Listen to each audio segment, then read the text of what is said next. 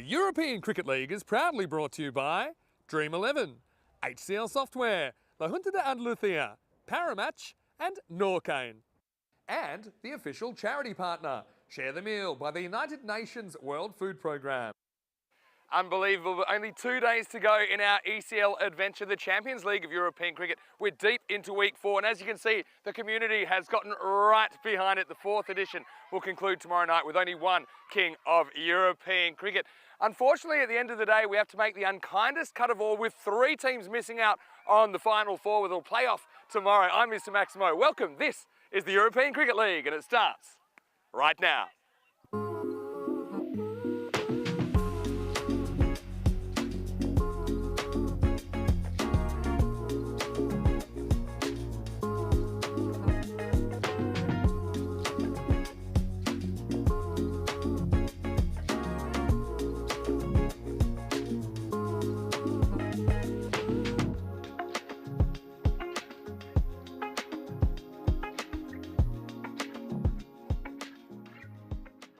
Buenos dias, good morning to you wherever you're watching from around the world, and welcome to another huge day in European cricket. It is day 4 in Championship Week of this ECL. 7 teams are part of this Championship Week. Unfortunately, only the top 4 will go through to the finals tomorrow, and ultimately tomorrow night we'll have our 4th ever ECL champion. So we have 5 games today before we have to make that cut, and we're starting with match number 17. And this one sees Forfarshire of Scotland taking on Paco of Spain, the 2022 champions as well. Let's see what happens at the coin toss. Ian Ramage has the 2 captains, and he's got the giant coin. Paco, you're the home team, you will toss the coin. Forfarshire, the away team, you will call. Andalucía has been called. It's come down European cricket, so you've won the toss. Okay, toss won by Paco, who will bowl first. So it is Paco that win the toss. Their captain Mohamed Babar has elected to field first. So they'll be chasing in this one. We saw them pull off a dramatic chase yesterday. In fact, they briefly held the record for highest chase in an ECL match, but they only held it for 4 hours because then they blew 178 later in the day. It was quite crazy. That was an amazing game. Jinnah Brescia actually then beating that record with the 179 chase. So Paco, they're kind of locked in a battle for the top 2. So that's really what their day is about, doing enough to get in that top 2 and staying there, because don't forget the top 2 will get the double chance. Daniel Dorkaye scored his first ECN ton yesterday. Unfortunately, it turned out to be in a losing cause, but watch out for him. And of course, Baba, he's always a threat at the top of the order. Can Paco sort their bowling out? I think that's been a huge issue for them. They've been scoring runs, but unfortunately, they've been conceding a bunch as well. Forfarshire certainly hasn't gone to plan for them so far, but they do have 2 matches today. They have 3 points from their previous matches, but if they could have almost like a perfect day,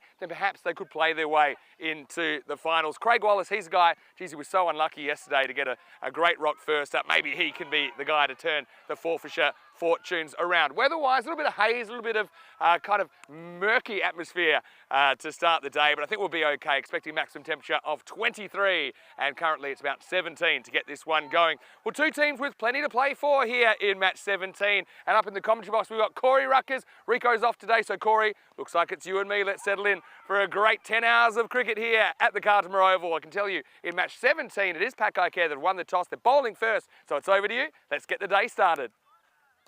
Thank you very much. Vinny, Sandu, good morning or good evening, wherever you are around the world. It's a big day in the ECL edition of 2024. It's our 4th competition of this stature, and it's been fantastic. Yesterday has to go down as one of the best days we've ever had on the network. Great to have the school kids out here that are going to enjoy this clash. As we have a look at the 2 lineups, look, Forfarshire, they've had a very tough time at 0-4, but there's still some good batting up there. Wallace, little Bow Wow, Garden, Cameron. Can they click in this one? Paco, they're batting well, but they've been spanked around the field with the ball. Will they be able to get their bowling boots on this morning? They go in as heavy favourites. I'm not too sure it should be that sort of bigger split, but we'll have to wait and see. Hassan Ali has the new ball, and he's bowling to Wallace. And he's pulled away for 4. Easy pickings, and Forfarshire, they would love a couple of points in this one. It isn't like they're fully out. I guess they could go and win by 4 points and 4 points and then stay in this competition. Not going to be easy. But, oh, lovely start. We had such a high scoring day yesterday. bit of news coming in. Mohamed Babar as well for Paco Care does have an injury to his sort of pec muscle, meaning he won't be able to bowl.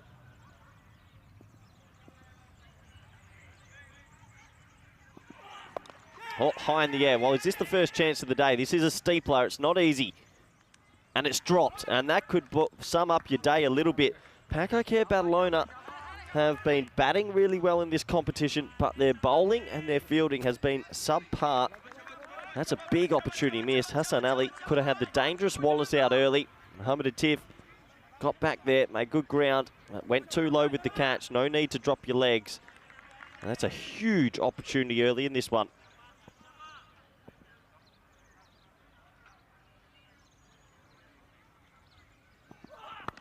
Hit down the ground, in the air. Gone, and that's a better catch. What a good catch that is by Sebastian Brutt. Well, this game has started with a little bit of fire. Could have been 2 wickets in 2 balls, but in the end, it'll be little Bow Wow that goes for a golden duck. A very smart catch from Sebastian Brutt. Hassan Ali bowling the first in this one. And Paco Care with the sort of first big punch. And the score is 5 for 1. It was hit pretty well. They've got deep mid on and third man, but Sebastian Brutt, he's a very good fielder. He doesn't make many mistakes, and that's a nice clean catch. Does give me an opportunity to say good morning to everyone in the chat. Hope you're doing well. Hope you enjoyed the action yesterday. And a good big morning welcome to all our network partners. Fox Sports Australia, Fan Code India in the subcontinent, Sports Max in the Caribbean, and many more. So action-packed start, which sort of continues on from yesterday. Yesterday, besides probably the Hornchurch blowout in the morning, we had 5 extra games, which were high scoring, and the batting level just went through the roof. So Hassan Ali, he's been given the new ball today to bowl the first, with Mohamed Babar not being able to bowl. And as Garden, he's out there for his first ball now. In the air, gone, 2 in 2. Well, it's a low full toss, and Garden has chipped that straight to him. And Garden is gone. Paco Care Badalona, who know every single point is vital in this contest, they have their second. And this sort of sums up Forfarshire's week a little bit. They just haven't been able to get anything going with the bat. It was a low full toss. It's not a great ball, but he's picked out DDC at mid-wicket. And can you believe it? Garden goes for a golden globe. It's 5 for 2. And 3 catching opportunities in a row. 2 are taken. And Garden, he hasn't had the best week in Championship week with the bat. He'll be super disappointed. There's Golden Derek to walk him off.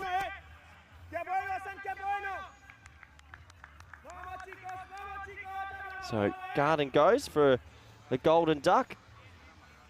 And Hassan Ali is on a hat-trick. Here we go. Let's have a look at this. Well, the last one was for Mark Gauss of Calpe Giants, my sweeps team. 4 for 20. Took a hat-trick in the last over. They went on to win that game.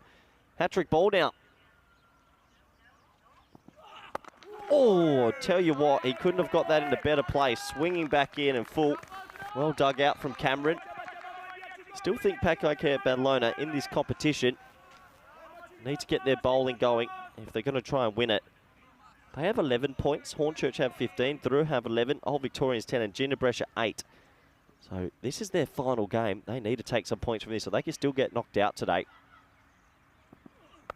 Full toss and 6 runs, and that's what they need to eliminate from their bowling. That is a gimme ball at the end of an over, especially when you need to see an over off.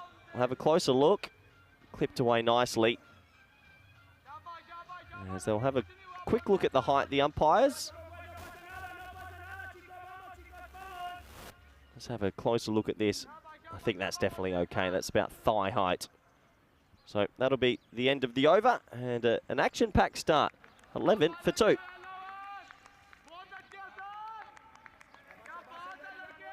As we have a look at the stats gun, and well, been an interesting tournament, hasn't it? 27,114 runs. We've had 1,142 wickets. We're getting about 11.4 sixes per 10 overs. And 2,382 maximos. Absolutely ridiculous. Now that is the T10 format. This is my favourite competition on the ECN network. I love the ECL. It's our 4th edition.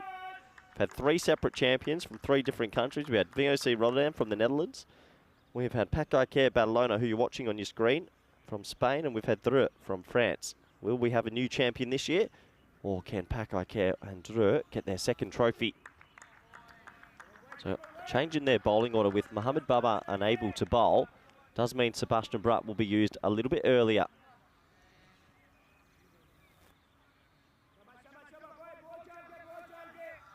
So Wallace, who had a life early, he's a seriously good player. If he gets in, he can go really big.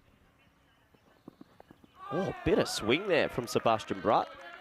Gee, that went a mile.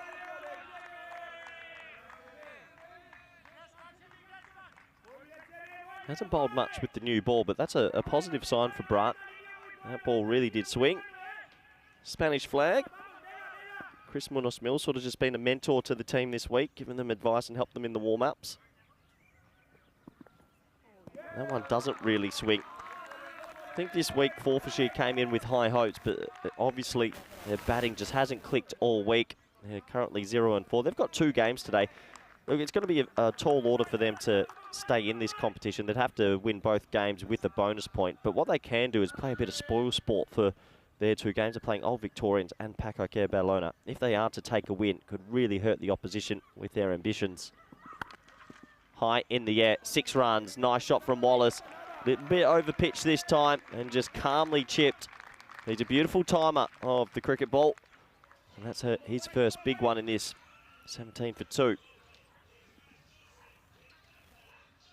Slightly over pitched and clipped away. And I tell you right now, Mohamed Atif, who dropped him at square leg, every run Wallace makes, not easy to get over that mentally. Big inside edge this time. Yassine at 45 does the mopping up, just the single. A couple people in the chat saying hard to see past Hornchurch winning it all. It is at the moment. Hornchurch have played really good cricket, but Old Victorians, Dreux, Paco, Brescia, who are all still in it. CI and Forfarshire also numbers-wise still in it. But I still think there's plenty of twists and tails to come. That'll be a wide. That one actually goes the other way.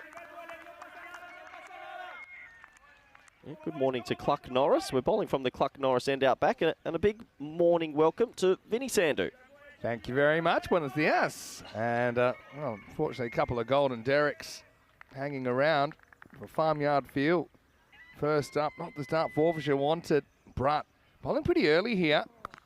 And this is short, and he pulls it out of the ground. Nice shot by Cameron. Well, these two, to be honest, they're too good players not to fire at some point during this championship week. That one got a bit big on Cameron, but he handled it maximal. 6 runs. Well, look, if Forfarshire aren't going to make it through, Vinny, we know it'd be a big ask. They could still upset Paco and Old Victorians today, and then Old Victorians are fighting for a double chance. Paco want a double chance. Yeah. I mean, Paco, if they lose this, they're no guarantee to be through. Still wide open. Yeah. That's what I love about this. Hornchurch pretty much locked up that top spot, but daylight second. This one's pitched up. Brutt bowling early, maybe because you mentioned Balbar with that slight injury. He's not going to bowl himself in this match. That's the information we've got at the end of 2 overs. Forfarshire, 25 for 2. Vinny Sandhu here, Mr. Maximo. Got Corey Ruckers with me. Rico is off today. Take us through the table, Corey. Well, look, Paco, it's a massive game. If they minimum get a point, with Jinnah Brescia only having 1 game left, they force Jinnah Brescia to have to get 4 points. Same with Old Victorians who have 2 games. You'd imagine they'll at least get a couple of points. Same with Dreux. They all want to get a couple of points just to stay away from Jinnah Brescia. CIYMS with 1 game left, looking very difficult. Yeah, we have to lose 3 teams at the end of the day. Here's Hassan Ali, and he gets blasted up. That's a proper shot there. Mind out, Ninos. That one's out of here. Maximo! Big boy shot from Craig Wallace. You don't drop Craig Wallace. This man hasn't really had the championship week he would have liked, but boy, when he's in, he's probably one of the better batters in this whole championship week. Sometimes you got the luck, sometimes you don't. And 24 hours ago, slightly more than 24 hours ago, Wallace copped a brute of a delivery from Irfan. Ball of the tournament. I think that was getting everybody out. Got out of bed, you mentioned it.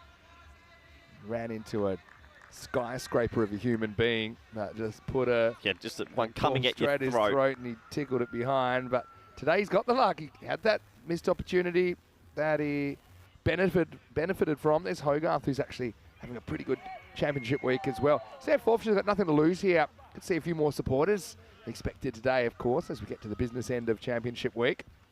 Yeah, so, yeah, look, it's a fascinating table. And yeah, the the bonus point system kind of makes it even more interesting. The fact that if Paco could just avoid losing badly in this game, that also makes things tougher for the teams below them. This one's glanced away, just a little bit off there, Hassan Ali. And this has been the problem. I know that Paco, they've got a couple of early poles here, but they have really struggled to contain all championship week. Well, the last 4 games for Paco, they chased CIYMS's 135, I think it was, off the last 3 balls of the game. They then chased a massive score versus Drew, 156. They then chased a massive 170 odd yesterday morning, and then they couldn't defend an early 180s, wasn't it? Or 179. 178, yeah. So there you go. Their bowling just has not clicked. Short again. This time's a bit of a top edge, but it's flying away. And with the pace, that goes all the way. Maximo says Carreras Marsh. Can Wallace be the man to lift the Scots back up off the floor? Once again, very straight bowling. It's actually pitching outside leg, so he just has to help it, doesn't he? Needs to try and find a way to get his line right, because Wallace, I think he's loving this. A little bit on the hip, just clip it round the corner. So yeah, with their bowling not clicking, but their batting has stood up. So yeah. I guess for Forfarshire, they don't know how many they'll need here. They just need as many as they can. That's true. But then also, say their batting standing up. One obvious exception there against Hornchurch. They kind of folded like a house of cards. Well, low full toss, just dug away. Baba versus the ball wins as Wallace moves into the 30s. Yeah, good shot from Wallace. Wallace looks good this morning despite giving that little bit of a chance, or a big chance early. He's raced to 32 off 10. And he is a player. If he bats 5-6 overs, Vinny, he might be celebrating 100. Yeah, this time yesterday he was practicing his short game, chipping a few golf balls out the back. Right now, he's chipping the Grizzly just over the fielder.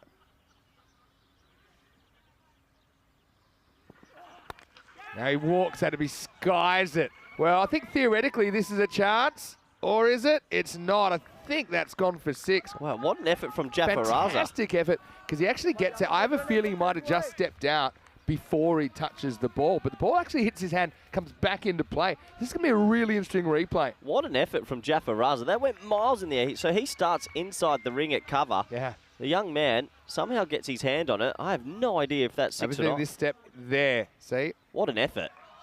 Yeah, so you see he just steps out that foot there, which is a bit unlucky. If it was about, I don't know, 30 centimetres further back, it's probably a clean stop. But yeah, that was a proper skier. So Maximo 6 runs for Wallace, who moves to 38, now misses one.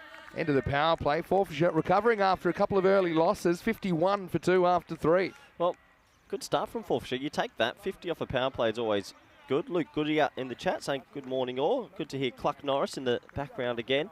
The thing now, Vinny, with Bubba not bowling, finally Paco are actually forced to use maybe a 6th and 7th bowler. Do you think they use Sikandar Ali? I mean, they've got Saqib Ali, but Saqib's more of another seam-up option. I don't think they can win the comp unless they trial some spin.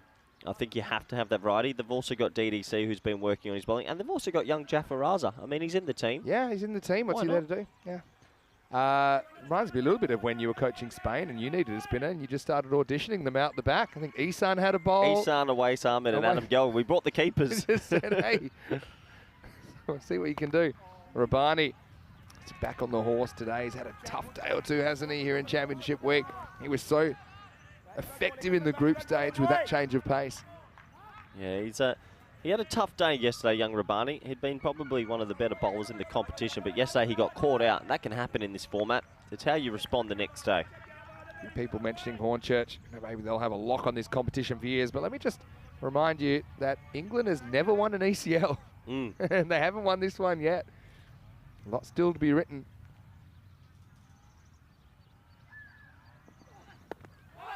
Spears this one in. Hits Cameron on the pad. They'll get through for a leg by. See Tyrone Peters back out there in the middle. Making a bit of a cameo to give some of the umpires a breather. It's been a long competition for everybody. It's been fun though. I was getting messages late last night, Vin. Do you think tomorrow was arguably one of our best days of a marquee event? Of course. 6-game day. Obviously the first one was a blowout. But the next 5 games yesterday were unbelievable. I was going to tell you the run rate of those last 5 games. Want to hear it? Pad, I think, just heading down the leg side, but no leg bite. Seem to be able to time up Rabani here. Yeah, go on. Love to hear. So the whole day yesterday had a run rate of, I think, 16.4. But what was the last 5 games? And so there were 1,916 runs in the day. But if I was to take out, if I was to take out the, hold on a second. Yep, I'll give you a moment. Organisers first. Cameron on strike. Smashed, absolutely smashed, and that one is out of here. Maximo. That's a really large hit from Cameron and gets into his work. Yep. 6 runs. So yeah, the average run rate, if you go the last 5 games, is 1,703 runs at 17.1. Crazy. 17.1 and over. 171 average score per 10 overs. Yeah, bonkers yesterday. It seemed like all the batsmen just found their flow, found their mojo, and yeah, the scores were ballooning, weren't they? Some record chases, back-to-back record chases. Actually, I think that must be the most runs in an ECN day ever in one event. 1,916 runs in a day. Well, we did have 6 games. True, but actually, even if you just take the last 5, that was 1,703. And to give you an idea, day 1 it was 1,158. So it's a good kind of 550 more than Monday, which is crazy stuff. Rabani started this over well. Just got hit for 6 there. How does he respond? The slow ball. Nope, but this one's going to disappear. Maybe should have, because Cameron just has the answers. He stands tall, hits that length ball out of the ground. As might have been Ashwin there, might have copped that one, but Maximo says Carreras mas. Yeah, nice shot. Once again, a little bit too straight in the wheelhouse, and he's not missing out on that. Good start this for Forfarshire. There's a good debate that's going on actually in the comment section at the moment. Steps across, but I think this one gets a bit of the tram line. Yeah, saying can the English clubs attract players that are better than some of the European clubs can attract? But I don't know, but you got Drew attracting like Hamza Salim Dar, who in the format, I mean, you can't imagine too many better players in the format. Got to take the point though. You've got, Laius Deploy, who, I don't know, maybe one day we'll see him playing for the Hungarian club as a wild card. There's that slower ball. It's not really picked by Cameron. So not the worst over from Rabani. He disappears out of the ground a couple of times, but the rest not too bad. 13 and 2 leg buys off that over. So 15 total, and it's 66 for 2 after 4. Yep, so Rabani got hit for 2 6s there, but 13's okay. This is an interesting sort of game at the moment. This partnership's very vital for Forfarshire. And look, well, with Bubba out, we're finally going to see a 6th bowler. Daniel Doyle-Kay has been handed the ball. He's done a lot of warming up. And, yeah, they were trying out a few different options, I noticed, in the Paco Care warm-up. And so, DDC, actually, he'll tell you he's gained a yard of pace. Now, whether that's a good thing or not, I'm not so sure. But anyway, he's going to come in and he's going to bowl over number 5. Yeah. Well, I think what we'll see probably in this game, Vinny, if they're still hoping they get a win, obviously, but I reckon you'll see him, maybe Secunda Ali, and maybe even Saqib Ali. I reckon they might try a couple of extras. Probably makes sense to try a couple. I mean, it is but you still need to win. Yeah, exactly. But you don't know what your best bowlers are. Yeah, first one's almost a Yorker, and it's going to disappear up the stairs. Maximo! DDC, welcome to bowling. Gets a bit of his own medicine there. Yeah, what a shot from Wallace. There's an over-pitched ball outside off stump. He just opens the blade, gets hit away for 6. This misses by, I'm going to say, 20 centimetres in length. And then it disappears about 60 metres. You do not drop Wallace. Yeah, you can drop Wallace, but you'll never take out Maximos. This one's close to the mark, but just misses on line. A little bit of swing. A little bit of swing works for him, but if he's going to bowl with this field, there's no one back on the offside. So if he wants to aim it outside off, it's a bit of a freebie for the batsman. Got to have some coverage, you'd imagine. Once again, though, Paco Care, they're under the pump with the ball, Vinny. Do you think this is the way the tournament's going? Are we going to see some high scores often? Not really game to predict anything anymore. Well, this time it goes a bit too full, and that's going to disappear. Maximo as Wallace reaches his 50 in just 15 balls. New day, new feeling for Wallace. Yeah, well batted. Look, he got a little bit of luck at the start, but in the end, he gets that away for 6. And yeah, nice shot. That's his 50. Let's have a look at this one.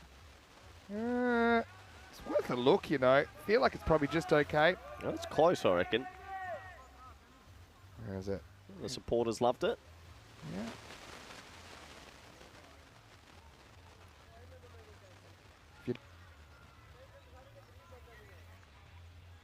So Wallace, he moves on to 50 off 15. Cameron's 24 off 9.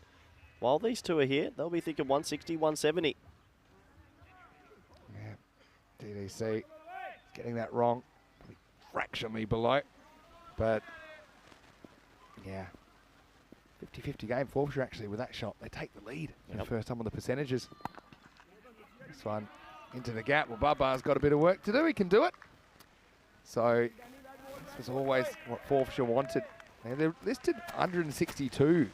Now, if they could do that, maybe kind of get their bowling clicking, maybe they could take all 4 points. I mean, all results are possible here, really. If they could go 4 points, and get to 11, a couple other results go their way, you just never know. Lifted up in the air. Brat can't get there. Great effort. And they don't really run that hard.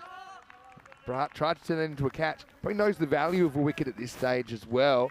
They couldn't quite make up the ground. No, he just couldn't get there. It was sort of off the toe of the bat. I reckon that one might have blown apart as well. So he'll be calling for a new bat in a minute. But yeah, Sebastian Brat, top effort out there at deep mid-on. Just couldn't get there in the end.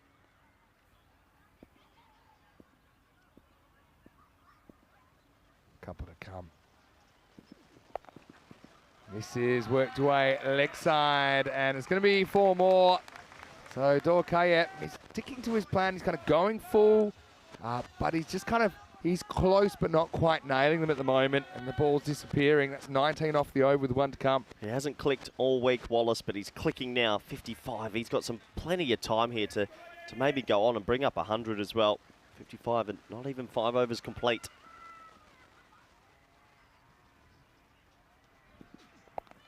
Now just strays slightly onto the pads, and that one bangs into the fence as well. A magical over in the 5th. Wallace up and away, and Forfarshire 91 for 2 after 5. And this 4th team, they aren't weak. You know, they haven't had a win yet in Championship Week, and they've had a bit of a shocker. But you know, 2 good days, they could be holding up the trophy. That's the reality we've got in this competition. Let's welcome you into the commentary box for the first time. Vinny Sandu here, Mr. Maximo. Got Corey Rutgers with me. Rico is off today. He's recuperating after a pretty crazy day yesterday. He'll be back for finals day tomorrow, though, of course. And right now, this is wide open for qualification for the 4. I suppose Hornchurch the only ones that are sure that they'll be there tomorrow. But yeah, the other team's scrapping, and then it'll be even more crazy tomorrow when we go for the trophy. Yeah, it's looking pretty difficult for the Scottish and the Irish champions. They need to win and have results go their way, but then there's a really big logjam in the middle. Old Victorians are pushing for the double chance. One good win today might give them that, but then I just have a feeling out of Jinnah, Brescia, Drew and Paco, I think we're going to lose one of them. Yeah, well, time will tell. Why don't you let us know what you think, though? You can get involved in the conversation in our comment section, ECN European Cricket Network, and also you can get us on social media, and we'll respond to messages from time to time during the day. ECL, though, it's captured the imagination of the cricket public, not just in Europe, but around the world. No, we're on many, many international broadcast partners. It's been a great experience. Don't forget, if you do follow our YouTube channel, you can follow the cricket all year on ECN. This is week 10 of 49, right? This is going to be Mohammed Atif to bowl over number 6. Starts with a single down the ground. Well, Wallace back on strike, 61 off 18. Atif's the man that dropped him, so he needs to sort of fix his wrong. But once again, Vinny, continuing from yesterday, 90 after 5 overs. It almost feels like batsmen here. Good to see the fans out. Batsmen here are starting to just find their T10 mojo. Wallace, 61. And fetches this one from outside the off. He puts it over the ropes. Maximo sees Carreras Mas. Wallace up and away. Massive shot. What a shot. I mean, that was wide of off stump and he swept it for 6. Wallace is on fire here. 67 off 19 now. I'll tell you right now, Vinny, Paco care. They lose this and let's say they don't pick up a point. they are in a very, very, very vulnerable position because this is their last game. Yeah. Probably not as obviously at risk, but they actually are. Now, he's going to get a feather on this, and that's going to go for 4. So probably could have left it alone, Wallace, but he does get the toe on it, and it ends up at the rope, and he moves into the 70s. Now 100 up for Forfarshire. Yep, 100 up, 5.3 overs. It's continuing on from yesterday. The run rate started to bloom, and Forfarshire, who haven't had a win in this comp right now, they are motoring along. No, it's Vincent Van Gogh, also known as Jamie King. Special comments from Clark Norris. This time, oh yeah, it is wide. I don't mind the umpires. They're taking a little bit of time just to check out what they think they saw. But you want to say a quick hello while we're here. I know that Painey is watching from Mudgee in New South Wales, Australia. Yeah, beautiful part of the world. And he's saying that his mum loves my outfit and his name's also Corey. Oh no. It's nice to have more Corey sometimes. All right, swing and a miss this time. Wallace tries that kind of standing sweep again, misses out. Yeah, this is danger signs for Paco Cabello. And if they don't break this partnership soon, they could be trying to chase 170, 180. I mean, we saw it yesterday, but surely not. We're going to see more big chases. What were you saying? 17.9 was the run rate in those last 5. 17.1. Okay. 171. Rounded up. 18. Wish they'd do that with the pay packet sometimes. All right, hit straight and hit out of the ground. Maximal walking 677 to Wallace, who's on a rampage here on the 4th morning of Championship Week. He is on a rampage. He's got 3 ducks in this Championship Week, but he is on fire right now. 77 off 22 balls. He's got plenty of time to actually hit a bit of a big daddy 100 here. Yeah, it's feast or a famine sometimes for Wallace, isn't it? Right now, he's feasting. He's gorging himself on the bowling. There's a higher score of 92 on the network. And now he hits it and just over the top. Takes on the fielder and wins. Maximo again. Another over goes magical. 24. Come off the 6th and it's 115 for 2. Boy, when it rains, it pours. Paco Barcelona, they dropped him on 0. He's on 83 now. And I wonder who they're going to turn to. Surely they've got to try a little bit of spin or something. Not too sure if they've got any in the lineup. Let's have a look at the scorecard. These two, after 2 golden ducks at the top, putting on a very fine partnership. Yeah, golden duck's best kind of duck. You leave plenty of balls for others. Cameron's played a nice little hand as well. He hasn't been a handbrake. He's 26 off 11. High score on the network of 92. Just get this vibe from Paco Barcelona. They just don't in the field and with the ball, Vinny. We know how good they are with the bat. I don't know if they can go the whole way this year without having a spinner selected or... something you identified early. Jinnah Brescia, in their group stage, they started kind of without bowling spin. Eventually, they kind of turned it around. Well, here comes another bowling option. So this is a little bit of Sakib Ali, but also looks like he's going to be a bit of pace on. Yeah, he's pace on. Seen him bowling before in Barcelona. I was going to say, Craig Wallace, high score of 92 against Starry Grab, but he only has 2 50s in 17 matches. This is his 3rd now. Quite low for a player of his quality. Right now he's going to nail this and he gets it past Jafaraza. And well, that's a pretty good close-up we're getting of the Grizzly there. Off the steps and back into the field of play. Cameron gets 4 runs. Yeah, what a nice shot that is. Just short, wide and pumped away through the offside. Burst through young Jafaraza. And now Sakib Ali, he's under pressure. They keep finding boundaries early in overs and it's very difficult for bowlers to sort of adjust. Runs are flying at Cartama Oval again.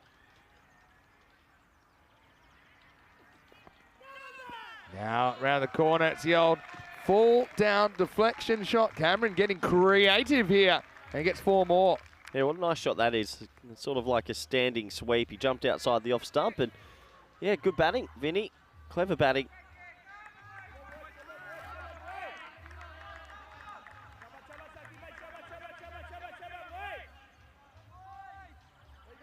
So back-to-back 4s, Vinny.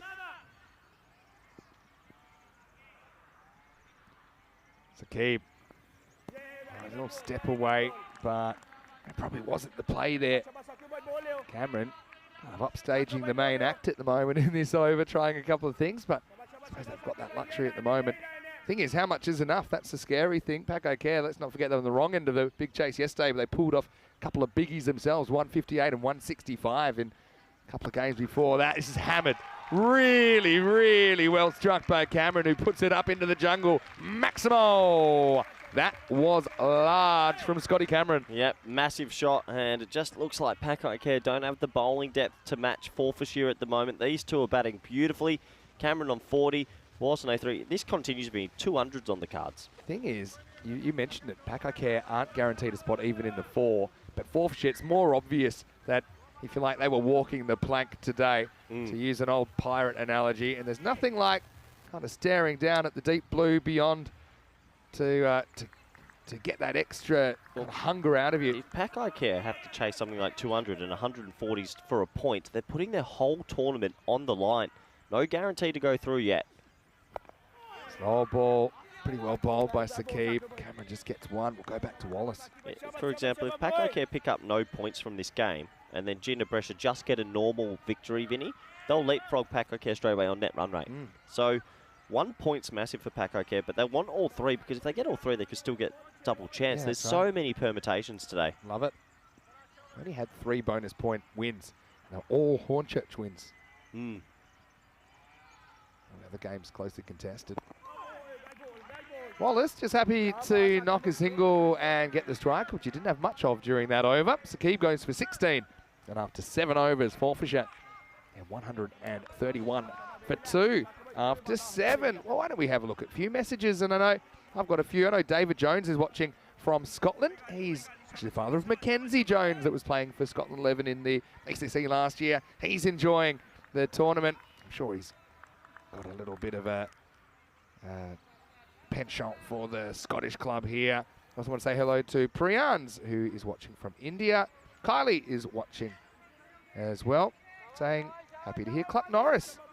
Do we know what breed he is? No, we don't. Maybe some of the rooster experts might be able to tell us. And hello to Dean Bradley as well, who's best on ground in his game on the weekend, 5 for 14. Great work, Dean. All right, here we go. Start of a new over, and it's going to be 6 more for Wallace, who now moves into the 90s. Yeah, he's just around the corner from crossing that 100 mark. What a nice shot that is. He goes on to 90, and it was the slower ball, but just picked up gorgeously. Wallace, he did this against, I think it was Gozo Zami in the group stage. Vinny, under the pressure, he just came out, pumped Gozo Zami, took it, knocked them out the competition. And Forfarshire, this is the best innings they've had by a long way. We all know cricket at this level, there's certain ones that just have a reputation for, you know, when your team's fortunes are on the line or in a final or in like a knockout game, they give you their best. Yep. That's what Wallace is doing right now. Rabani's come back. Slower, shorter delivery, pretty well bowled. It's brave to bowl that against a man on 90, but what's the biggest thing? What's happened in the last 6 games where the runs have got... Before, I remember 2 days ago you were going to me, isn't it nice to see the bowlers get back, 120s become par, and then in the last 6 games, everything's flipped. I think it's a combination of a few things. I think it's probably not any one thing. Batters typically get better during the week because they kind of find their rhythm a bit, they're a bit less nervous at getting out. Yeah. You know, first day normally takes a while for him to get in. Anyway, it's going to be an edge from Cameron, who's closing on his half-century. 4 carreras más. Yeah, so a couple of things. I also think there's been a couple of key drops. I think some players have been dropped, and that could have completely changed the trajectory of some of these innings. So I know DDC was dropped in his 101st ball. He's dropped again. And I think combination of that, maybe the bowlers tiring a bit. I know it's crazy to say that you tire when you bowl 2 overs, but they're long days to be out there. It's a very physical thing they're doing. They're mentally a bit tired as well, maybe. Cracking shot from Cameron. And... well, it's an attempted foot stop. I think he might have done this. You won't find this in the textbook. Maybe a textbook that isn't a cricket textbook, but it'll only be 2. And once again, it's the double click. It happens more more often where one batsman starts flying and then the next batsman just sort of goes with him. The confidence is there to bat bravely. And yeah, I find it amazing that when there's a double click, teams just so struggle to find that wicket. Doesn't matter who's on strike. Yeah, there's the... oh, nicked that. Otherwise, that would have been a huge wide. Maybe kicking himself there, Cameron. Anyway, Rabani He feels like he deserves a little bit of luck. Yeah, got a little bit of luck there. They're still on track for something in the 180s here. Mr. J. Grant saying the bonus point system on the ECN is amazing. It just keeps everyone guessing. Well, it's kept a lot of games alive, but also it rewards teams for consistency. I think if you lose a game by a run, it's nice to, for example, you get something out of that that's a bit more tangible. All right, steps across, has time to see the slow ball, and he bangs it into the Rhino. Maximo, as Cameron brings up his 50 off 20 balls, end of Rabani, and it's 150 up in 8, 150 for 2. Boy, oh boy, and the Scots finally have something to cheer about in Championship Week. The double click, Wallace and Cameron have batted beautifully. Wallace closing down on a really marvellous century. We had 3 centuries yesterday. Could start this morning with century. I think that in the total of ECL history, we only had about 6 before this event. Yeah. Now we're going to have about 7 or 8. That just shows the evolution of this tournament. Out of control, really. It is out of control. Paco Care, it's your big question, can they? I don't know if they've got the bowling to win it this year. With conceding this many runs. Jaffa Raza, the youngster, is going to get a bowl in the night. Well, they're going to everyone here. They're just saying, let's just try, and someone's got to find something. This is a lot of pressure on a 17-year-old. Can't really go any worse. But exactly. The way things are going, so. Why not give the 17-year-old the youthness? Just see what happens. Yeah, he's got some big poles in the past. Anyway, first up, this is going to sneak over the boundary. Maximo, 6 runs as Raza, again, there's been so many, has gone close to hitting the mark, but not quite. Wallace to 97. Nice shot. A low full toss and just timed it, didn't he? Bang. It's 97. Here's his opportunity, Vinny. Does he bring it up off this ball? We go. And that'll be his 100. What a great knock by Craig Wallace. When his team needed it the most, he's delivered 100 off 28 balls. Yeah, brilliant innings. He gave one chance early, but it doesn't matter because he's clicked straight after that. 103 off 28. He's a seriously good cricketer, and he has timed it beautifully here today. 103. It's another 100. That's 400s in the last 5 games. That's right. And you know what? It's his first ever 100 on the network. Eclipses his 92 that he scored in the group stage here. Look, I know he's a guy who's played a very high level of cricket, but I also know how much he loves playing for Forfarshire and how much this will mean to him. When they're down and out, they're at the foot of the table right now, but they've got a dream. They're going to have a dream day. And it started very, very well. Well, they got to keep pushing here. They want all 4 points. They get all 4 points from this game. They go to 7 points with a game in hand. Then if they can get another 4 points and shoot up to 11, they couldn't pull off the impossible, could they? They need an octopus day, Vinny. Mortimer Calamari watches this. This is just pitching on the pitch, I think. Yeah, just touching the pitch there. Tries to slow a ball, though. So, yeah, Raz is he's a guy we've been keeping our eye on in the local competition in Barcelona. He's a guy's Spanish-born kid. Played all his cricket in Spain. He's a clever bowler, but it's a tall order for him at this stage of his career. Now, full toss. Just missed out on by Wallace. He'll get a single. Yeah, just another one. He missed out on that. Should have gone over the rope as well. Yeah, 4 top order batsmen all making centuries in the last couple of games. Jonty Jinnah, Hamza, Daniel Doika, and now Wallace. Just shows the batters are starting to really find their flow, and scores are ballooning out. What an innings this is. Yeah, that one's missing off.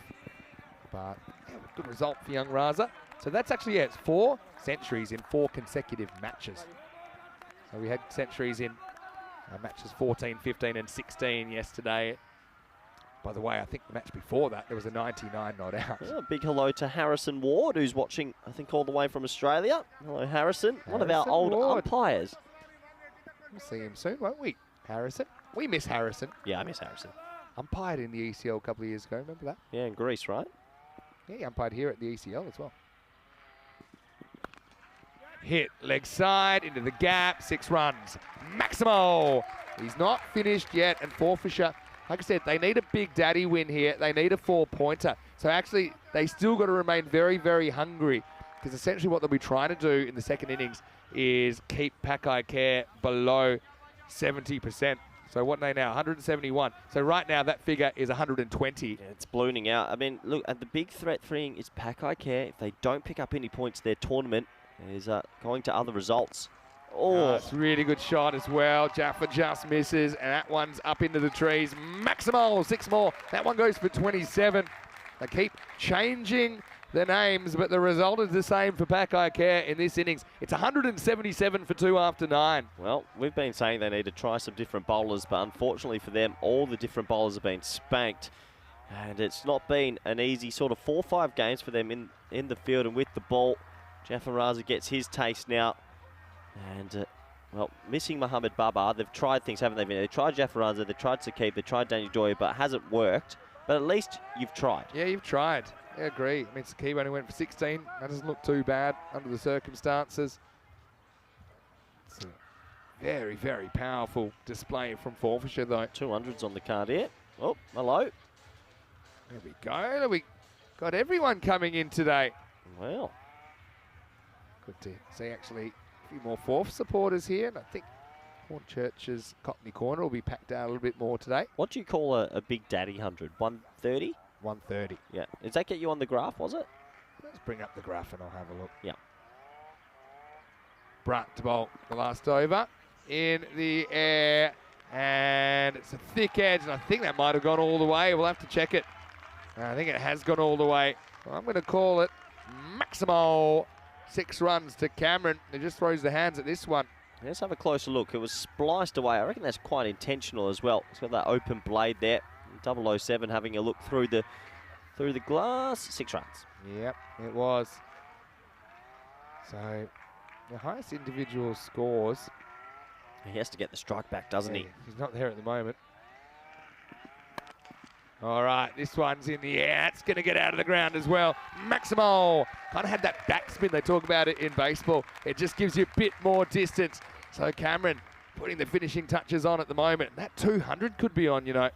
Tell me your perfect bowler. How do you design your perfect bowler? Because in the last 5-6 games, it's like that ECC vibe again now, where runs are flying and bowlers just can't find a way. We're back. Now high. Now this one will hold up. And it's going to be left for the fielder, Jaffa Raza. Daniel Dorkaya couldn't quite make the ground. So it'll be just a high single. The 200 expected at the moment. As Brunt just can't quite work out how this one wasn't reached by anybody. Yeah, Jaffa Raza got there in the end. I think DDC probably needs to call him out of that one, use the experience. But 1 more run to the total. Look, Wallace is back on strike. Can he get into the 130s? After 4 balls of the day, they were 5 for 2.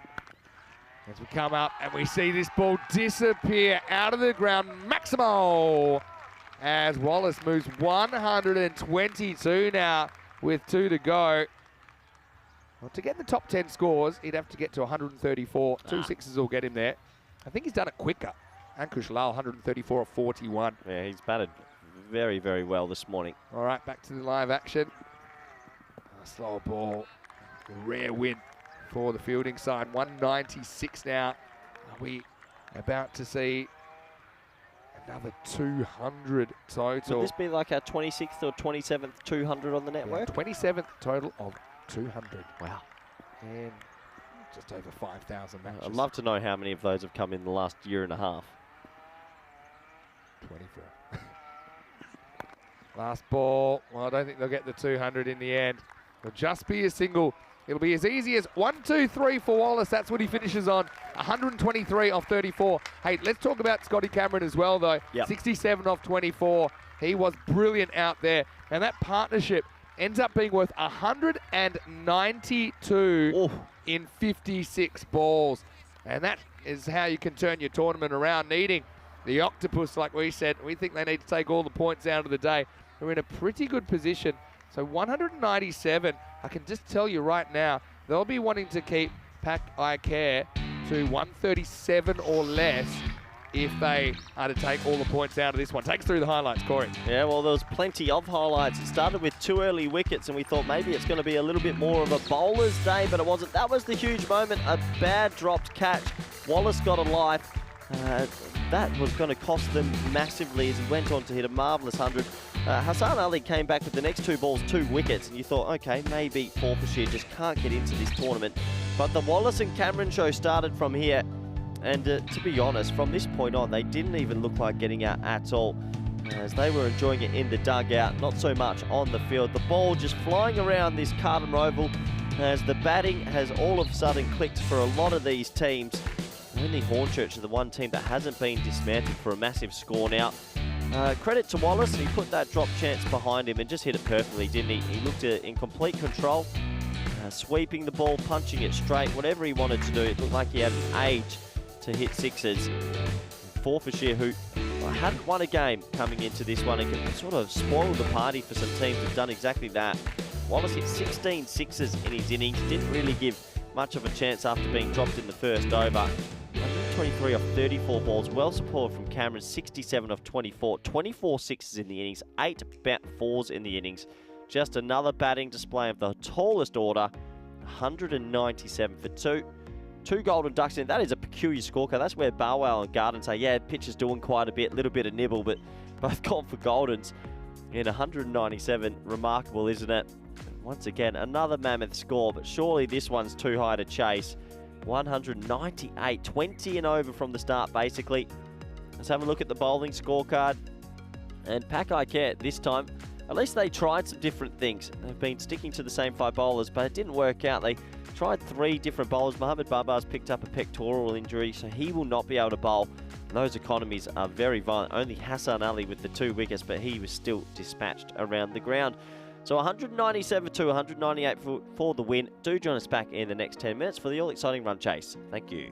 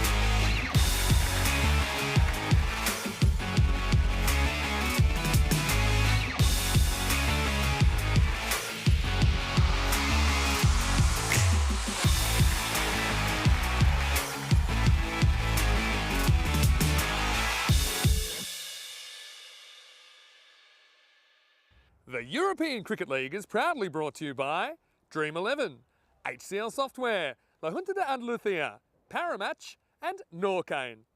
And the official charity partner, Share the Meal by the United Nations World Food Programme. Hello everybody and welcome back. It's Cartama Oval, a beautiful time of year out here in sunny Spain. A little bit cloudier today, but the cricket action has been sunny. A huge first innings from Forfarshire. They have piled on the misery on the Paco bowling unit, 197 for 2. As the players make their way out to the middle. I'm going to say a quick little shout out to Rachel and Hudson watching from New South Wales, Condo Boland area. Hope you're doing well and I hope you enjoy all the live cricket, guys.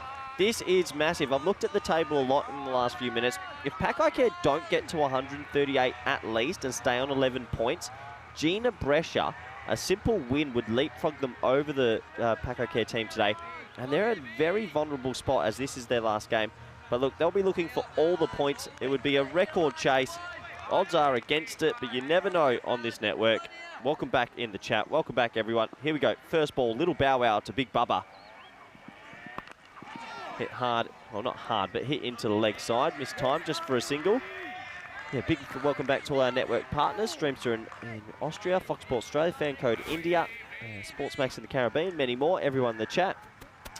Yeah, the permutations of this group are amazing. If Paco do get that 1 point, that sort of puts the coffin in Forfarshire and CIYMS. Because all Victorians, you'd imagine, would at least get one today as well. So huge ramifications coming up. PDC, who hit a marvellous 100 yesterday, pushes one down the ground. He'll get off the mark as well. So both openers were off the mark, and that's always a nicer feeling. Let's be honest, if they are going to get close, it's probably up to these two. And Muhammad Isan with Sikandar Ali, maybe you're seeing to get close to this total, someone's going to have to play a freakish innings. It's already a 20 required. Another shot into the leg side, and any pour over in here is going to make it a lot more difficult as well. Good start from Bow Wow. Left arm seam bowl. He's definitely added to this attack this week. He's probably been a bit unlucky and a little bit misfortunate at times in the tournament. It's a good opportunity here.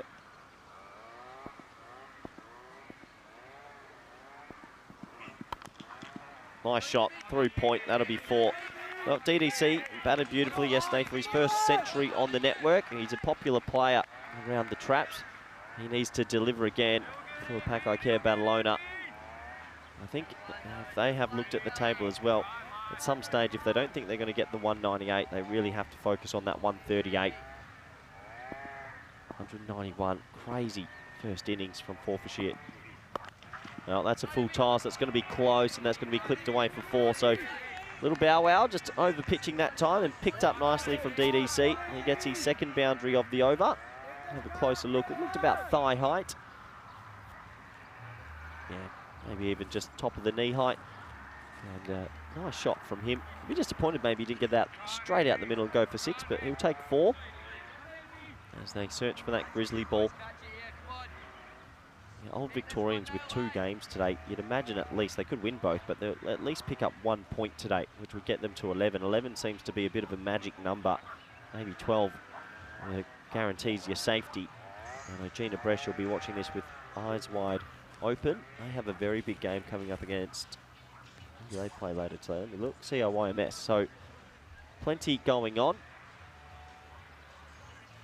As it takes a couple of minutes, the ball's just been hit into Killer Python Hill. The last ball of the first over, even if this goes for 6, it's actually a good over for Forfarshire, unbelievably.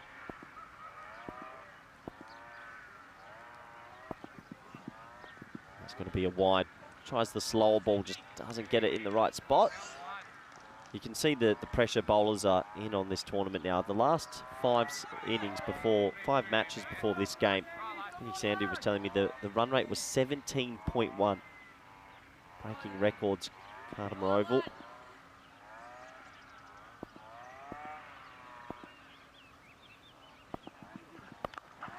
Pulled away. Oh, 1 bounce to the field on another day. Could have gone down his throat. So a good start from Little Bow Wow. And the first over is complete. It's 13 for none. Good to have the supporters out here early. It is a little bit cloudy today, but the weather is nice. Warm conditions this time of year in Europe. As we are 60 matches since our last golden ball. Wouldn't it be exciting if we got a huge one today or maybe tomorrow? We've had it also in the last 2 days, maybe 5 games go down to the last couple of balls. So we've been getting closer and closer as it looks like Hogarth is going to bowl over number 2. I like this move. It's an aggressive move. He's the captain. Put the ball in hand, put the responsibility on him.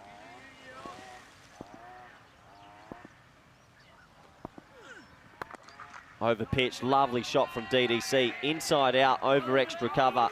He is one of the better ball strikers on the offside. A lot of people yesterday talking about his century and sort of Jinnah's century, similar players. And first ball from Hoagie's over, hit away for 6, lovely shot. Watch out in the fan zone out there. One shorter, wider, will be signalled a wide. Forfarshire, they would just love a win. Look, if they do want to stay in this comp as well, they do need to win it, all 4 points, you'd imagine. Hit back and, oh, he's dropped it. Well, it's a hot chance, but it is an opportunity. Hoagie, not easy ever off your own bowling. It was slapped back at him. Maybe a bit of self-preservation more than anything. Opportunity missed.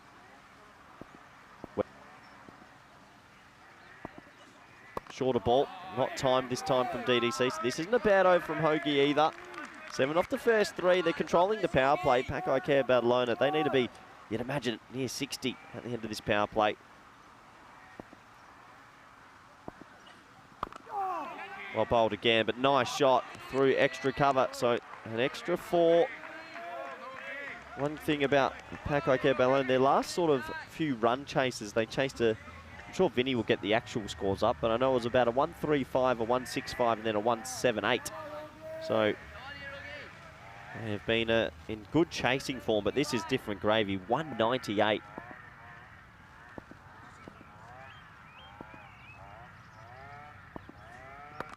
Over pitched and a lovely inside-out drive over deep mid-off. What a shot from DDC. He's an aesthetically pleasing player to watch.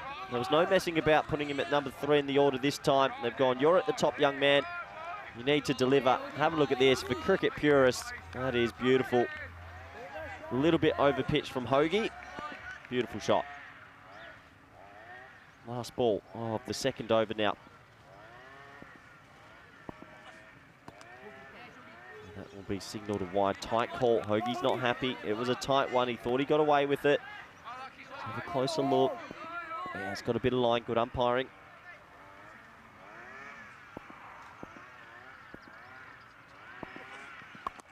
Over pitched again. Doesn't get it out the middle. That'll be a single. So it goes just under a magical over. Not the worst though. 2 overs complete. 32 for none. As welcome back, Vinny Sandhu. Yes, thank you. And I heard what you said about Paco care chasing and some pretty big chases. Now, first game they played in Championship Week, they actually got rock and rolled for 107. But let's just go back to that in a second. Talk us through the table Sorry to interrupt you. Yeah, so if Paco care don't get a point here and they stay at 11, it means Jinnah, Brescia, with any sort of win later, would actually leapfrog them straight away and be in the top 4. Correct. If they pick up 1 point, it forces Jinnah, Brescia to go and get 4, and it forces Forfarshire to go and get 4, which is very difficult to do. 12's a safe number, you think? I think 12 might be a safe-ish number, so that 1 point's massive here, Vin. Anyway, it's an absolute blast off Daniel Dorkaya. Well, the trees weren't in danger because that was miles over the top of them. Maximo, huge hit from TDC. My word, that's in a different order. But yeah, sorry, I interrupted you. What were you saying about all right. the chases? I was just going to say, I was also going to say after that, I mean, DDC has been telling us he's been in the gym, and obviously we remarked there were no obvious physical giveaways of that, but considering how hard he hit that ball, maybe he's telling the truth. Yeah, so Paco care, they chased 125 off the last ball against CIYMS. Remember that? Had to go 6-6-6 to win it. Yep. They chased 159 with a 158 with a ball to spare against Dreux. They chased 165 with 3 balls to spare against Old Victorians in match 12. Another one that's not coming back. Maximo. Well, next door, Might be getting a knock at the door because we might need some of these Grizzlies back. Yeah, that was massive. I think that's actually as big as the one before. DDC's ticking it, made his first 100 yesterday. That is right out the screws. They could they, Vin? Yeah. Honestly, they chase 198 here. I'm done. I mean, the question is, I'm out. Could they potentially go out batting first? Imagine, forget the first innings, and score 200. Well, yes. So if they can do it then why can't they do it in the second half? This would break the highest chase by about 15. Think this break cricket? It's breaking my brain seeing this. I mean, Jinnah Brescia yesterday almost did 2 consecutive 170-run chases, which is unbelievable. I think this might be a slow ball from Bowell. He's going to try everything he can. TDC, 39 off 12, 44 off 2.2. Straight down the ground, but it should be cut off. Fraser Ross is outstanding in the field. Well, Big Mohammed Babar's on strike now, and he hasn't faced too many balls so far. Usually he likes batting in the power play because the field's in. He can chip it over the top, but he's only got a couple balls left of this power play. You feel they're going to need a double click from someone. So this man, if he does get going, can hit it a long way. Well, that's a long way. That's a little bit of a push. That's halfway up the trees. Maximo. Paco Care ticking. 50 partnership comes up in just 16 balls. Well, the one thing they are doing, I'm sure, I don't know if Chris Mills and a few of them have seen the table. They're cutting that 138 to make that easier right now. This start, they're going for the win-win. Yeah. But if you keep cutting down with this partnership, that 138, it's going to give them maybe safety. And actually, I honestly believe the best strategy to get that 138 is to go for the 198 and come up a bit short if you do. What a ridiculous shot from Baba. Just when you think you can't go to another level, here we are.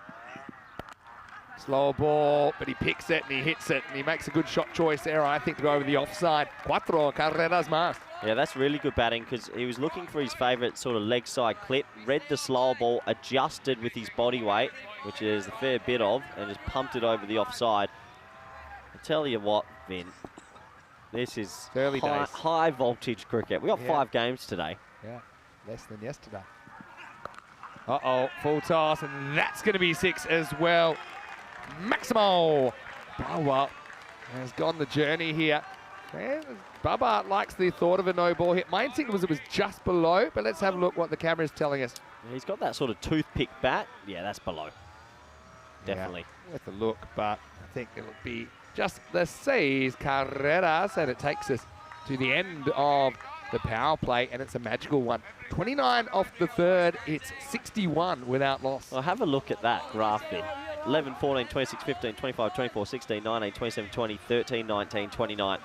If you like runs, you've come to the right place because it is flying around Cartama Oval. You're right about just exploding. It is just, the last days exploded. Hornchurch at the moment, the reason they're front runners is because no one can hit their bowlers, but all the other bowlers in this event right now, they are getting murdered. Yeah, bowlers had their moment. Now they're pushed back in the background. Hogarth comes back. And he's going to disappear out of the ground. Maximo! Daniel Doakaya moves to 46 in just 14. Interesting that they've decided to stick with Hogarth. He went for 19, bowling him out, so they bowl out both openers. Didn't work too well for Barwell in the third. Doesn't have a great start to the fourth for Hogarth. What a shot that was. Now this one hits straight to the fielder. Geez, a dot ball. Yeah, even one dot ball. Well, a dot ball must feel like the greatest thing in the world in this game. Well, it's a nice shot, that ball, before to, I think that's Ken Weston and John Howden watching from the fan zone. And he thinking, helmets for trees, please.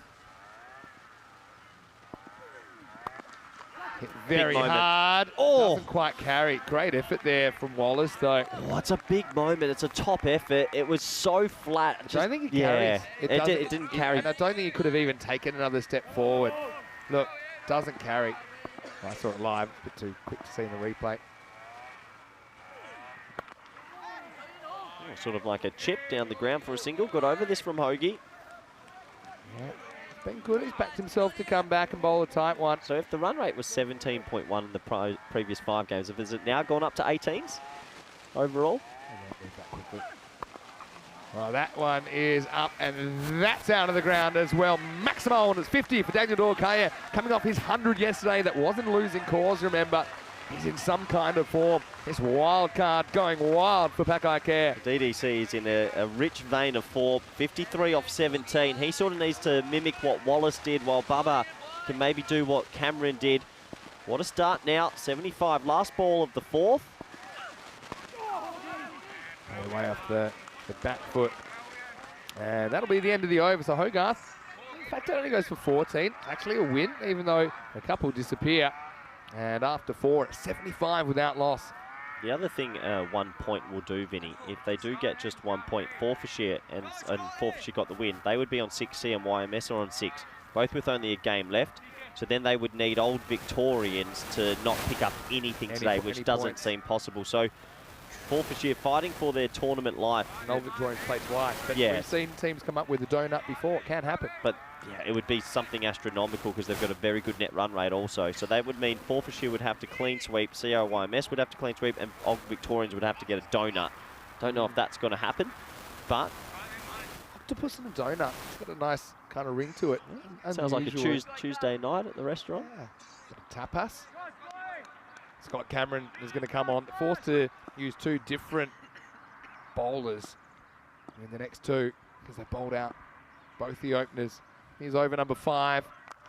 Starts with a short wide one that's hit up and over the fence. Maximo! Not the greatest start for Scott Cameron. Babar showing he's an offside player too with a nice cut. You know Babar's seeing him well when he's actually playing it over the offside and not going too leg side happy. He's 25 off 7. I needed that boundary pack, I care, after a couple dots at the end of the other over. At what point do you get nervous if you're Forfarshire that you're not going to defend this 197? Don't. You ready there? No, not yet. They know they're 1 wicket. And it'll be 6 more. Oh. That was pretty much an instant replay. This time in front of point, though.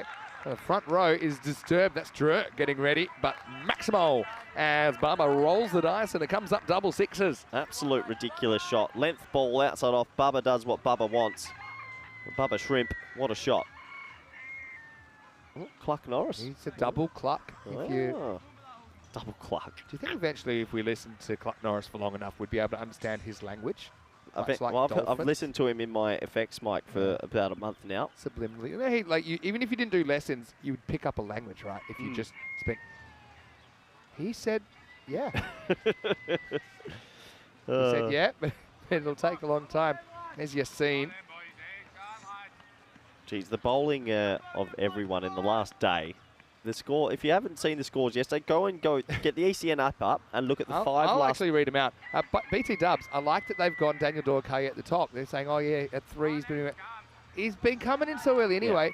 Yeah. You just got to have him out there, especially when you're chasing this many. You're not really coming with a plan B. You're hoping your plan A works. That's really the only way you're going to get to 198. This one is gone.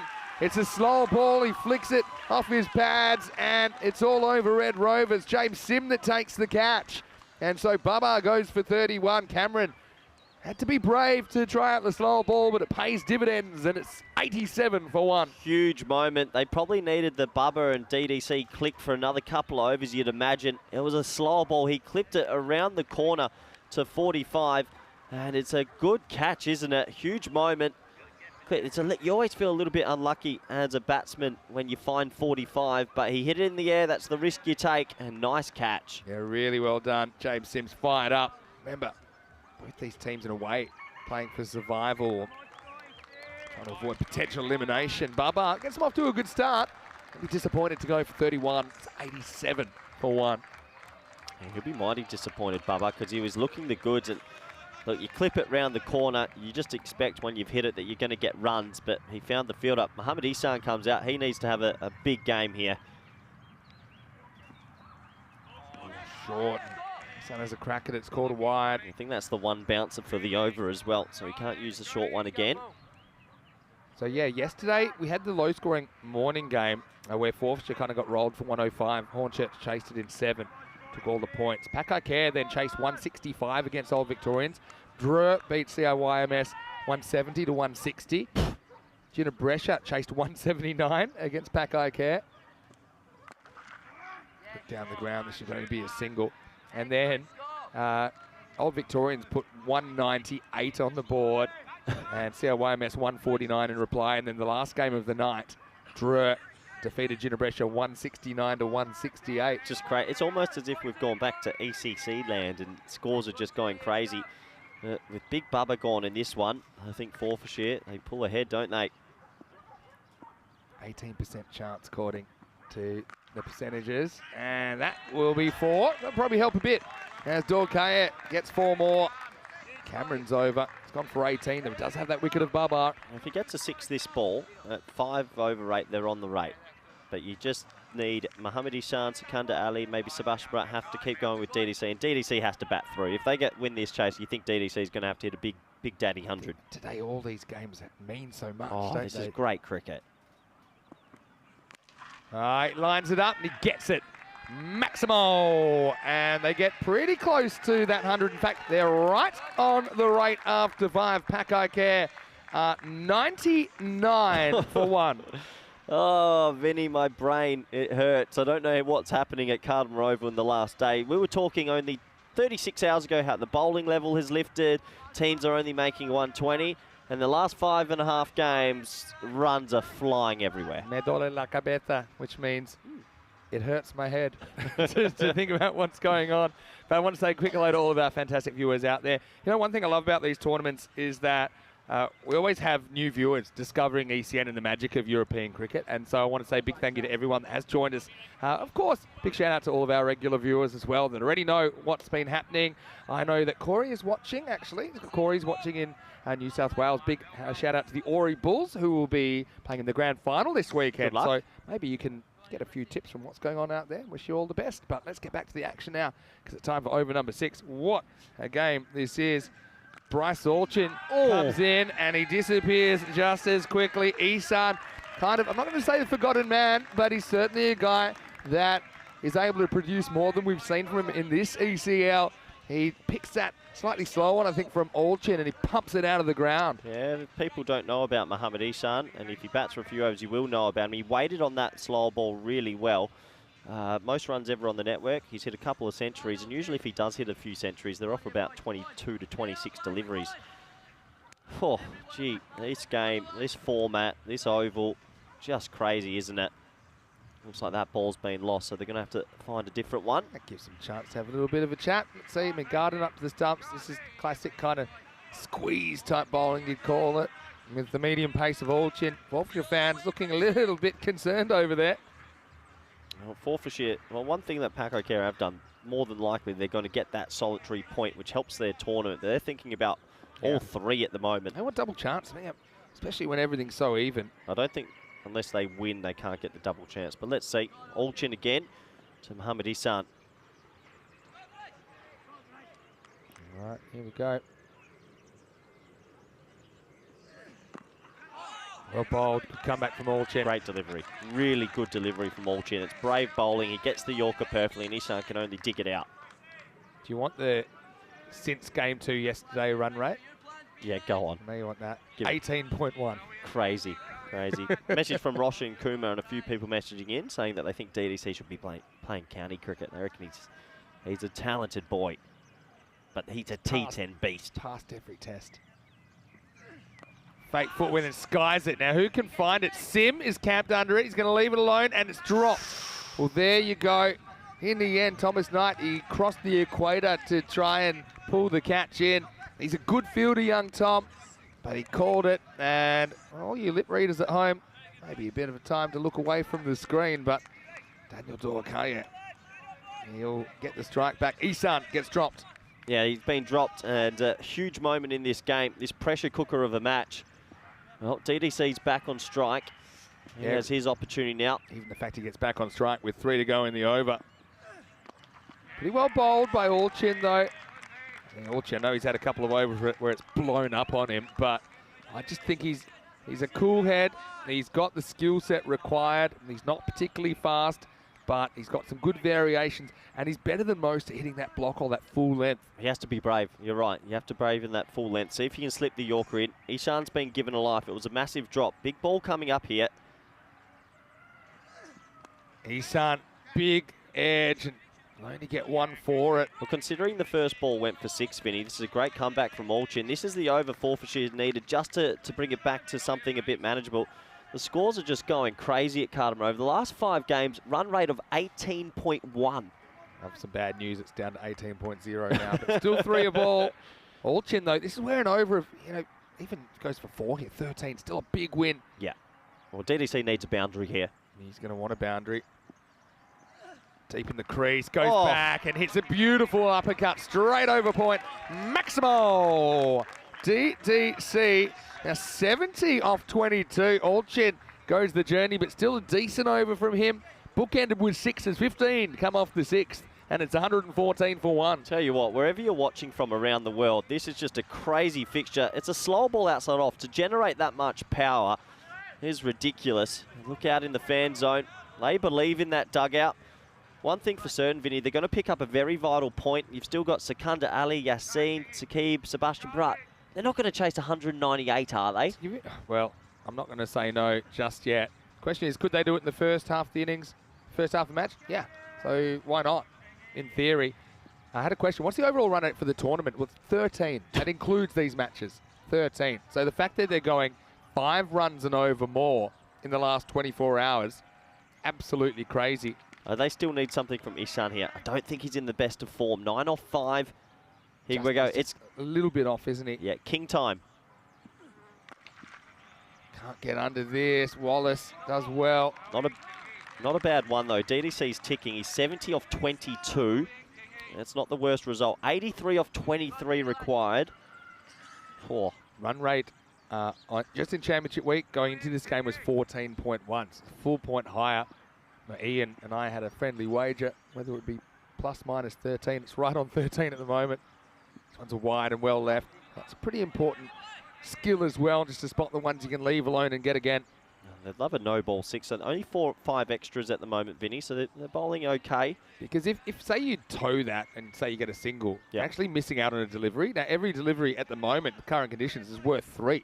So you're actually missing out on 3 runs, theoretically. There's Jamie King. Well bowled. Yeah, brave bowling again.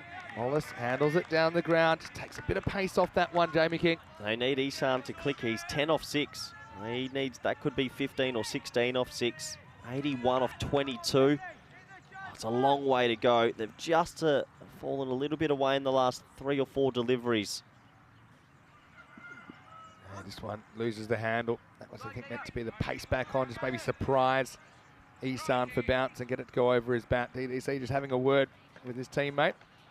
118 off 6.2. 80 off 22 now.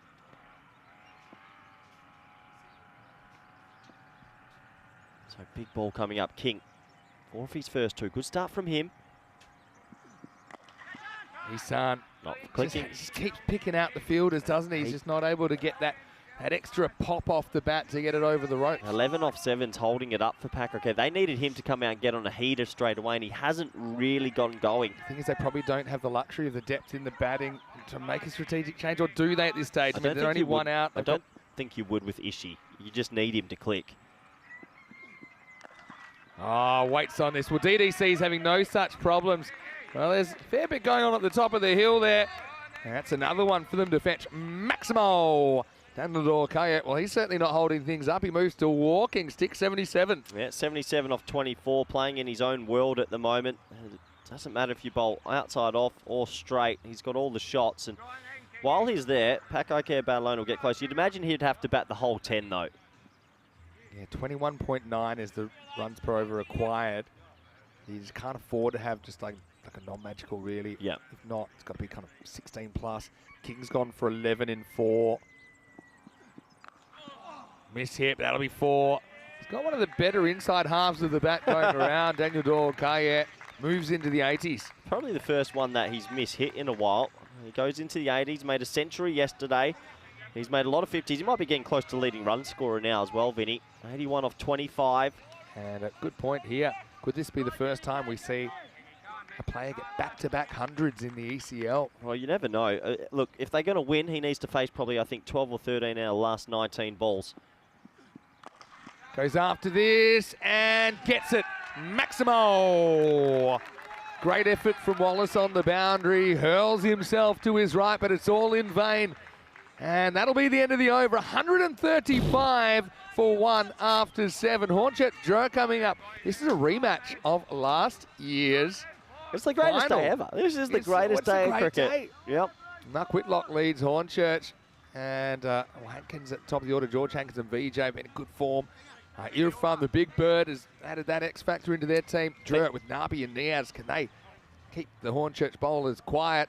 Yeah. Something no one's been able to do so far. Phenom struck in the chat saying DDC was the biggest reason that Hermes got up promoted from Hoofdklasse, and it is true. He was an amazing signing for the team in the Hoofdklasse last year, and he's turning it on for Paco. He turns it on for Spain, and boy oh boy, we've got a finish on our hands. We could have records tumbling. 198 is the chase, and it's getting tight-ish. Game starting in 35 minutes, and Hornchurch winning the toss, sending in Drew. Interesting. Drew love batting first. First toss, Nabi has actually lost. Here's Allchin coming back in over 8, and he's going to be hit down the ground. Another miss hit. Fraser Ross can't turn into a catch. They're going to take on the 2, and Isan, he might have been in jeopardy. Almost shades of Ben Stokes in the 2019 World Cup as it bounces off him. Look, would you have taken the 2 there? No, definitely not. DDC should have just taken the 1 and kept the strike because Ishan isn't clicking. We know how good he is. He's trying to hit 6s, but he's just not getting out the middle. I can't believe I'm saying this. Maybe I would retire him and see if Sikandar Ali, but we know his history. He just hasn't got his timing. I definitely would have taken the 2nd. I think it's worth 1 run extra to have DDC on strike. Steps across and he gets 4. Maybe a bit more good luck than good management there. Thick outside edge, flies over the infielder. It was the man that dropped him earlier. Tom Knight has to go pick it off the fence. 4 runs. Yep, there he goes. He's still one thing Ishan is doing well though is he's trying to hit boundaries, which is important. He's not just trying to work ones. He's just not getting it out the middle. So he gets a bit of luck this time, and that one goes around for 4. Can he make another big shot and turn it into a 6? You can see the people in the fan zone enjoying themselves. A little coffee in the morning. Allchin. I reckon this might be a slow ball, Vin. Maybe. Slightly. Can miss hit. Out. This one chance and gone. Well, they won't have to make the strategic choice. As little Bow Wow, Aman Bow Wow will come across just to his right, and he takes it easy as you like. Isan, I mean, the numbers, I'll tell you, it's not the worst innings we've ever seen, but it has kind of held things up a little bit, made the task a little bit more difficult. As he departs, 17 off 10.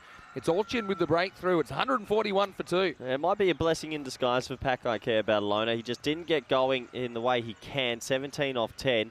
And, well, it's up to DDC, you'd imagine. Sikandar Ali will probably come out next. But to chase something like this, which we've never seen before, you need everything to go right. And that innings there didn't go right for them. And Ishan goes. And Forfarshire pulling away just a bit now. All right, so who they go for here? All right, they are going for Sikandar Ali. Yeah. I suppose he came out like those 6 sixes in 7 balls yesterday. Matt, the interesting thing here is you've got Sikandar, you've got Yassine, you've got Brat, Skip Ali. You just don't know who would click in this situation. 3 to come in the 8th. And he's going to start by fetching this one and putting it over the fence. Maximo! It's a perfect start. By the way, they've gone past the 1 point, which you mentioned was very, very important as far as how the table's looking, Corey. Look, I think that 1 point, what a shot from Sikandar Ali, that basically puts the nail in the coffin for Forfarshire, but I tell you what, they'd love to come away with a victory still. Yeah, I mean, still... Because if they go to 6, then they need to get... Yeah, it's almost impossible for them now. But anyway, they'd love a win. 51 or 14. And, you know, all they can do is play their hearts out here and see if it's enough. What a game. Yeah, Allchin just kind of wondering what he has to do when the new batsman's come out and just stood up, swept him into the jungle. That's getting your eye in ECN style. 51 or 14. That run rate required has kind of stayed put for a while now.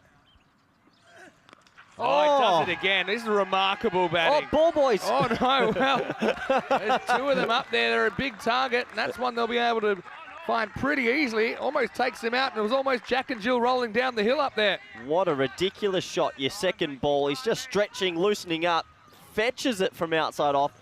Steve Waugh slog sweepers, and oh dear. Well, Grizzly for company. What a shot. I said helmets for trees. About helmets for tree searchers. Last ball for Alchin. Well, that's the one he misses. Going to be, I'm going to say 4 byes or 4 somethings. Maybe, yeah, it's 4 byes. So an unhit 4. I don't think it's too high, although that's probably worth a look. And, well, that's 4 really that Paco didn't deserve. Let's check it out in the replay, thanks to Spring Media. Yeah, it's okay. Completely fine. Look, it's just a slow ball, and Callum Garden, the keeper's not picked it up. And also full toss. I mean, don't really set up for that. what are they on? 157, so they basically need 20 and over from here.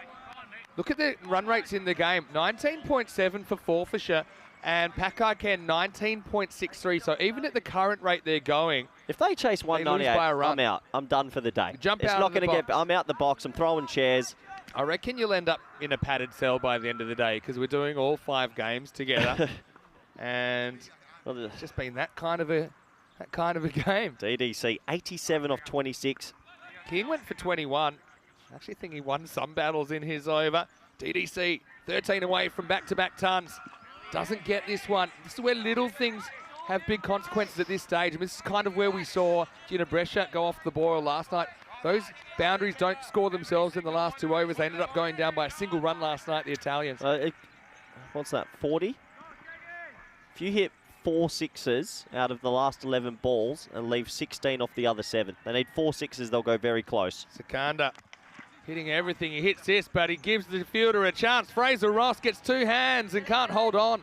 This time, TDC puts up the big stop sign, says, let me have it. Now, Fraser Ross doesn't drop too many catches, does everything he can to get there, but he can't quite hold on to that Grizzly. Good effort, but yeah, puts it down. Would have been a dot ball and a new batsman out there. Could be a big drop. They need 4 sixes at least in the next 10 deliveries. He has to get this one away, DDC.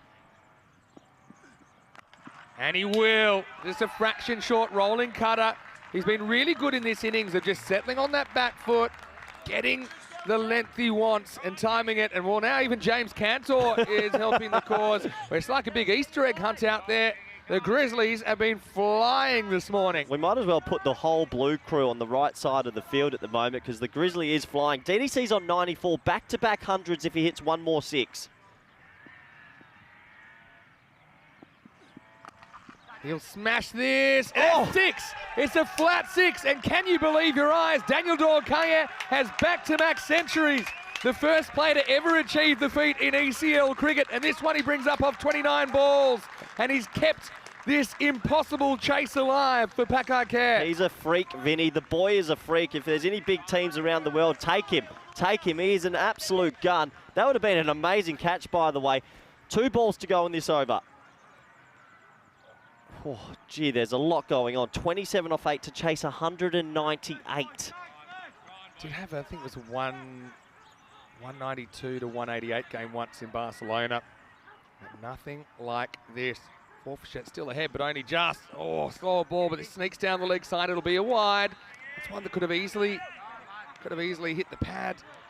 As we have a look at the highest chases, this would be a good 15 above the previous record. It'd be crazy. It would be crazy. I mean, look, that's not up to date either because we had a chase yesterday of 179. We had a couple more that are on that graph, Vinny. So, wow, pressure out there for Forfarshire. What a game of cricket. DDC on strike. Oh, rare miss. Oh, that's a huge dot ball. Huge dot ball. 26 off 7. He needs to hit this one for 6, doesn't he? Get it to 20 off the last. What a game of cricket. Yeah. So close yet so far. So often these go off the boil at the last minute. Jamie King winning the over in a sense with 15 off it. Last ball of the night. And it's really well bowled. He'll only get a single, but he will be on strike.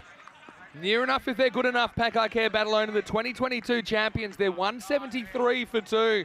25 for the win, 24 for the golden ball. There we are. That's with Jinnah Brescia in there. Yeah, Jinnah Brescia yesterday did that. They almost chased 170 twice yesterday.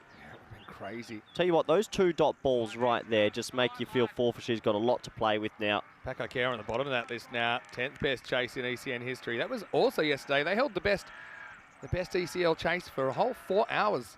before they were on the other side of it. What is it, Vinny? 25? 24 for a tie, 25 to win. They're going to Cameron in the last over. Well, you take a golden ball from here, so you need to hit 3 sixes, a 4, and a couple of singles. 4 boundaries in the last over will get them close. I suppose you can trust Sekunderali if it comes to it. Yeah, you're definitely taking your ones still. Sekunderali's got 2 sixes out of 3. He's had 2 sixes, a miss that went for 4 bias, and a single in the 4 balls he's faced. You've still got someone like, I would go Sebastian Bratt next. We saw him in this kind of situation, needing 6 in the last over. DDC has to be pretty perfect here. All right, comes down to this. Needing a magical finish. And the first one is out of here.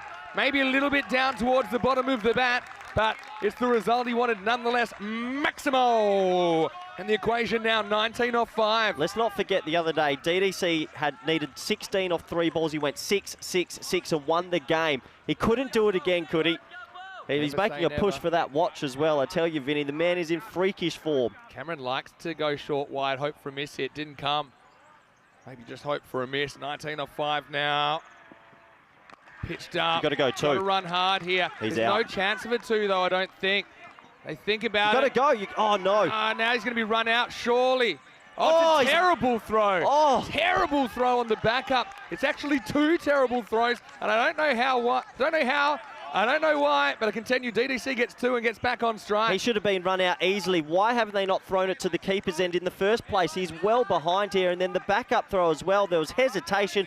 This is what pressure does, Vinny. Actually should have been run out twice on the same ball. Yep. That was a shocker of a throw. Hogarth just kind of let the pressure get the better of him there.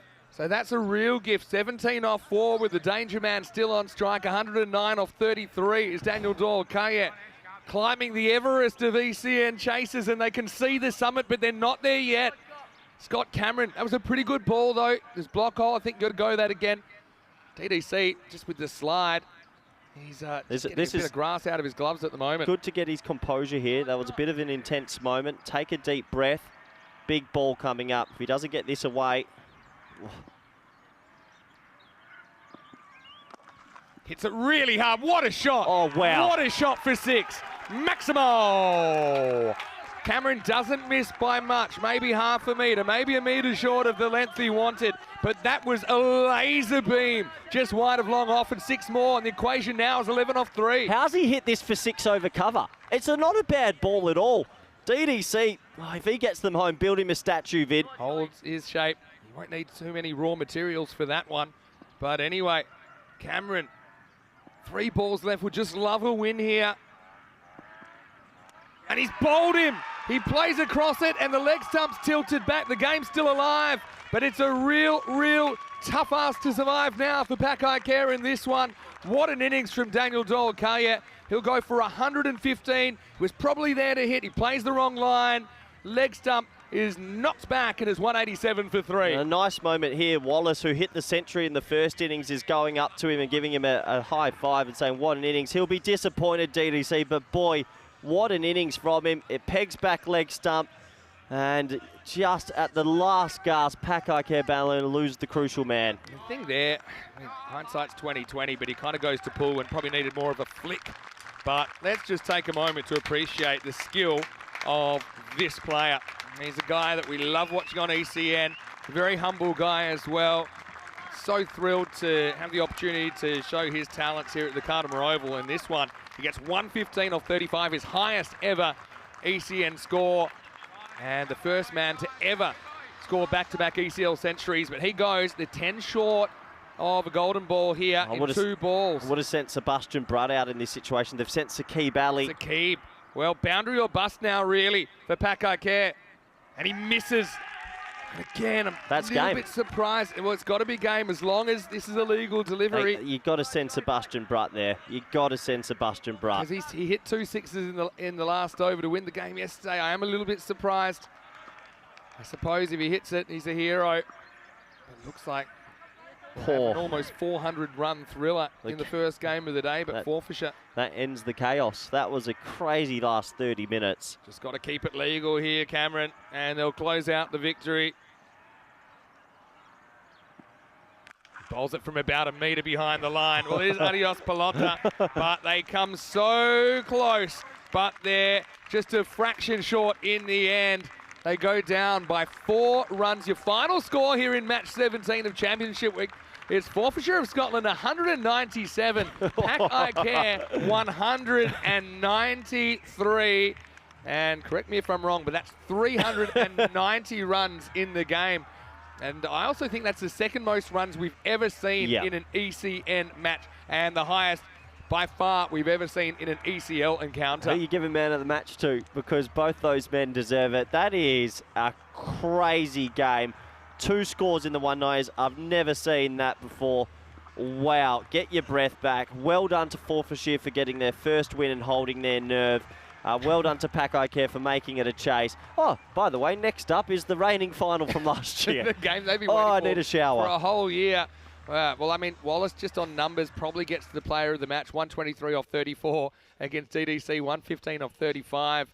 But yeah, that's coming up in around about 20 minutes' time. Hornchurch winning the toss and bowling, so it'll be Nabi o'clock when the clock strikes 1 here at the Cartama Oval. Join us for that one. Let's have a look at this chase. You know when they say nothing's impossible? I'm going to think of this chase, and in the end, well, spring media crew, sometimes they're in the line of fire. Remember, Hogarth couldn't hold on to that one early. I think Bubba getting out probably cost them the game, but if Bubba had stuck around a bit longer, maybe provided that additional support to DDC, maybe with that double click, they could have got there. It was Sim, though, that ended the big man's innings, 31 off 9. So not a bad start at all. But then I suppose you look at the players under this. Isan, 17 off 10. Seconder Ali, 13 off 4. Can't really criticise that. Ski Barley, 6 off 2. I'll even throw in the 4 buys there. And you've got 40 off 16. So it's okay. But when you need to go 3 a ball, you know, you need to try and get those 300 strike rates out of all your set bats. It just didn't quite happen for Paco Care, but what a brave reply. How close were we to 400 runs in a T10 game? It is bonkers. Look, an amazing game of cricket. It's an important point for Paco Care. Forfarshire pick up the 3. But I'm just getting my breath back. Some of these drives on the offside, the flat 6s were ridiculous from DDC with these back-to-back hundreds. Paco Care started to bleed right at the back end. This was a big chaos moment. He should have been run out. Should have been an easy run out. Just classic pressure. Yeah. I think Hogarth, 99 times out of 100, he just gets that ball to the keeper and it's curtains. But he gave him his one for the over, didn't he? He'll be disappointed he missed that. But to be honest, when you batted that well, you can't always be perfect. The wicket went back. Ski Barley missed his first ball, couldn't get the first one away for 6, and Forfarshire, they hold on to take a thriller on the last day of our group stage games. And they get 3 points. Looking at the table is going to be interesting. Let's have a quick look at the scorecard. DDC, his second 100, back-to-back hundreds, 115 off 35.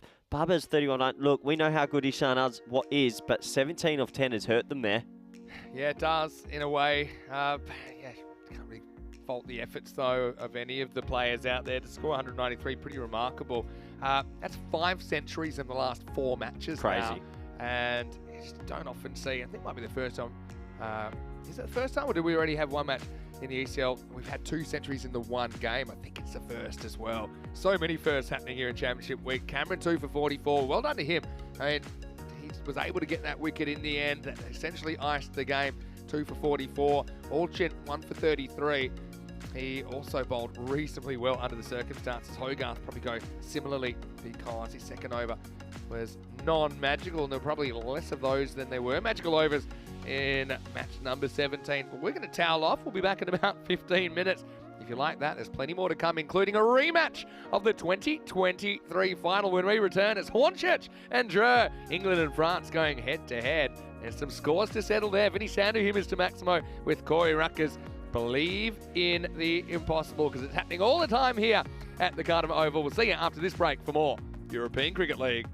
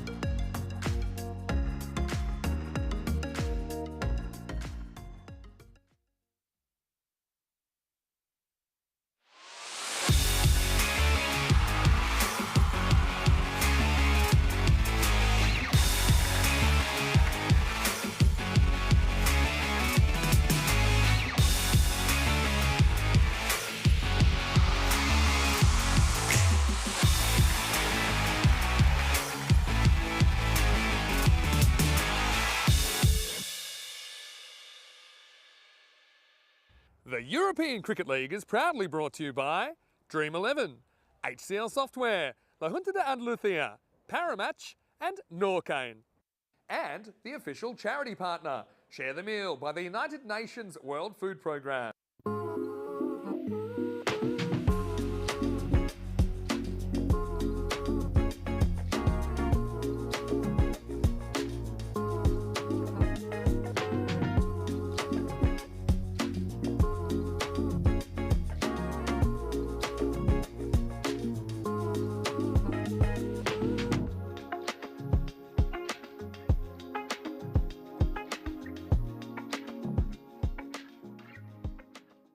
Hello and welcome back. Vinny Sandhu here, live from the Cartama Oval. I'm with the cricket school kids from the Ark Christian School. Now, let me tell you, they've been working very hard on their fielding today because we all know how important the fielding is.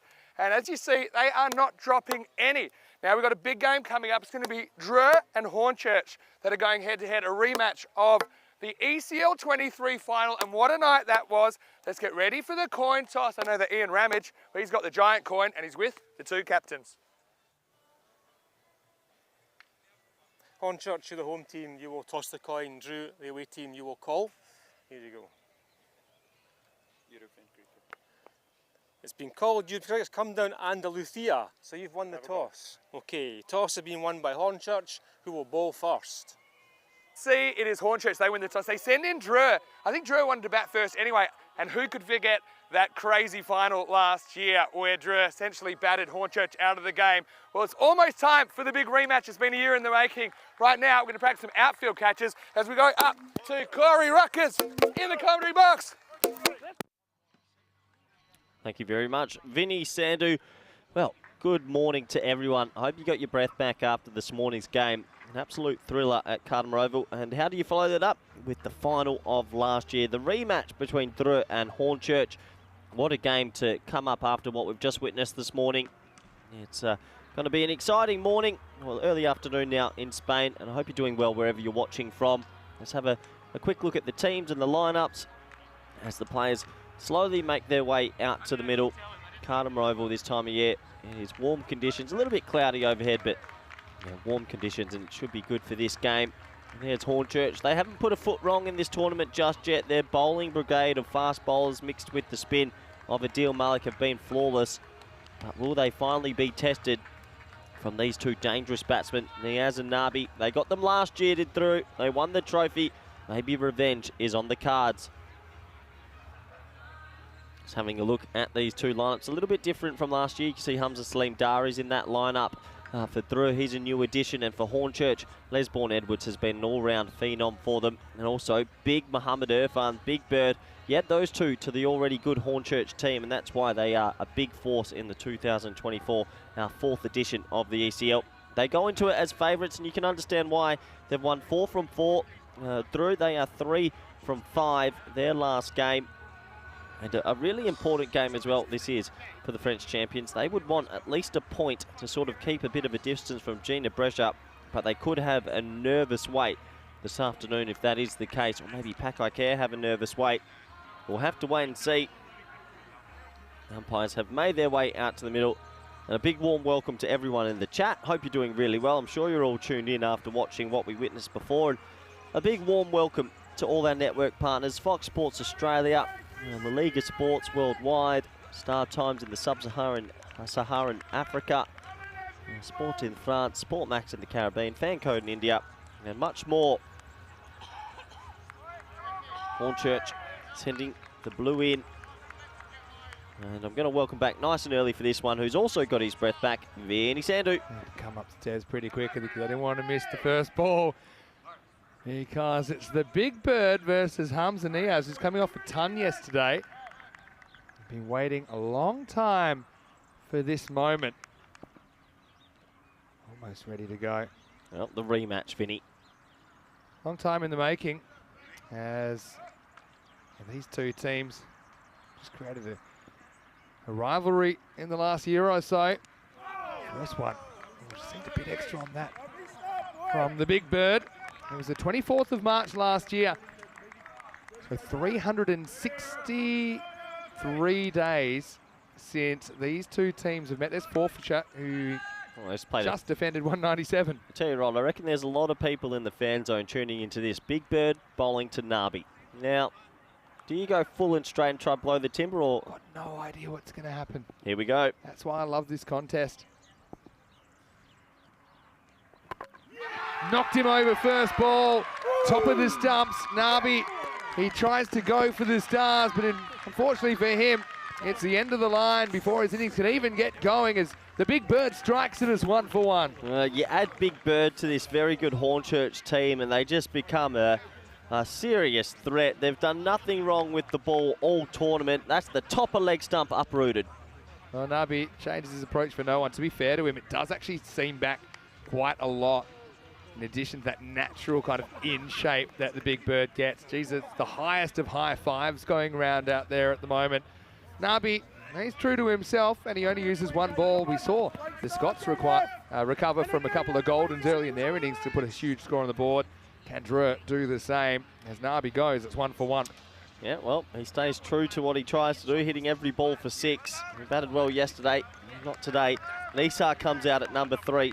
Can anyone stop this fast bowling brigade from Hornchurch, Vinny? Well, I suppose if anyone can, might be Nisar. We saw Paco actually the only game their batting faltered was against Hornchurch.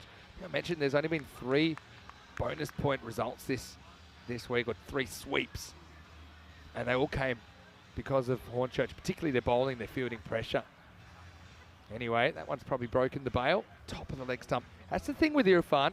He seems clever enough to not always overdo the short ball, and he'll throw 1 or 2 balls in that'll hit the stumps, particularly the top of the stumps. And decides to go for the stumps first up from Nabi and gets the result. But Nisar, one of the players of the series, to come in at number 3. Yeah, he is. He's been in fine form, but this is a different sort of test. Here we go. Irfan to Nisar. Another good contest. This one comes in. It's going full. A different strategy. But Irfan, he's very experienced. He's played Pakistan Super League cricket. He's played for 3 different franchises. He's been in the Pakistan A setup. He's played against some very, very good players. And he just seems to have picked up this format so quickly because he's got all the attributes to make him a weapon. It's just yuck. This is not what you want to face in the first over. You want to get off to a flyer, but this is so awkward to face. Now he goes up and he gets that extra bounce. So Nisar 0 for 2 so far. Well, when you get a player that can bowl 2 overs in the power play and restrict the opposition to 10 or less every time, you're ahead. And he lopes around like a gazelle taking catches in the field, and he comes in at number 4 or 5 and can just whack balls out of the ground. Yep. Triple threat. Yep. He's the wild card for Hornchurch, and they've used him well. He played for Hornchurch previous season. Now goes slow ball, but Nisar bites back. Don't count this guy out. He has a way to perform when the chips are down, in particular. Maximo, the first one of this contest. Well, Nisar, he picks the slow ball, so obviously he's reading the hand quite well. See that flushed. What a shot. Yeah. It's a brilliant shot, Nisar. Well, at the moment, Nisar's up there with George Hankins, DDC, Jinnah. Those 4 are just standing out with the bat, aren't they? Van der Merwe in there as well. Once again, goes back to what worked the ball before. Puts it in, Nisar backs away, can't catch up with it. Brilliant over from the Big Bird first up. He takes 1 for 7, so 7 for 1 after 1. Yep, Big Bird does what Big Bird does. Got rid of the dangerous Nabi for a royal duck to start this one. And looks like it's going to be Hankins, Harry Hankins for second. Well, Vinny, explain yesterday to me. It was pretty high scoring, 16.4. And actually, if you take out the first game, which was the morning game when we don't normally play, it was actually 17.1. Out of nowhere, really. Hornchurch and their bowling and fielding, probably the only reason that isn't 17, because they kind of did a number on Forfarshire. We're 8-8 in Championship Week. That's interesting. This is after yesterday, so I suppose now it's 9-8. But, yeah, that doesn't tell me too much. It tells me, play well, you win. Doesn't matter too much if you're setting or chasing. It's a really nice straight drive down the ground. Proper cricket shot from Hamza as Harry Hankins comes on. Just belted. Good straight drive. Yeah, what a beautiful shot that is. It was full, and Niaz with his sort of check driving style just pumps it through mid-on for 4. Yeah, last year these two teams under lights at Cartama went into that final both very confident, but it was the French champions that upset the masses last year and took the trophy home. That's why I was a little bit surprised that they let Drew bat first because they like to do that. But I suppose they do have a slightly different makeup of their side this year, Hornchurch. Drew put 131 on the board. And we thought that was kind of 50-50 at halfway last year. But Hankins went early out to Barty. Hornchurch only managing 69. As this is short and it's going to be turned on by Niaz. He'll get 4 runs here. So Drew, they just have a way of getting to scores even when things don't go to plan. And they're still given credit for 134 here by the computer. Watch this one come in and quick hands from the batter. Helps it on its way. Well, it's a big day for Drew. This game could go in one or two ways, Vinny. If they are to win this game and get to 14 points, they put the pressure on old Victorians to come and get second spot off them. If they lose this game by any sort of margin, they have a very nervous wait this afternoon. Thick edge, flies away and gone. Excellent field position there. That's the new fashion slip, and it's going to be Les Edwards that takes the catch. Flew off the bat of Niaz, who has to go for 9. Both openers back in the hutch, and it's 15 for 2. Have your third fine and have him flying there because the ball just comes off the bat, and it's a catching position. It truly is, especially with some of the pace of Hornchurch.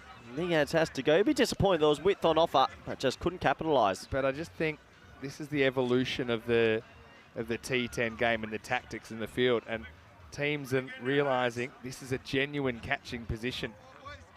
And you can see there, Les got a good pair of hands. So Hankins strikes. Trouble on the cards for Drew. Although there's a long way to go in this innings. Hamza Niaz coming off a ton. He goes for 9 in this one, and it's 15 for 2. This is what Hornchurch have been able to do all tournament. Early wickets. And teams that take early wickets usually go very close to lifting the trophy. So when Paco won the trophy, they had Kamran taking early wickets. When Drew won last year, it was Barty taking early wickets.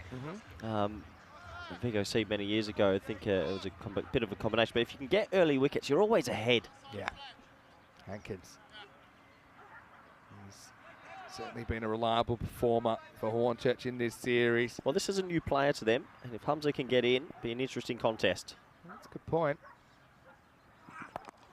First one, inside half the bat from Hamza, flies away down to deep square. No, definitely no. He's overcommitted here. He's almost run himself out there, Nisar. What's Nisar doing? There's never 2 there. Not on this outfield, not against Hornchurch.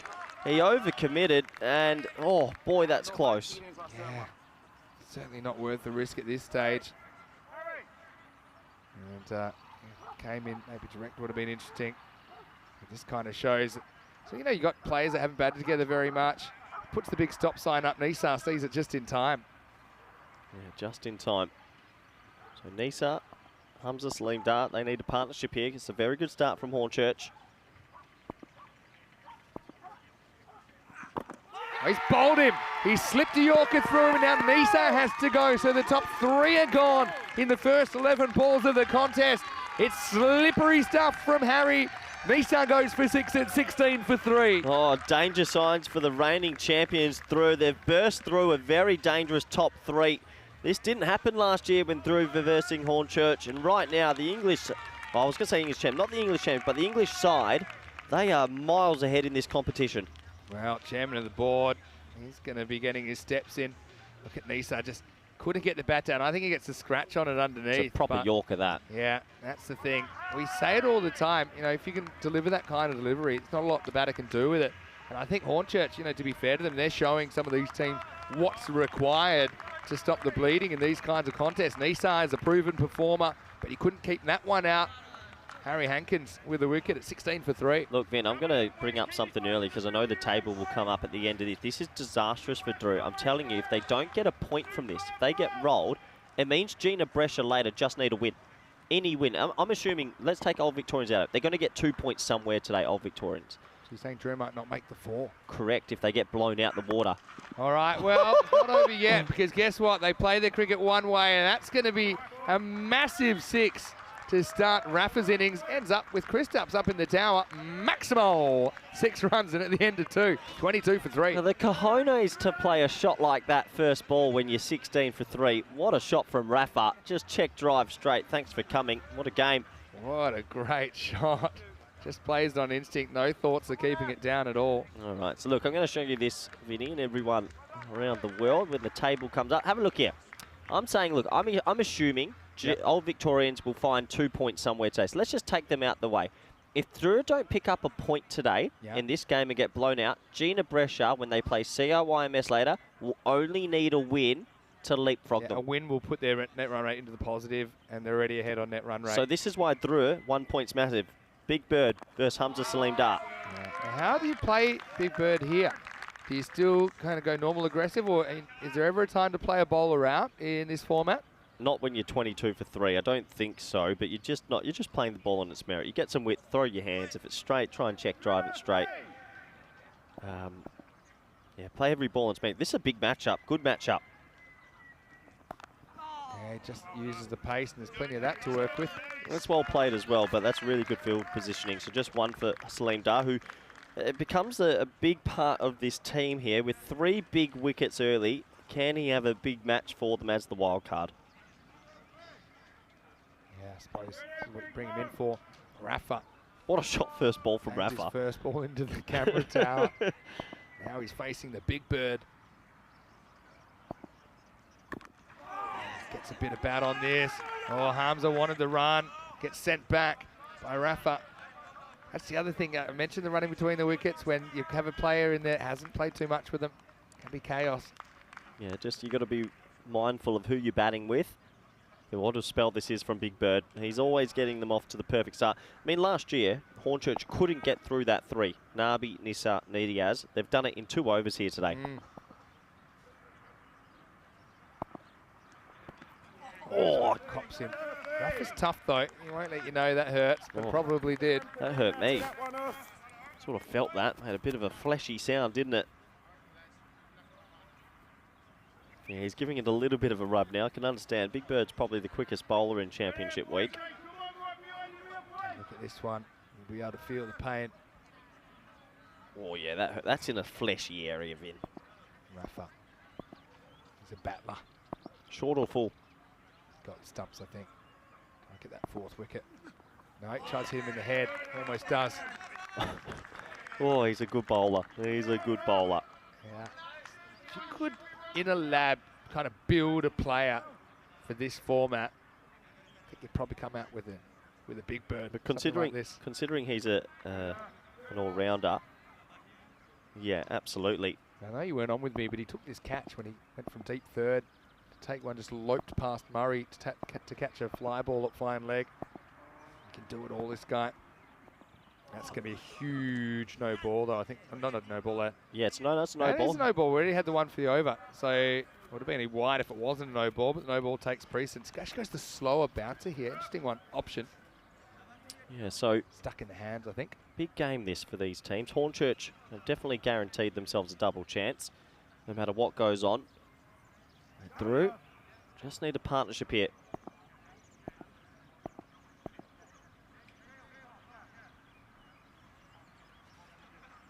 Rafa. This is the ball, I think. Not wanting to get out. I just don't think it's worth it to be 4 down. Rafa's a guy that they wouldn't want to lose at this stage either. Well, that's not a bad little whip. Arms a bit slow to go, but they'll concede the single. End of a highly action-packed power play. It's 25 for 3 after 3. Irfan finishes with 1 for 10.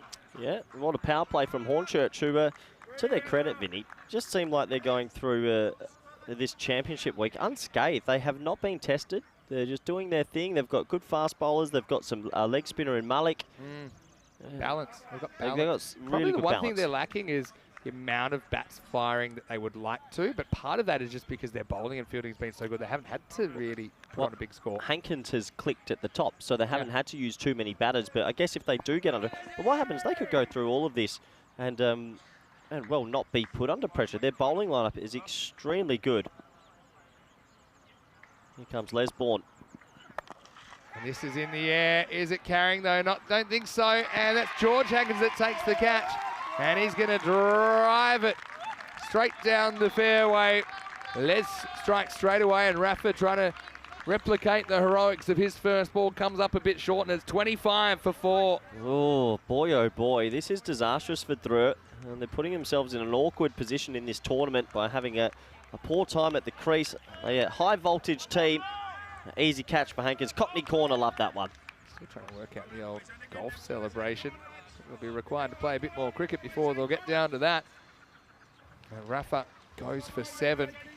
Had to deal with some tough stuff, but then couldn't capitalise when the big bird was out of the way. 25 for 4. I'm telling you, 1 point's important here for them. Look, if they don't win this game, just don't lose it inside 7. So they'll take 110, 120 at least. Do you think Hornchurch, no, it's still a long way to go. Are there certain teams that Hornchurch are wanting to avoid on finals day tomorrow? I think a little bit, yeah. I mean, I'm not in their think tank, but I'm sure there's teams they've earmarked. I don't think they want to play Paco Care, even though their bowling hasn't been up scratch. Their batting is a bit freakish, so they haven't played Old Victorian, so it's hard to know about that sort of matchup. Yeah, true. They'll play tonight.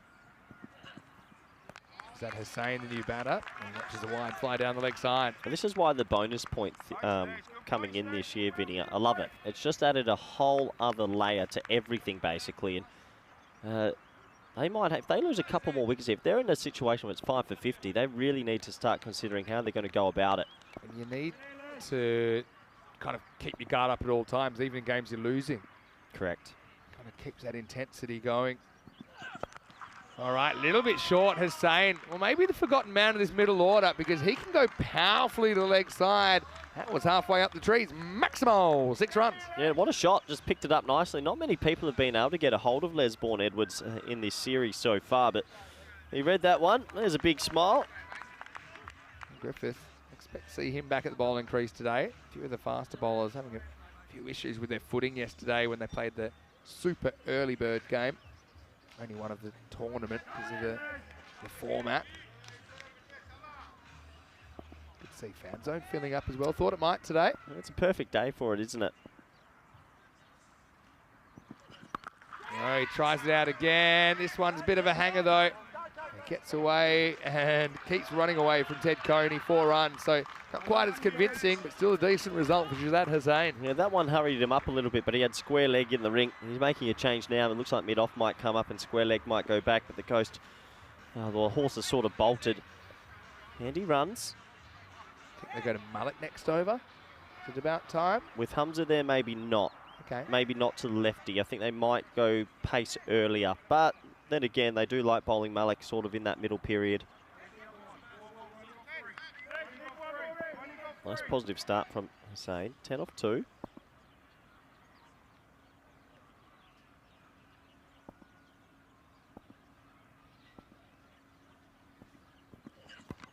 Sure. Well, I think there might be a bit of glove in this. Maybe up onto the shoulder.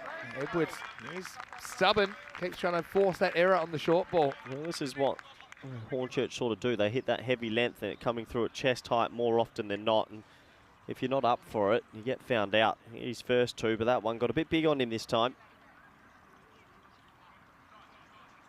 So now they are making that change. They were going to do it the previous ball. They're doing it now. Mid-off comes up. Square leg goes back. Couple to come then for Edwards. More of a balance in this game. Last one was very batting heavy. And Edwards again, he continues to bang it in. Back his pace to trouble the bats. It's kind of like a 2-all draw at the moment against Hussain. Hornchurch are ahead in this one, aren't they? Considering what we've seen in the last day of high scores, once again their bowling unit just have the right ingredients to stop the opposition.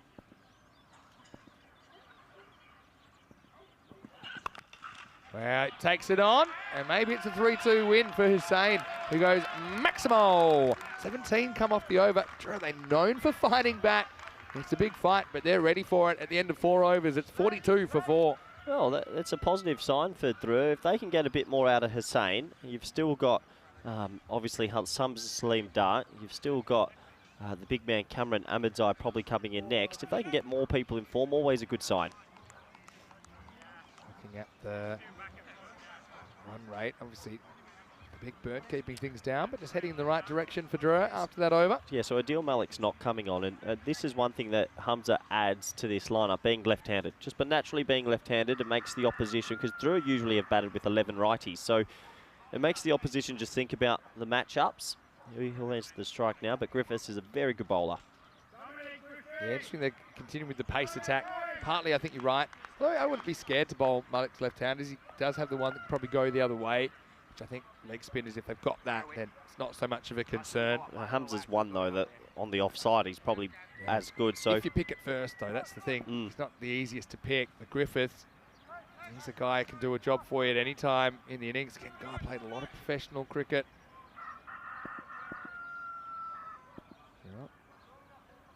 Clock's crowing. And Griffiths is going. Starts with a fully, though, slightly mishit. Going back and not quite able to make a play on this is Coney. Yeah, Going to go for 2. Not really handled cleanly in the end. I think it'll be just the 2 runs. It's high-ish, but I don't think it's kind of high enough to be a no ball. Played it with a straight bat. It's close-ish, closer than I thought, but I think he'll get away with that. Just below the waist. Griffiths, I think, going for the Yorker first up. Julian saying quality bowling wins tournaments. I've said this a few times, the old adage. Batters win your matches, but bowlers win your tournaments. Absolutely. This one is the length he wants, I think. Gavin Griffiths. Just the single as Hamza digs it out. So Hamza just getting into his stride. Hussein's ticking. A little bit of a mini fight back now from Thuru after losing some very important batters at the top order. There's Ahmadzai waiting to come in next. He can hit the long ball as well.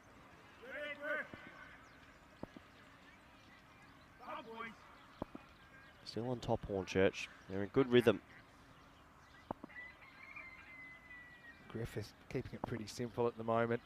Don't think he wants to go short to Hussein. I think he'll try and jam it up there. Goes kind of an in-between length, but he's got the miss hit, and the big bird's waiting to pounce. Maximo! Yeah, came up just short, and Griffiths is going to have his first wicket. Now it is 45 for 5. Maximo impact from the big bird, Muhammad Irfan Jr. Yeah, same again. Hornchurch just have this knack of picking up wickets regularly and really stopping the rate of the opposition. They've done it all championship week, and unfortunately 45 for 5, 3 balls left in this 5th over, and they're well ahead in this one. Yeah, fantastic result. It's the kind of ball I think Hussein will be disappointed he doesn't get more of it. Put it out of the ground. Now look at that. Some bowlers, I mean, Curtly Ambrose was one. Looks like a little golf ball in the hand when they're handling the cricket ball. He's got big mitts. As Irfan doesn't miss out there. Shazad Hussein goes for 16, 45 for 5. Yeah, well ahead. They need a partnership. They're going to send out Barty before Ahmadzai. That's a little bit of a surprise, but this man's also not too bad with the bat. Bowl some left arm off spin later as well. So here's Barty, who's coming out. You mentioned this, if True don't get a point in this game. It really gives Jinnah Brescia a good chance. Their championship, retaining the championship, could be on the line here, Vinny. 4 out of 7. Not as easy as 4 out of 5, is it? Especially the standard's gone up as Barty starts by driving one down the ground, which Hankins cleans up. I mean, Jinnah Brescia, who've had an unbelievably interesting week, are probably sitting at home and hoping Hornchurch can do them a massive favour. If they don't, for example, the reason why it is big, let's say through pick up that 1 point, Jinnah Brescia then have to win in 7 or 70% versus CI. That's really difficult to do against a good team. Difficult, but possible. Possible, but difficult. Big difference when you just have to win to winning with a bonus point. 2 balls left in this over. All right, Hamza gets into his work. This was outside the kneecaps. Turns it around the corner, into the fence, 4 runs. Yeah, good batting from Salim. He just got it on a length that he wanted to work away. He's worked on that shot quite a lot. He's quite good through the offside, but a little pick-me-up shot, quick hands, good batting. Quick go to Cam Sanders. Good to see you back in the comments section after a bit of an absence. 50 comes up for Drew. Need someone to play a big role here, and Hamza, I suppose, is the man most likely to fit the bill. Griffiths has just gone for 8 in this over. Now in the air, slight miss hit, gets away from it. And should be stopped. Ooh. That's close. Yeah, I'll have to have a close look at that. They'll get back for 2, but that was definitely close. Kind of air swung the first one. He says, I think that it's all right, but we'll have to watch the trailing foot here. When does the ball leave his hand? So he misses the first one. I actually think it's going to be 4. Yeah, that's 4. Definitely 4. So that'll be 4 runs signalled, and there it is. Handy runs. He actually missed the first one, and it was the second one that his foot was over the rope. This will be a really good shot of it here. So again, Drew get a bit of a break in the end, and the score then is 54 for 5 after 5. Let's welcome you into the commentary box. Vinny Sandu here, Mr. Maximo. We've got Corey Ruckers with me. What a day, what a 24 hours. And if you think the last 24 hours has been exciting, just think about the next 24 to 36 hours, because tomorrow night we crown our champion. Only happens once a year in the ECL. Yeah, and it, for me, it just looks like who's going to push this Hornchurch team, because at the moment their bowling brigade has been fantastic. The live action. Hankins comes back, still got an over to use. And it's another Hankins. He just kind of pulls the parachute there. I wonder if he might have been able to turn that into a catch. In the end, Barty will get a single, and we're back to Hamza Saleem Dar. Yeah, all the 5s, 55 for 5. So still no Adil Malik. Obviously, they have genuinely said we don't want to bowl the spin to left-hander. I don't mind that decision. They've got good enough pace bowlers to bowl at the top here. They lost 4 big wickets at the top. They lost Nabi, Niaz, Nisa, and Rafa. Cockney corner, he'll be happy at the moment. Yeah. Kind of, it's like quiet, but they're just kind of, they know that this ain't done till it's done. They've set the running, but like CIYMS last year, topped the table, but then crashed out in finals day, so anything can happen. Hamza faces up to Harry Hankins and gets beaten outside the off stump. What is it about their pace bowling this year? I know you add Earthen, that's working for them. They found a better length. Their average pace of their bowls across the board is slightly quicker, but also they've hit their spot. They've executed. You know, sometimes the other teams have had the right idea, but they've missed by that half a metre or a metre in length. They ain't missing. You know, if they want to hit the block hole, they are. I suppose not perfect, but they're closer to perfect than the other teams have been. It's an example of one, not quite the block hole, but just be a single. And then the other thing, you back it up with the fact that I think they've been the best fielding side. Yep. You know, yet they see some of these half chances being jumped on. I mean, Jalpash Vijay and his direct hit run-outs. I mean, they were world-class run-outs earlier in the week. So when you couple those two things, yeah, no one... Yeah, I'll give you their runs against, because it's quite crazy. Yeah, it's not many. They'd be keeping teams to 10 to 11 and over all game, all championship week. Yeah, they've given up 84, 107, 73, and 105. Yeah, ridiculous. All right, in the air, Hankins settles under it. And, well, I think it could be another tee shot for George. Barty tries to go down the ground, but comes up short. And another wicket falls. In a world of trouble now, 56 for 6. Yeah, 56 for 6, and it's just not the day for the French champions at the moment. And at the moment, this is turning into a little bit of a blowout. They need to make another 50, 60 runs to stay in this game, but to also maybe protect themselves to a point. There's that one easily caught by the man on your screen. So let me just tell you this, right? These are the runs against for every team, all right? Forfarshire are giving up 161 on average. Truro are giving up 160. Paco are giving up 159. And then CIYMS are giving up 145. Jinnah Brescia 139. Sorry, 139 for Old Victorians, 139 for Jinnah Brescia also. But Hornchurch, 92. Yeah, crazy. So they are, what is that? They're 47 runs better in the field than anyone else so far. You know what who also is liking this? Old Victorians. With Drew potentially losing and Paco losing, they're one win away from a double chance. All right, it's high. Well, this one's catchable as well, and it's Hankins again. And he takes it. Oh, golden duck as Cameron Ahmedzai comes out. And he tries to horn the first ball out of the ground. And now Harry Hankins is on a hat-trick. It's George Hankins with the safe hands.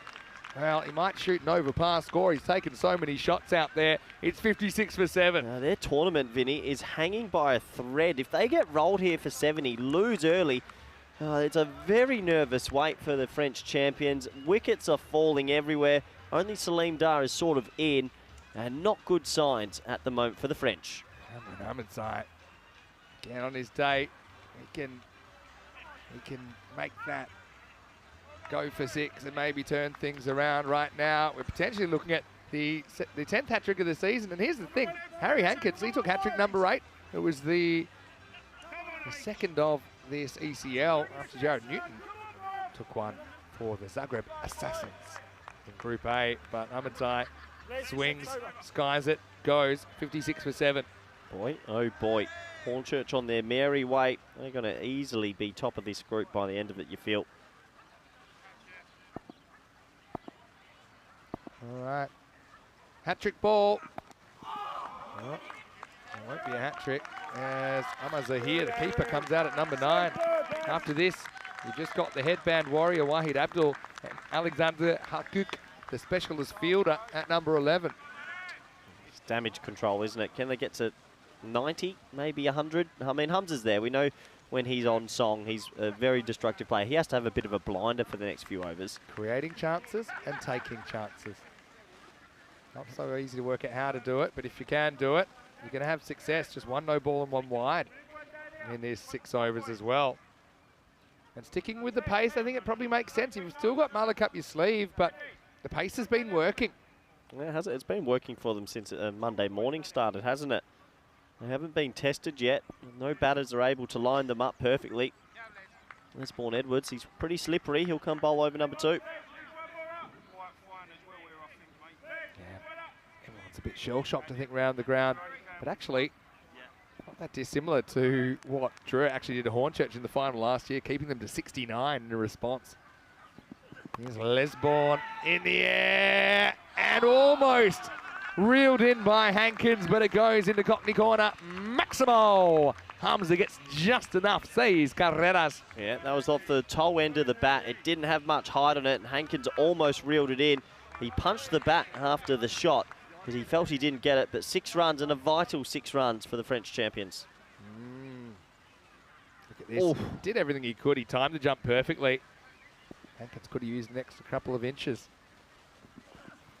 Oh, that was quick.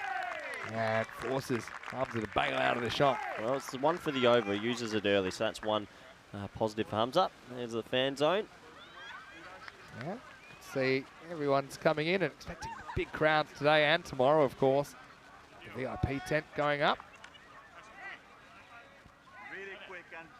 And your relations, maybe, Corey, enjoying the never an Everton supporter video. The sun.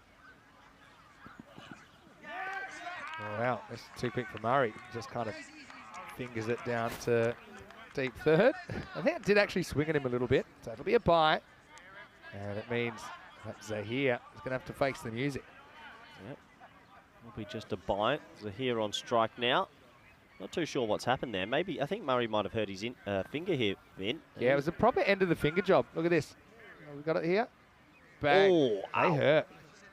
Well, they've got Ted Coney in the side, who's actually a pretty handy keeper. But, yeah, he got done by a little bit of the away swing after the ball passed the stumps. Medics. He's gone the wrong way. Entertained, but he's heading back. Yeah.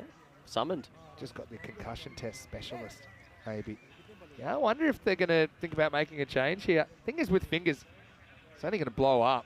Sometimes as a keeper, you just got to suck it up, and Murray knows that. He won't want to give up the gloves. There's one of the big birds. Probably not a great sign for Drew. Birds of prey. Well, why haven't the medics come on here? Not a head knot.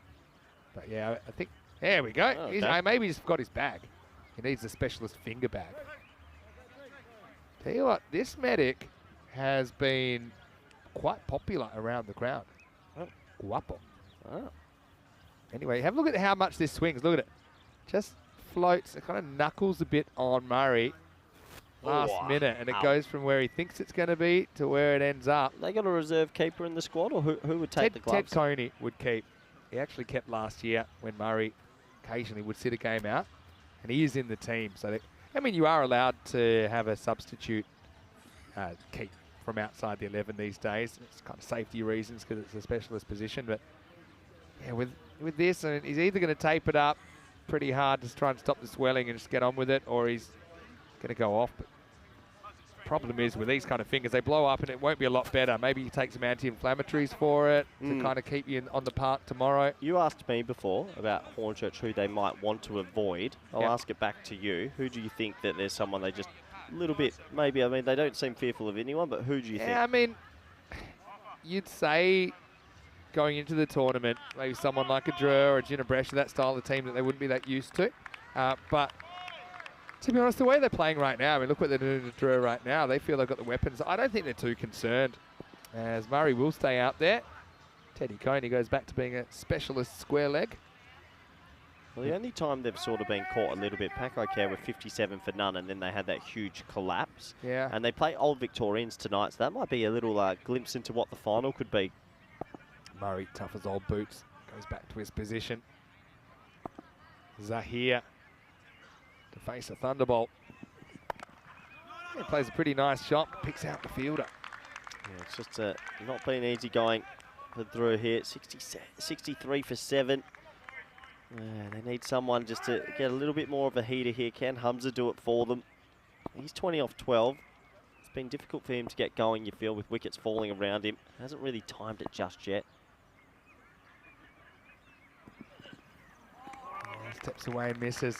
This isn't the way to sort of play that back of a length. He's trying to flat bat that straight. If you can use the pace through square leg, get inside it. Yeah, I suppose getting inside it, it takes a bit of courage, but it's probably a better strategy even to get off strike. Now it's probably a bit too late to try and get off strike because it's going to be the end of the over.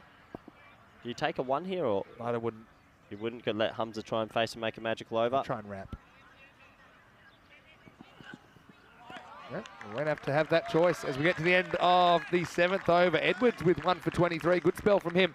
Hit 63 for 7. Coming up, well, we'll have to actually update this now because remember that we now have Wimbledon on the calendar. So that TBC, I'm going to change that because 27th of May will be there. And we're actually pretty excited about the first ever ECS in England.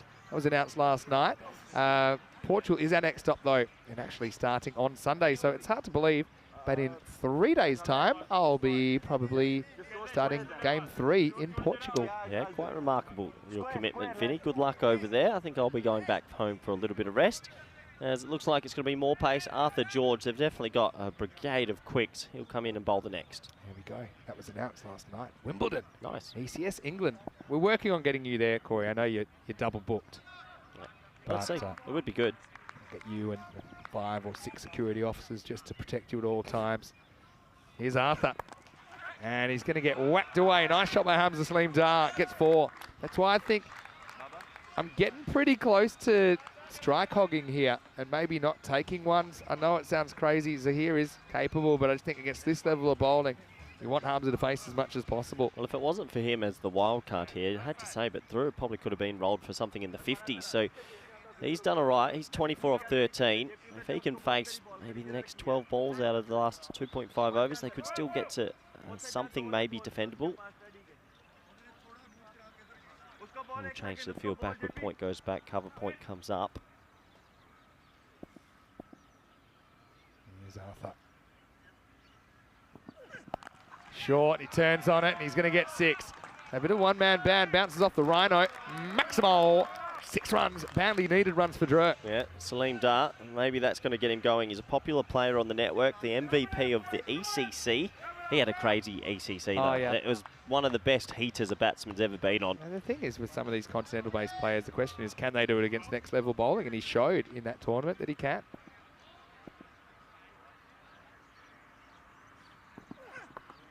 There he goes and hits what would have been a wide, I think. There you go, he's turned it down. Turned it down, to be honest.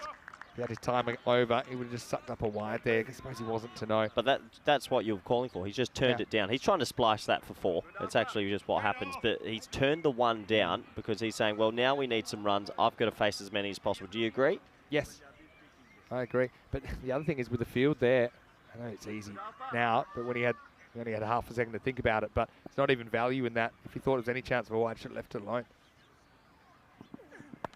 Now he's going to go up. He's going to go over the top. Maximal. 6 to Hamza.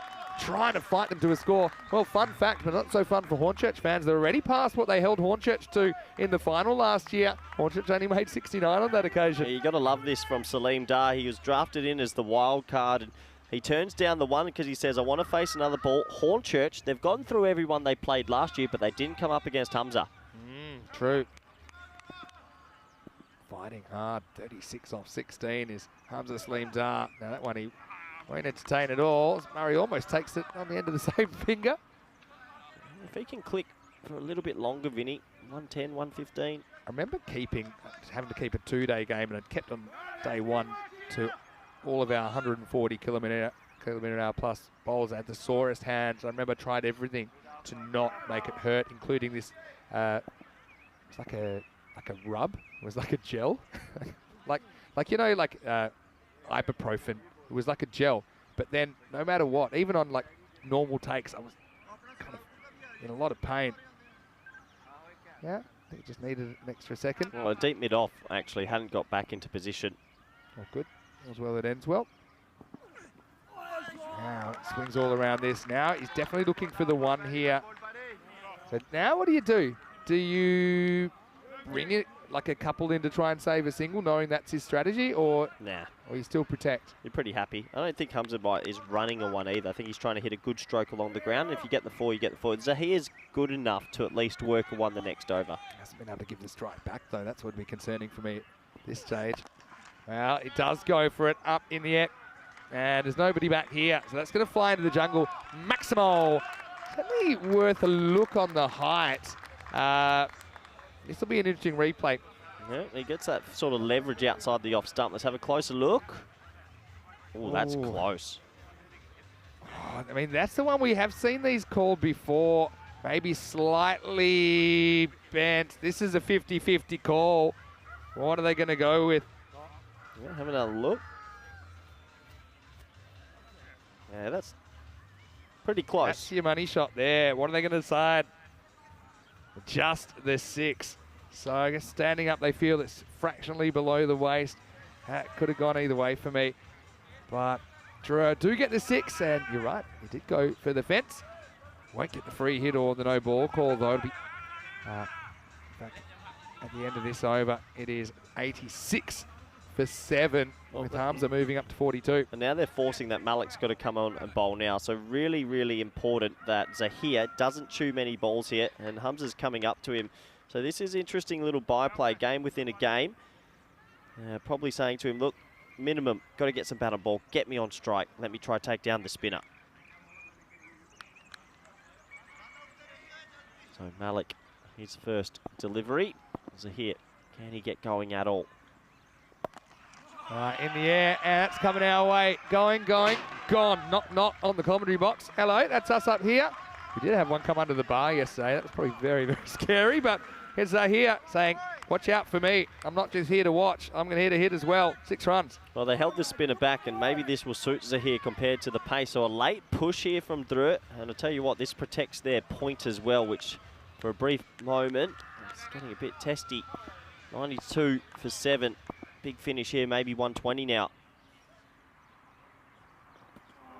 Well, he tries the same way. Well, that's sacrilege. Minimum bat on ball. You get Hamza on strike to the leg spinner.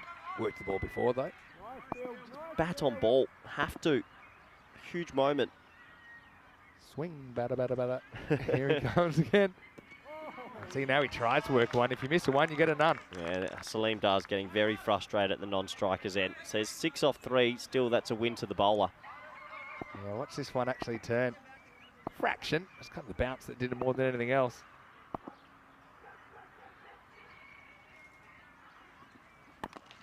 Quicker one. So here does get the one down the ground, leaves 2 balls in the over. Geez, they've done pretty well to even get to, looks like 100 plus here. Well, that's what I was just saying. They might have protected that 1 point, Vinny, which could be crucial when Jinnah Brescia play in the afternoon period.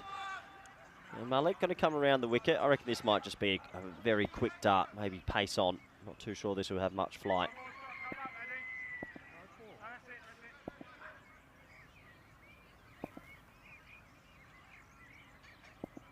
This is a good battle coming up, 2 to come.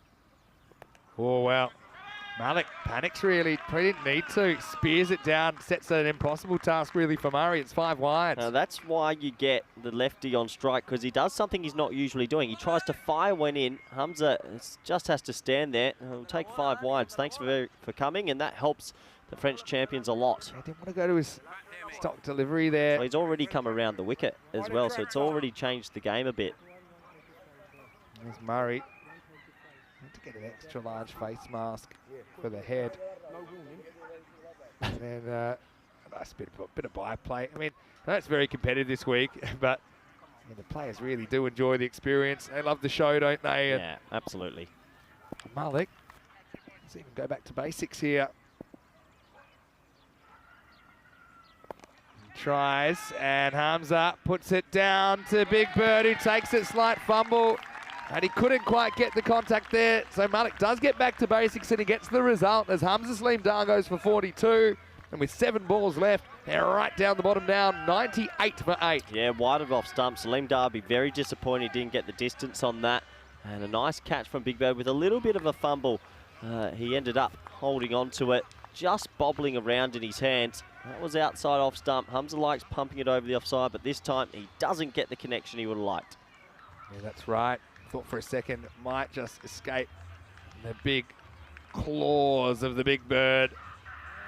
But he kept his composure. Great effort by Hamza. Had to deal with a lot there. Had to think on his feet. He does send 4 out of the ground and hit 3 fours in his 42, but he leaves with 7 balls left on the table. It's 98 for 8 as the headband warrior, Wahid Abdul, comes out at 10. I haven't seen much of the headband He warrior. doesn't bother getting changed for the batting innings. I don't think I've ever seen him bat. It's all right. See? Oh! He just put that one out of the ground. Maximo! Number 10, Big Ben for Wahid Abdul. He dials one out of the shoe phone and out of the ground at the end of 9. It's 104 for 8. Well, where has that come from? What a his shot. Strategy is see the ball, hit the ball a long way. Yeah, a lot of the innings, Wahid doesn't even have the uniform on because he's so confident he won't be required to bat. Not a bad shot. Anyway, Harry Hankins 4 for 17. How about those for some figures? Wickets also for Irfan, Lesbourne Edwards, Gavin Griffiths, and Adil Malik picks up 1 for 18 in his over. We'll go back to Griffiths now. That's what they choose to do. So 104, little late punch here from Thrillng. They'd love a cheeky little 15 off this over and try and set them 120. Still Hornchurch miles ahead, you'd have to say. What can they scramble to here? Ah, that's a shot and a half from Zahir. It's very Dre, baby. Ooh la la, was Zahir. Wakes up and goes Maximo. Shot. The last 2 sixes made cannon noise off the bat. They were both massive. Oh, they're a great team to watch. Look, I know it hasn't gone to plan for them. And look, they haven't capitulated here, have they? 110, I mean, magical finish, maybe high 120s, take some early wickets. You never know. They're given 27%. Now Griffiths, slow ball, outside the off stump, called wide. Are you a bit surprised with the 27%? Yeah, I think that's a little bit much. This is maybe a 10% chance. The computer's smarter than us. It's already established that many, many times. They still need to get Hankins early. That might change things a little bit. Maybe they will. Fighting. Reigning European champions. Rematch of last year's ECL final.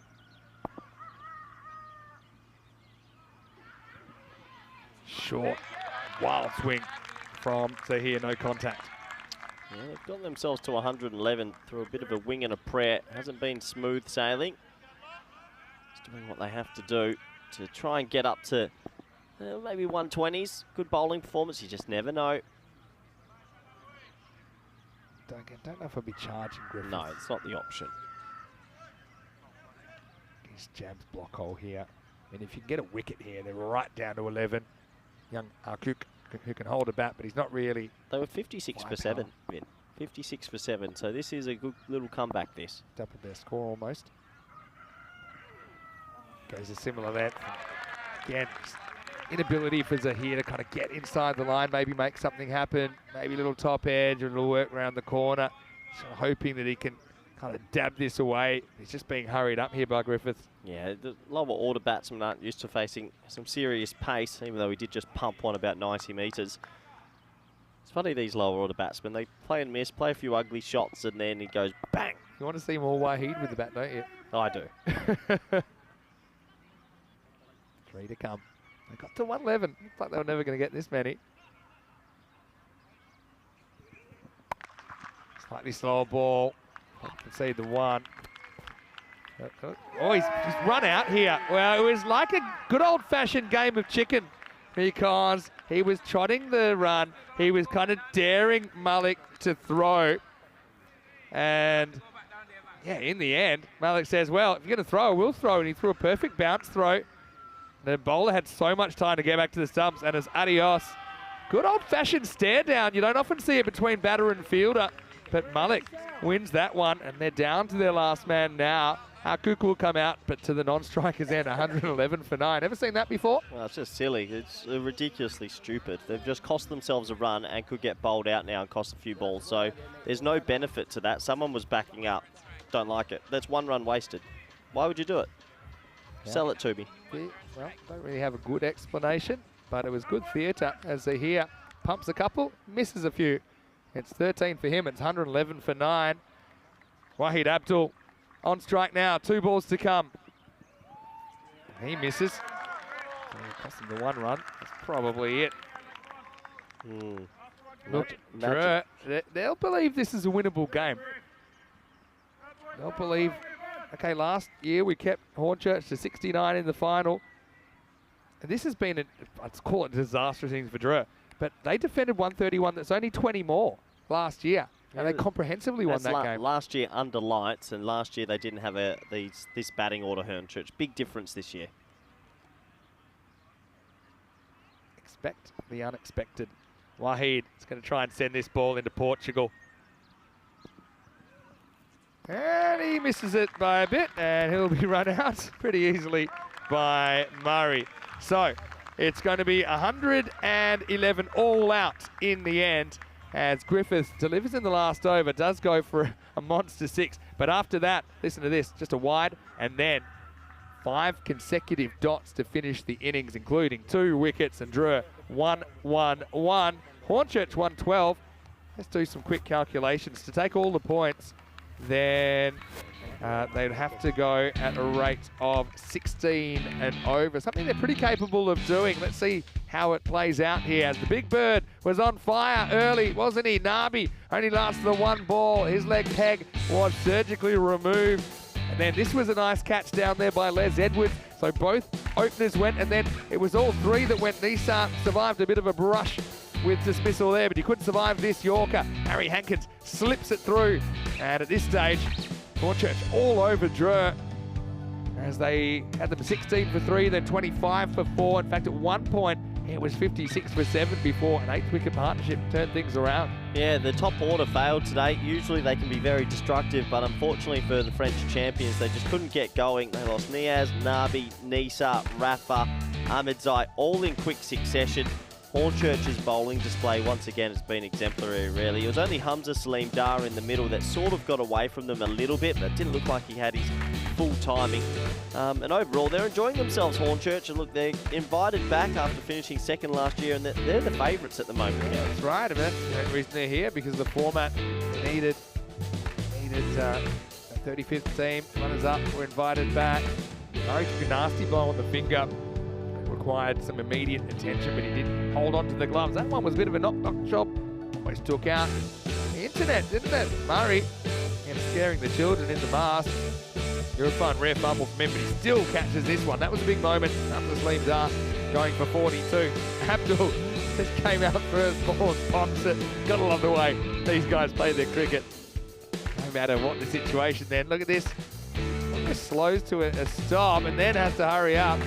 You're right, that wasn't very smart at all. Cost them a run in the end. Whether it matter or not, we'll have to see. 112 for the victory. Well, the big bird likes it. We might see him. We might not see him in the second half. We'll have to wait and find out. 112 will be the target, so 11.2 for the win. Or 16 and over to take all the points against Drew and make it a bit tough for Drew to even make the finals day tomorrow. Hamza with 42 off 19 stood up under immense pressure there. 4 sixes and 3 fours for him, striking at 220. Shazad Hussain with 16 runs, and Hamza here with 13. The only other players to reach double figures. Hornchurch concede 10 extras and concede 111 in the 10. Yeah, it was the wild card Hamza Salim Dar who shined the prize. 42 off 19 for him. No one else really got going in that innings, unfortunately, for Drew. The bowling display was fantastic. Harry Hankins, the pick of the bowlers, 4 for 17. There was a couple of 1-wicket hauls for everyone else. Big Irfan, 2 overs in the power play, 1 for 10.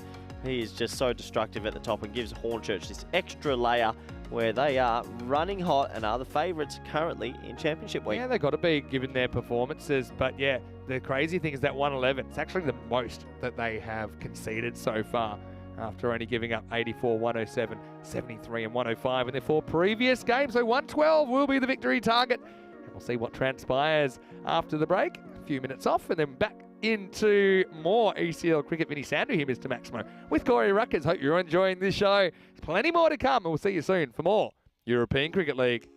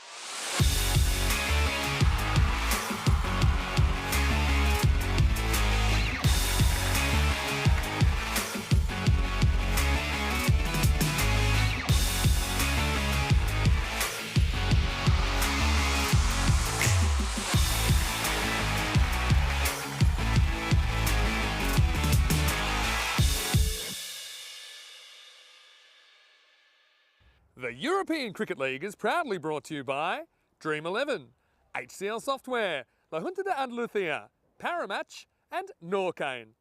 And the official charity partner, Share the Meal by the United Nations World Food Programme.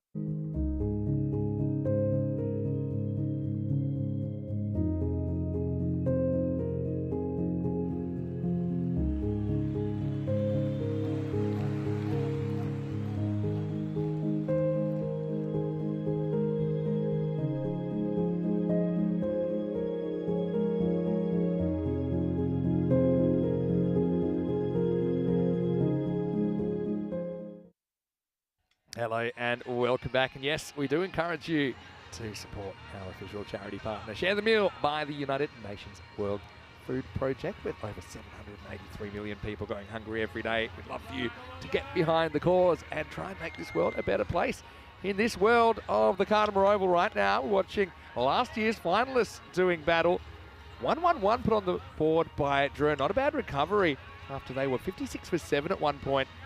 So all eyes on the English. Can they get this 112 in 7 overs? That's a rate of 16 and over if they're going to do that. I suppose if Drew, we're discounting, is a huge collapse of the English. And actually last time they met, actually, the English were only able to get 69. If that's the case, then Drew could take all the points.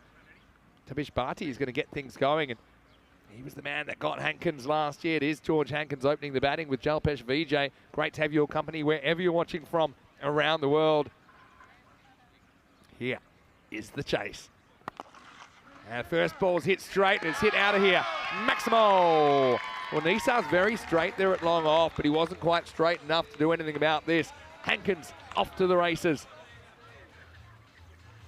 This is a really, really exciting tournament, really exciting week.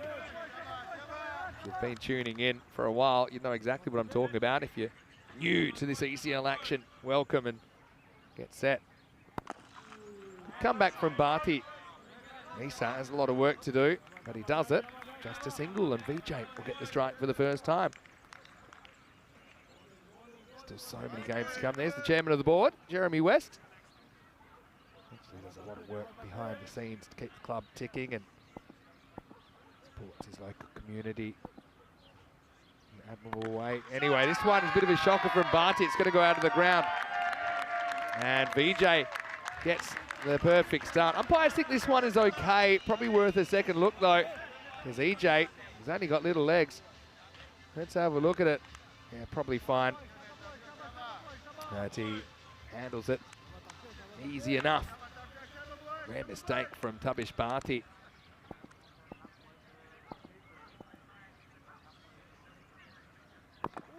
Now, it's back on target. So the big thing here for Drew, if they can push this game to an 8th over, obviously they want to win it, but if they're not going to win it, if they can push it to an 8th over, they get a valuable point, which makes it a lot tougher for them to be knocked out of the 4. So keep an eye on that as well. Hornchurch needs 16 and over from the get-go. It's about what they've got at this current time. Anyway, this is over the top. Really nice looking shot. One bounce 4. Another one rattles the pickets, and there's the 17 off the first over. The Hornchurch signs are up. Loving the odd balls. Peacock shirts as well. Odd Balls Foundation. You know, a charity that are certainly close to the heart of the Hornchurch Club. Go and check them out as well.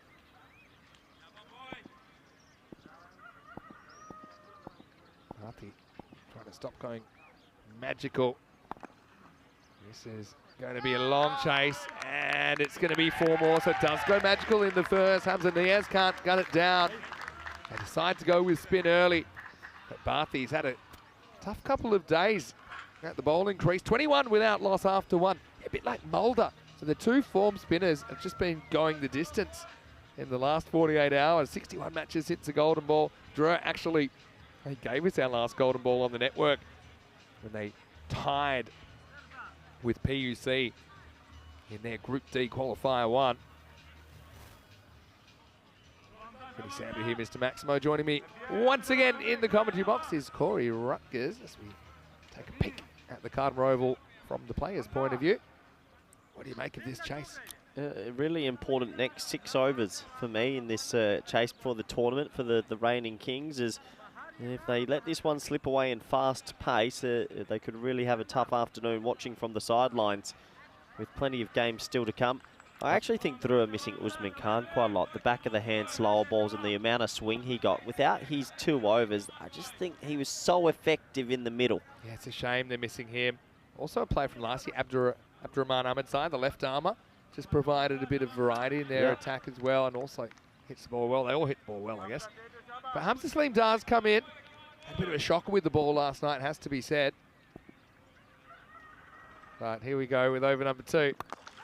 Starts with the ball, it just gets over mid-off. That was up in the circle, so Hankins looking strong. He's having a very good championship week. 4 carreras. Yeah, Hankins has been in top form, hasn't he? I can't remember the last time I saw him get dismissed. It's the trophy looking, and it has a detachable crown. Wow. Can you drink from it? It would be difficult.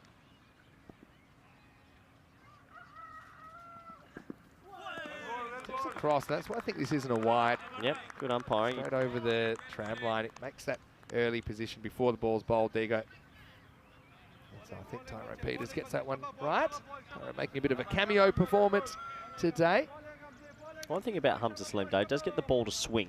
So can he draw a false shot from the man in form, Hankins? All right, that is a false shot, actually. Nabi goes back, but I don't think he can do much about it. Rolls across the line for 4. So Saleem Dar gets the kind of micro mistake, but still 4 more to the total. Right now, Hornchurch are looking on for this 4-point win, aren't they? Yeah, at the moment, it's a good start. That was a false stroke. It didn't go where he wanted, but it ballooned over cover point, and it lands safely for 4. So a little bit of luck that time for Hankins. He's off to a fly up, 15 off 5. VJ, 14 off 4. Hornchurch, maybe they're going to put Drew in a really awkward position.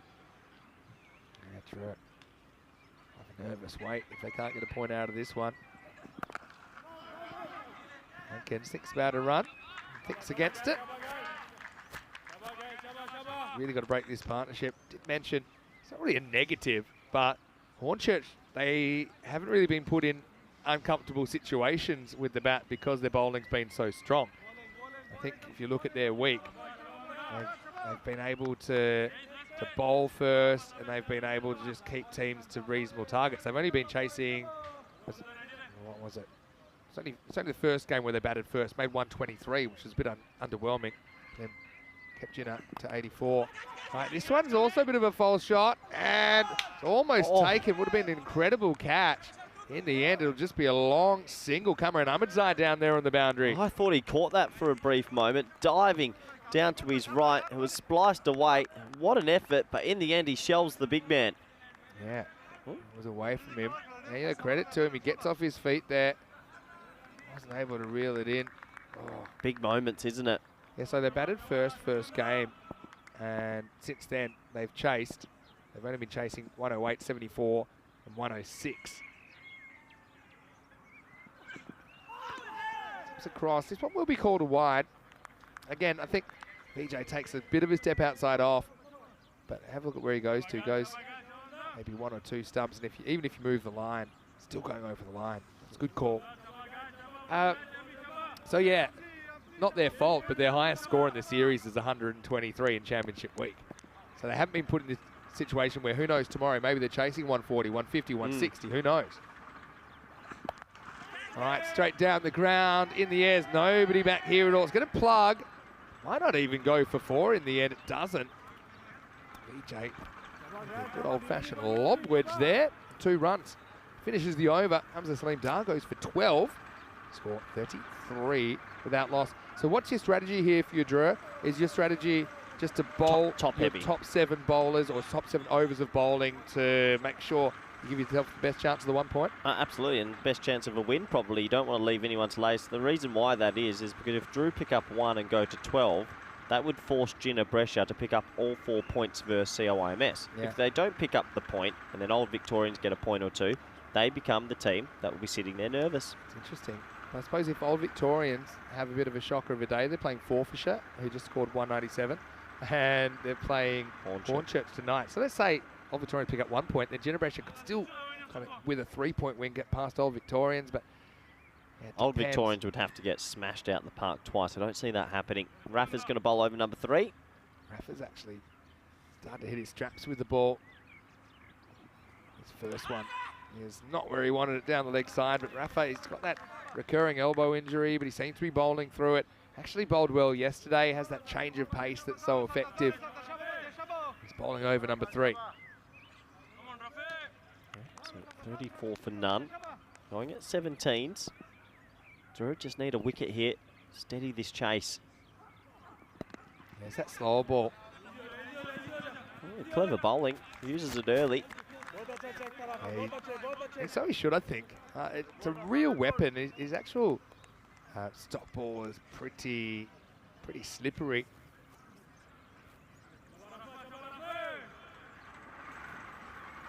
Yeah, you're right, Vinny. Hornchurch have been chasing some low totals recently, and they've been doing it pretty comfortably as well. Haven't felt too much pressure lately, and it's good signs for the team from England. I imagine they should chase this 112 pretty comfortably, but you just never know. Yeah, you never know. I can't say it's given, but 2 or 3 quick wickets. Keep that rate in the 10, 11, 12 plus. You never know. This one is the quicker one.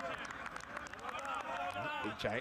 Let's look at Rafa. Yeah, that's the thing with Rafa. He's got the tallest guy. He's got a skiddy action, really whippy action. But his slow ball is kind of one that kind of rolls. It's not a back of the hand. It kind of rolls out as the leg cutter. So it rolls out the left-hand side of his hand. And the arm speed is just as quick. So it's very, very tough to pick. That's a nice shot, though. This time does bowl it. Disappears through the offside, 4 runs.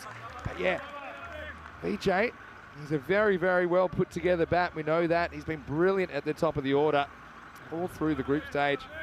But yeah, Rafa, I mean, check out the way that he delivers this delivery. It's certainly, I'd say unique, but it's an unusual sort of slower ball.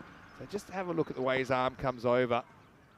And it just rolls out the left-hand side. And so next one has worked away for a single. So 40 in the power play. I mean, what are Hornchurch thinking here? I mean, obviously they're top of the table and there's daylight They're second. just thinking win. Yeah. I don't know if they would be even looking at the teams below them. They're just thinking win. They don't really need a bonus point in any sense. They're just thinking win. Thinking maybe inflict a bit of pain on their arch rivals. Potentially. But are they arch rivals? Cost them a European Championship. And now this one was a quicker one to Hankins. So he's worked away for 1. Yeah, you're right. I think they're just batting for the win, batting quote unquote normally. Yeah, I don't think they're in no rush. They don't need to think about trying to win it in 7. If they wanted to inflict extra pain and potentially cause a rival some nervous times, then maybe they would go out there and try to do it. But I think they're just focusing on winning every game as it comes and going into tomorrow's final day unscathed. BJ 21 off 8. He's made a very good start. He makes Wahid go finer at fine leg. Guarding against the ramp. And so very good slow ball there. Rafa only goes for 8 in the over. I mean, he's doing what he can do. Again, let's just check out this slower ball. I love to watch these super slow-mos. You can really get an insight in what the bowler's doing. Yeah, okay. Yeah. See, so it's... We actually got that a little bit of purchase off the surface as well. It's brilliant camera work by our crew at Spring Media as well as we get into the power play. Hornchurch 41 without loss after 3. Yeah, it's going to be the man with the shoe phone. Gets his opportunity with the ball now. Wahid Abdul, bit of a fan favourite. It's been on the network for many years. He usually delivers at the right time. Bowled a very good last ball last night. Helped them beat Jinnah Brescia by a run. Imagine if Jinnah Brescia had got that run last night. Then this table would be even more chaos. Well, they had 2 games they lost by a run. And they all... Only one, really. One lost by hip and shoulder. 3 weeks. Anyway. Here's the headband warrior, Wahid Abdul. And this is short, it's wide, and it's pumped. That's a really, really good cut. To think you can cut a ball that far is ridiculous. It's gone over the roof and far away. Coming in another day, Maximo. Hankins gets 6. Yeah, it just sat up. It was wide, and Hankins is in good form. What are his numbers this week, Vinny? I can't remember him getting out at the moment. I think he's got a lot of not outs. Yeah, let's go pull up the Hornchurch numbers, but yeah, you're right. He's having a very, very good time. Yeah, there's a few openers in this tournament at the moment that are on sort of heaters. Himself, Jinnah, DDC, those three last few days really smoking them.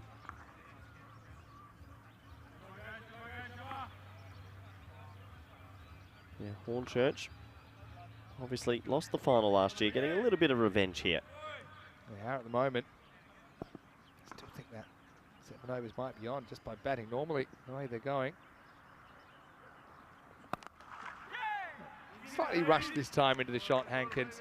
Okay, so let's pull up some Hankins numbers for you from Championship Week. Obviously, they played 4 games prior to this. They actually got out for 68 in the first match they played against Jinnah, but he got out the 10th over, so pretty much batted through. Since then, he's had 35 against Paco. Again, he was out then. Then 43 not out. As we watch this ball fly, and that's going to go all the way as well. Maximo, this time for VJ. And saves Carreras. Hornchurch bring up the 50 and the 50 partnership. So yeah, Hankins 43 not out, and then 60 and 36 not out yesterday. So he's on a bit of a streak of not getting out, if you like, with 79 not out going into this innings. VJ, though, he's been pretty good as well. He batted 3 first game when Gordon was available before he went down injured. He made 9, made 12 in the second game, but since then, he's on a bit of a run. 30 not out, and just 4 yesterday. But I mean, it just looked well put together. And you can see these two have a pretty good understanding at the top of the order. Do you have a leading run scorers for the week sort of thing going, or the week? We've got the tournament that we could probably have a look at, and TDC making a big run. I think Jinnah as well. The way Jinnah batted yesterday. Well, Mohamed Nisa, that is, Daniel Dorkaya and Jinnah, the leading run scorers. Moment right in the air, fielder takes it. Well, there you go. They get Hankins for 25. Hornchurch about halfway there. It is Abdul that will break through. Hamza Salim Dar with the catch. Does that open a can of worms here as Hornchurch lose their first wicket at 55 for 1. Yeah, first time we've seen Hankins miss time one in a while. Came down the ground, wanted to maybe turn it into a half volley, but it was an awkward length. Good catch from Salim Dar out there at deep mid-on. Made good ground to his left, made sure he held on to it. And it's a big wicket for the French champions. Nice work by Hamza. Just skating around to his left. So Hankins, he's been the main protagonist with the bat. They do have other options for sure. But he'll go for 25 and the score 55 for 1. Well, is it a bird? Is it a plane? Is it Muhammad Irfan Jr. coming out at number 3? Interesting choice. Yeah, we'll give him more batting time. The rumour mill was before the tournament, don't just watch his bowling, his batting is extremely destructive. So we'll get a little bit of a glimpse here, Vinny. Again, Drew, very important they make it to the 8th over as a bare minimum. Obviously, they'd love to steal a win here. Given some sort of chance by the computer. Here's Irfan. And he's just going to smash that one out of the ground. He sees it, he hits it, he puts it away. Maximo. Pretty confident start for the Big Bird there. Yeah, Big Bird just does what Big Bird wants. And if he wants to chip a 6, he'll chip a 6. He's a seriously destructive player. Just an ease with which he sent that out of the ground. He's got some unfair natural advantages, doesn't he? Team Europe? Well, we'll have to get him in the Schengen sooner rather than later. Might just say he's only played in Spain. Have to find a technicality. 2 Spanish lessons and get him in. Anyway, 61 for 1 after 4. So now they need 51 off 6 overs for the win, 51 off 3 overs to take all the points. And you're right, it might not matter that much to Hornchurch, but it matters a lot to Drew. Rafa comes back and he gets worked away. 1 bounce 4, really nice shot. VJ just extends and it's a long way outside his eye line, but he times it very, very well and gets the boundary. Yeah, nice batting. It's wide outside the off stump. Just had to catch up with it. That's exactly what he did. Good players won't overhit it on the offside. Good timing. And I finally got my 2 guys batting together I wanted to see. Irfan and VJ. I want to see a mid-pitch conference. There's that slow ball. That's well bowled. Biggest height discrepancies we've ever had on ECN. Dumb guard. And to, what was the openers? That was, Curran. yeah, huge difference. That was only one. You've already forgotten. That was less than a month ago. I reckon this pushes it. Oh. Good-looking fans we get in here at the Costa del Sol. No, they've just come back from India. They were catching the Test series. Oh, beautiful. This one is hit, and it's hit in front of point against the one bounce four. The Rafa goes to that slower ball. VJ seems to be picking it better than most. He just holds his shape, doesn't try and hit it too hard. Kind of places this as well in front of square. He knows there's no fielder. He gets another four. Yeah, so back-to-back boundaries, and yeah, they're going about it. What's the permutations here, Vinny? I know it says to win. We need to change that now. That should be going over to the bonus point because we've been talking about it as we know the impact it could have on this tournament. Jinnah Brescia are sitting at home right now. Maybe they're at the ground waiting, but they are desperately hoping Hornchurch do them a big favour here.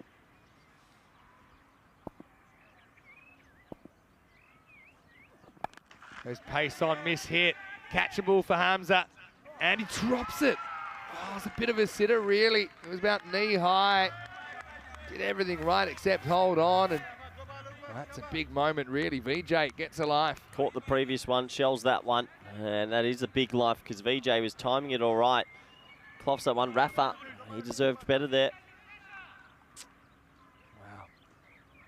Didn't stop the body, feet together. It's a goober, really. Irfan and gets the strike thanks to the single, and he's going to cut this away. Well, he ain't no one-trick big bird, is he? As he lifts that one up, uppercut, and that hurts really. Compounding their problems. Maximo as Irfan doubles his score. He can get this ball away for a boundary as well. 36 off 13 for all the points again for Hornchurch, who are just playing marvellous T10 cricket. They're going into tomorrow's finals day as a big favourites, Vin. Rager. Slow ball. Again, he's just going to push this. It'll be one bounce four as well. So, Irfan is going to go to 16 off just 3 in Hornchurch. Get it down to 32 off 2 overs. Take all the points. 80 for 1 after 5. Again, just look at this. Just perfect timing. It's just a push. Just like a paddle. Breaks the wrists and gets the boundary. Let's welcome you into the commentary box. Great to have your company wherever you're watching from around the world. Corey Ruck is with me. I'm Vinny Sandu, Mr. Maximo. Rico is off today, but don't worry. He will be back for finals day tomorrow. And you're right. We've talked about all these teams being even and fighting for points. But really, Hornchurch, they're head and shoulders above the fight. They're kind of looking down from above at the moment. They go in as hot favourites tomorrow, regardless of what happens. Hot favourite. If they don't lift the trophy tomorrow, they'll feel like it's a massive bust because they have destroyed every team in Championship Week. I think you were saying there's been only 3 clean sweeps, and they've done them all. Yeah. They had 30 runs away in 2 overs from another clean sweep. Yeah, crazy stuff, really. But Drew fighting hard. They've got to get through these 2 overs and keep the game alive to an 8th to get a point, and that could keep them in the competition. Let's go back to the action. And it's going to start with a 6. So there's the bonus point equation. You can see it there. VJ lifts it up, goes Maximo. Cameron Ahmedzai comes on and disappears. Gets it down to 26 off 11 now. Do you think Drew are aware of the parameters here? I'm sure they know. Because I'm telling you right now, if they get swept here, Jinnah Brescia then only have to win this afternoon to steal back a final spot, and it could be the end of the French. Need to pick up a win sooner rather than later. VJ gets another one on the pads. That's bad news for Drew. 4 carreras más. VJ to 47. Yep, 90 for 1 now. VJ 47. He's happy. Of course he's happy. 22 off 10. This would really do some big damage. I think they could have maybe gone back to Barty this over. Because when he bowls well, he goes for under 10s. True. I still think Barty's their best bowler, Going personally. for big runs, though. I think everyone has besides Hornchurch bowlers. 47 then. Oh, tries to get creative. Big dot ball. This 22 off 9's massive, Vinny. It's huge. Absolutely huge. I just don't see CIYMS later giving away 4 points. We haven't seen it in any other game. So, but if it's a shootout between Jinnah Brescia and CI, Jinnah Brescia could easily win that, and then they're in the 4. 22 off 9. Yeah, this is a little bit short. That's put away as well. Bowls a heavy length, but VJ hits a heavy ball as well. And that's going to be 50 for the opener. Brings it up off 19 balls. What a good knock this has been from Jalpesh. Yep, he's been up the top of the order as a drops chance last over, and he's making them pay now. Hornchurch on their way to another clean sweep, 16 off 8. Oh, Thrillng. This might be the last time we see him this year, Vinny, if the other results don't go their way. It'll be the most nervous of weights. Yeah, it will be. Thrillng. I mean, you got to remember as well, CIYMS are probably playing for nothing. They might be experimenting, whereas Brescia will be playing for everything. Cricket, eh? Great. I love this bonus point stuff. The unkindest cut of all tonight when we let 3 teams go. Oh, Medics, they're enjoying the action. They've done a magnificent job. They've been kept busy.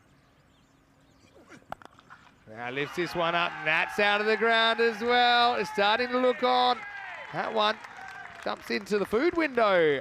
It is Maximo, chairman of the board. Well, when he starts stealing hats, you know that things are going Hornchurch's way. 10 off 7 now for the bonus point. Yep, 10 off 7. I mean, they should walk this bonus point now. Not that they need it, but it just creates chaos for the afternoon fixtures. Just looking uber confident here, JP, at the crease, isn't he? Very organised, very balanced, making sound decisions. Except for that, but it'll get the wide because it's down the leg side. But doesn't have to go the ramp here, considering how well he's hitting everything else. Hello to everyone who's in the comments section. Just a reminder, we'll have extended break after this game.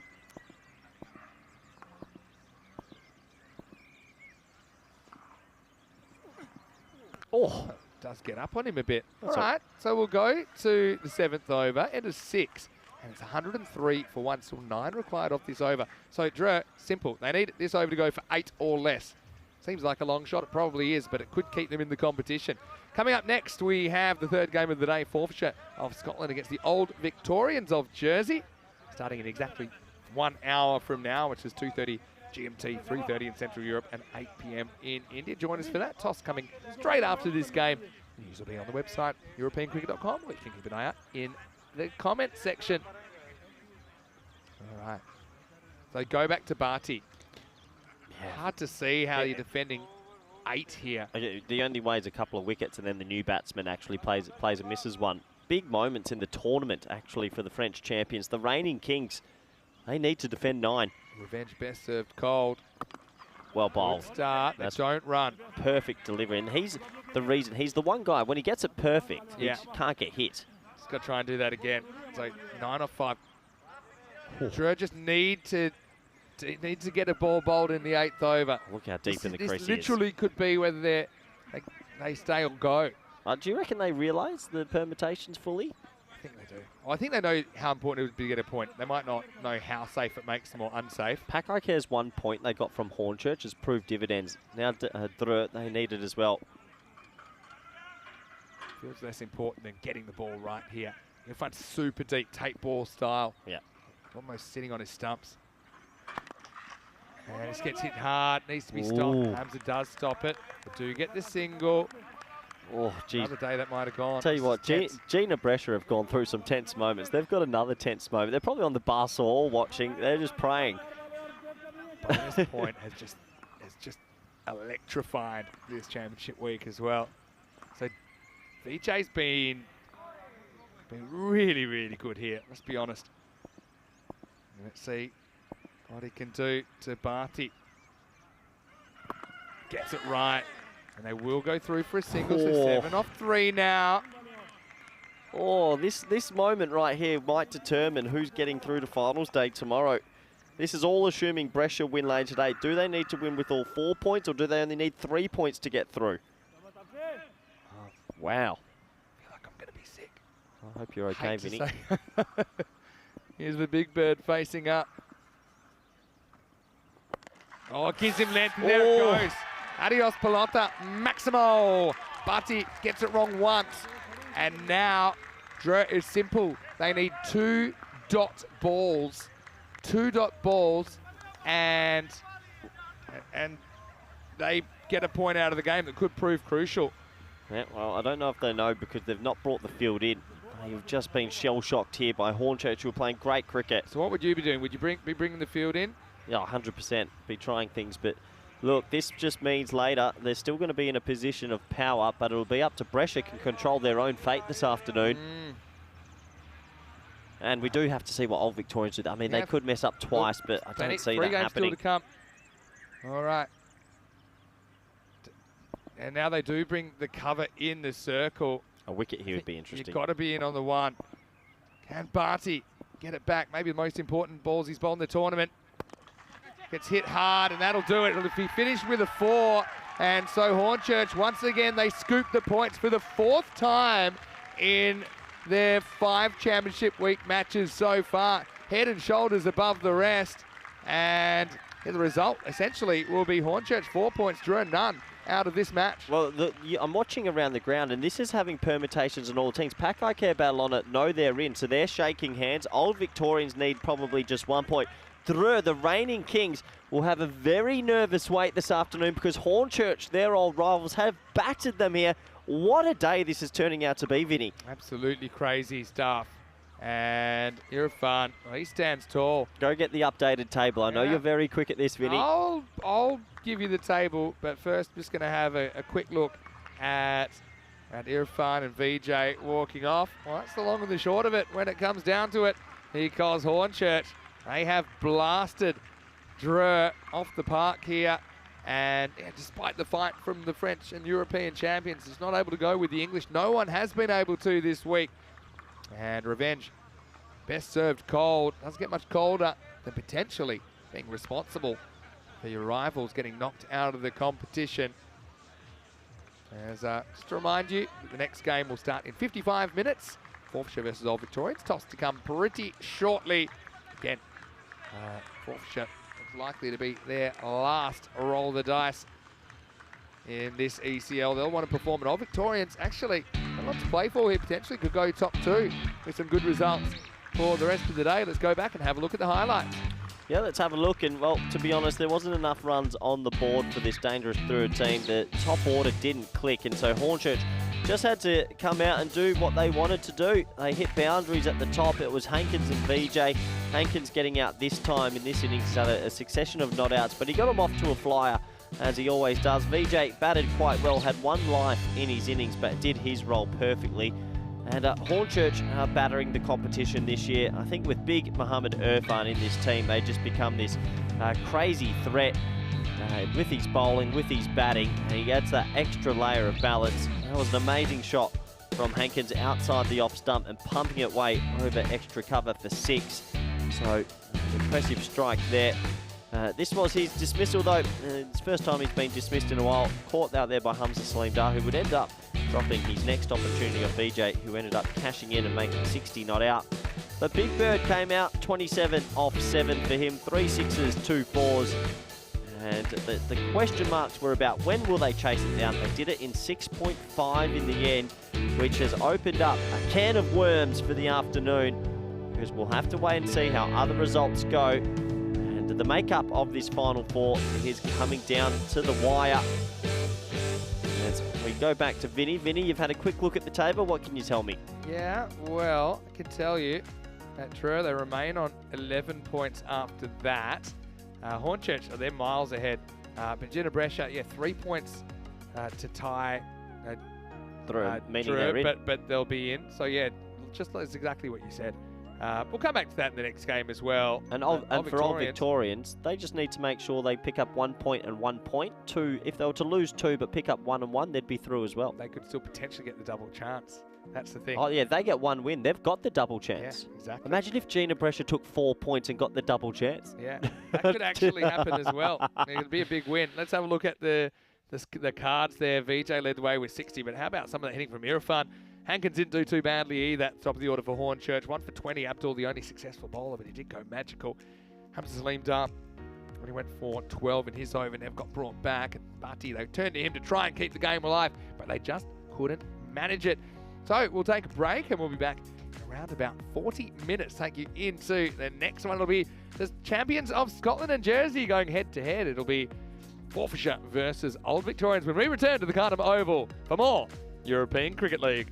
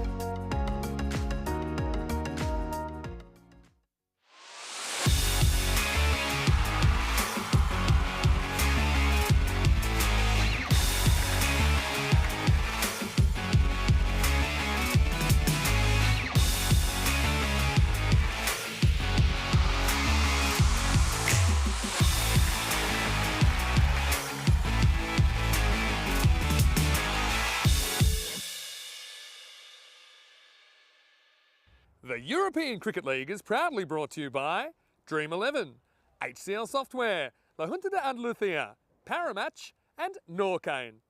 And the official charity partner, Share the Meal by the United Nations World Food Programme.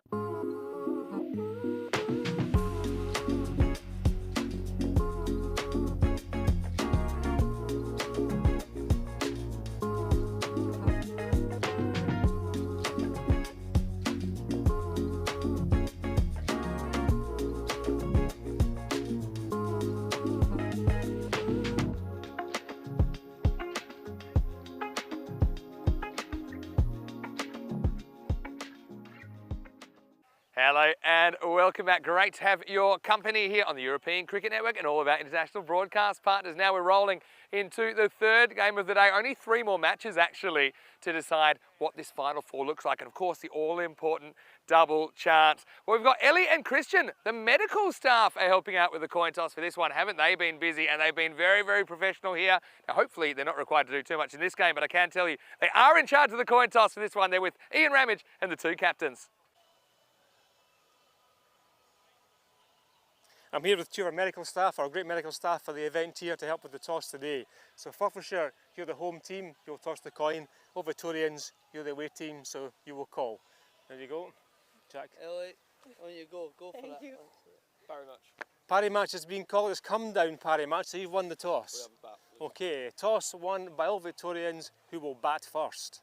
Well, bien hecho, chicos. Great job there at the coin toss. Ellie with some good technique there, but I can tell you that the news from the toss is that the Jersey side, Old Victorians, they've won the toss. They want to have a hit. I think either team wanted to bat. They're actually both members of the 190s club this week. And one thing this morning, Forfarshire, they put that 190 score on the board. They almost didn't defend it. Only 4 runs in a crazy game, 197 to 193 against Paco.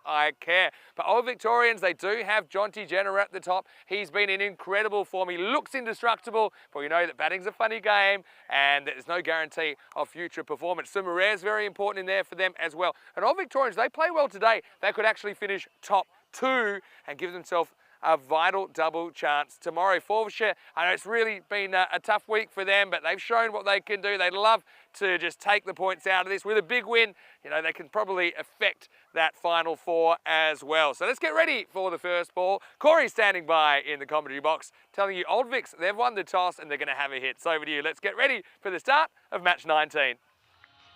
Thank you very much. Vinny, Sandhu, welcome back everyone around the world after a bit of a break between match 2 and match 3. We are back with live action at Cartama Oval, and what a day it's been so far. We saw scores in the morning in the 190s for both teams. Remarkable. And then we saw Hornchurch get a very comprehensive win over Thrillng in the replay of the final last year. And now we have, it's going to be the Old Victorians from Jersey who are having a very good tournament, playing Forfarshire, who got their first win this morning. Let's have a closer look at these teams. And, well, it has to be said for Old Victorians, that top 3 are clicking. Jinnah, Julia Samarera and Jamie Watling. Those 3 are in form, with James Duckett as captain, bowling and batting a bit. If they have a good game again, they'll go into this as favourites, and they do on the supercomputer. So Forfarshire start behind, and probably our last look at Forfarshire, as I think numerically they are more than likely out of the competition unless they win this game with all 4 points and results happen to go their way. So we'll have to wait and have a closer look. They would have to win with all 4 points, swing the net run rate, and still hope Old Victorians don't pick up a point later today. So it might be our last look at Forfarshire, but they would love to go home with another win after a fantastic win this morning. The umpires have made their way to the middle. A warm welcome to everyone in the chat, wherever you're watching from. I hope you're doing well. And a warm welcome to all our network partners, Fan Code in India. I know you're all watching. Good luck for your Fantasy 11 teams, Dream 11, Fox Sports Australia, and everywhere else. I hope you're doing really well. We're almost set to go. Jennah's on strike. He hit a 99 not out and a century yesterday. What a day. Ball 1. Pushes it straight to cover where Hoagie is floating about. Just a dot ball to start. But yeah, Jinnah, let's talk a little bit more about him. What a day yesterday. A 99 not out in the morning, and he put that behind him. Might have been disappointed not to get to 100. I don't think he should be too disappointed if he hit 99 not out though. And then responded in the afternoon with a marvellous century. This time, push straight. That'll just be a single. Yeah, Jonty Jinnah's played 39 T20 internationals, 5 ODIs. Been a part of the Sussex program in the past. The second 11 cricket and so on. He's a talented player. And so is this man who's now on strike somewhere out. He's probably a little bit more of a bludgeoner compared to Jinnah. Hits a big ball. A nice start this from Bow Wow. Nicknamed him Little Bow Wow in this tournament. He's bowled really well. It's been a good addition. He wasn't in the group stage. He was unavailable. But he's come back into Championship week. He's been a shining light with the ball. I think Forfarshire will rue that in the earlier matches in this group. They just couldn't pick up that win they needed.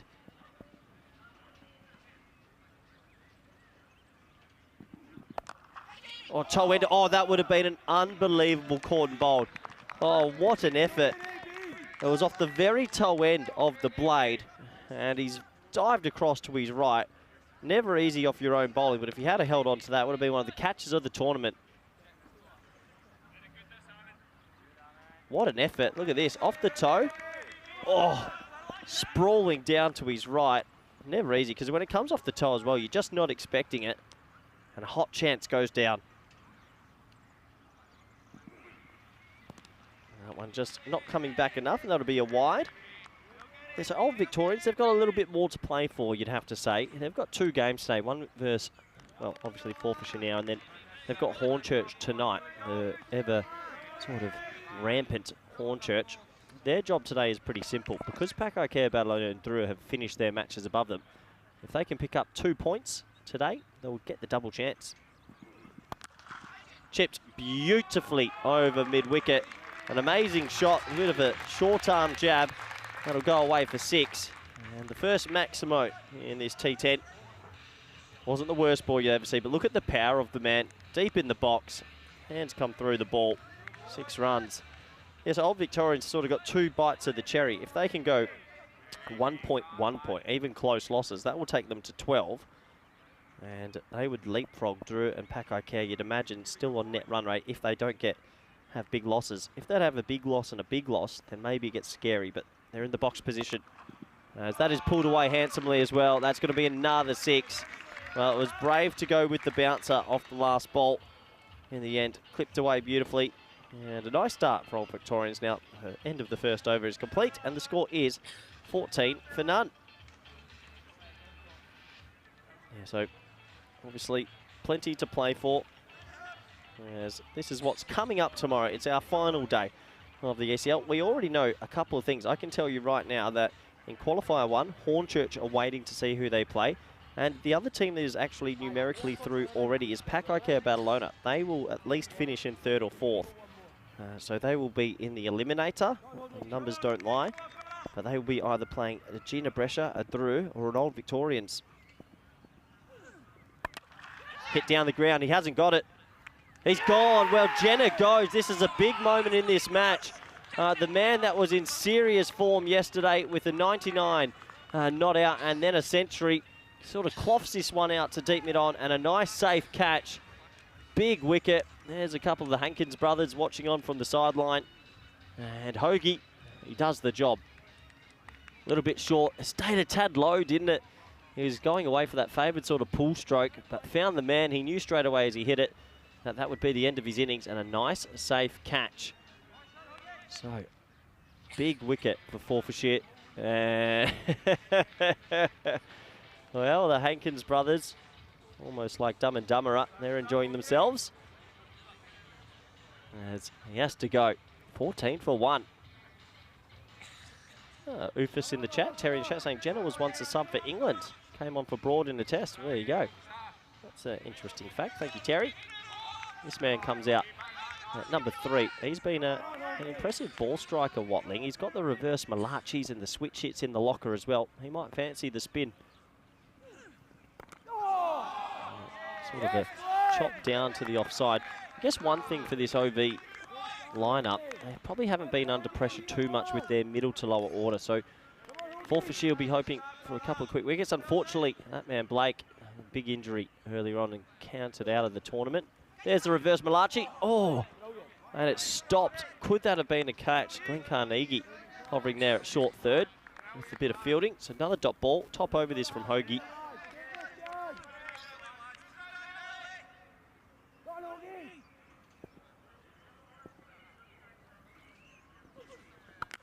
Swept beautifully. That's what he can do. When he hits it, he stays hit. He's a big boy. And Watling opens his account with a 6. And good contest on our hands. We've had some extremely good cricket this morning. 20 for 1.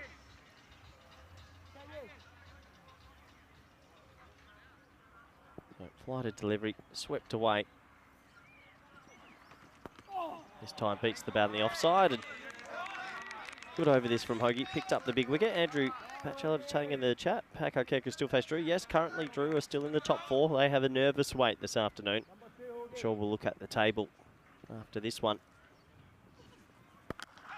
Pulled away hard into the leg side and into a big pocket of space. So a 4, that'll be 10 runs off the over. But the big wicket of Jinnah, you have to give that over to the Scottish champions. The score at the end of 2 is 24 for 1. Gives us an opportunity to look at that table, and let's focus on these sort of teams in the middle at the moment. With Through losing that game and hovering on 11 points, you would assume today Old Victorians, if they can pick up 2 points anywhere, they will go up into that second place on net run rate. But Jinnah Brescia, who are sitting at home, play CIYMS this afternoon. And if Jinnah Brescia are to win, that would probably knock Drew out. If Old Victorians don't get any points today and Jinnah Brescia win, that would knock them out. But I think the big thing for Old Victorians, get a win. You guarantee the double chance, and we know how important the double chance is in any format of T10 cricket. So we're going to start over number 3.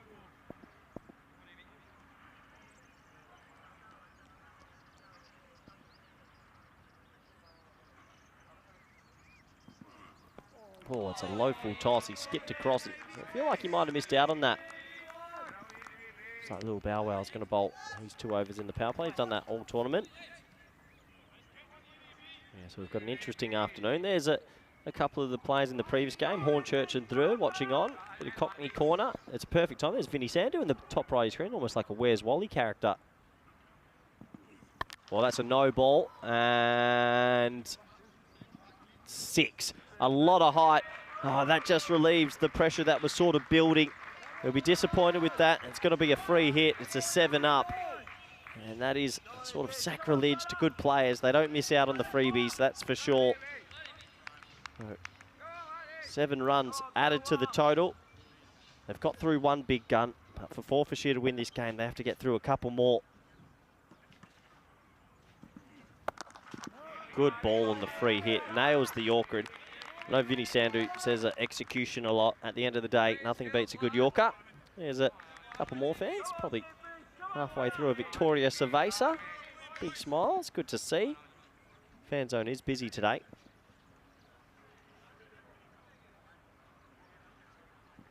A big inside edge onto the pad this time, and they'll scamper through for a single. So Forfarshire holding their own at the start of this one. 32 for 1. All Victorians currently 3 wins, 1 loss in this group. There they are. Some of the Hornchurch faithful. I think he might have lost a little bit of the bottom of that Kookaburra bat.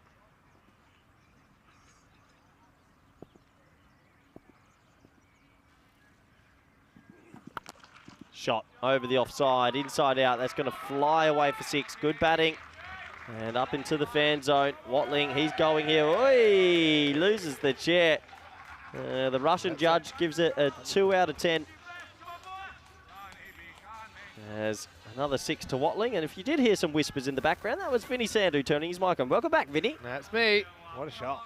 That's big leap. The clipboard warrior. Lee. Ah, Loves the big it's clipboard. just a Oh, well, it's a wipeout. And, well, they do say, you know, get your body down to ground level. I think that's exactly what nature intended. Little bow out. A bite at the moment, but that's one. He gets a bit of a win against Watling. Oh, there's a man that a sight for sore eyes. Where's the cage helmet? Yeah, They've let him out. He looks better mask. with that. Yeah, he looks better with the mask on. Actually, his wife was saying that potentially he could wear it all the time. Anyway. Shall we tell the viewers that we do actually get along with Hornchurch? Or? No. Well, it's a one-way street for you. Right, short. Actually gets a bit out of this. Oh, well, it's actually not the worst spell. None for 28. I know he goes occasionally, but wins the battle with 30, which not too many bowlers have lately, Corey. It's 38 for 1 after 3. Well, if you can make every bowler go none for 25 in, you're chasing 145. I think that's actually a win for Will Bow Wow. That might be the last time we see him bowl on the network for a while. I think he's been a good addition in Championship week. Yeah, definitely. Forfarshire had a good win earlier, but it's a bit of a nail biter. 197 to 193, 390 runs to start the day. Most or second most? Second most ever, and definitely most in an ECL match. Yeah, most at Cartama Oval? It has to be, yeah. What a game. You know what comes pretty close?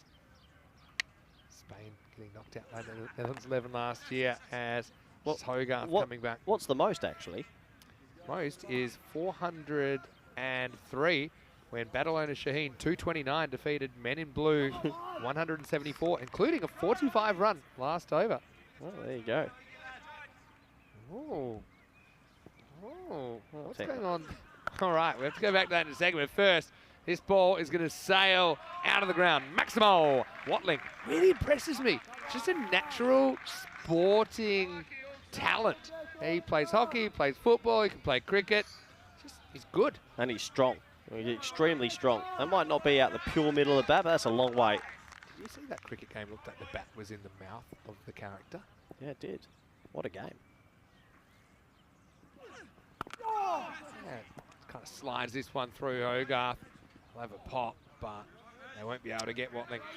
Have old Victorians, do you think, that middle to lower order, they haven't been exposed too much. So Forfarshire would be sort of thinking, can we get a couple more early wickets? But at the moment, the top three are clicking so well. Yeah, they really are. Uh-oh, that's hung up in the air. I reckon this is high, and it's definitely going to be 6. I got a feeling we're heading to 7th heaven again as Hogarth gets it wrong. Maximo, check the height. Talk about a freebie. Yep. Well, yeah. Unless that's coming down. It is coming down, but it's so high. I think you're going to have to give it. And Summerer cashes in. It is a 7 up and a free hit to be bowled now by Jack Hogarth. Well, that's 2 now, Vinny. That's 2 times that they've cashed in on the free hit. Oh, the no ball full toss and hit him for 6. Now it's free hit time. Stands, can't elevate. A couple of times they've missed out on the freebie, all Victorians. Just feels when Hornchurch aren't playing, it's a runs fest. And when Hornchurch are playing, it's a slug out for the bowlers. Forfarshire equalled runs earlier. Didn't know if they're batting or bowling. This one's close. Umpire has a long look. Oh boy. Yeah, he goes to the reverse. It's a bit of a messy kind of shot. Saying maybe height was an issue. Jack's not particularly enthused about it. Yeah, let's have a look from side on just to check the height.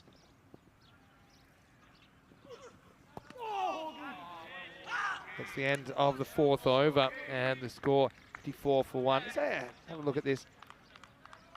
Yeah, I actually think it's a good call. I think it's going over the top. That's very good umpiring, actually. Hits the very top of the pad. I know he's slightly bent, but I think the side on showed it was sailing over.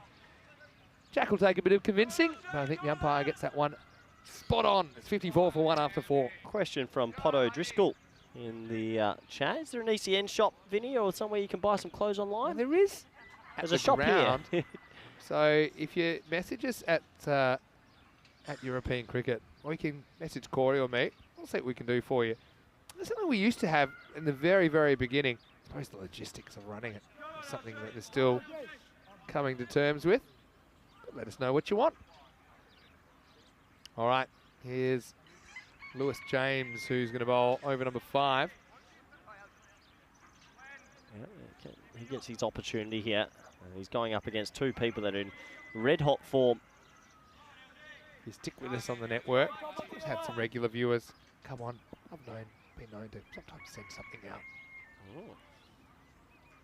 So Morat faces up. A little bit short. Easy pickings, no outfielder out there, and that's gone all the way. Maximo to start the over. Yeah, too short, isn't it? Just had to play the swivel pull shot and easy pickings. There's no deep fine square leg, sorry. They've got third back. They'll make that change now. Yeah, I think that maybe signaled 6, close. I think it was 6. Just a little bit of rope there. Just this blurry picture. Confusing the issue. I think they get that call right. Well, that one's too short again. Doesn't learn his lesson. Does Sumer, and Sumer pumps him out of the ground. James, 2 balls, 2 sixes. Yeah, too short, unfortunately, for James, who's come in and just not hit the length he would have liked, and it's hit me bowling. 2 sixes straight away. I've got some animal news for you. I picked up in the fan zone on my way up. Did you know that around the Cluck Norris zone, they actually have some real peacocks? Really? Genuine peacocks over there. And you hear them sometimes. Can I pet them? See, Cluck actually just confirms that. Papa Real, as they say. Yeah, no ball called. Oh. Tell you what. Oh. There's been some characters in the fan zone. I had a bit of time in between the 2 games, the extended break, to say hello. Yep. 66 already. Runs flying again. That's good keeping by Garden. Oh, how's that not a wide? Oh, boy. Whoa. Has he Whoa. Okay, we've got to watch this one again. How is this not a wide? Whoa, maybe he just hasn't seen it. It's got to be a wide. I mean, maybe. Wow. How's that not a wide? That's unbelievable. Oh, it's off the pitch. Has there been a glitch in the matrix? Hi, caramba. Anyway, next one is wide-ish, and it's going to be caught. Well, Sumer maybe couldn't believe his eyes. Then his eyes light up, and he goes for 39. That was quite incredible, but it is the second wicket. Noel Victorian, 66 for 2. I don't know what's just happened, how they've missed that. It's a crazy one. But sometimes the bowler can block you, but then normally they would kind of give the decision from off the field. But that was bizarre. But it is a wicket as James gets the right of reply. And the score now is 66 for 2. Yeah, another wicket goes down, and somewhere out who good little innings, 39 off 15. Gets them off to a bit of a flyer. Up to that middle order now. Samarat, 6 sixes in his 39 as well. Carnegie with the catch. Could see him in the side, and he didn't let his side down there. Good to see Glenn on the field.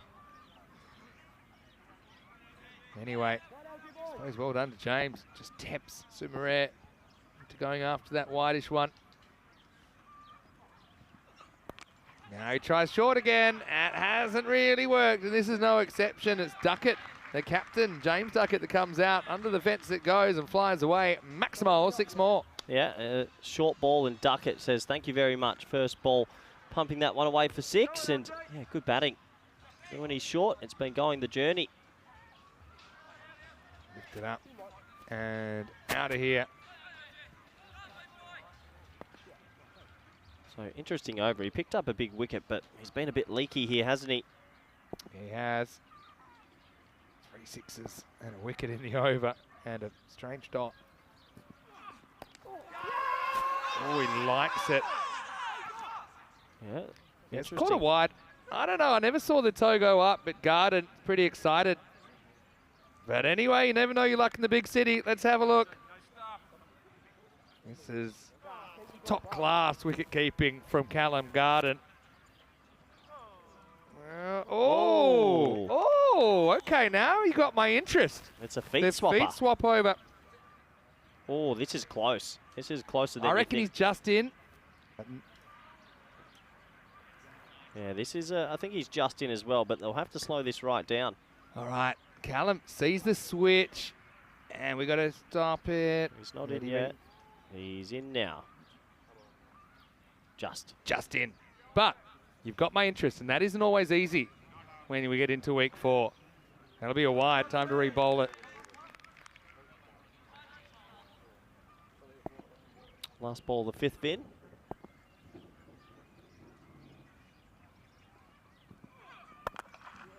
the wicket ball. And this time it's just punched out by Duckett for a single, and we'll get to the end of the 5th over. And all Victorians, after winning the toss, selecting to have a hit. They're 74 for 2. Let's welcome you into the commentary box. Winnie Sandu here, Mr. Maximo. Got Corey Ruckers with me. Rico, don't worry. He's on ice. He's just having the day off. And I'm sure he's watching. And he'll be pretty interested in what's going on, because this final 4 is far from determined, isn't it, Corey? No, it's an interesting afternoon. Old Victorians have a beautiful chance. 2 bites of the cherry to get the double chance. And Jinnah, Brescia, the path has opened. They needed a path. It's there. It's theirs for the taking. Yeah, it is. And so it's one of those days where kind of near enough if you're good enough. And these matches today have a big bearing on not just this ECL, but kind of the history of these clubs as well. I mean, they'd love to have the chance to lift the ECL trophy, which will happen tomorrow night, so stay with us. The second last day of ECL 24. Of course, we'll be back at the Cartama Oval in September. I think September 23 we'll start the ECC. We've got a bit of ECC news as well. Come back to that in a second. You can tell me off air at halfway stage, Vinny. That's okay. Here we go with Olchin coming on to bowl. Hit straight down the ground. He's got a bit of work to do, but does it well. Scott Cameron. So how much batting has this sort of, look, they've still got Watling out there, but how much batting has the 4, 5, 6, 7 sort of done in this whole Victorians lineup? Not so much lately. But obviously it was a bit of a talking point during the group stage. Maybe they didn't have that kind of T10 middle order. I think they can all bat, but you need guys that can slam boundaries straight away. It's kind of a different skill set. Slow ball misses the mark. But yeah, I suppose T20 cricket, you're looking for your middle order to come in and be able to rotate the strike pretty quickly, maybe give the strike back to a set batter, whereas in T10, you really want them to be a bit more proactive. But anyway, Olchin, he's a competitor. Been good to see him back in the ECL. And almost finds the block hole, but has the field covering him. That's King out there doing the fielding. Okay, here is the... What's up? ECC news. Oh, we were hoping to reveal the draw this week. Okay. But we've had a slight logistical issue that will mean we have to put off the announcement for a couple of weeks. Okay. Okay, so that's maybe at the Western Shield. That's the idea. Ah. Yeah. Very good. All right, slow ball, elevated. Oh, he's hunting it there, but couldn't quite make it. Wallace had to pull the shoot. Just a single, though, not a bad result. Olchin winning the battle in this over. There's Gavin Griffiths and George Hankins. Very good-looking toes, Griffiths. That's why he just covers them up at the ground. Yeah, actually, Helen in the background saying it looks like they're in a hot tub over there. That'd be a great addition to the ground. Swing and a miss from Watling. Good over this from Olchin. Just the fighting back. Cartama Oval Jacuzzi. Stop it. That's where we need to get to. No, it's not. No, who's cleaning that? Ugh. Sarah? The robot in the jacuzzi. And that's the smelliest robot costume now as well. Hey. Wide. He's been keeping really well here. Yeah, so just to touch on what I was saying, we locked and loaded. We had our ECC plans, but we've had to maybe just move a few things around in it. And it will take a little bit of time to sort out. So unfortunately, we won't be revealing the ECC draw during this week, but we plan to do it at the Western Shield just a couple of weeks away. Short and monstered. That one might bring rain on a slightly cloudy day. Had some height, and Watling goes big. Maximo Olchin kind of won most of the battles, but he didn't win the battle with the short ball as that one disappears. I reckon they've bowled 7 short balls in this innings, the sort of outside the power play, and all 7 have been hit for 6. Just got to stay consistent with their length. That is a hit-me ball, and it does get hit. That went miles in the air. But they've got 2 of the big 3. Forfarshire need to focus, but it's not easy. 3 very good top-order batsmen. Watling's in here, 30 off 15. Now goes and dabs this one down to deep backward point. Watling will retain the strike, 31 off 15. He's a big player to stay there at the moment for Old Victorians, having a very good series. 86 for 2 after 6. Still a pretty good over from Bryce. He goes none for 12. I guess on the flip side of it, Vinny, Forfarshire maybe, there's like the only window open for them. If they chase this in 7, tie on 10 points, Hornchurch does them a huge favour tonight to ruins their net run rate, and you just never know. So Forfarshire, credit to them after losing the first few days. They've come here today, and they've come here to play. The only thing with Hornchurch, I think they had things start to unravel in the night before the finals last year, so I don't think they're going easy. Tonight, under lights, you want to practice under lights. You want your batsmen facing the ball under lights. You want your best bowlers bowling. So, but last year they did go easy in the last game, and yeah, they did lose momentum from that. Over 7, King loses the first one. Gregor saying, why does he feel so sad? This is the penultimate day of this competition. Well, I've got news for you. You can follow us all around Europe because on Sunday, not even Monday, on Sunday, I'll be in Portugal. I cannot believe. Are you commentating on Sunday? Of course I am. Sunday morning. We're springing out of bed for ECS Portugal Game 1. Who's Game 1? Who is it? I'm so glad you asked, and I was staying up late last night just looking into the Sunday fixtures. Yeah, you're looking forward to that? Ah, look.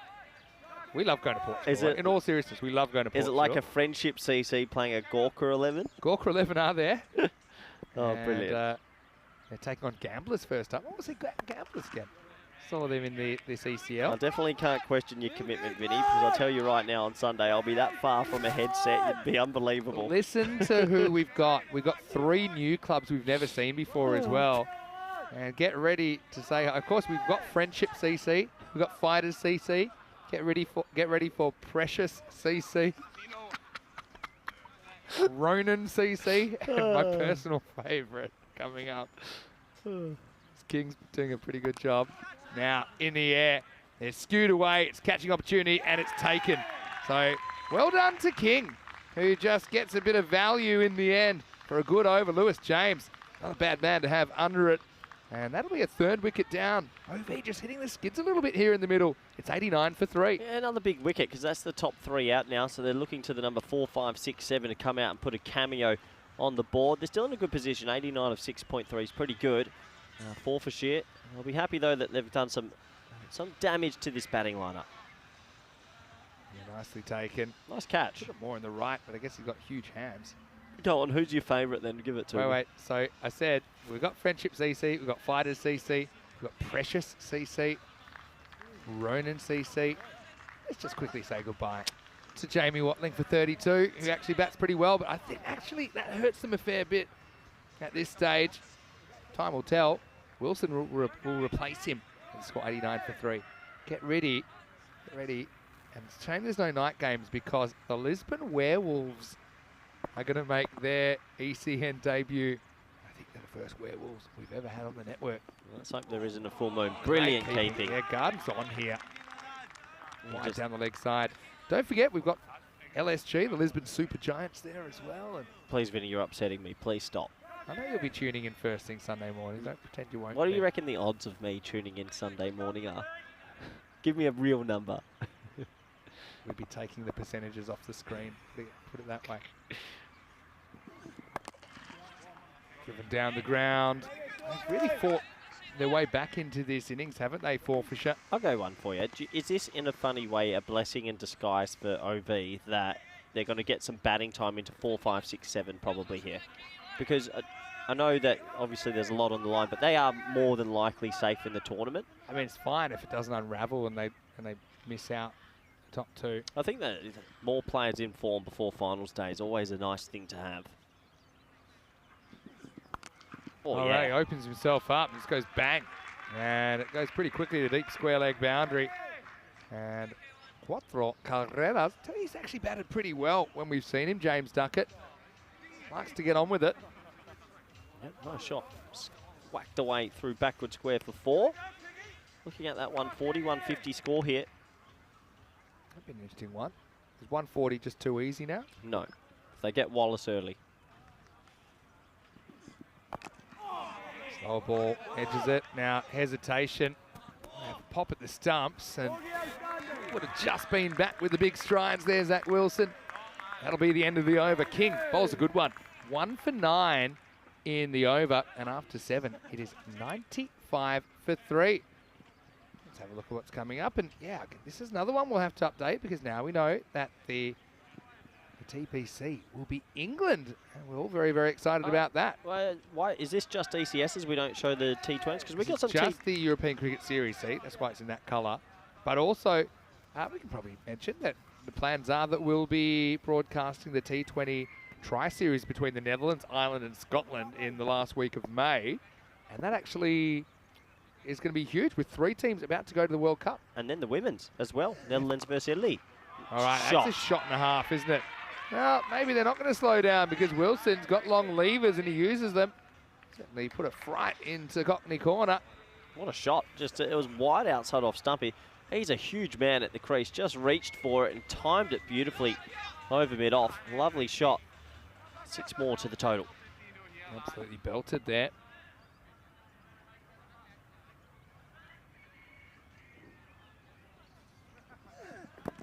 Really well bowled. Also pretty well blocked by Garden. Good comeback from Allchin. Hey, I love this comment.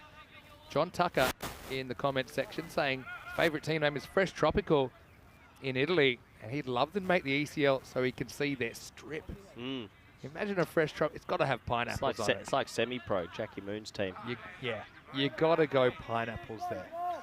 Yeah, you'd have to. And they've gone close.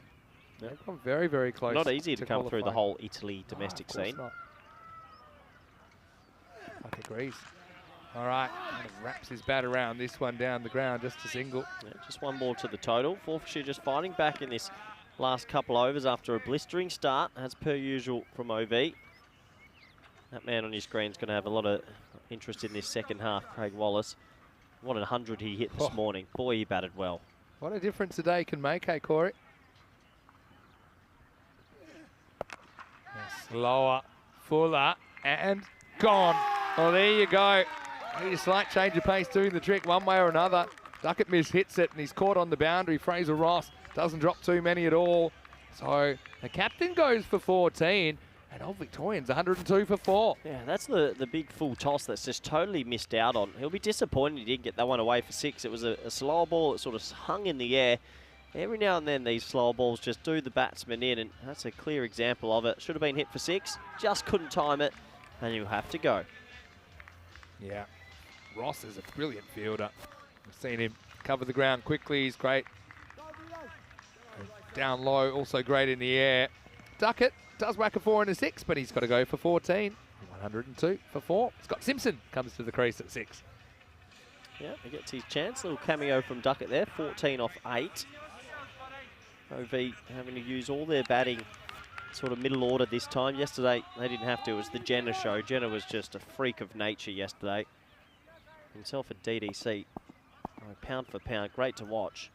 Allchin again. Another slow ball. Yeah, first up. And that's gone as well. 2 and 2. It's a golden duck for Scott Simpson. The pace off doing the trick for Bryce. This time it bounces just before the bat, but it doesn't bounce again. And OV lose a 5th wicket very quickly. It's 102 for 5. Well, I love what Simpson tries to do here. Look, he reads the slow ball and he tries to hit it for 6. It's a T10. It's the right thing. He just didn't get enough elevation nor distance. He hit it 49 metres and a little bit flatter than he would have liked. And in the end, it will cause him to have a golden duck. Nice save catch out there by Scott Cameron. Now, well, Forfarshire, they're not giving up in this competition yet. No way. Yeah, here's the thing with that. It's probably not an easy drivable length. It's probably just a fraction short to be able to go up and under. Shame for Simpson, who has to go for a golden derrick, 102 for 5. And is it time for hat-trick number 10 of the season? I'll tell you what, if Forfarshire can somehow get a couple more wickets here, I'll start to believe of maybe miracles happening. Hat-trick ball. Miracles happen every day on ECN. Interesting, isn't it? This game always throws up some late curves in group stages. Hat-trick ball. Here we go. Hat-trick. Do you think you've got a little bit of the party pooper in you when you come out to face a hat-trick ball? Yeah. Bora gets a bat here. It's 102 for 5 after 8. I mean, if Forfarshire keep them to a low score here, chase it inside 7 overs, they're back in the. They were actually back in the competition because Old Victorians play Hornchurch tonight. They'll go into 4 for a few hours, and then 2 results go their way. They're actually through to finals. If they chase it inside 7, they will go to 10 points. And this competition all of a sudden gets a bit funny. If they roll them here, this is still on for them. So you're saying, yeah, you're right. If you get 4 points out of this game, you will go to 4th, and then 1 result goes your way, you could sneak back in. So they'll be trying to chase this quickly. And they'd have to go past them on net run rate. So that's actually something we'll probably look at. So, but if they beat them inside 7, the net run rate will shift. Double whammy effect. So, I mean, this group stage is just pulling up some very interesting sort of final challenges for everybody. 9th over, Lewis James. Bit of a mixed bag in his first. Oh, run out chance. Oh, good running. Tell you what, Wilson takes about 8 steps to get from one end to the other. It reminds me of Mark Simpson-Parker, actually. He's a big unit. Even we're very similar to the Vienna CC colours. Just kind of gets there so quickly. Weird haze coming up. I think the sand's come. Don't say that.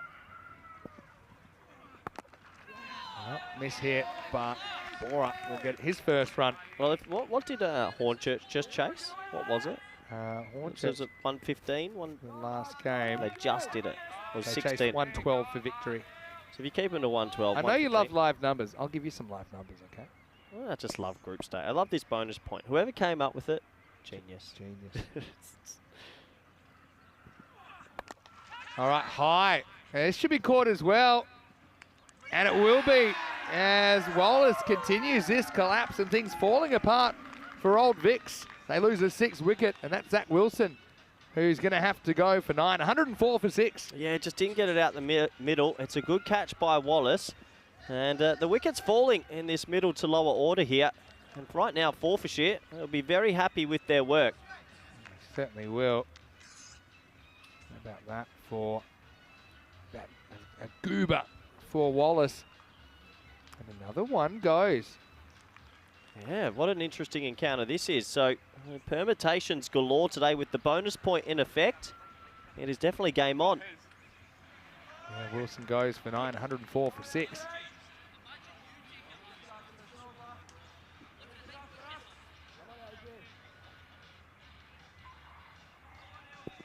Yeah, this would be meteoric, but we see the unlikely happen all the time on ECN. This is Rob Duckett, who's coming out in the number 8 position. It has sort of gotten, you're right, Vinny, it's gotten a bit hazy around the ground. There's good conditions, warm. The tide's turning, Don't Corey. Bowlers are fighting back. The bowlers are finally fighting back after. There was a day and a half there of just bludgeoning. 2 balls left. James has picked up 2 wickets. Good for him. His first over, there was 3 sixes in there. Short ball hasn't worked for him before, hasn't worked for him now. This is the top edge, flies over everyone for a boundary. Yeah, just it. That short ball is the one thing Forfarshire, the bowling coach, if they've got one, will be sitting there pulling his hair out. It's the one thing that's let them down in this innings. Bowling coach might have quit actually after seeing the ball disappear to all parts.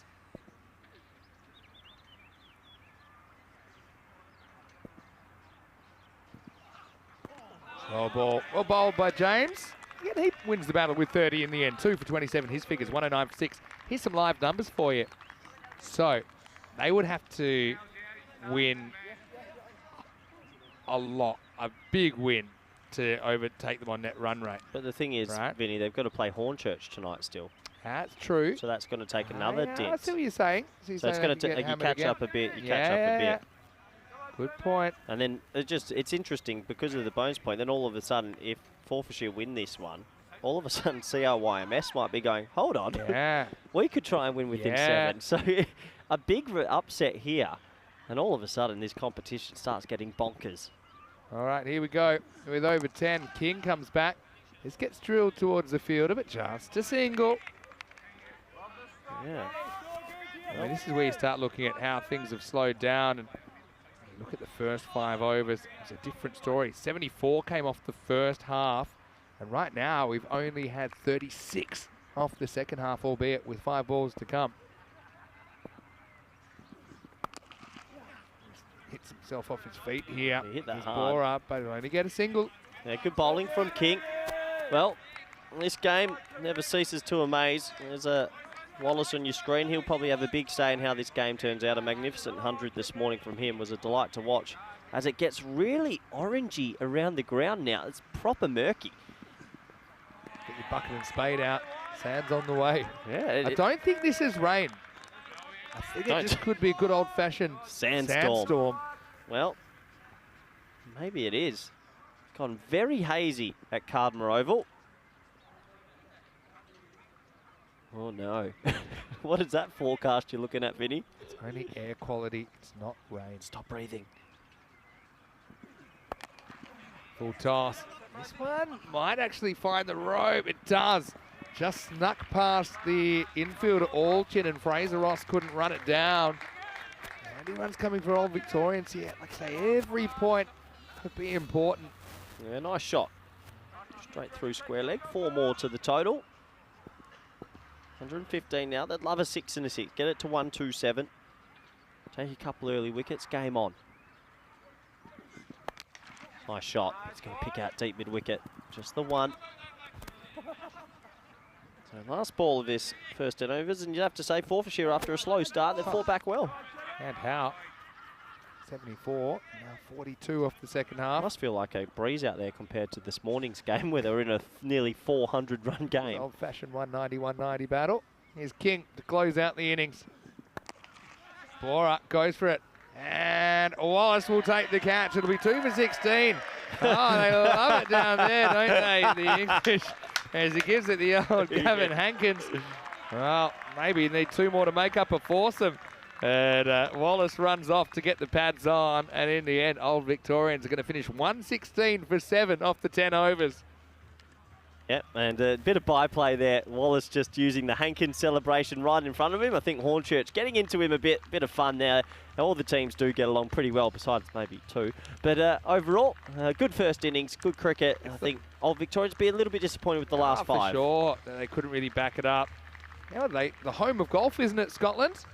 Got to say, I don't mind that celebration, but it ain't no shoe phone. I think they've got a long way to go. 116 for 7, Old Victorians. An uphill battle to defend this, but even the point would be useful because Forfarshire, they'll be going out to try the improbable. Having said that, they need to go at 167 pace if they're going to chase this down into 7, and they're exceeding that pace this morning. Yeah, they are exceeding that pace. And there was the Hankin brothers. They were enjoying themselves with a little bit of celebrations of hoagie themselves. Old Victorians, it was once again that very dangerous top order. They lost the main man, Jinnah, early, but it was Watling this time and Somewhere who were batting beautifully. There was a big fall from the big man. Thankfully, he was okay. And then there was a few video games, hitting the ball with your nose on your phone. Wow, technology these days. Anyway, back to the action. There was a couple of wickets here and there. That was Somewhere who had to go. When Watling went as well, they were through that very dangerous top 3. The skipper, Duckett, played some nice shots. Anything short really went the journey. Some impressive hitting from the skipper. But the lower order sort of got stuck a little bit, caught in between to be aggressive and well, being reckless. I'd say it was decent bowling from Forfarshire. It looked like they bowled a lot of cutters, a lot of off-speed sort of deliveries, and the middle to lower order of Old Victorians just couldn't find a way to get it out in the middle of the bat. Purely in keeping there from Garden. Yeah, it's sort of these sort of deliveries which you feel could have been smacked away for 6. They just spliced a little bit today. A lot of catches down at deep mid off and deep mid on. Forfarshire didn't make too many mistakes in the field. There's Wallace, and that was the last ball, having a bit of fun. Look at the reaction here in the background from Hornchurch as he put it down. Oh, these are great pitches. Oh, if we had held on to that just for 3 more seconds, he had a big laugh with the Hornchurch fans out there and the players. Bit of byplay between the teams, always nice, as it gets very murky and very red around this Cartama Oval. So let's have a look at that scorecard. Jinnah went for 1, not his innings after an amazing day yesterday. And Julius and Jamie, they both fell in the 30s. They'll be disappointed that one of those two probably didn't kick on to a big score. 116 for 7, meaning 117 for Forfarshire to get 3 points. Look, if Forfarshire to stay in the competition, they actually have to win it inside 4. It would take a mighty effort, but you just never know. Let's have a look at the bowling scorecard. 2 apiece for James, Allchin and King. Not bad figures from the men at the top as well. A big difference to their game this morning. They were able to control the rate and take wickets regularly. So that is us done in the first innings. Please join us back in the next 10 minutes for the all-exciting Run Chase. Thank you.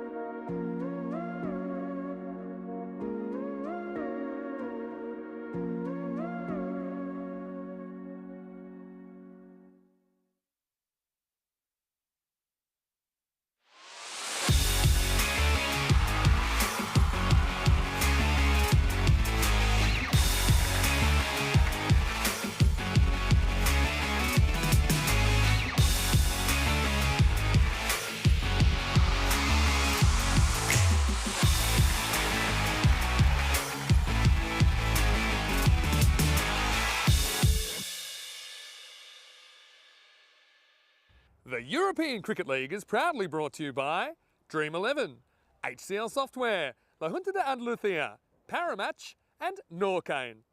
And the official charity partner, Share the Meal by the United Nations World Food Programme. Hello everybody and welcome back to a very hazy red sort of feeling field at the moment. Bit of a sandstorm over the top, but it's still nice weather conditions. It does feel to play some cricket. What a day we've had. Crazy action and what an edition of the ESO. I've thoroughly enjoyed edition number 4. As we're at the halfway stage of this game, Forfarshire taking on Old Victorians. Old Victorians, well, they've got plenty going on in their head. They'll desperately want to still win this game. If they win this game, they guarantee a double chance. If they lose this one, at least to pick up a point to stay safe. And if they lose this one inside 7, then all of a sudden it is chaos. These are the permutations. Within 7 overs is the more realistic one here for Forfarshire. And I guess it's simple for the Scots. If they don't win inside 7, they are the first team officially eliminated. CIYMS will join them out the door because they'll both be stuck too many points behind. So, craziness. We'll have to see what happens in the next few overs and the next 30 to 40 minutes. A big welcome back to everyone around the world. I hope you're doing well wherever you're watching from. Everyone in the chat, good afternoon, and all our network partners, Fancode in India, also the League of Sports Worldwide, and Sports Max in the Caribbean, just to name a few. There's John T. Jinnah. So Moreira's got the ball. Ball number 1 in the run chase. Big play and misses. Well, tries to hit the one through the offside. Yeah, so lots going on. Chasing 117 inside 7's never going to be easy, but that's the only way Forfarshire can stay in the competition still. They would have to have other results go their way, but at least you would give yourself a chance. Oh, Victorians, they just love a win. That's clipped around the corner. Nice shot and 6 runs. So it's a short ball. Not too sure if it's been called 1 for the over. It looked pretty short, but a nice shot. He's not the tallest of men. Yeah, right on the shoulder height, so that's good. He still saves his bouncer. And a first big 6 in the run chase. 16.5 is their permutation to stay ahead of the rate to win inside 7. I think they'll use this man 2 overs at the top. That's probably not the right option of a shot considering how bouncy he is. He really gets it to take off a length. He's been a great addition as wildcard for this Old Victorians team in the championship week with bat and with ball.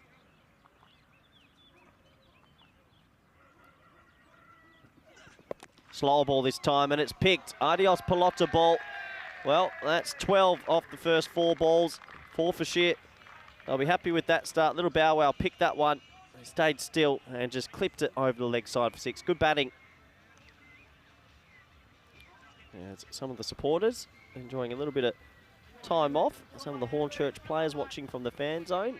It has become very red, as you can see on your screen. It's almost as if we're playing the early morning fixture, but yeah, a little bit of a sandstorm around just to add a bit of spice to today. Splice, does he have enough? Oh, he does. That flies away. That's the pace of Moreira, and that is 3 6s in the first 5 balls. Vinny, welcome back. I don't even want to think if Forfarshire win in this inside 7, what happens. Call me whatever you like. Yeah, look, anything is possible in this ECL. Look at the sky. Before, yeah. So here's the thing. We're playing on Venus now. It looks a little bit like this. We've all finally gone to another planet. This is cricket from another planet anyway, isn't it? Rare. This time hurries him up, and you're right. Don't think that one was one of the over. I don't think that one is either. But anyway, it's the end of the over. And it was 18 off the first. 18 without loss. When he bends his back, he's easily one of the quickest in championship week. So, yeah, 18 without loss. 62 games since a golden ball. I can't believe in that 2-day spell where we had just games going to the wire, we didn't get 1 golden ball. Hell, crazy. I'd argue we should have had one somewhere along the line. Won't talk too much about that. We can talk about it, can't we? I mean, it's just something a bit bizarre that happened. It's like the Maradona hand of God. Just is what it is. It's like the New Zealand World Cup versus England. Boundary countback. Do you think that the New Zealand number 11, Brian McTechnie, should have spent more time playing hockey so he could hit a rolling along the ground ball out of the ground for 6? Anyway, here's Zach Wilson. Oh. Yeah, a good old-fashioned leave. I think he's left in too many minds there, Wallace. Maybe just getting the pace. He's a guy that can go very, very big. Oh, there's Mrs. Robinson in the middle. She's arrived now. Oh. And tomorrow is her birthday. I heard there's a few special things lined up there. Happy birthday for tomorrow. Here's to you, Mrs. Robinson. Lift it up. And of course, her son, Chris, for CIYMS, hasn't unfortunately been able to bowl because he's got an arm injury that's been keeping him out. Good, another good short ball. This one also good height. It's not. I don't think it's a one for the over. Yeah, it's not. It wasn't called. And that's no, it wasn't called. So it's good umpiring because that means you've still got that sort of bouncy delivery you can use in the locker.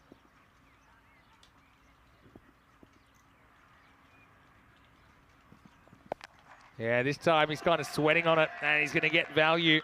Maximal, a .6 to start the second over. Yeah, I think this time Wallace just assumed that this would be a short deliver, and he picked it again. So he finally gets one out the middle. He batted well this morning. He gave one chance early, and after that one chance he gave, he piled on a century.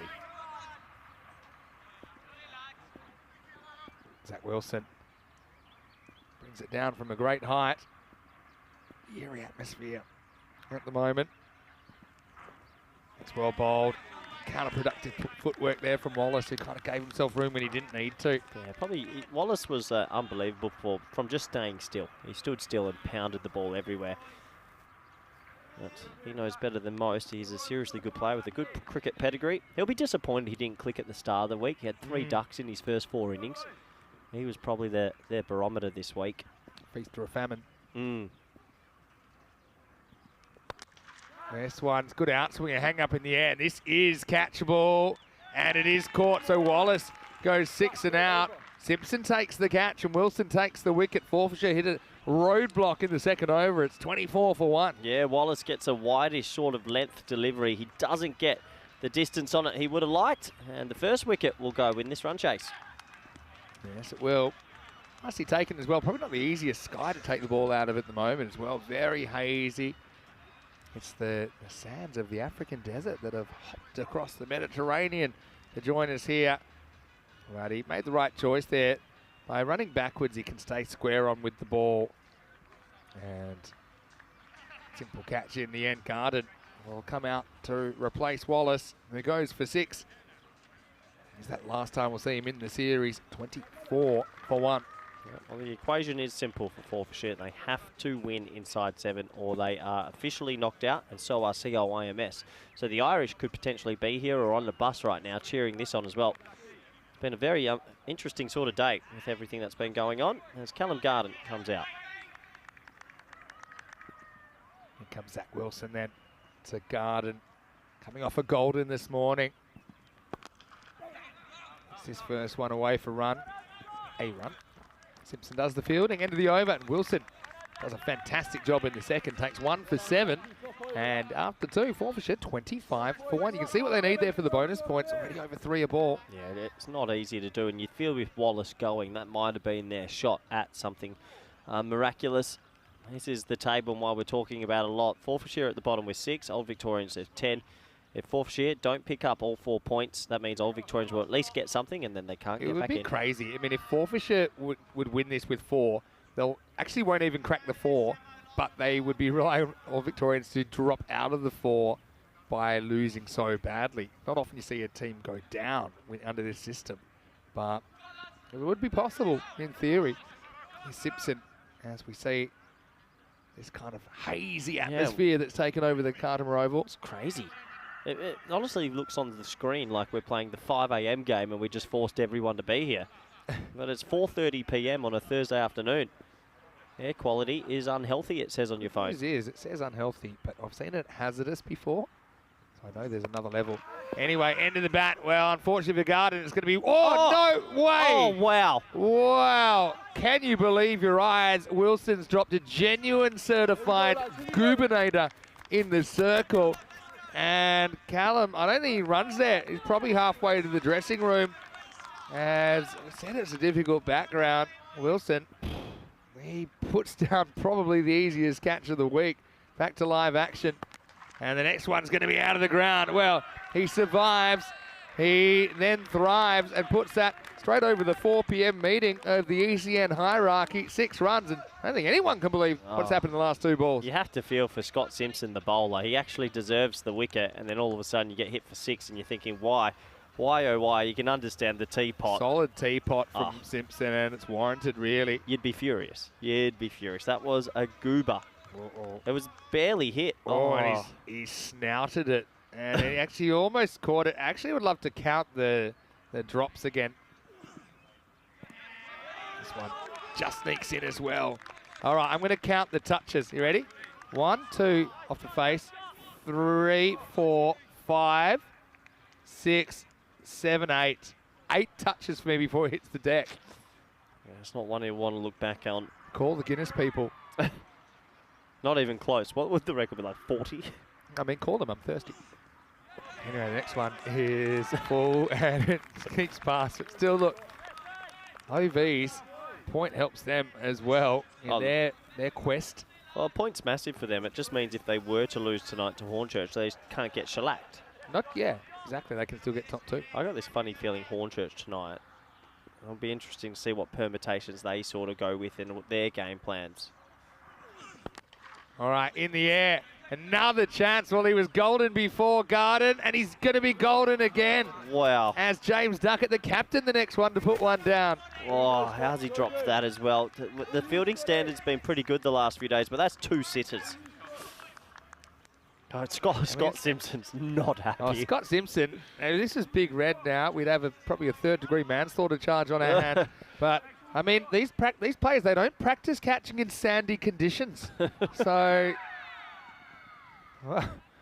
the crowd put off Simpson there. Oh, Simpson's seeing red. Look, we're all having fun, but that man right there is fuming. Please, one more drop. They say things happen in 3s. Meanwhile, though, these aren't going to the boundaries. It's not helping Forfarshire that much. Oh, I can't see it over 20 and over. Swing and a miss. 32 for 1 after 3. Too much movement from the top order, and that's why there's so many plays and misses. Anyway, Simpson, what a brilliant over. He only goes for 7, and really, he should have had a couple of wickets. Oh, you feel for him. Catches always look easier on TV, but some are easy. The second one for Duckett's not that. He had to run from middle. Yeah, that was the first one. First one, just lost it. And small margins if you don't quite get in the middle of the hand. I mean, Glad doesn't seem to have done any damage to the facial region there. And look, everyone's dropped easy catches. You're lying if you say you never have. That's a good question. Has anyone trained in sandy conditions? Yeah, have you played in Dubai? Sound papery conditions. Garden, 8 off 6, including giving 2 chances. He just hasn't got going. Bowl. He hasn't got going in the championship week, Garden. We saw what he did in the final versus VOC. Here we go with over 4. Starts with a wide. Well, the thing is, for Old Victorians, they're pushing hard just to win this. If they win this, double chance, done. Job done. That's the other thing. I mean, they're actually kind of keeping Forfarshire under the rate required for the win at the moment. Webb being a solid contributor. A little bit short this time, and he gets pulled up and out of here. Garden's golden. Now he's going. It is maximal 6 runs. Yeah, nice shot. That one was back of length. And any bowlers today that seem to be bowling that shorter delivery have been whacked away. Huge high bat lift. He holds the bat extremely high. Does generate good bat speed. And he gets that one out the middle. He must be... Was he the man dropped off both attempts, Garden? Yeah. He didn't run on the first one. He thought it was such a goober. He just bat under the arm. Well, it's been great knowing you. And I'll see you next year. Yeah, see you next year. You'd be feeling this is your day if you get 2 drops like that. Maybe it is.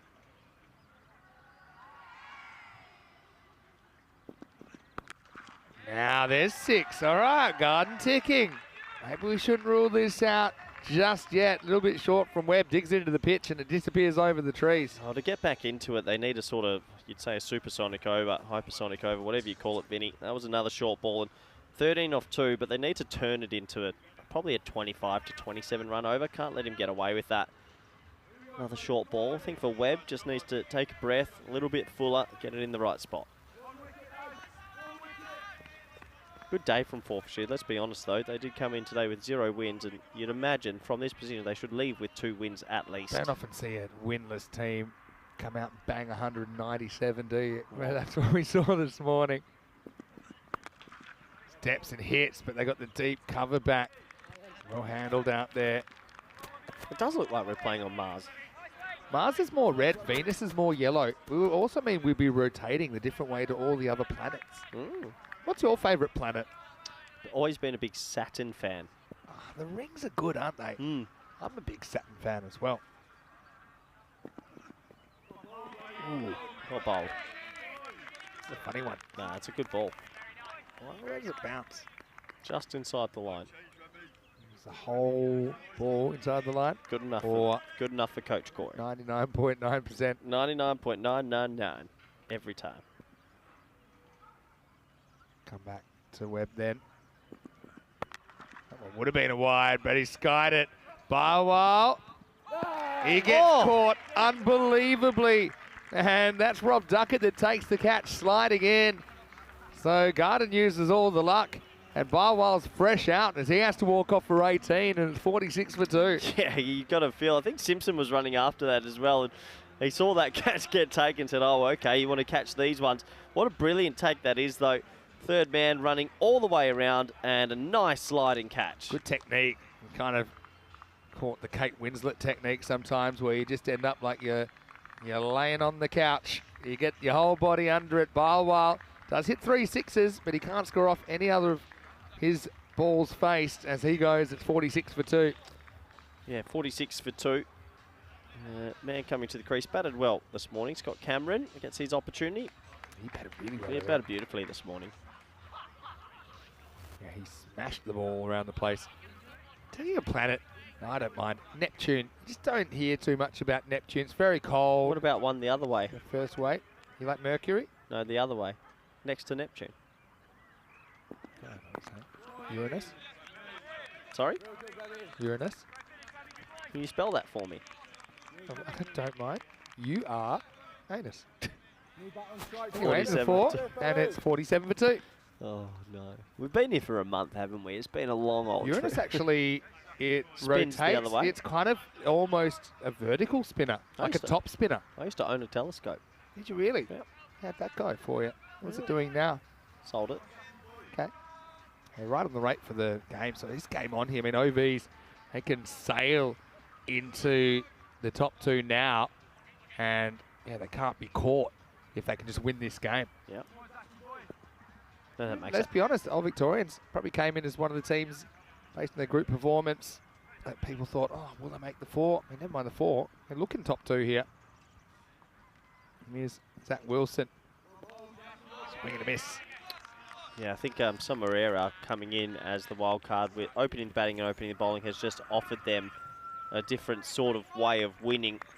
Without him, like many of the wild cards in the teams, they probably would have fallen away, but him opening the batting, opening the bowling, they just look like a different group. Starting to get quite sandy up here.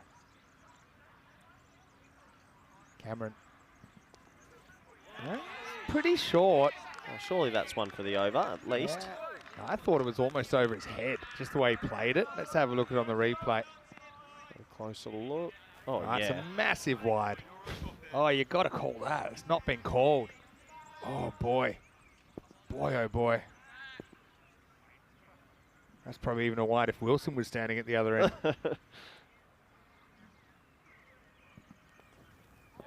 Not as easy, I will say, in real time for the square leg umpire. That's, Wilson does pitch the next one up. Yeah, good over from Wilson. Good figures as well. 1.3 overs, 1 for 7. All Victorians, they know what's on the line. They'd love a double chance. They'd love it sealed now as well. George Moore likes Uranus as well.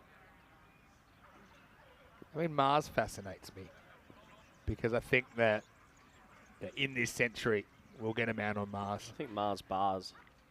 Oh, yeah. They fascinate me. Milky Way, if you're going to go that route. Now, Wilson is pitching up. Cameron just giving himself a bit of room. Not really working for him. Yeah, a bit of swing there. He's getting it to go. 1 for 7 off 1.5. Fantastic figures. Thing is, in the kind of Hunger Games stakes here, if once Forfarshire know they can't do it in 7, they're they've got 1 foot out the door. Oh, they're out. So, yeah, but what I'm saying is then You still want to winning win. this game or not, the motivation probably isn't there as much as OVs will have to win it. Steps across, plays a nice cut shot, and he'll get 4 runs. Nice shot by Cameron to get him going. Yeah, nice shot. He played and missed at a couple. He gets that one away. 50 up. Nice ball off the 5th. No, they're not going to win this inside 7th. They needed to get flying at the start, but that will actually mean we can confirm 2 teams out. So what I'm saying is that as far as the win goes, Forfarshire, obviously they want to win, No, but you but still they want don't have the OVs win locks up that top 2. That's huge for them, and so they're just going to have that hunger for the win that Forfarshire might not have. Obviously, you want to win it. Wilson, last ball of his spell. It's a pretty good one. I can't get it away. Goes under a run of ball in his 2 overs. 1 for 11, and it's 51 for 2 after 5 as we welcome you into the commentary box. Vinny Sander here, Mr. Maximo. Got Corey Ruckers with me. Yeah, kind of eerie atmosphere at the moment. We do get this happening from time to time at this time of the year on the Costa del Sol, with the sand essentially getting blown across. So it's just made everything very, very hazy. They're not actually clouds that are keeping the sun out. It's this kind of layer of sand. So it's a weird Gritty. atmosphere. You can feel Everything feels a bit gritty. Yeah, gritty. That's a good word to use. And I suppose the team that will be lifting the trophy tomorrow night, they're going to need to be gritty because a big 24 hours plus of cricket coming your way on ECN, as we'll have our 4th ever champion of European cricket right now, all Victorians actually. They're still going to be in the hunt. Forfarshire, unfortunately, it just hasn't happened for them. And you're telling me as well, CIYMS, because of this result, it'll be curtains for them as well. As soon as the 7th over or 8th over first ball is bowled, we could technically officially say we've lost 2 teams. There's a big, thick inside edge, and that'll just be a single. Yeah, obviously, if that would mean all Victorians minimum get a point, go to 11, meaning that the cut-off to be in was 11 minimum. And with CIYMS and Forfarshire both on 6, we could officially say goodbye to 2 more. Yeah, crazy stuff. And at the start of the week, if you had said those 2 are out of the 3 out, I don't think many people would have believed you. Just gotta pull this one. He's fighting the angle here, Cameron, who hasn't really clicked in this innings. 1 boundary so far in 8 balls faced. And what it also does mean as well, Vinny, with Old Victorians cementing their spot, we will lose one of Jinnah, Brescia or Thrillng in the next game. So, yeah, I mean, it's very interesting how this has all panned out. He tries to muscle this down the ground, but he's found the fielder. Jinnah does the rest. And so it's an unhappy time, everyone. Jinnah's going to get in on the action now. Everyone's having a bit of golf. He has a bit of football as well. Scotty Cameron was brilliant earlier. That's the way cricket goes, though, sometimes. 1 innings to the next. He's going to have to go for 5. And Forfarshire 52 for 3. Yeah, very good catch. It was hit not too powerfully down the ground. And he was never going to drop that, Jinnah. Good positioning, and he holds on to it. Well, how's his swing? No, not bad. Better kick. Kick was better. Puts it through for the conversion. His professional technique there. So he makes sure he doesn't let that ball impact the ground. Cameron goes. Just the 1 boundary in there for Scott. But he's a very talented player. We'd love to see him again at the Cartama Oval right now. 52 for 3. He's a player I'd like to see maybe considered for Scotland 11 in the ECC. He's got a lot to offer. Yeah, he's a good player. He's been good in this edition and almost riding on the walls now for the Scottish and the Irish. Lucky the Irish. It actually, Fresh out. I was just thinking about it a bit as well. Thick edge. Almost carries. Not quite. This result, in a way, helps Jinnah, Brescia a little bit because then the Irish are confirmed out. So what it means is that the Irish next game, they might get a little bit funky, try some bowlers, but Jinnah, Brescia, they'll be going cutthroat. They want 4 points. Well, they want 3. They just want to win. Yeah, yeah. So that's the thing. They don't need 4 points. That's true now, They just need a win. That's why Thrillng messing up could hurt them. High, and this one is going to be out of the ground. Only just. Morant, not a bad guy to have guarding that boundary, but he can't pull it back into the field of play. And Maximo, 6 runs. Well, Garden had 2 lives early in his innings. Should have been out, but he's still there, and now he's ready to try and cash in and get Forfarshire. They'd love to go home with at least 2 victories. It'd be a good finals day for them if they win their last 2. Back live action, and this one is pulled away. And it'll be 4 runs. So yeah, Simpson tries out the short ball. I suppose Simpson does get his wicket in the end. Had to work pretty hard for it. Didn't really get helped out by his teammates in his first over. They're still pretty good figures for the left arm pacer And at the end of the over, it's 63 for 3. Yep, 63 for 3. Garden racing to 32 now. We've got a big finish on our hands here. Last over time before it's going to be a split sort of 3-1 in points. Yeah, I mean, at least with Forfarshire winning this morning, regardless of what happens here, every single team does pick up a win in Championship week. What the results have actually gone really well for Old Victorians this morning. By Paco and through losing, that just meant they had to win one today. If one of those two teams had have won their games and got to 14, I think, it would have forced Old Victorians to keep fighting to the end. So it's been a great day for the team in yellow. Yeah, sometimes it just feels like everything's rolling their way, doesn't it? The Old Victorians. As Duckett comes in and a thick outside edge, that'll run away for 4. So Hogarth getting a hit here. He's actually tried his absolute heart out, hasn't he? 4th this week, leading the side that he's represented from when he was a very young boy. Yeah, Hoagie's been a superstar this week. I've actually been really impressed with his batting. His bowling's always, he's a bit of a live wire. He takes crucial wickets. Sometimes can get caught a bit, but everyone does. But his batting's been impressive. 50 off 23. Good finish on our hands. Now driven down the ground, and Jinnah will do the fielding. The other thing as well, Vin, Jinnah Brescia, okay, I know we've all loved Drew and what they've done, but with what happened to Jinnah Brescia, wouldn't you love them to sneak in? Just that, I suppose, but it's hard when any teams miss out. But Jinnah Brescia, the new Drew of 2024, the rogue team, feels like finished it. second in their group, actually. Just came good on the Group A finals night to knock out Skanderborg. Very good side from Denmark. Bowled, but also shot. Brilliant. That's the latest of deflections from Hogarth, and he gets 4. What a shot from Hoagie.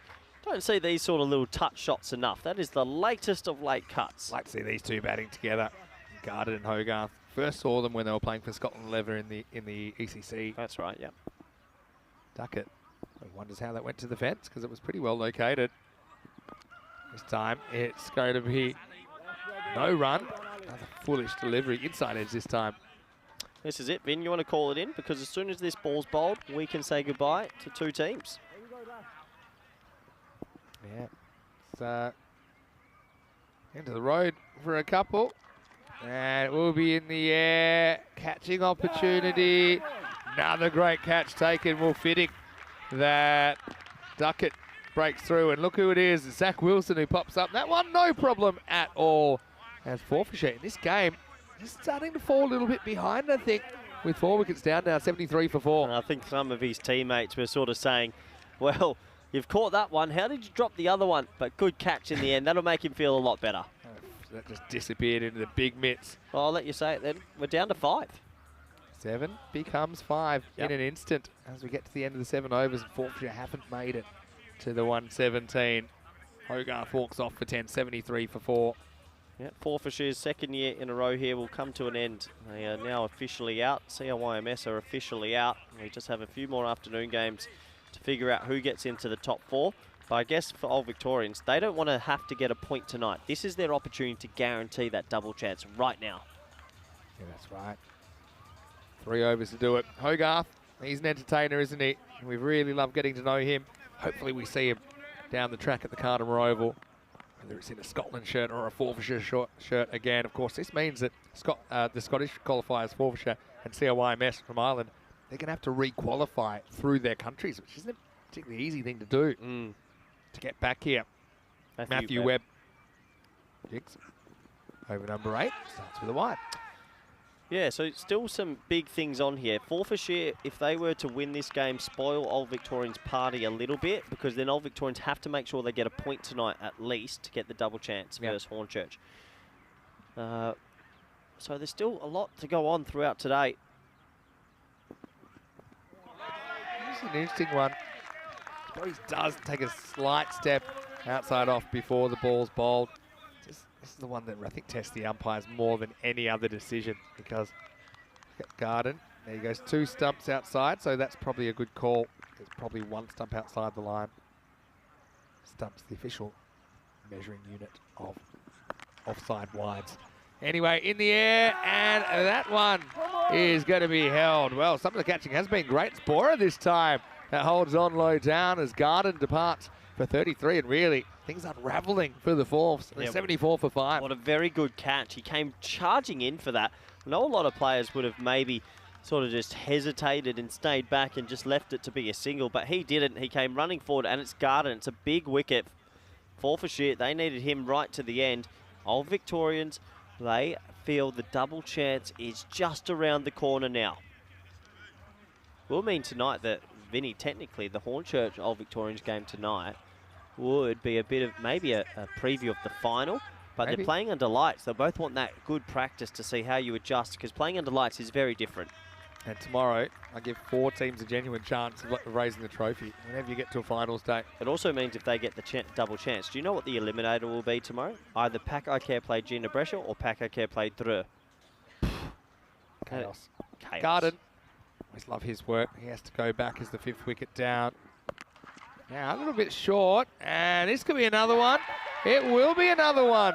So a golden duck for Lewis James, and just like that, Webb's on a hat-trick. He's got 3 for 16, and Forfarshire 74 for 6. Cheeky little threefer for that man Webb. He's been digging it in, and this time he finds the fielder again. It's going to be on a hat-trick, and unfortunately, he just didn't get out the middle of the bat, and a golden duck.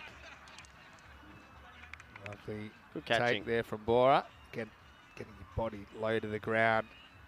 Quite important with those kind of catches. As James goes for a golden derrick. And so, can't be good, be quick, as they say in the classics. He had some good moments, though, Lewis, in the tournament as well. But right now, he's the 6 to 4, 74 for 6. Bit of a hat-trick. I wouldn't say drought. It's been 4 days. Can you believe it's 4 days ago that Cowes was taking a hat-trick for the Giants, and there was the 32-run, Vinny, remember the name, Charles Packard finish? Vinny, we've been here that long, I don't even know what month it is. Anyway, hat-trick ball, can he do it? Do you know what planet this is? Anyway, here's Webb. Oh, gets it wrong. Oh, that's close as well. They're going to have to check the height here as that's been clipped away for 4, and it looks like Sully is going to ask for some assistance. I have a feeling it's just okay. Probably would have hit him in the thigh. Just checks out. It's got a high waist. He'll be disappointed with the... What do you think? I don't know. Feel like that this is the kind of one they've been. They've been more erring on the side of caution. I don't think this will get called. This one, for me, it's a ball below his waist. Yeah, that's okay. Yeah. That's okay. Slightly bent legs if he's standing up. Again, it's a bit of a Harry High pants there, Jamie King. That hasn't helped him out. What happens if you go out with your pants near your ankles? Well, call the police. You might. But I do think when the trousers high, you're doing yourself a disservice. Anyway, King swings away, and he'll get a single. Jeez. Yeah, Harry High Pants, tough. Larry Low Pants. Good. Anyway, back to it. Last ball, the 8th, Vinny. Sim gets a hit. Who can be a hero here for fourths? Sim gets a piece of it, but not the whole thing. He'll get 1. He'll retain the strike. Webb finishes with 3 for 22. Very good figures from the right armour. And he's 80 for 6 after 8. And interesting how dynamics can change so quickly. Suddenly the 18.5 and over looking pretty unlikely. That's par for the course for that 24-hour crazy period. Yeah, absolutely. It feels like we've gone back to a couple of days ago where runs are hard to come by. Interesting to see here. They're going to go with the spin of Duckett. My feeling was I would probably want Samarera to bowl this one and kill the game off. Duckett, he's a handy little off spinner, but he can get caught out from time to time. I'm going to back the captain though. And so, little Tortuga gets away, and that's 4. Well, I mean, big finish for Forfarshire here. I mean, they'll feel not quite as happy as if they'd made the finals, but they'll feel if they can pull out a win here. Feel pretty satisfied, I think, with the way they go out with 2 wins on their final day of play.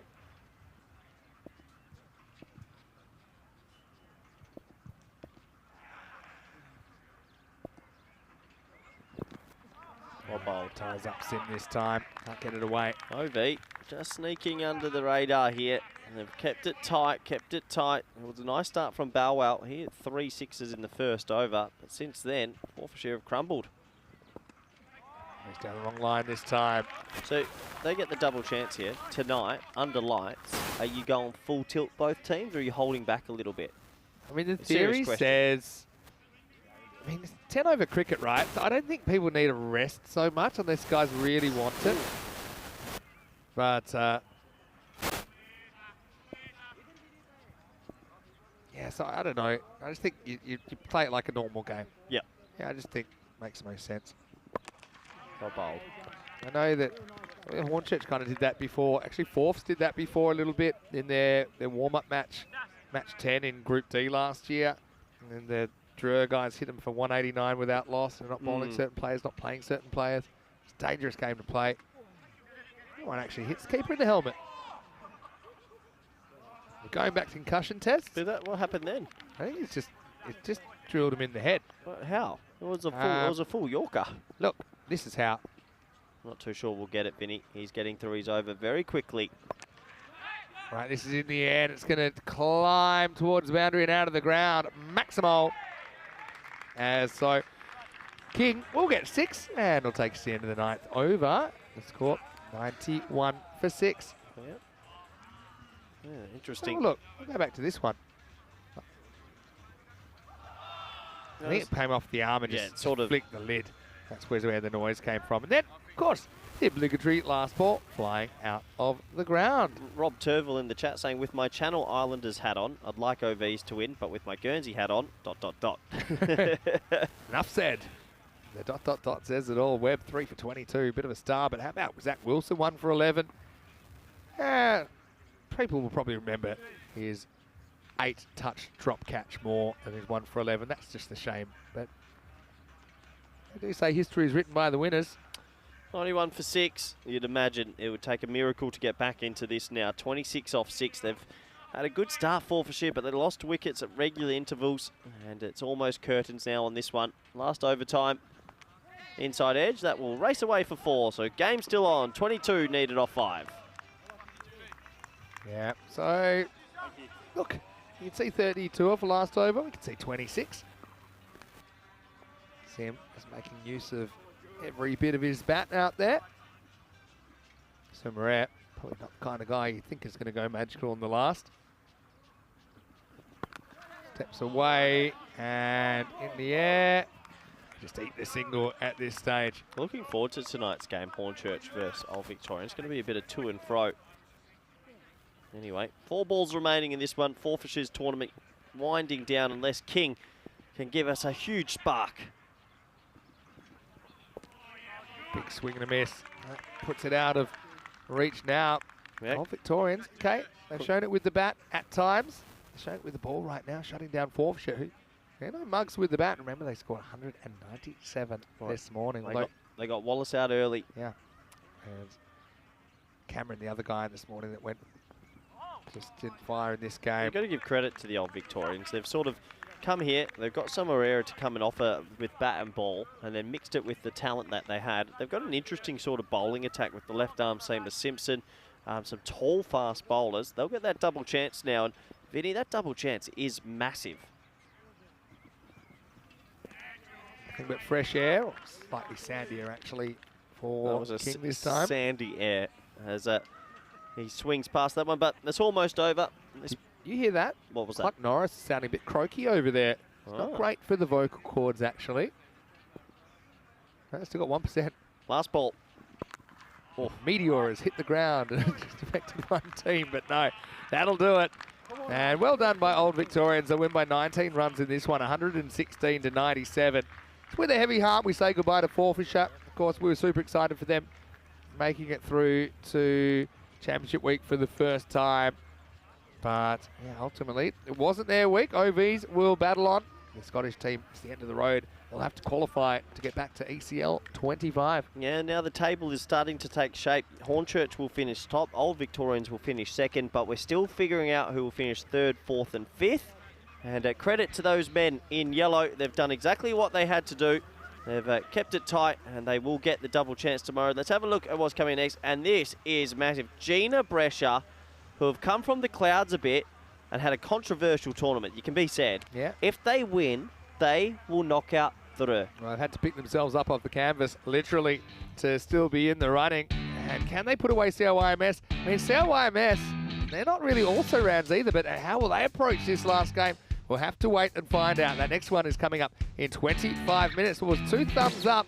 There was time to turn those thumbs upside down, despite these 3 big blows from Balwal. And some fantastic looking spectators coming in as well, I've got to say that. But things started to unravel, didn't they? Simpson took that catch. He made it look easy. Some of his teammates didn't make it look so easy. Jinnah, he had the thumbs up. This was one of the best drops I've ever seen, Corey. Yeah, it was a simple one, and unfortunately a little bit of a blooper for that man on your screen. Just couldn't hold on to it. But it didn't matter because Old Victorians just kept bowling in good areas, and Forfarshire just couldn't get their batting boots going despite these 2 drops to Garden and a couple of nice shots sort of in the middle period. They just never really got going after the first over, it has to be said. It was a really smart catch. That was little bow wow going, and a brilliant catch by Rob Duckett at 3rd man. Simpson bowled well. The left arm seamer I think is very talented and offers a good 2 overs to this lineup. Jinnah there enjoying himself. Bodies on the line sort of stuff for Old Victorians, who now are technically only 2 wins away from winning the championship. They would be a new winner as well after we've had the Dutch team, Spanish team and French team win it. We're getting closer to maybe a brand new victor because the top 2 of this group of Championship Week are Hornchurch and Old Victorians. Yeah, so confirming Hornchurch are going to finish top. Old Victorians are going to finish second. 3, 4, 5 up for grabs. And of course 3 or 4 is where you got to be to make it to final stage tomorrow. Isn't 3's not up for grabs? Paco are in. Just 4, 5, right? If Jinnah Brescia win with 4 points, they could still take 3rd place. So, but Paco will take 3rd place. Paco would still be in. Yeah, that's true. So Thrillng, this is the French champions. Oh boy, big game. 33 for Garden. Top scores in this one. Barwa with 18, but that's all he was able to get. Hogarth, Sim, and King all reached double figures, but it's all in vain. The batting fell away for Forfarshire. Unfortunately, they are eliminated from the competition along with CIYMS after that result in match number 19. As far as the bowling went, how about Webb? 3 for 22. He's on a hat-trick at 1 point. Zach Wilson, though, brilliant effort from him, 1 for 11. I just don't think they played him that well. Scott Simpson, 1 for 19. Left arm up, bowled very well. And Duckett, pretty tidy as well. 1 for 21. Even Sumaret, just 24 off 2 overs. Not too bad in normal circumstances. So a pretty complete effort from the 5 bowlers there of Old Victorians. We'll take a break and we'll be back in 20 minutes with match number 20. Again, just with a heavy heart, we say goodbye to Forfarshire. CIYMS will have their swan song when we return. They'll be taking on Jinnah Brescia, trying to play their way into the 4. Vinny Sandhu here, Mr. Maximo with Corey Ruckers. We'll take a break. Back soon with more European Cricket League.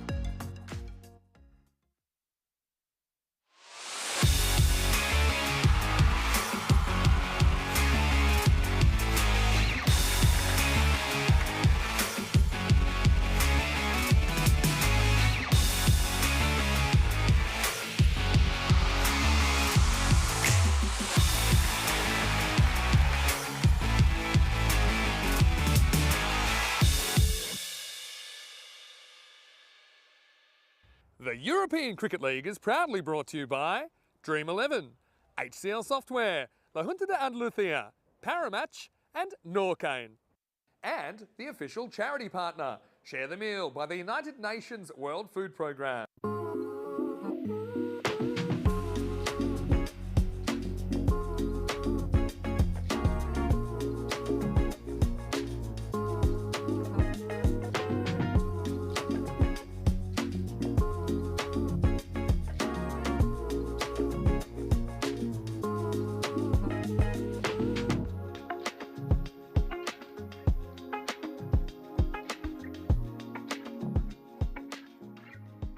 Hello and welcome back. I can tell you now it is time for match number 20 of Championship Week, and only 2 matches remain before we have to make the cut and say goodbye to 3 teams on this Thursday night. So coming up, a pretty interesting game between Jinnah Brescia of Italy taking on CIYMS of Ireland. Coin toss, pretty important. The giant coin is in the hands of Ian Ramage and he's got the 2 captains.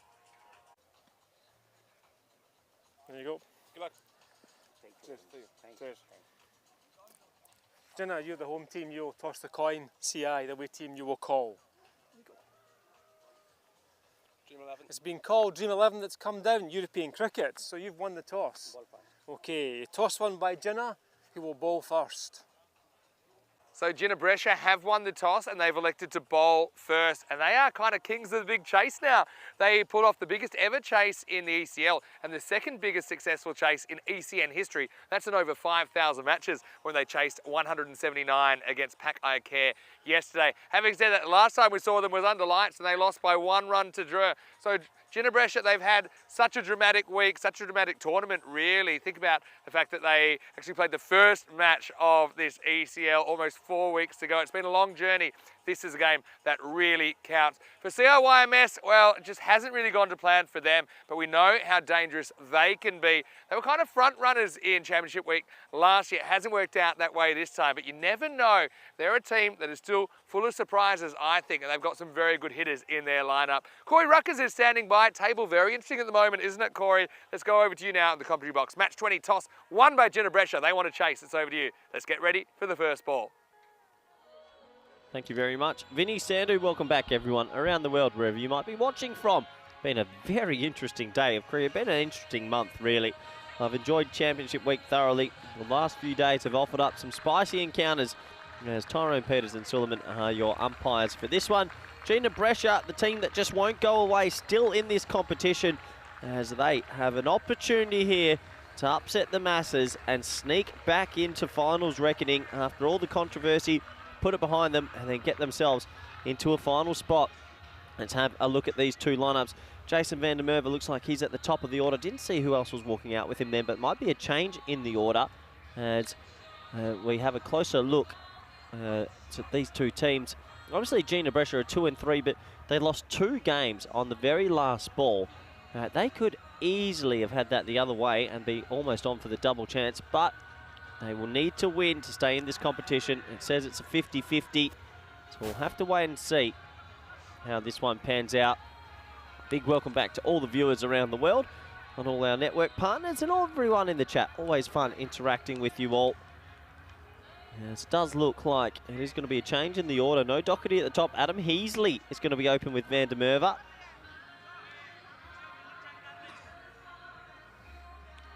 And Jinnah Brescia, they've got all to play for here.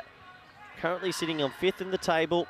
With the updated table, Old Victorians, they're booked in for 2nd. We know 1-2. Hornchurch versus Old Victorians. Paco Badalona, they got an important point this morning. They're safe. But the French champs, well, the reigning kings could be knocked out if the Italian champions beat Ireland, CIYMS, who also have had a difficult week. They've only had the 1 win. They lost some nail biters and never really came back. So we are almost set to go. Players have made their way out to the middle. Van der Merwe on strike. Imran's got the ball in hand. This Jinnah Brescia side, they don't give up. Good to see Hassan Ahmed back in the lineup as well after a couple of days injury. Last night they lost a cliffhanger. They won a cliffhanger versus Paco Badalona, Then they lost a ridiculous game versus Thrillng, where the last ball was hit into Big Abdul's foot and then he ran out the batsman to win by a run. They had the controversial finish the other day as well. So they have had a tournament of tournaments, Jinnah, Brescia. This is their chance, though, to sneak back into the top 4. We're all set to go. Van der Merwe on strike. Heasley at the non-striker's end. Umpire about to say play. Here we go.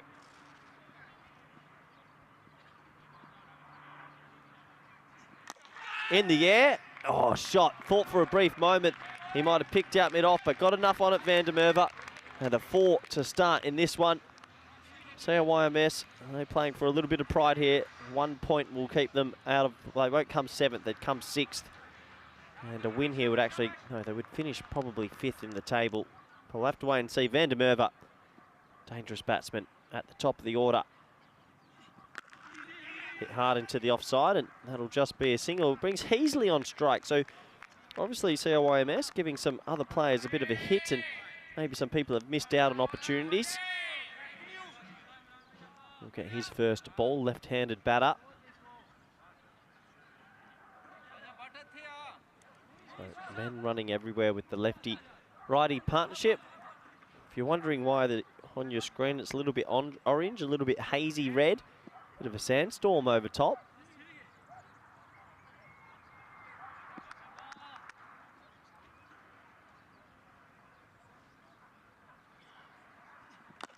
Nice shot. Oh, he smokes that. Good bit of fielding, though. And, oh, he misses.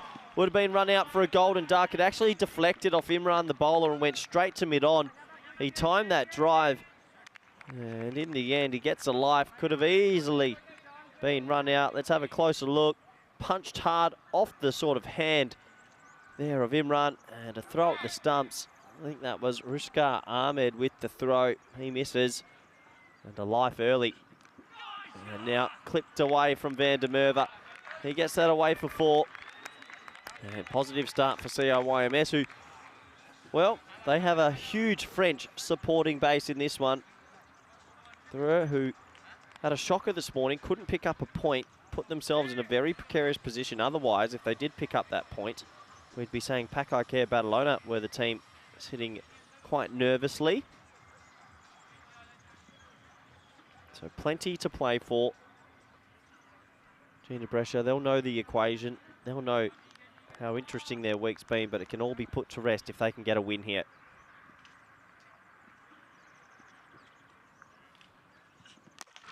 In the air, and there's a deep mid-off, but he's a little bit square, and that's going to be 4. Van der Merwe, you feel, holds the tickets for the French champions. It sounds weird, but he really does. If he clicks, he makes it very difficult for this Italian side. They've got some strange field settings, this team as well. They've got a 7-2 field right now. You wouldn't see this from any of the other teams. Jinnah, Brescia just play the Jinnah, Brescia way. There is 5 men in the ring on the offside with a deep mid-off and a deep third. Crazy. And he feels safe enough to smack it over the top. Van der Merwe gets that away for 6. 20 runs off the first, and a poor start from Jinnah, Brescia, and a great start from the Irish champions CIYMS, as the score is 20 for none. Let's have a closer look at who's coming on to bowl. Nice shot there from Van der Merwe. Looks like it's going to be Wasim Ahmed to bowl the second. Never a nice feeling when you're one of the teams watching, but this was the group stage. Feels like ages ago when we had group stage cricket. Jinnah, Brescia were in Group A. CIYMS in Group G. They've been here for quite a while. CIYMS obviously winning their group from the 15th of March. They've been playing some cricket. Good to see everyone with smiles on their face, enjoying themselves in the fan zone. So the left-handed Heasley on strike. Ahmed with the ball in hand.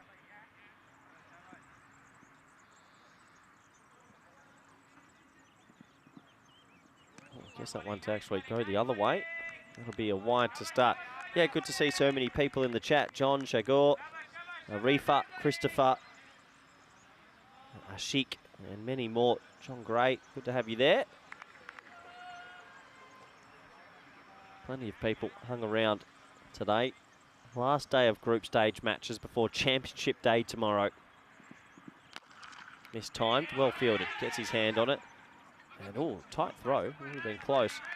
So Heasley just looking to get himself going here. Jinnah Brescia. Well, what can you say about Jinnah Brescia? They've had a chaos week, one of the more chaos weeks you'll ever see. They've pulled out wins from nowhere. They've lost matches from nowhere, but they're still in it. A couple of results going their way today. That one swinging away from Heasley. He's just looking to get a little bit of timing going here. There's a friendly face. Good to see CIYMS supporters still enjoying themselves. I think they just lost a little bit of momentum in this tournament. Haven't really recovered since then. Hit into the offside. He sets off again. This will be another dot ball. A little bit of pressure here on Heasley. He gets his opportunity at the top. And I'll tell you right now, I think Drew would be saying, where's Doherty? Would have preferred him to have been opening. But if you don't secure the spot on your own accord and rely on results, it's not always a comfortable place to be. That one's pushed into the offside and another dot ball. So good over this from Ahmed as the pressure starting to build on young Heasley.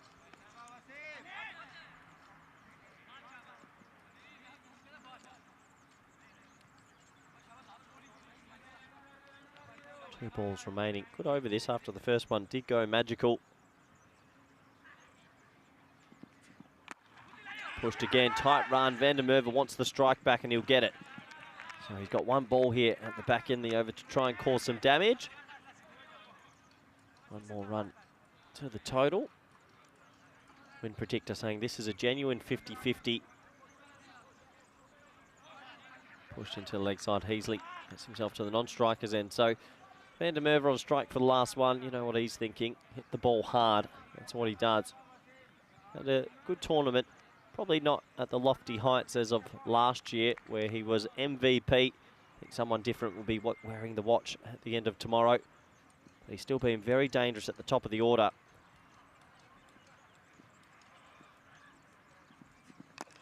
Clipped to mid-wicket. Yes, no, it's going to be a dot ball. Throw comes in. Handy dot ball because they're going to keep Heasley on strike. Great over from Ahmed. After 2 overs, the score is 22 for none.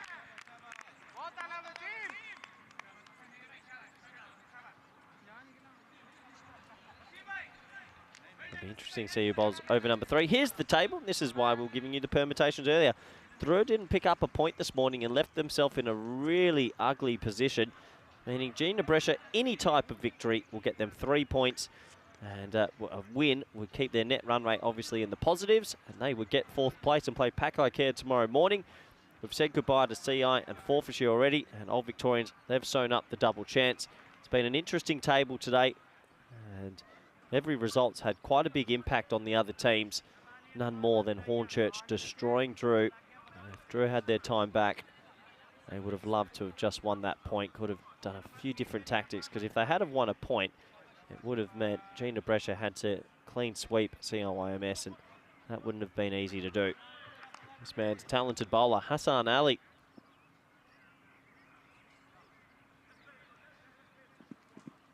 Gets that one wrong. That's going to be a wide. Keeper fumbles. Oh no, that's the worst possible result for Jinnah Brescia, because that means Van der Merwe is going to be back on strike. Terrible bowling from Hassan Ali. These are the little things you can't do in a do-or-die match. Jinnah Brescia have to win, and then tomorrow win 3. So they basically have to win 4 on the trot to lift the trophy. There's Nolte. We have a lush Nolte with his mullet. It's a good mullet, actually.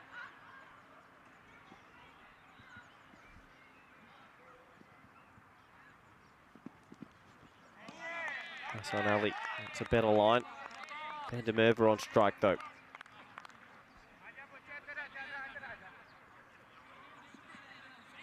Hassan Ali, Italian international. Yes, that one just to jag a little bit. Van der Merwe with his standard hit the ball hard technique. He really does give it a wallop.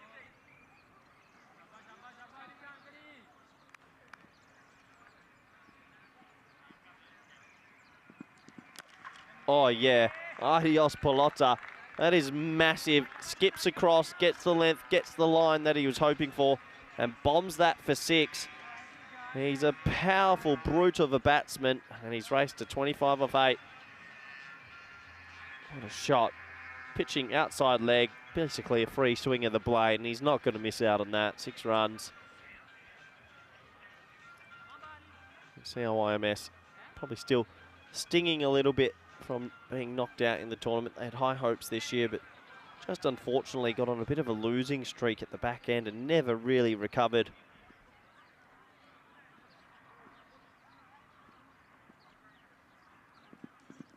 Another foolish delivery, and he hasn't hit that one as well. That'll be 1 bounce 4, but no deep mid on in place. I think he's got deep back with third. Not too sure if that's the option for Van der Merwe.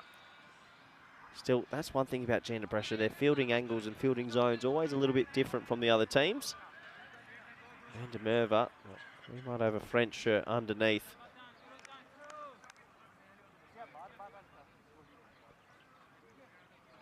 Decent start this by CIYMS.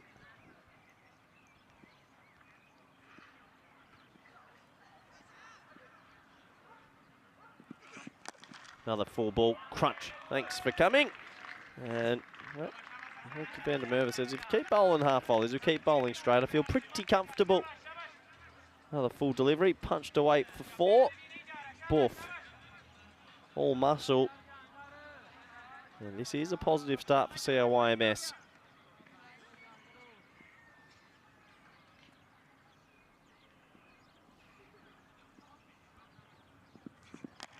And 6 more. Van der Merwe's on. 39 off 11. Disastrous signs for Jinnah Brescia. Another ball on the stumps. Hassan Ali hasn't learnt a thing in the last 4 balls. You bowl on the stumps to this man, he's going to make you pay. Just another half volley, catches up with it, bombs it away for 6. Van der Merwe, he looks on.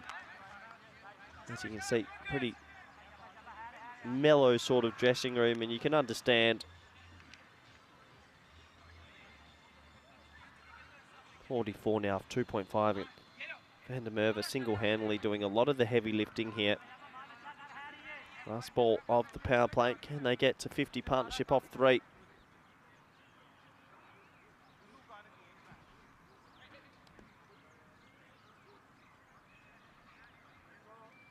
Looks like just a slight delay.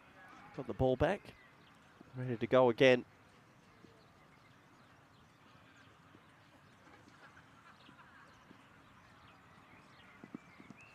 That's a better length and that's a better line. Draws this false stroke. 2 balls outside off stump when played a miss. 4 half volleys were smacked away. 3 overs complete. Nice start from CIYMS. The score is 44 for none.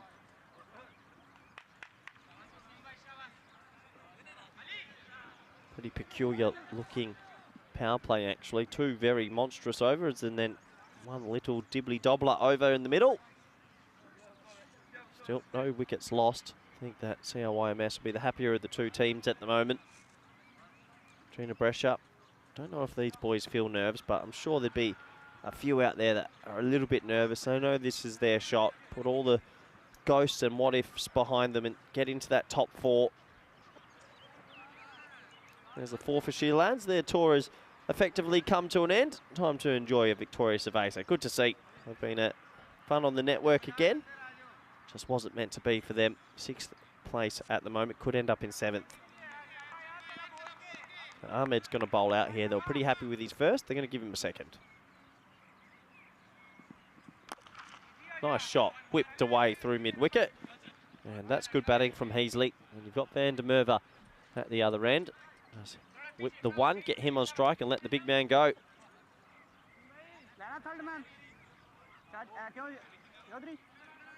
Cricket Galway in the chat saying maybe Drew are loving this. I'd say they are loving this. No wickets on the board, 45. Good start for the French and the Irish. I think Paco care about alone. They'll know they've got a huge contest against whoever they play tomorrow morning. High in the air. This is a big moment. He needs to catch this. Oh, and they don't talk, and it goes for 4. Ridiculous from Jinnah Brescia. Van der Merwe, he got none of that, and it landed right between 2 fielders who didn't call for it. That's a chance, and it goes away for 4. Oh, Jinnah, Brescia, what have you done? He didn't hit it well. It landed in a bit of space, but we had a good view on it. Someone has to call the other out of it, and neither went for it properly in the end.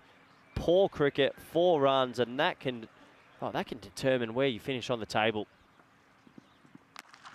Because the next ball's pounded into the offside, but good fielding from Billy the Kid as the 50 partnership comes up off 3.3.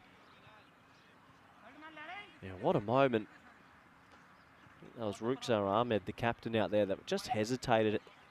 So definitely deep mid-wickets catch. Deep square leg sort of got in his path and just made it more difficult for him.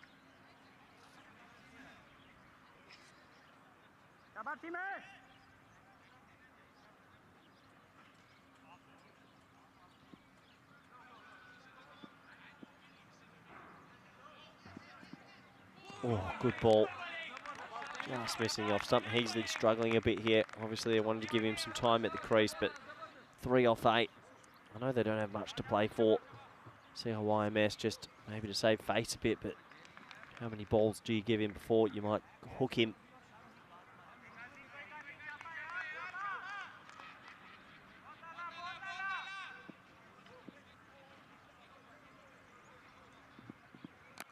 Nice shot from the young man. That will build some confidence, and that goes all the way for 6.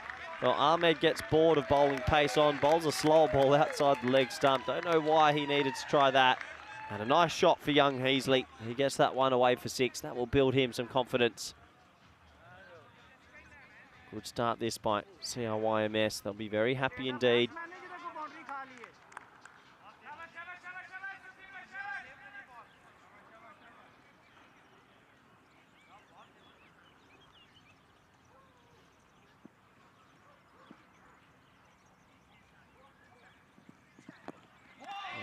Another pace on delivery. That is so close to the off stump. He'll rue the fact that he bowled the slower ball. There was no need for it, but a good spell in the end from Ahmed. He finishes with none for 14. Look how close this is to the off stump. Oh, code of varnish. And a good spell from him, but at the moment, got to get through Van der Merwe. He's ticking a bit here. 56 for none.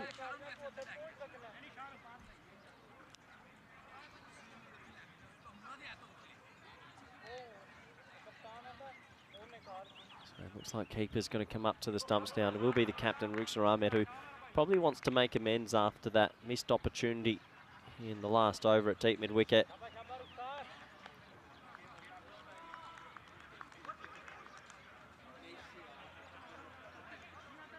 Van der Merwe, 1 strike away from a pretty brutal 50, doing what he usually does. Had a good tournament again.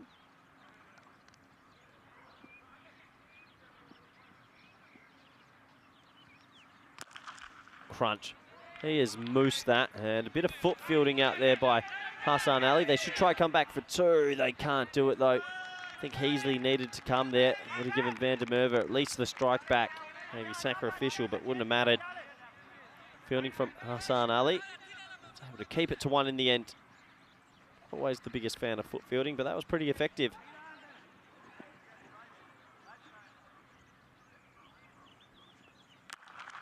It's straight, not too well timed. That'll just be another single.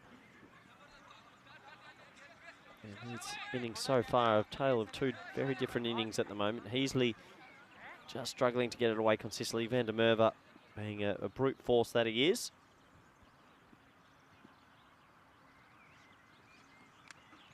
Good bit of swing there, but a little bit too much signalled wide. I say Jinnah Brescia's batting really clicked. Setting a record ECL chase and then almost chasing 170 again in the same day. Would have been ridiculous.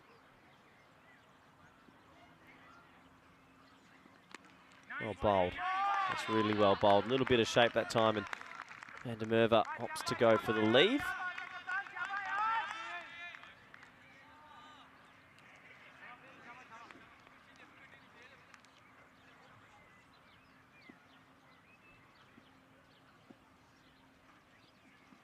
Skips across and gets it in the slot. Van der Merwe yet another 50 at Cartama Oval. Well, this man, he just churns out runs. He loves the T10 format. Warm round of applause. And The French population are on their feet as well. He moves on to 51, not out. And while he's there, he just dents the hopes of the Italians over and over again. 2 balls remaining in the 5th. They need to get him out now, otherwise he could go on to a massive total. Take the 1 this time. And just before we get onto commentary cam, which I know this man loves a lot. Well, welcome back, Vinny Sandu. Yeah, camera reveals all. This is on the outside, but what do you like on the inside? Warm as butter. Gooey. Last ball of the 5th, and it's going to be a wicket. Well, there you go. Heasley laboured, didn't he? And he's going to go off the last ball of the 5th, 66 for 1. Is that one that you're actually not too worried about, John? Because it looks like Carson will come out at 3, and I know it sounds funny, but I don't know if I'm appealing. Tough one, isn't it? I mean, I think we've had this debate before, but I suppose you start dabbling with the delicate dynamics of the game. You never know. Wicket's a wicket. You take the chance that comes your way. You've got to back yourself against the best of the opposition. It takes us to the end of the 5th over, 66 for 1. Heasley has to go. Let's welcome Corey Ruckers into the box, as I'm Mr. Maximo Vinny Sandu, welcoming you as well. We have a question here about the light. I mean, it's murky, but it's definitely seeable at the ground. I mean, the lights are going to come on anyway, probably halfway through this game. About do or die for Jinnah Brescia. We know CIYMS are out. We know Forfarshire are out. We know what the top 2 looks like. Huge matches coming up. Well, this is a huge match. Last night's a bit of a dress rehearsal, I guess, for tomorrow. Yeah, it is. This is massive. The Italian champions, they've sort of had a peculiar week, you could say. They've lost some heartbreaking ones, some controversial ones, but somehow they're still in it, and the results today have actually gone their way. So a win here, any type of win, and they're through still. Unbelievable. Yeah, definitely. As we go back to Billy the Kid, and he's going to get smashed out of the ground. Well, one big obstacle you've got to deal with one way or another is Jason van der Merwe, and he puts that 1 miles back, maximal 6 runs. This is probably the last thing Jinnah Brescia wanted. This man finding form in this innings. That is a monstrous hit over mid-off. And Billy the Kid, I always prefer if he bowls with a newer ball, so he gets that swing back, but that was pumped. Sometimes he gets it later. He's a bit of an enigma, really. They need to get van der Merwe soon. Just the slow ball when he rolls his fingers on. Van der Merwe moves to 59, brings Carson McCulloch on strike for the first time. So where do you think it all went wrong for CIYMS? It just feels like they were on a winning streak. They won the first in the group stage, confident, and then those 3 sixes from TDC, probably that loss, and then from that point, you could trace it. They just weren't able to recover. Well, gets a bit creative here, and Bill goes full, and he goes out of the ground. Maximal 6 runs. Probably top of the pad height. McCulloch, pretty risky shot first ball, to be honest, but he gets it. Yeah, no fine leg, no 45, and he just backed his hand eye, and poor ball from Billy the Kid. It's a hit-me ball. Would have been 6. Where I think it all went wrong? The compulsory 8 o'clock meeting on Monday morning after they won on St. Patrick's Day on Sunday night. Why do you think such a good team just couldn't?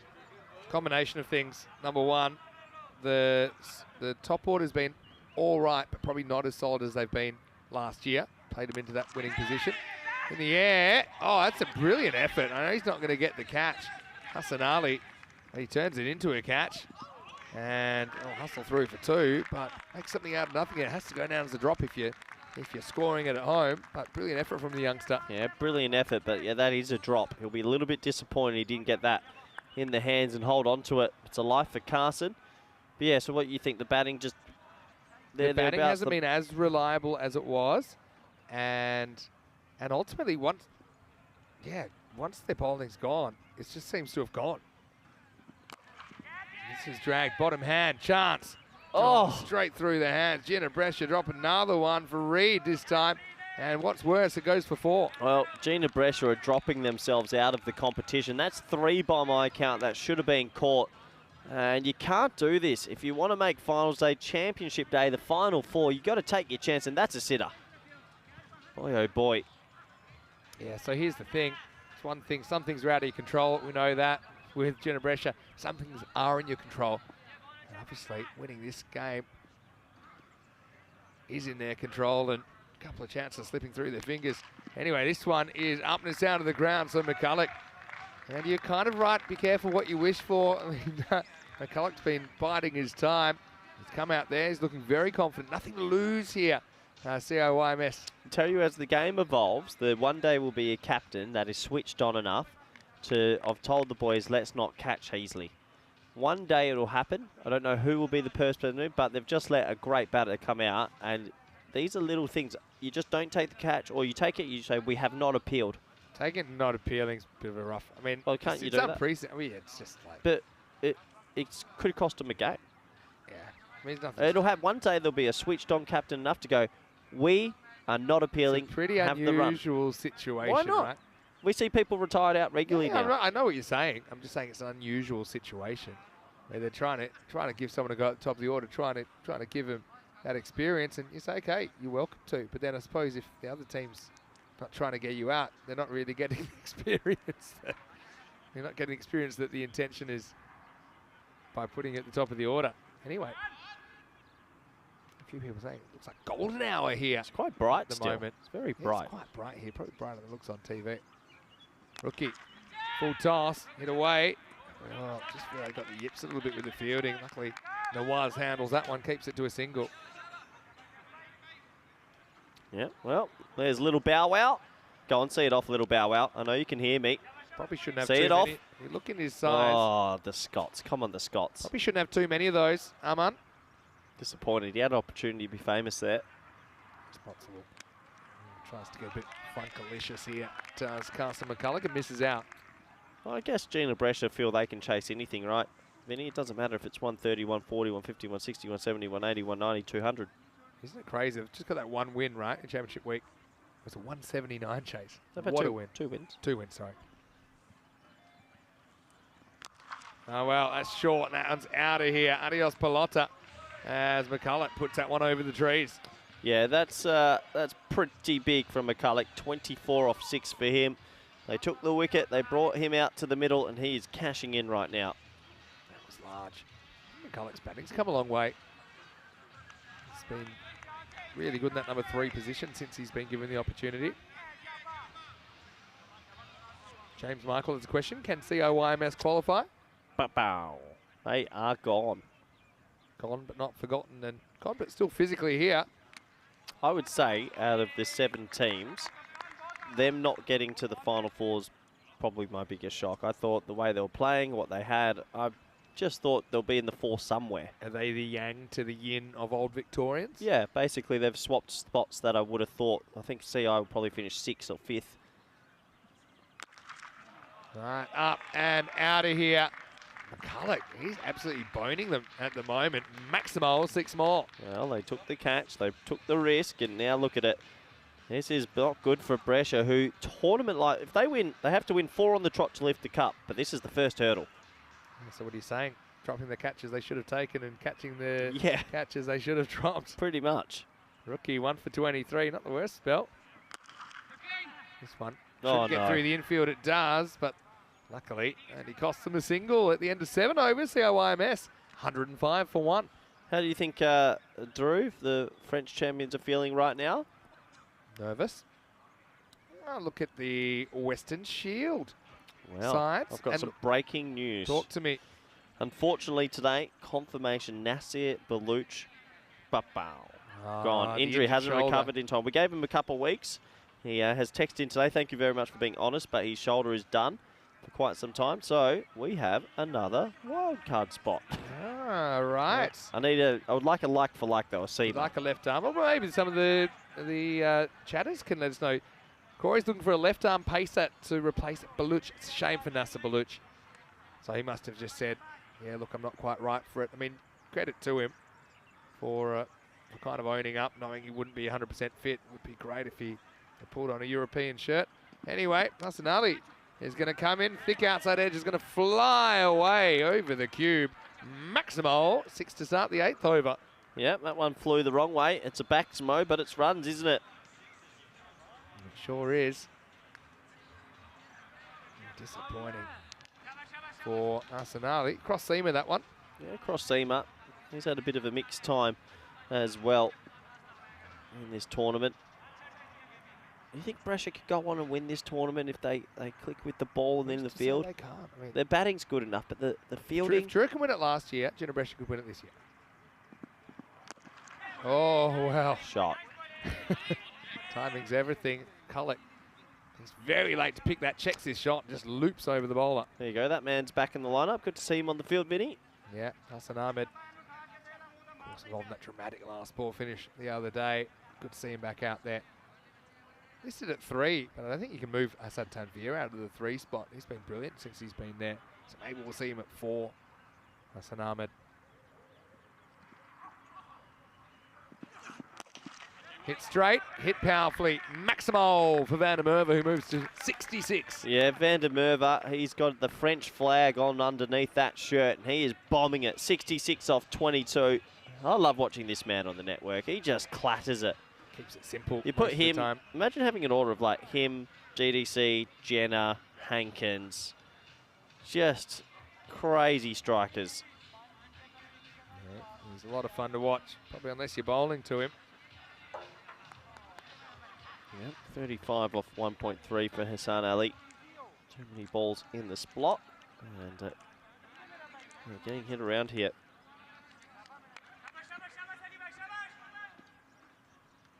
Hassan, see if he can close out. CIYMS on for 160 at the moment. All right, this one's high, and it should be caught by somebody. Down it goes. And I said Tanvir, well, he took his eyes off the ball for a second just to see if Rookie was coming back, running with the flight, and that was just enough, I think, to put him off his rhythm a little bit, and another one goes down. Gee willikers, Vinny. Well, is there such a thing as dropping your way out of the tournament? Van der Merwe gets another life. I've got that as 4 drops. They've caught the one that they didn't want to catch. Oh, Jinnah Brescia, after all the trials and tribulations this week, you've got to switch on. This is going to be dug out for a single. See a good name in the chat from A Hill. What about a little bit of Mujadadi? Oh, how many Germans you got in there? 2. Wow, I did like saying his name on air. We'll see. We've got a good few days. That's pretty good. That's why I love our viewers. They're always switched on. That's really good. Mujah, Daddy. We'll see about it. Done.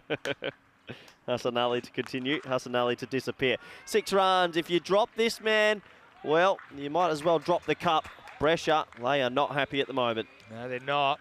And it's going to be another 6 to the total. Naughty 40s territory for Hassan. 126 for 1. Yeah, it was wide of off stump. Smacked away. And 6 more to the total. And right now, where are Drew? Are they back at the Sunset Beach Club or are they here? I think they've gone back and they'll be watching from the hotel. 26 for 1 after 8 at the moment. You know, either way, Vinny, the eliminator tomorrow morning between Paco and either Jinnah Brescia or Drew is going to be chaos. Fire. Yeah. It will be. You can expect it. That's an amazing camera shot at the moment of the heavy atmosphere. Oh. There's Matchett. One of the 11 best looking players in the 11 today.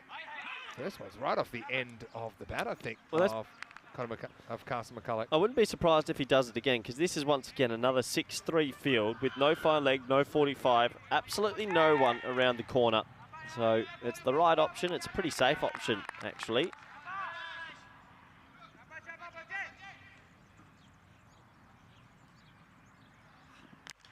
All right, that's high and that's gone. Out of here.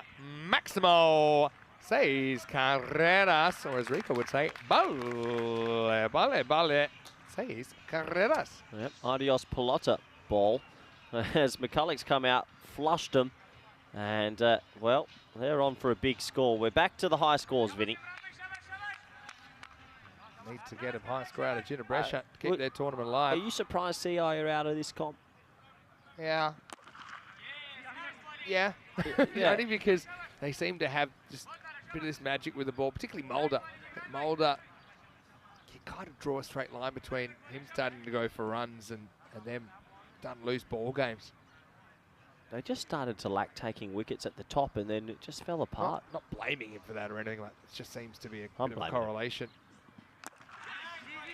Anyway, yeah, also kind of a mixture of things. You know, close finish just turns things around. It went against them 3-6 and 3 balls off DDC. Yeah, I mean, if that's a win, they're right in this competition still. A win here would get them basically through. Imran, full toss. Oh, Tyrone, there's the old yoga pose there. But he gets under it in the end, just a single. Yeah, just looping that one over his head, just the one. Yeah, good innings from both these two. They've been pretty vital to their team's hopes this tournament, batted well.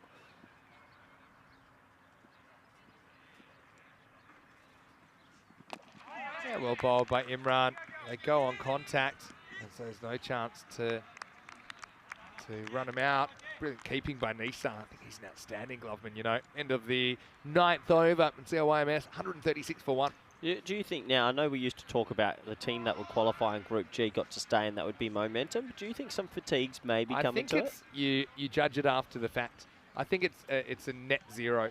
So I think you can get some momentum, you can get tired, because they've started losing games. Everyone say it's because they're tired. But last year, they were booming at this stage. While you were there and you're doing some side work for me, can you check out Mujadadi's stats for me this trip?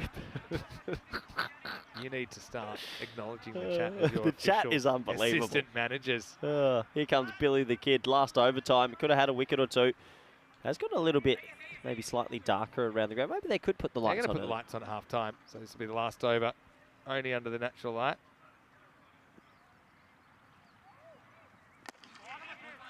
Now, start of a new over. It starts with a 1. Well, look, let's say best case scenario. Jinnah Brescia give 12, 13 this over. They're chasing 150. They have shown in the last, 36, 48 hours that they can match it with the best with the bat in hand. Mujadadi doesn't bat much, but he does have a high score of 56 on the network. It's about bowling, Vinny. Oh, yeah, little chopper. Oh, I tell you what, you might want to start running. That throw's going to beat you there. Worth the throw. Bilal doesn't agree, but he would have been run out. There's 21 wickets in 28 matches on the network. Economy of 7.27. I was thinking his figures this year, yeah, 8.17 in this ECL was his economy. Taking 5 wickets in 5 games. Steps across, I don't think this will be a wide. Good over this from Billy the Kid. There's a big difference from 150 to 140. He basically played 5 games. Essentially, he took 10 overs, 5 for 79. That's what he took in the... He bowled basically a 10 over. Going at less than 8 and over. Anyone going at less than 8 and over at Cartama is doing something well. Hope he leaves his phone on contactable then. I just want to call him and say the name. Mucha Daddy. Oh, well bowled. Oh, here we go.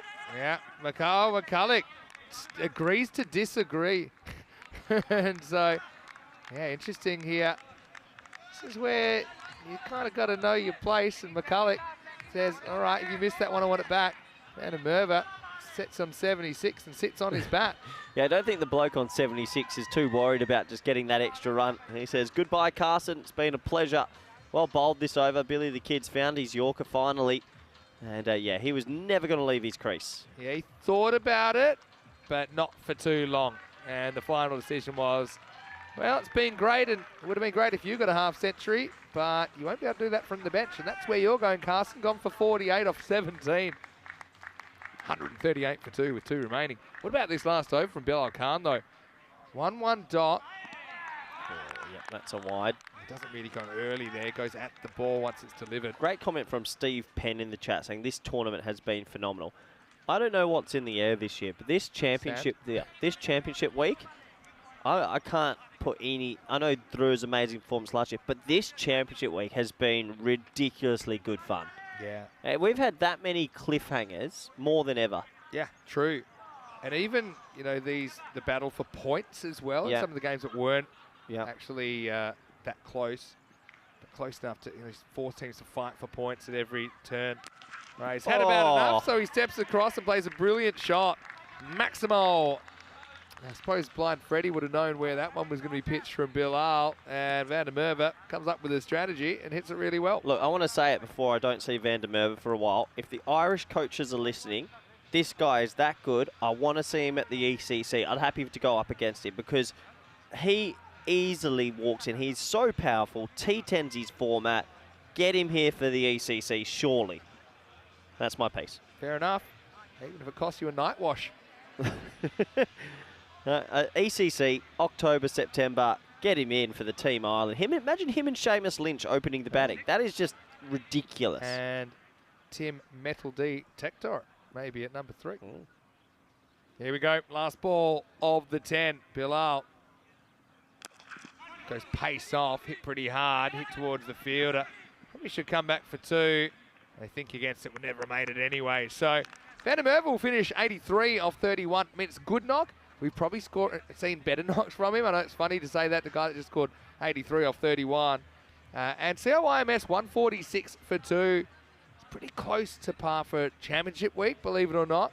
But Jinnah Brescia, well, they know what they have to do. They need to score 147 runs or it's the end of their ECL. Yep, we find out in about 45 minutes. We'll know, have Jinnah Brescia snuck back into the top 4 or is it goodbye to the reigning kings? This was the start. The umpires making their way out to the middle, and Jinnah Brescia, with their hopes high, couldn't get the early wicket of Van der Merwe, who just clattered them everywhere. Yeah, I suppose Heasley went out there to open the batting with him, ends up with 10 off 12 with just the 1-6. And in a way, it cost them a few runs in hindsight, but I don't mind getting the youngster out there. Jason Van der Merwe, again, probably seen more destructive knocks, and that's probably just a sign of how good he is. But yeah, missed opportunities kind of punctuated this 10 overs as well for the Italian.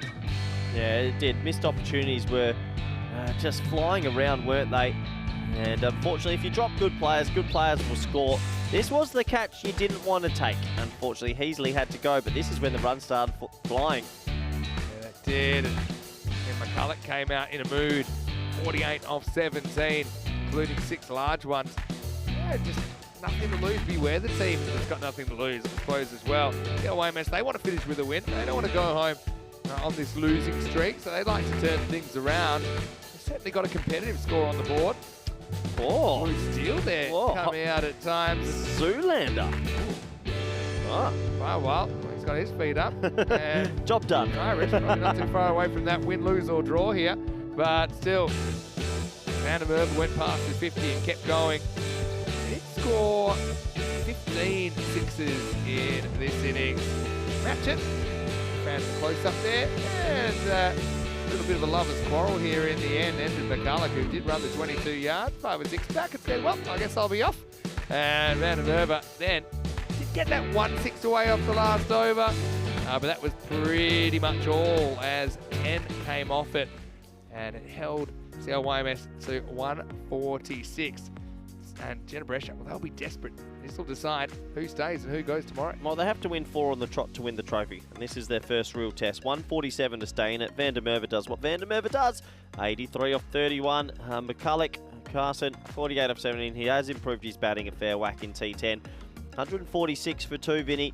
If Jinnah Brescia are going to upset the masses and knock out the French champions, they're going to have to chase 147. Let's have a quick look at the bowling scorecard, shall we? And it wasn't pretty, it wasn't easy. Wasim Ahmed, pick of the bowlers, the opening bowler bowled 2 at the top. He bowled with none for 14. An economy of 7. Everyone else getting a little bit of tap there. Rooks Ahmed with the wicket. 146 for 2, 147. And if the Italians win, it's goodbye to the French. We'll find it all out shortly. Be back in the next 10 minutes for the all-exciting run chase. Thank you.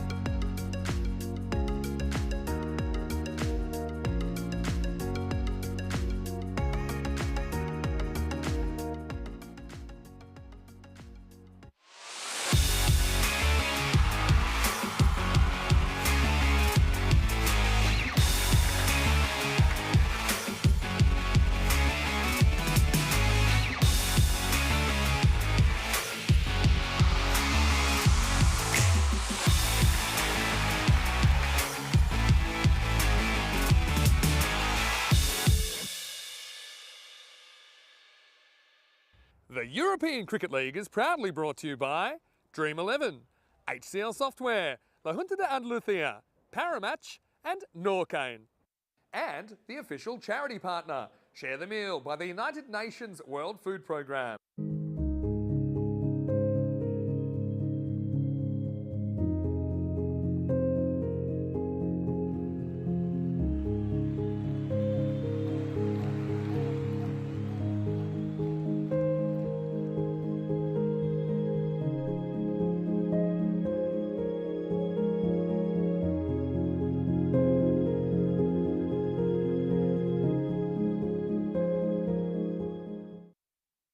Hello everybody and welcome back to a murky, sunny, cloudy, sort of sandstormy day. What an interesting day it's been. Hornchurch top of the table. Old Victorians have sewn up second. Paco will be third or fourth. But they are waiting to see if they get through. Can Jinnah Brescia do it? Bonus points do not matter in this one. Jinnah Brescia just need a win. Any type of win will put them above the French champions. And that would mean they are through to Championship Day tomorrow. Big welcome back to everyone in the chat and a big welcome back to all our network partners. It's been a long tournament, a fantastic tournament, and probably the best championship week we've had in any format. We've had so many close games, it's ridiculous. Will we have one more? Jinnah Brescia, who were the chasing kings yesterday. The second highest chase on the network, highest ever in ECL. Here we go, ball number one. Can they do it again? Full toss, hit straight to cover point, and they'll start with a dot. So the pressure will be on Jinnah Brescia. They know what they need to do, 147 and they're through. Not going to be easy. Carson with over number one.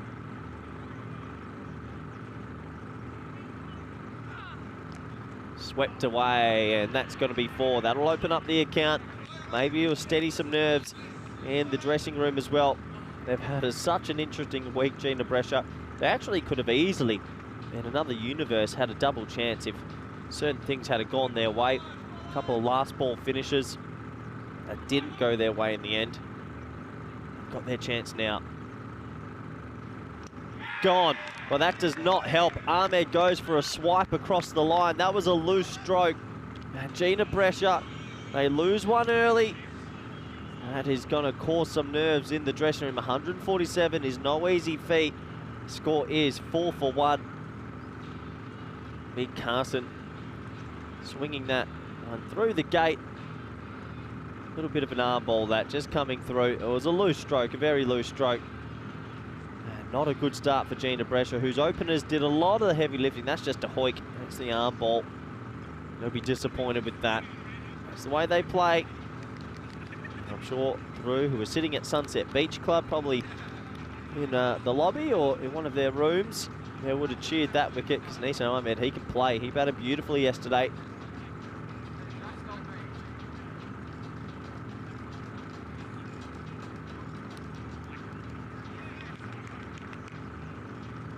So Carson with the early wicket. Can Jinnah Brescia get themselves into this chase? Calm some nerves and keep their tournament alive.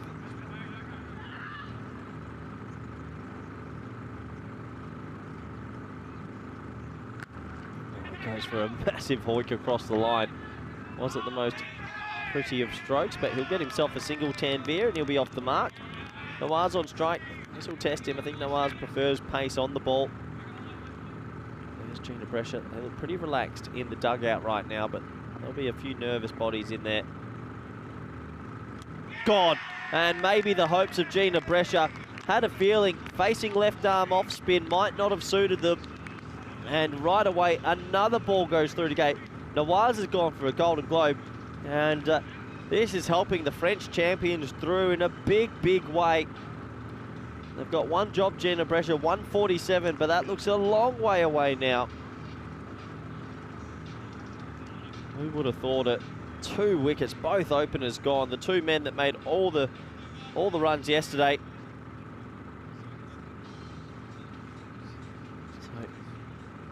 All through the gate, and he'll have to go. And this is a disastrous start for the Italian champion. So yesterday, we're just on fire with the blade. They set the highest ever ECL chase. They then lost another chase in the 170s off the final ball. And Jinnah Brescia now know their hopes rely on this man. Good to see him back on your screens. Hassan Ahmed, he was involved in that unfortunate collision a couple of days ago. He's had a few days of rest, and wouldn't it be a story if he somehow gets himself in and gets his team close to qualification?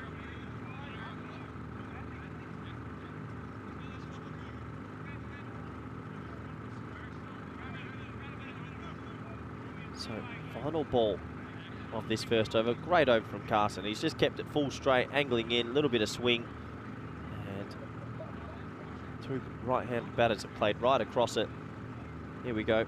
Left arm round. He's going to be swinging this one across. A little bit slower, actually. That's a surprise. As that will end a very good first over for CIYMS, who I guess a win here would probably put them 6th on the table. They don't want to finish 7th. One more spot up the table. Probably helps maybe if there's prize money. As the first over is complete. And 63 games. It's a golden ball. Maybe we'll get one. We've been very close in the last 2 days. How we didn't get one was quite phenomenal. That many last ball, last over finishes. 142 stand between the Italian champs or the French champs from making it through. Big Red, Coulthard has the ball now.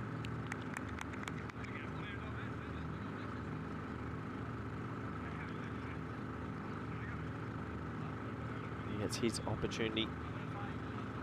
Tanviet, Ahmed, in a pretty quiet dressing room. You can understand why. Not too many reactions in there. The two openers who did all the hitting yesterday are both in the sheds. Who's going to stand up for Jinnah Brescia? Here comes Coulthard.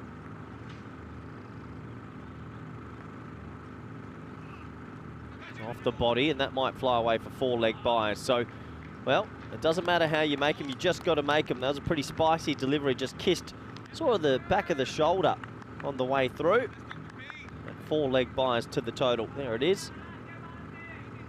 That might help Jinnah Brescia just relax a little bit. Got that ball to shape quite a lot. There it is, kissing that back of the shoulder. 15 and over. Yesterday the rate was around 17.1 and over all day.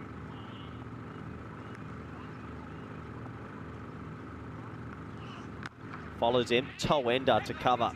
He had absolutely no idea where that went. Cockney corner in the background. Now there's a bunch of boys. Go on, someone see it off.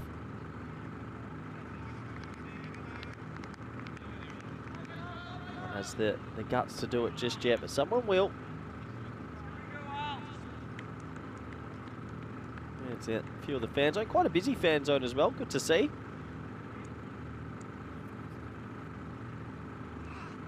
Oh, that has gone miles. What a shot. He followed him with the short ball, pulled it away for 6, and there they are. Go on. Someone see it off. You've got your opportunity on camera. 3, 2, 1. Drink responsibly. Always good. Victoria Cervezas flying around the ground. Good to see. And that ball flew a mile. Wasn't the worst ball from Coulthard. Sometimes following a batsman backing away is a good option, but Tanvier said, oh, I don't mind. He pumped it away for 6. So 4-leg byes. Oh, I love Neil also. Who's Neil? Wow. Neil, you lucky, lucky man, Neil. We'll be having a conversation after the game. This is Robinson. Oh, boom shakalaka. Jinnah Brescia just doing what Jinnah Brescia do. Huh, openers are out for ducks. No worries. Let's just pump some 6s. Game on.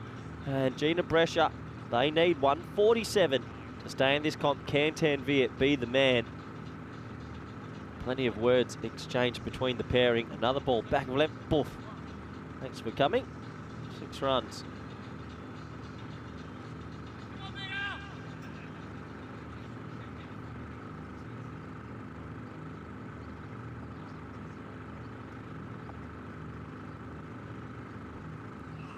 Oh, now it's going to be a full toss, clipped away, and they're going to check it for height. It's a big full eat. Tanvier goes 3 on the trot, and here come the Brescia Brigade.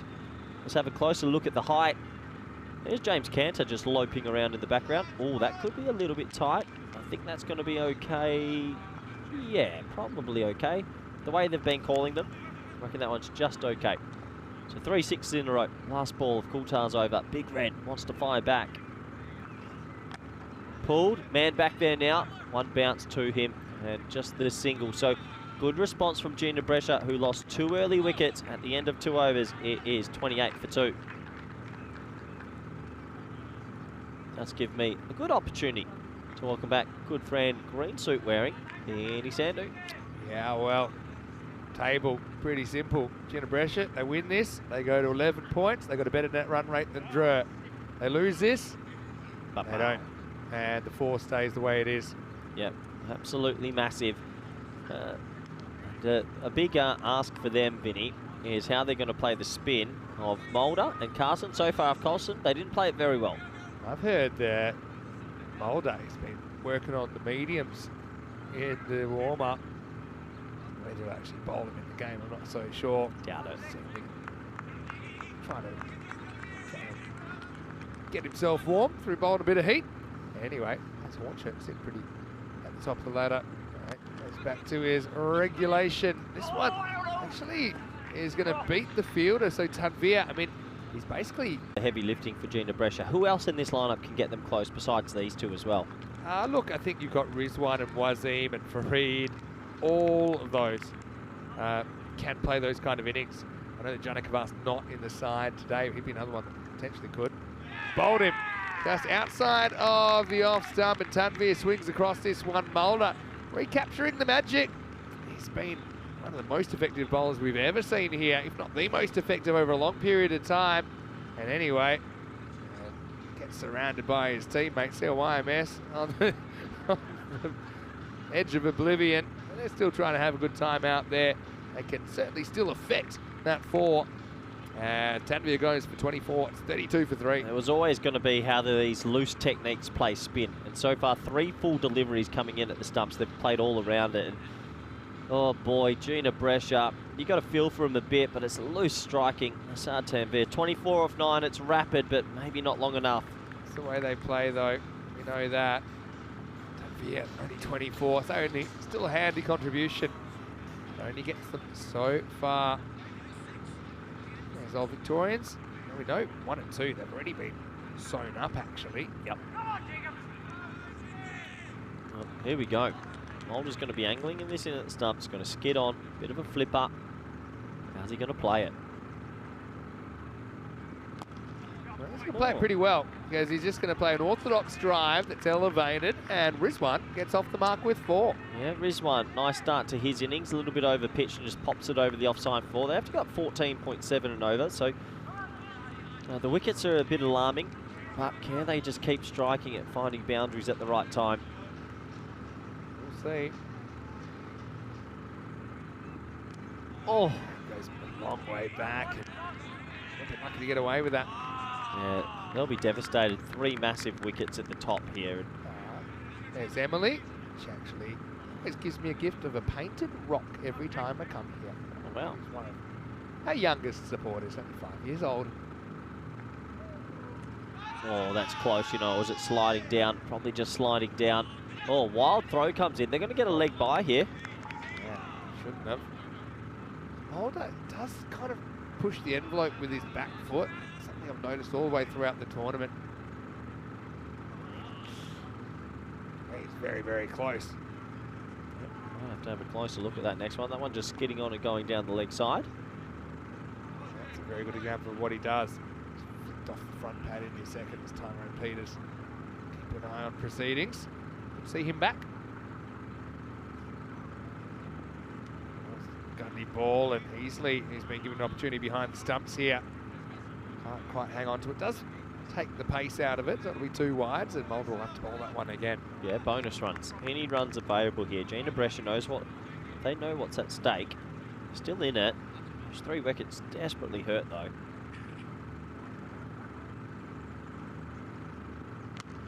Another good flipper, and this one will play it, but won't get a run for it. End of the 3rd over. Jinnah Brescia lurking around the rate, just a fraction behind. 3 wickets though, a bit of a concern. 39 for 3 after 3. 13 and over, so not the 14 they would have liked. It's more the wickets column that will be disparaging. 2 in the first, 1 in the third. And they've got a bit more spin to contend with throughout this innings, that's for sure. Looking at the Manhattans there, see a difference in the second overs, but right now, quite the uphill task. It is golden hour here, look at that. Yeah, it's beautiful. Sahara sand, it looks nice. It hasn't been as bad as some people were telling me. It's actually quite nice. When you mix it with rain, it's a different proposition, which is what we had to deal with once upon a time. Looks like Angus Farrell has got the ball in hand. Gets a bit of an opportunity here.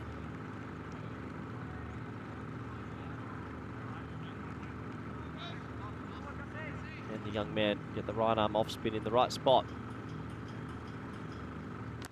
Well, a little bit short, goes after it and gets it.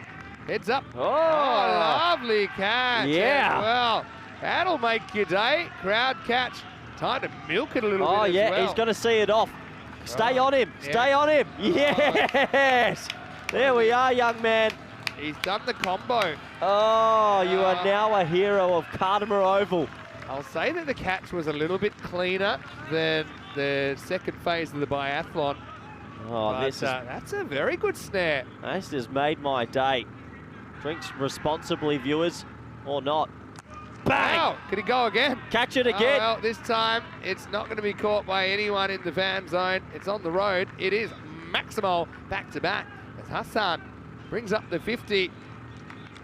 Wouldn't it be a story, Vinny, if Hassan Ahmed is the man to get him back into the finals after everything that had gone on a few days ago?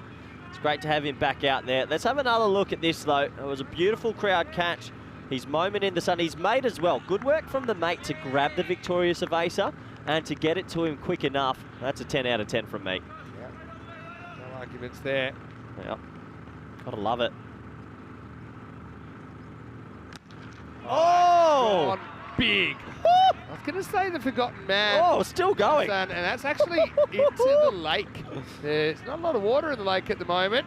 And right now, he's trying to order another round. We're trying to order another grizzly ball. The noise off the bat then was just poof. It's not the worst ball you ever see, but he got the whole body swivel into that one. That was a big daddy 6. It's got about 90 metres. Jeez. That was big. I'll tell you right now, have you ever been in a game where you've been waiting for another result to determine your tournament life? We always finish top, so we didn't really have to worry about No it. worries, big show. What do you But I don't think, think- what are Drew doing right now? The thing is, when I played, it was because the games took all day, you weren't really watching another game. They didn't happen like this, that's why. Back in the old days. Look at that from Hassan, though. 3 large ones. Farrell tries again. Oh, that's a touch and go call. Hassan wants the wide. Here's Hassan Ahmed. Out of nowhere, just 3 massive 6s. That's good. That's wide, you know. No. Takes a bit of a line on the way through for me. Now Hassan will go just over the top of one fielder, the left of another. Throws it away. Some improvisational work there, unselfish from BT. Yeah, they're just getting themselves back up to the rate they needed to go at the start. Ahmed, Rizwan, the hopes lie on them. Can they do it for Jinnah Brescia? What a story it would be if they stayed in this competition after an unbelievably chaos week for them. Nice, enjoying it in the background. Oh, the animals are all out. It's been a fun old day, Vinny. All right, full toss. Annoyed he can't get that away from the fielder. Rizwan will only get a single. Yeah, that will end yet another over. 4 overs complete here. 59 for 3. There's the man. Look, looking on the social media straight looking away. straight for the replay. I don't know, have a bit of class. Wait 5 minutes. You Wait for the end of the game. Could be missing another catch. never know. Run I rates like it. starting to come the right way. That was a clean catch, though. Jinnah Brescia could probably learn a few things. 59 for 3 after 4. Looks like they're going to go to match it here. Another sort of spinner. He likes to bowl off spin and leg spin. He's been changing it up frequently in this tournament. I think his leg spin's been too bad, actually. he'll get his opportunity. 59 for 3, 88 of 36. Oh boy, do we have more, not controversy, but more of a tight finish. Yeah, drama. I'm confident there'll We're be more drama. If these two can stay there for a period of time, we definitely will. More spin. Bit bounce there from Matchett. These players, you put spin against them, that's just not as nice a match-up to when it's pace on. That is for sure.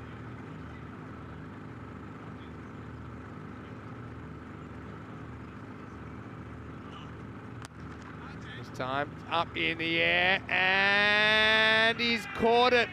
And I don't think he touches the line there. Again, I think it's been made. And he's saying, yeah, I've caught that one. He had a good look at the rope and just inside. So Rizwan just doesn't fire. Eats up 7 balls for 5 here. As he goes, it's 59 for 4. Just didn't get enough on it. And Mulder takes a nice clean catch right on the rope. Big moment. Jinnah Brescia still throwing some punches, but the wickets column is starting to get a little bit worrying. And yeah, that dugout, they know that was a big wicket. Certainly not going to plan. This one has to go 5 off 7. Just kind of innings. You'd love to mulligan it and have someone else have a shot. Right now they're going to go to Wasim Ahmed, who's going to come out at number 6. 59 for 4 now. They do have strikers all the way down, Vinny, but someone's going to have to step up. Someone has to play an innings of substance. Terry just saying he loves how the lad's reward for taking the catch was to have to buy a round for his mates. Oh, it's very old school. Something good happens to you, you share the wealth. Hello to Kitty, nice to see you. Watching from the USA. Matchett, his leggies have been handy. Yeah, definitely. I suppose he's got plenty of time to practice it before he comes back here to the Cartama Oval. When will he be back? Maybe with the Irish 11. Playing in the last 2 ECCs. Ahmed gets off the mark with 1. That's Wasim Ahmed, batting with Hassan Ahmed now. Well, Hassan Ahmed, he's going to want to have to try and take this, and I reckon he's going to bowl some right arm off spin now. So this is where you'll see him potentially change to the left-hander, or will he stick with the leg spin?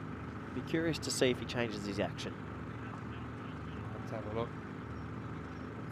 Looking like it might be a leggy again.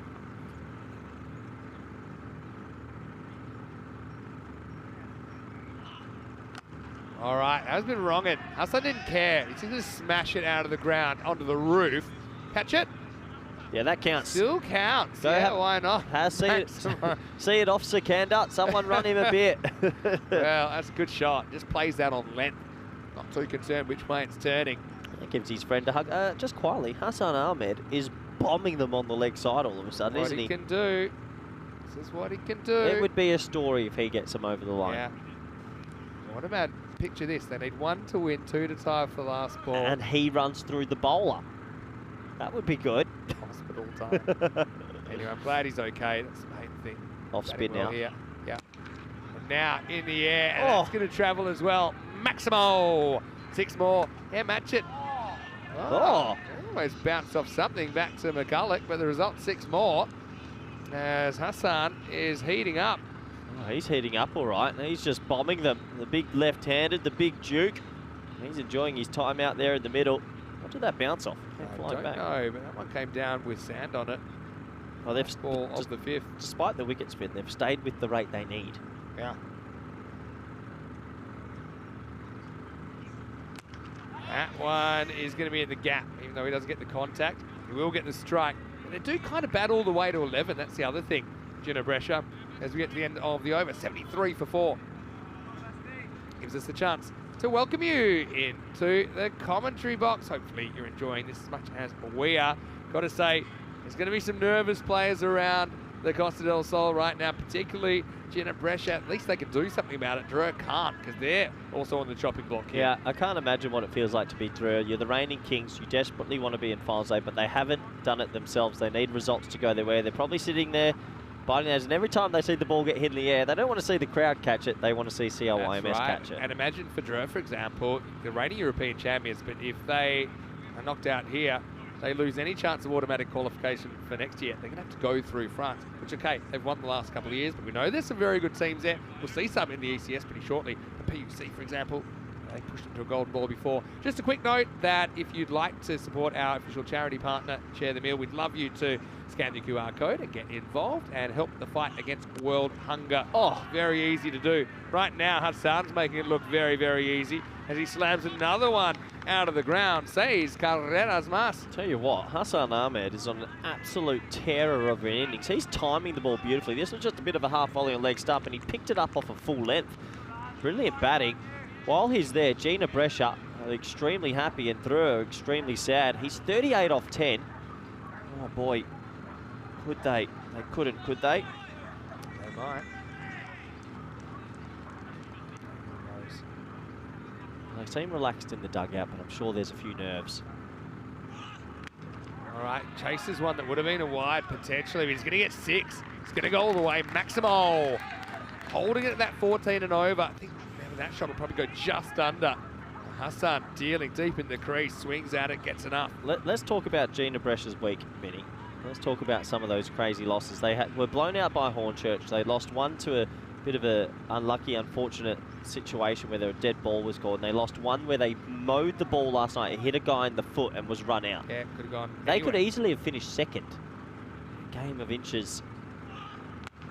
Now, this is what he does. This is what he's in the team for. What an innings. He's going to bring up his 50 off just 12 balls, and it's do or die right now. 50-50 on the contest and 50 for Hassan Ahmed. Hassan Ahmed, for people that don't know, he was the man at the crease that was unfortunately in the collision. And this is his first game since that controversial moment. And now he's on 50 off 12. It would be some sort of story if he was able to do it. And if you're a neutral, I'm sure you're sort of a bit hoping he does. He's got a point to prove, Hassan. Played in the first ever ECL for Jadua Brescia, actually. This single-handed innings could knock the French champions out, the Kings. Which is a wide go past. Oh. Here's the old. Bestie's not happy. He moved. I suppose the question is how much and then how wide was the ball. Ball misses the line by about a This is where stump. it's your last game, and the amount of descent you might drop might just be up a couple of levels because it doesn't really matter. Sully likes it. He thinks he got the right call. Well bowled. Yeah, Bestie gets it right. Aims at 3 sticks instead. Then he finished 50 off 12 out of nowhere. Really, they were struggling. This 50 off 12 has just given them a huge opportunity. I can't imagine what our reigning champions are feeling back at the hotel right now. If they knock Drew out, there's a big chance tomorrow we have a new champion. How about them in the dugout? Oh, they must be nervous. You guys, bottom 5 still waiting to bat, potentially. And the wicket. Ahmed misses out on this one. I mean, they've sort of been lucky in a sense that a lot of teams have been beating each other in the middle. No one's closed the door on them. This morning, if Drew had just played an okay game and got a point, the door would have been closed. Pretty much closed. They were thrilled to just have to get the 3 points here. This is mistimed by Wazim, but he will get a single. Well, so in fact, if Drew had have got that 1 point this morning, they would have had to chase the runs after this next over, which wouldn't have happened. So Exactly. after 6, it's a 94 for 4. Favoured in this chase, but a wicket or two could change things very, very quickly. Hassan Ahmed brings up a 12 ball 50 at a crucial time. Just started bombing it. Oh. This is the destiny of 2 teams are on the cards right now. One of them, the reigning champions of this very event. They shocked everybody through last year when they came back again and actually won it. And right now, they have left their tournament on the line, and Brescia are planning on crashing it down. Interesting. Okay, Ratchet's going to come back. 4 overs will determine who stays and who goes in ECL 24. I mean, if Drew get knocked out, there's a 75% chance tomorrow we have a new champion. True. Okay, you're only former champions to be in the competition. If that happens, starts with a wide. Oh no, it's a vital one as well. Yeah, that's the backup keeper Heasley. He's been given opportunity, but couldn't glove that one cleanly. That's a dream result because they're going to get the hot hand on strike and 2 free runs. So Difference here, little one for Heasley. Just got to get your whole head across, try and keep your head behind the line of the ball, and then you're more likely to judge it. do they have more batting to come that's good enough to do this? To be honest, they bat all the way down. Here we go, huge contest. Ratchet, what does he go? Off spin or leg spin here? So, Off spin. Goes Goes off that one. He chases a wide one. He's gotten away with this a couple of times. Gets an edge, but it's a good enough edge to go to the boundary. 4 runs. Yep, 4 more. Ahmed, the man who got sort of in the confrontation the other day accidentally, has got them to 100. He's playing a blinder. He really is. But again, decision making there, that's what I think you leave alone. No, you can't. You just go. If he edges it to the down the circle, a different story. He's too hot to leave it, Vinny. He is too hot at the moment. Goes after this one as well. That's going to be 4. Well, he's got long levers, does Hussey. And he goes back-to-back 4s here in the 7th over. Wow, what is happening?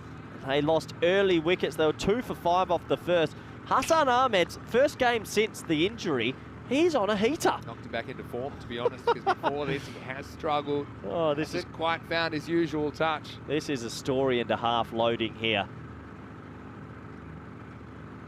Sets up a potential Brescia OV matchup tomorrow as well. Yep. Right. Jeez, if that happened, imagine this.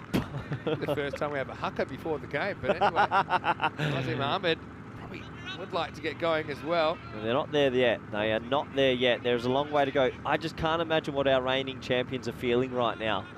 Got to feel it's so emotional. That's one thing about this ECL. I mean, franchise cricket, yes, it's around, and you just don't get the kind of loyalty, the kind of raw emotions when these players might have one shot in a year, maybe one shot in a lifetime to make an impression on the ECL. Straight to the field and he's dropped him.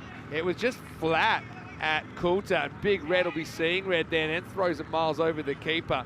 But Nazim Ahmed gets a life. Yeah, he smashed that. He absolutely smoked it. Might have copped him on the chin a little bit there, but I guess you could say he saved a few runs, but I think he'll be disappointed he didn't catch it. Yeah, I think so. Oh boy, Vinny. Big late drama. 60 off 16. Ahmed playing a single-handedly amazing innings. Keeps chasing these, but he seems to be getting away with it. He gets another boundary. Oh, I tell you what, I just can't believe he's going after these, but he's getting away with them every time and 4 more runs. When you're this hot, Vin, there's nothing in your mind that's saying leave the pill. Nothing. He's just like, wherever it is, I'm going, and that must be a beautiful place to be in. There's a strange calmness about his batting, given the situation. Maybe the shoulder charge was the greatest thing that ever happened to him. To be fair, he was caught. He was just caught off the field, wasn't he? Well, invisible straw. It's basically going pretty close to 4 at ball pace here. It's an amazing innings. 3, especially the period that he came out in. It is an amazing innings. 376. Keeps chasing him. They put the deep cover back this time and he just gets a single. And he'll retain the strike as we get down to the last 3 overs of this one. That over went for 17 and the score after 7. 111 for 4. Coming up tonight, well, it's the preview of tomorrow's 1 versus 2 match. We know that now. Old Victorians versus Hornchurch. Hornchurch winning the toss, electing to bat. Gives them a chance to bat first. They haven't done that since the very first match of their championship week. So get set. I think they'll still go with the regular order. Hankins and VJ to open. Well, Victorians, I'd like to get one over on the English, knowing that they'll be playing for an automatic spot in the final tomorrow. So join us in around about half an hour for the last match of the night. We might even have a special guest commentator stepping in, if you don't mind heading out for a little bit. Okay, Vinny, if you make me. Line them up. Anyway, Mulder. Well, this over could determine the fate of 2 teams here. CIYMS. You might say, what have they got to play for? I don't think any team... Yeah, you don't play to lose. I don't think any team ever wants to kind of finish their journey with 5 losses, which is what would happen here. Big contest. Here we go. 36 off 18 required. Flipper. Hussey seems set for it, just gets a single. Let's see what Wazeem can do against Jacob Mulder. Wazeem has to offer a little bit here, just something. 35 off 17. You know how big this is, because if through it right now, get through, they'll truly believe they can win the whole thing again. They're a very confident team, but they don't have the control right now. You can see Dan Weston, James Cantor, Roger Finer and others all tuned in. This is a big, big few balls. Tense. Now the in-run might be required with the bat. Flips on. 1. People just seem to have at least found the pace of Mulder a bit more. They're not getting rushed as much, but he's still very, very effective. If he gets Ahmed here, you just feel that might fall short. I'm not too sure. You know their batting lineup a little bit better than I do. They do bat all the way down. There's no bunnies in there. I mean, Rookie's been batting 11. Typically, he'd probably bat 5 or 6. Doesn't get under this one. Another one. It's so Oh, tense this at is the tense. moment. So tense. Yeah. This is that dressing room has been through a fair bit. They must be feeling it. Options to bowl as well, plenty of them, the Irish. Tosses up, goes straight down the ground, gets 6. Maximo! Oh. Wasim will get half a dozen there. Mulder pitches up, maybe slightly over pitches that time, going for the stumps, but Wasim puts him over the ropes. Unbelievable. What a partnership that's been brewing. And finally someone else goes with him. An important 6 in the context of this tournament. Jinnah Brescia still in it. And he knocks him over, so it's going to be 6 and out for Wasim. He'll probably take the trade-off at this stage to get a 6 off Mulder, but they'll need a new batter out there as Wasim will go for 10, and the score's 120 for 5. Jinnah Brescia aren't going to fall into another scenario where it's 2 runs off 1 ball or something like that. It couldn't happen again. It keeps happening. But this feels like it's going to go right to the wire. It's the faster one as always. Base of leg stump, just a bit maybe shorter than that. And he has to go. Here's the thing, Jinnah, they just had drama even before they've made it to the ECL. Well, they knocked out Skanderborg, right? They did, but before even this championship week, remember they qualified for a tournament that then didn't happen, so there's a disappointment that wasn't their fault. They had to play a playoff with the 2020, they won in 2020. They had to play a playoff with the 2021 winners to go to 22. They lost like their only game of the year in that playoff, pretty much. And then to Roma CC, they came second last year. That's right. And so they didn't get back here last year either. And then they just seem to have the drama following them. Well, they can put all of that in the past if they can make another 27 runs here. Ghulam Fareed, he's still a specialist bat. Last ball from Mulder in this series. Dot. So we go to the last 2 overs. Now they needed 12 and over before that over. Now it goes up. So 9 off that. 27 off 12 required. 120 for 8. This is where we need to get a camera on the Drur team, wherever they are. That would back at the Sunset Beach Club. Oh, that would be good because they must be biting their nails right now. They know that. That's why I was talking about it so much this morning, that they really had to fight hard for that point. And I don't think they did. And to be honest, Hornchurch could have, well, they could have got their old enemy out here. That's the thing. Revenge best served cold, as they say in the classic. It would be cold if it was Hornchurch costing Drur their point. Again, the importance of being competitive in games that you might lose, but also being ruthless in games that you win. Wow, what a scenario to wrap up. Good was McCulloch early, rearranging the furniture a couple of times to remove both openers. He's going to come back now to bowl the 9th. Biggest over probably in Jinnah Brescia cricket history here coming up. They need 27 off 12. Here's the 9th. Oh, look at them. They know.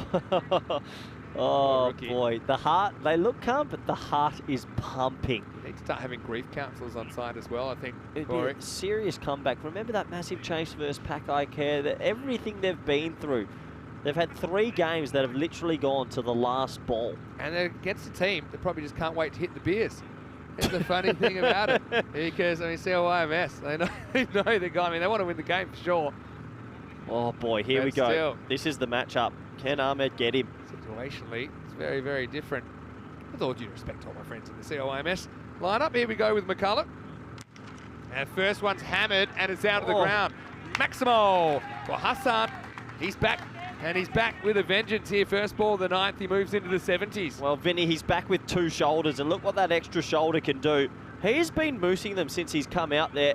The man that unfortunately was sort of run into, and a little bit of his own causing as well, is back at it. 73 off 21 to get him in. If he does, you better watch out. There'll be emotion. He's going to get mauled by his teammates, I'll tell you that much. But he's a long way away from it still. 21. They're taking nothing for granted, nor should they. That Jinnah Brescia bench. Now that's going to be 6 as well. Maximo over the tents, over the way and far away. Hassan Ahmed goes back-to-back 6s off McCulloch. Unbelievable. 15 off 10 now. 79 off 22 from this man who hasn't played for a few days. What a story this would be. What a comeback this would be from Jinnah Brescia. To be honest, the left-hander just kind of throws McCulloch for a loop. Yeah, he got both right-handed openers early on. He got Nissan for 4, he got Shriknaraz for 1. Oh, Without scoring, I should say, first ball. I can't imagine what Thrillng are thinking right now, honestly. They're 98%, but tell that to Jinnah Brescia right now. Needing 15 off 10. There's still a twist in this. If he gets out, it's still very much game on. Oh, what an innings. 79 off 22, scoring at more than 3.5 runs per ball. Lifted up, and that's into the gap. And a little bit of a forward pass if it was rugby. They might have to have just a look at it just to make sure his foot was okay, but I'm pretty sure it was. I think it is. Big red. I see. Didn't realise he stepped out. Let's have a look at it. I don't really see any evidence there that he ever touches the rope. Like a ballerina. No problem. Beautiful. All right. Well, there's the one. You've got him off strike. Fareed's on strike. 14 off 9. He's got his role to play here, Fareed. Thrillng or Can I Jinnah just Brescia? put something in your head? Go on. You probably don't want to hear. Go on. Imagine a golden ball to stay or go. Could happen if you get 13. There's always cheering your team. At the moment, there's stone cold silence around this ground. Fareed's turn. Doesn't really get a lot of it, but he will get one. He'll get Hassan back on strike with 2 to come in the over. Well, all the permutations come down to these 8 balls. We will find out our final team in Championship Finals Day tomorrow. In the next couple of minutes, Vinny, Ahmed has played a crazy innings. 80 off 23. He came out when 2 wickets fell in the first over. They are feeling it in that dressing room. You can just sense it. They're shaking. What a game of cricket. Huge delivery. Launches it. Goes again. Maximo back to the well. Hassan Ahmed. He moves closer to the target with his team. He's 86. They need 7 off 7 to survive. Jinnah Brescia and Dreux on their last legs back at the Sunset Beach Club. Can you believe it? The French champions are going to be knocked out. 7 runs and they're gone. A crazy turn of events today. And, well, what an innings. He's come out and smoked absolutely everything. Wow. Oh, Jinnah Brescia, what a tournament. Hey, credit to him if they do it. 7 off 7. What's his play here? 6. Go again. Left arm off. He's comprehensively won this battle with McCulloch. 6 to tie, 7 to win. Oh. Off the fingertips of McCulloch. Wasn't really a genuine chance. Got across and didn't get middle hand anywhere near it. Bit of a stinger.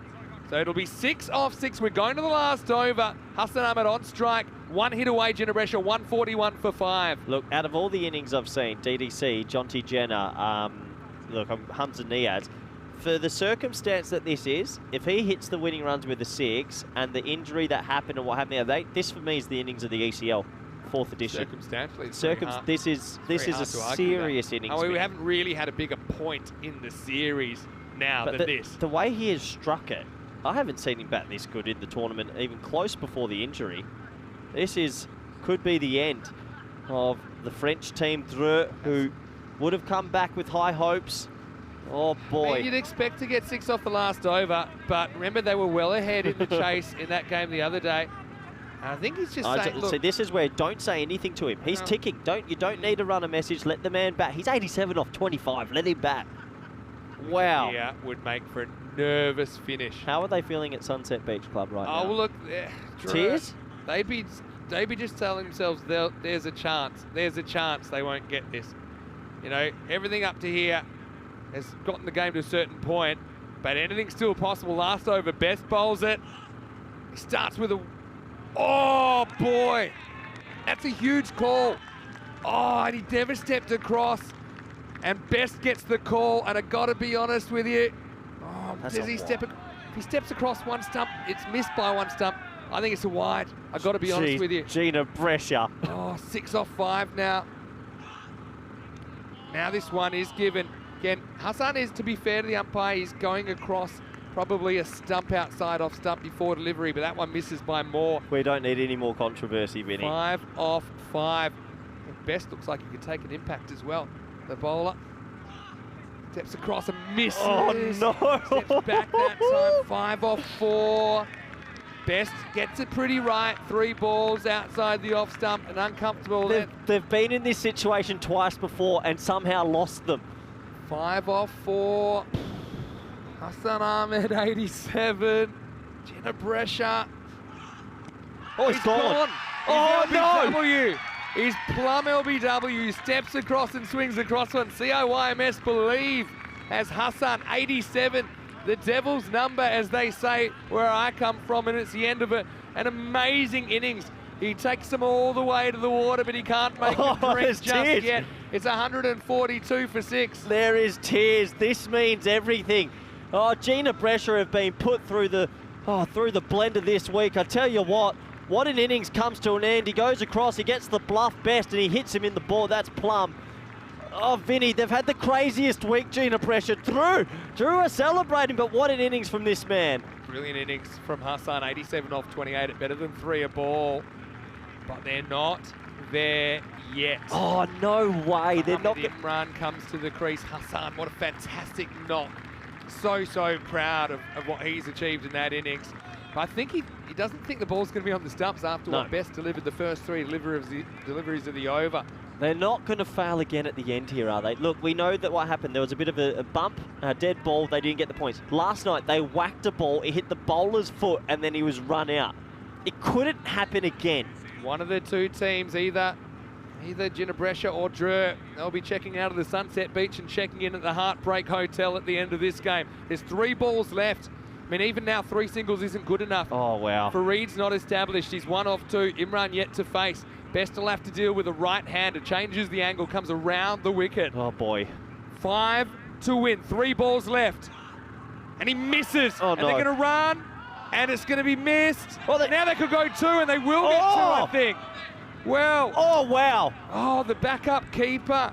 Heasley throws overarm Best. Jeez. Lets it go through to the proverbial keeper who wasn't there, and they get 2 from nothing. They get 2 from nothing. They should need 5 off 2. The throw misses, and they steal an extra run. I mean, even if they hit the bowler's end, the batter was going to beat the throw, I What think. would the French team be thinking? Right through are probably freaking out. Now we're talking 2 singles as a golden ball. Oh, no way. Here we go. 3 off 2. Imran, here's your moment if you can do it.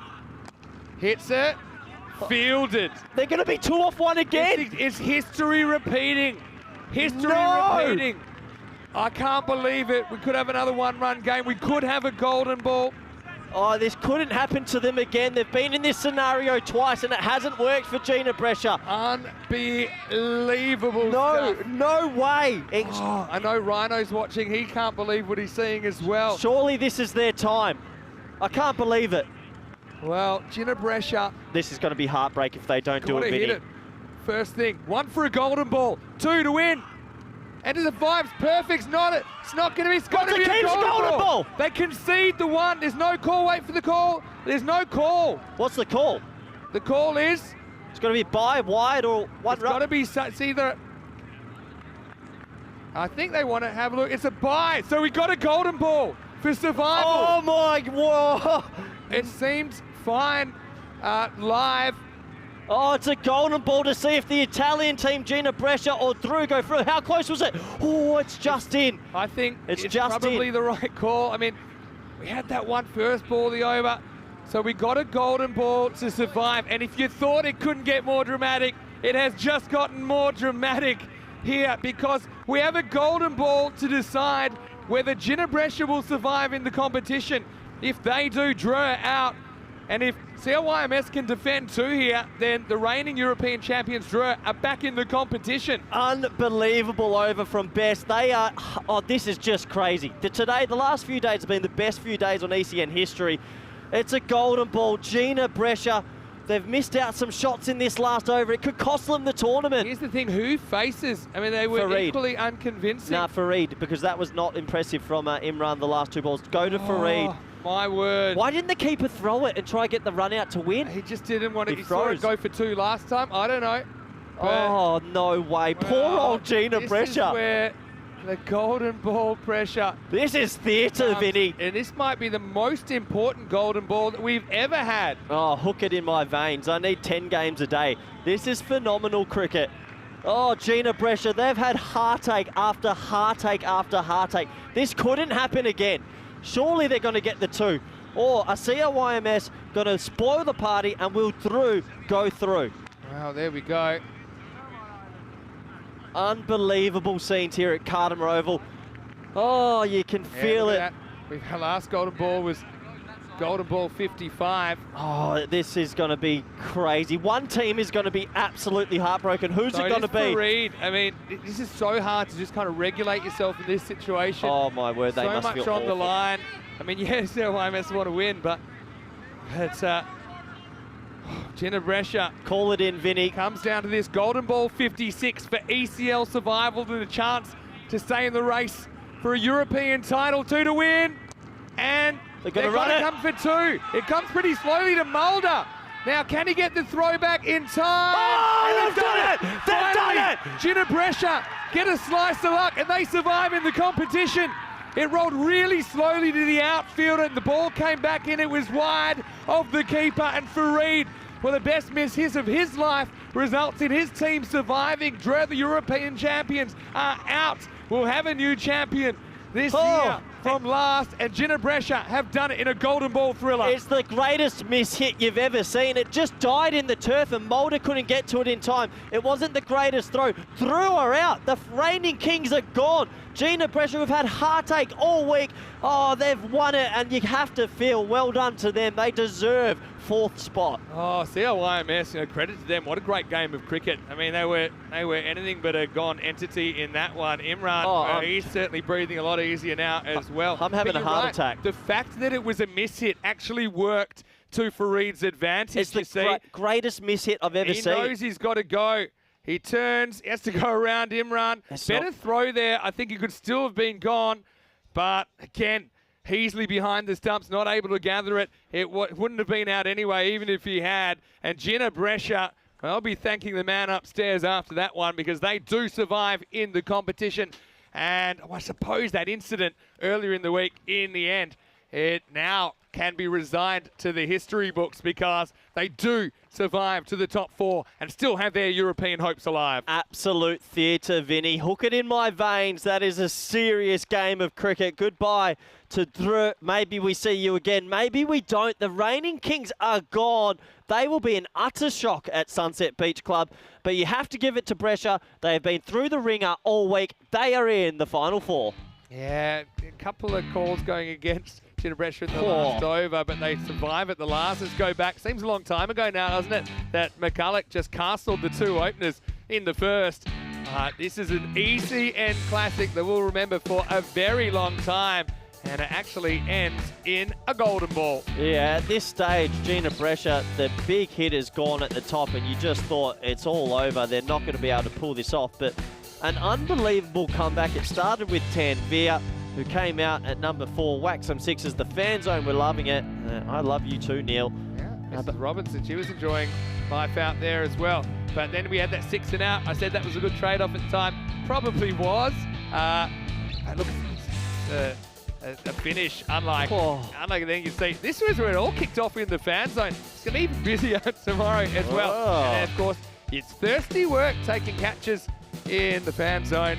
And was off to buy another round of victorious evaders. But Hassan Ahmed, well, he can actually look back fondly at this 87. Tell you what, another metre difference at the end, and there would be a very, very different emotion that he'd feel about this knock. Yeah, just crazy, wasn't it? This was another wicket falling, but then basically it was up to this man. The left-handed hitter was just on fire. One of the better innings I've seen out here. Ahmed, who went through the ringer the other day. Look, he was involved in that unfortunate collision. Yeah. To come back and bat like that and get your team into championship finals day, well done. Really well done. It occurred to me we're going to see Paco, Jinnah, Brescia rematch of the 179, 178. Anyway, let's go back. And then we had a controversial non-wide call. Then we had a dot. Then we had this, LBW. And then it all was kicking off, wasn't it? Couldn't hit it. This was massive. We had this. This is massive. Yeah. This 2 buys. Oh, it's such an error. Could argue that's the run that keeps them in the competition. Yep. But anyway, came down to the last ball of regulation. And everyone looking on. No one was saying anything at all. And so it went to a golden ball. And because it was hit so slowly, Mulder took time to get there. The throw probably didn't have that much on it in the end. And Jinnah Brescia, well, chance of more injuries there as they run on in celebration, jubilation, relief. All the emotions are being experienced. And Corey, we reset the golden ball clock to 0. Unbelievable. Honestly, the last few days have just been the best cricket. We've had so many last ball finishes. Vinny, I'm done. I'm out. I am so sweaty up here. Yeah, well, I'm aware of that because I'm a metre away from you. I was probably a metre away from a different result in the end, but Hassan Ahmed revives his team after coming in after those first 2 wickets. Wow. He scores 87 off 28. Tanveer was good while he was there, 24. Probably got out a bit too soon for his liking. Wasim with 10, Rizwan with 5. Weren't able to really get going. And Farid and Imran, although Farid has 1 on the board there, he actually scores 2 runs off the golden ball, which is enough to get Jinnah Brescia into the 4. Outstanding entertainment. You'll never see it anywhere else. Just theatre, just cricket. That's the commiserations. I guess right now we're saying our goodbye to Drew, who have been fantastic champions for a year, but they will be heartbroken right now. But let's be honest, they just didn't quite play as well as they were able to play last year in the big moments. I think the fact they don't take that point off Hornchurch this morning, I mean, that's a tough one to swallow. Nabi, we saw burst, but not quite the consistent output we saw from him. It's a tough one. I mean, 3 teams have to miss out, 3 very good teams, and now we know that it will be the Scots, the Irish, and the French. It is confirmed Jinnah Brescia's net run rate couldn't have gone backwards in any way. Nah, well, we'll double check that. No, they're in. They know they're in. With the win, they'll head into the positive. So, yeah, emotional stuff really. All the emotions. Jinnah Brescia tie the game at 146. No kind of set battle left. The odds were stacked against him in that golden ball. But in the end, Farid, he's good enough to get bat on it. He's good enough to leg out the 44 yards that takes them into the final 4. We'll take a break back soon in about 5 minutes, actually. Oh, no, I'm off. Corey, you go and have a little coffee break. We'll be back very shortly with the Old Victorians versus Hornchurch when we return for more Championship Week action in the European Cricket League.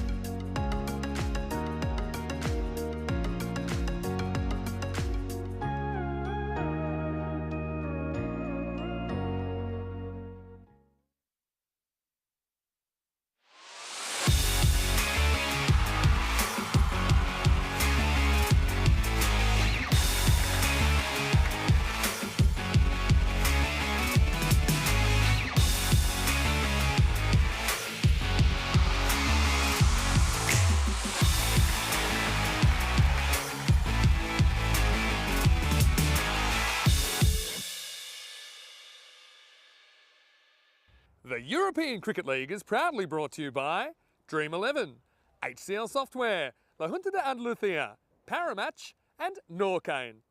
And the official charity partner, Share the Meal by the United Nations World Food Programme.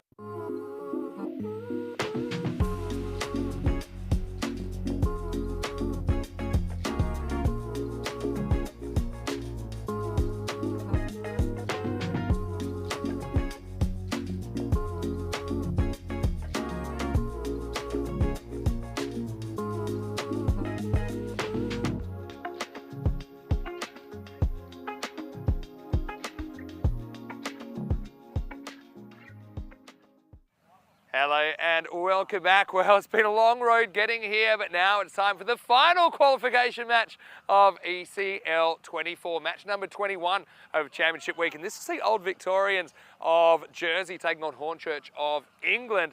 Now, look, Old Victorians, kind of the surprise packet of this week. They've played some very, very good cricket. This will be a good test against the team that we know they will meet tomorrow in Qualifier 1 because the 4 is set. But still a great chance for these two teams to feel each other out under lights. And who knows, maybe they'll be meeting in 24 hours for the final, lining up and singing the anthems. Right now, it's time for the coin toss. And it's Ian Ramage with the two captains. Let's see who wins it.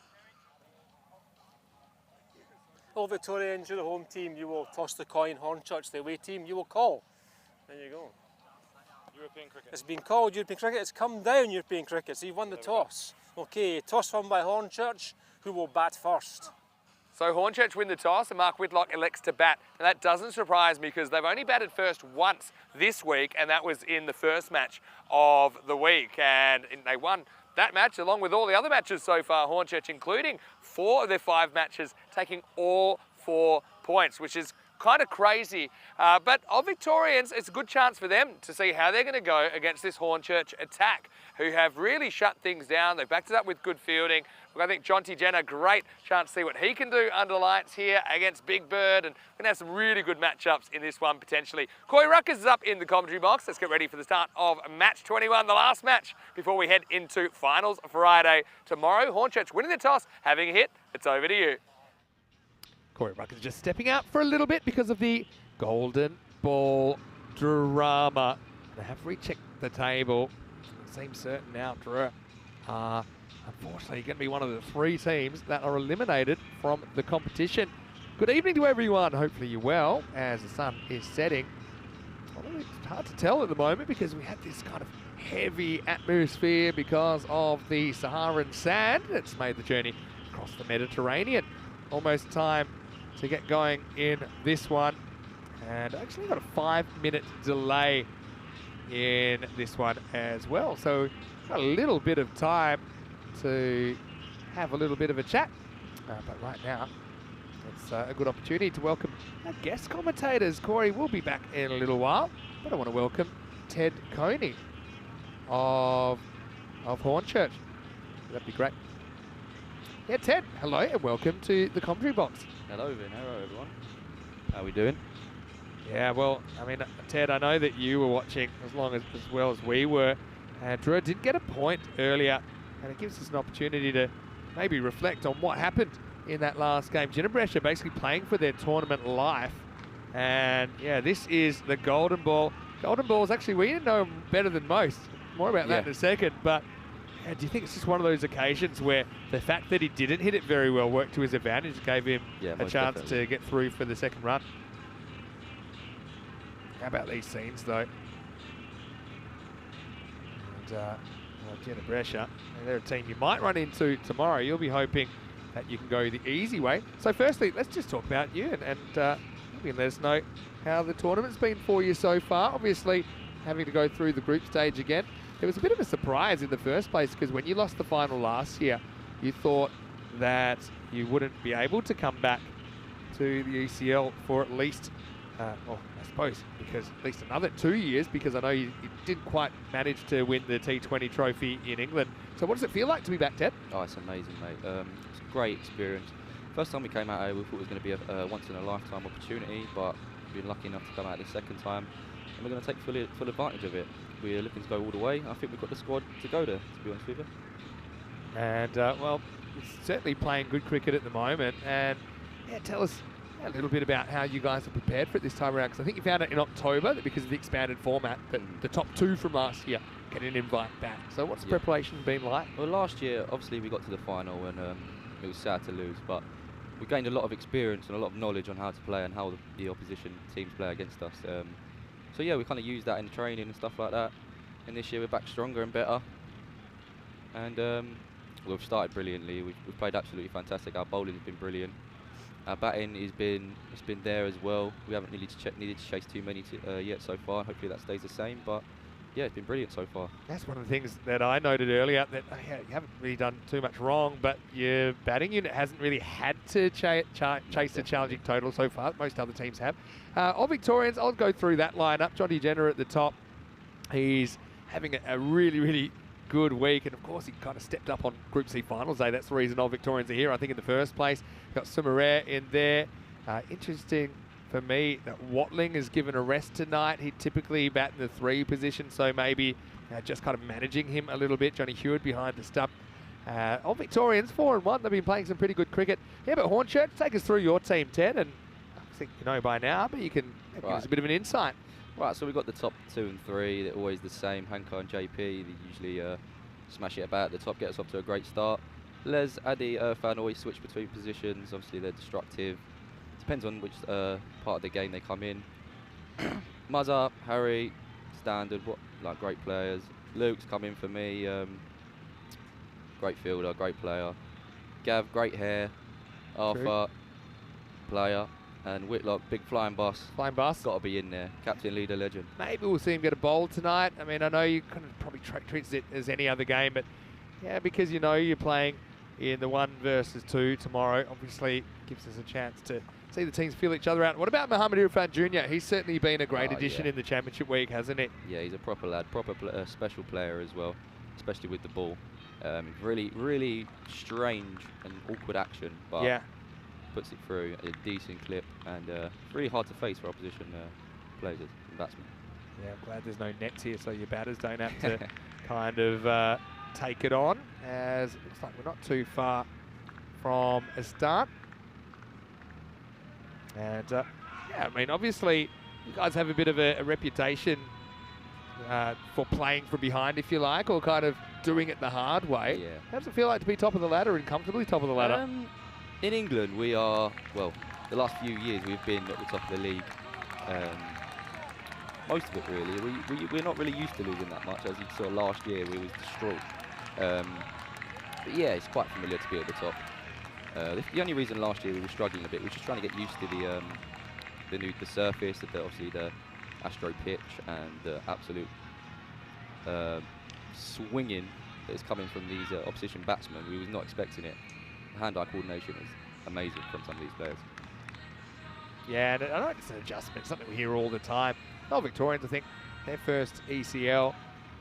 First time we've seen a Jersey side actually make the top 4. Farmers of Jersey did make the top 7 last year. Just missed out. I'll show you the format tomorrow. I think we're pretty close to being able to fill in some names there. And so we'll come back to the live action. We'll see the players getting ready. Hornchurch winning the toss and electing to bat in this one. Really sad to hear Mr. Maximo Corey stepped out for a little bit. Got Ted Coney in, and there we go. That's what finals day looks like tomorrow. And obviously, Ted, as a Hornchurch player, finishing a top spot gives you that double chance. How crucial do you think that is? Oh, it's very crucial. Considering we've won every game so far, there's always, in every form of life, in every form of game, there's going to be a slip up somewhere along the line. And if that comes tomorrow in the first game, then it comes. But hopefully we're going to go 7-0 or 8-0, and get the job done in unbelievable fashion. Yeah, well, we're all looking forward to seeing how that goes. But yeah, Drew missing out. It looks like we're almost ready for start. Again, sorry for the slight delay. Just due to the golden ball finish in that last one. But shake, rattle and roll. Time to go. Pullman will get going against Hankins. Still sticking with the regular combination of George Hankins and Jalpesh Vijay at the top of the order. Yeah, can't go wrong with these two guns. Lovely start as well. Proper cricket, that. Yeah, just probably able to take a ball, given the circumstances.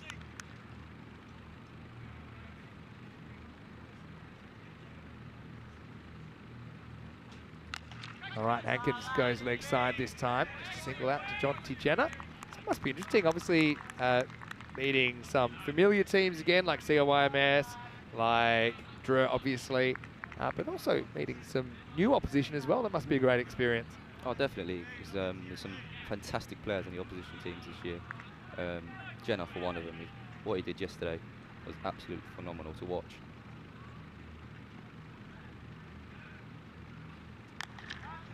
This is paid away, no run. So we've got a bit of a golden ball history ourselves. Now, I know that you were kind enough to invite me to your club for the bank holiday weekend and the charity weekend, the sponsors weekend. And we got drawn in the same team in the Super 8s, and we actually had a golden ball. And it was actually you that did all the damage off the last over. He hit 16 or 17 off the last over. And next time it's been called a wide. But yeah, then we went to a golden ball and we won it, didn't we? And we won't mention who was bowling. No, we won't. Adil Malik. Fantastic shot though. I don't think Adil's ever got over that, to be honest with you. I immediately re-retired after that. But yeah, the golden ball is pretty dramatic. You've seen it there. They don't get much bigger than that to stay or to go in the competition. Well, he walks at this, VJ, but this is class with a capital JP as he puts it up. Kristaps has got some company up there in the form of a white, fairly brand new Grizzly ball, 6 runs. What about that for a shot from JP? OV's be keen to kind of, oh, that actually was closer than you think. Watch out, there's a close-up. Yeah, that is the correct facial expression. There we go, crew at Spring Media. I'll ask you about that in a second.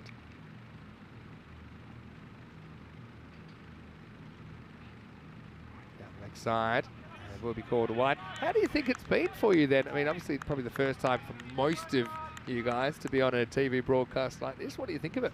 Yeah, it's brilliant, really. Obviously, we've got a couple of players that have played higher level before, so they're kind of used to it. But for us, clubmen and who've come through the club and not experienced something like this before, it's amazing, really. All our friends and family watching at home, all you people from work, stuff like that. Oh, great shot. Another one lost into the night, and JP goes up and over the leg side this time. Maximo, another 6 to the total. How about playing under lights? Obviously, yeah, last year occasionally we had some good moments and not so good moments, but I think you're a bit more comfortable with the conditions this year? No, definitely. Obviously, it takes time to get used to it again, as I said earlier. But yeah, it is quite unusual. Like, considering in England we don't, or in that club we don't have floodlights, but you get used to it after a while. Well, is that off the bat? It is. Right off the face of the bat, as well held as Hewitt behind the stumps. And well, he was looking very, very good. Cricket's a cruel mistress at times. Straight off the face of the bat, down the leg side, well held by the keeper. Great grab by the keeper. I'd be very happy to see the back of him, considering how well he was looking. And great celebration too. Yeah, why not? 2 hands, gets 2 hands, so it just moved early. That's what made that a little bit easier for the keeper. JP, we'll credit him, he walks. He didn't just walk, actually, he ran. 12 or 4, but a couple of show-stopping shots from Jalpesh, 15 for 1.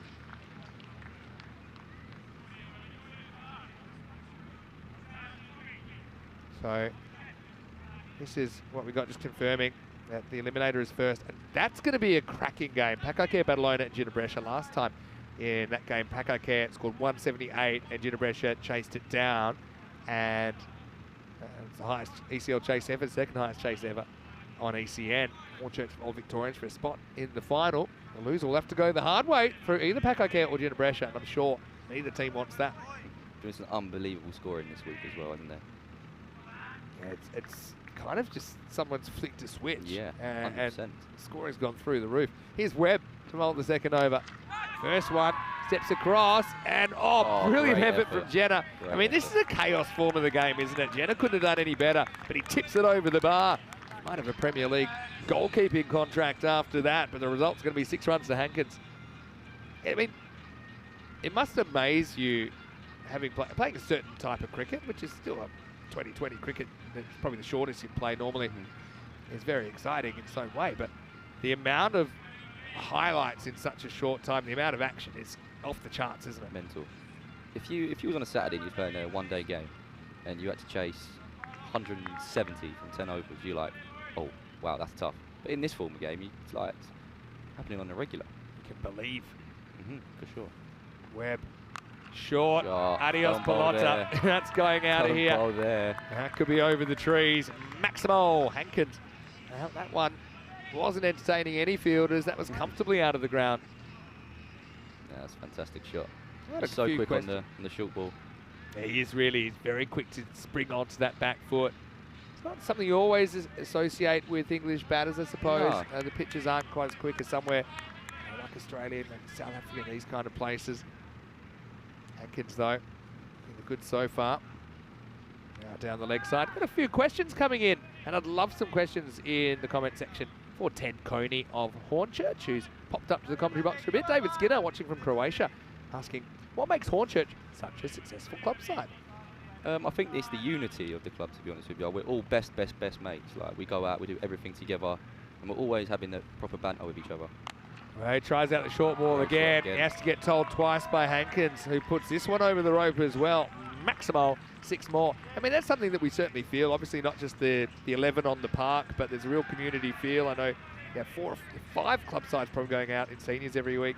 Juniors, I've seen that. Obviously, the community that comes here to support you as well. Yeah, it's fantastic. It really means a lot to us players. Massive support from the side. This has worked away. Should just be a single. The other thing is, don't you have your own Hornchurch CC football side now as well? Yes, Tell us a bit about that. We have a little charity side going on. Playing a load against a load of charity teams for good causes.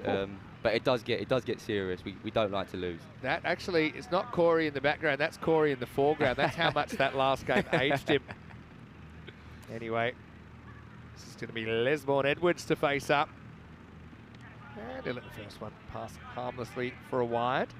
Yeah, so I've got to ask you a few questions about some of the characters. What about the man I call the chairman of the board, with the president of the club, Jeremy West? He's certainly an interesting character, isn't he? Oh, he's a brilliant person. He's a brilliant man. He does so much for this club that goes under the radar. He's just a phenomenal person. Swing and miss this time from Les. Yeah, it just was fantastic to get out and experience that. And Old Victorians, obviously a club that have qualified for the first time for this ECL, but I suppose they have a few people that have experienced it before in a Jersey national team shirt, and I think that's helped them a lot. Full toss, and that's going to be banged just enough into the fence. Maximo, 6 runs as Les gets off the mark in style.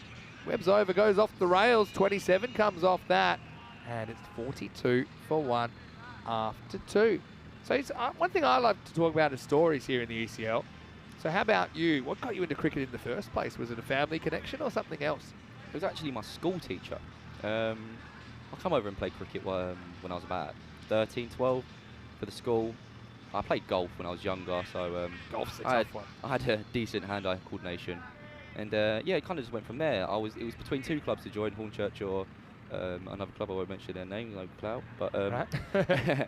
yeah, I obviously made the right choice in the end. Looking at the table there, it's set now, so no one can move. So True miss out by about 1 point of net run rate. And let's see Jinnah Brescia get over the line thanks to that golden ball win. If that's not a golden ball win, then Jinnah Brescia finish 2 points less. And they drop out of the 4 drawer. Would have finished in 4th place. There's no easy opponents this week though. No. It's pretty clear, isn't it? From the first game when we played the Italian side, we knew they're going to be dangerous. Oh, gets a bit lucky here. Hankins is going to bounce over the keeper.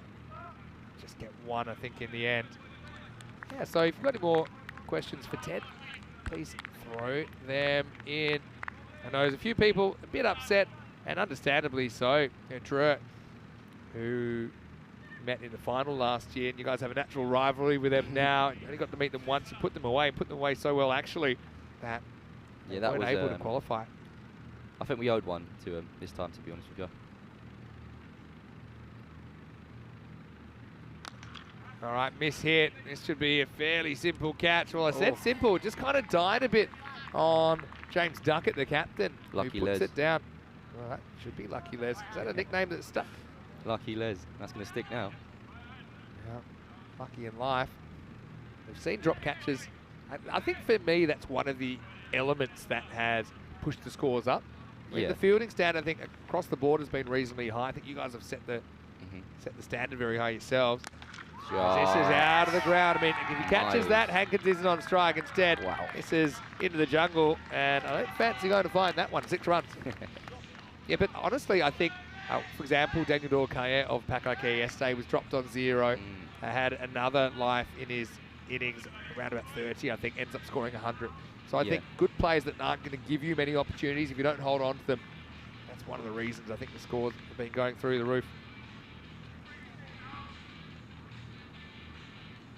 And Els boy has popped out of lurking to say hello. And there's a few comments that are just Ted Coney in capital letters, and you know why that is, don't you? I'm going to talk about that in a second.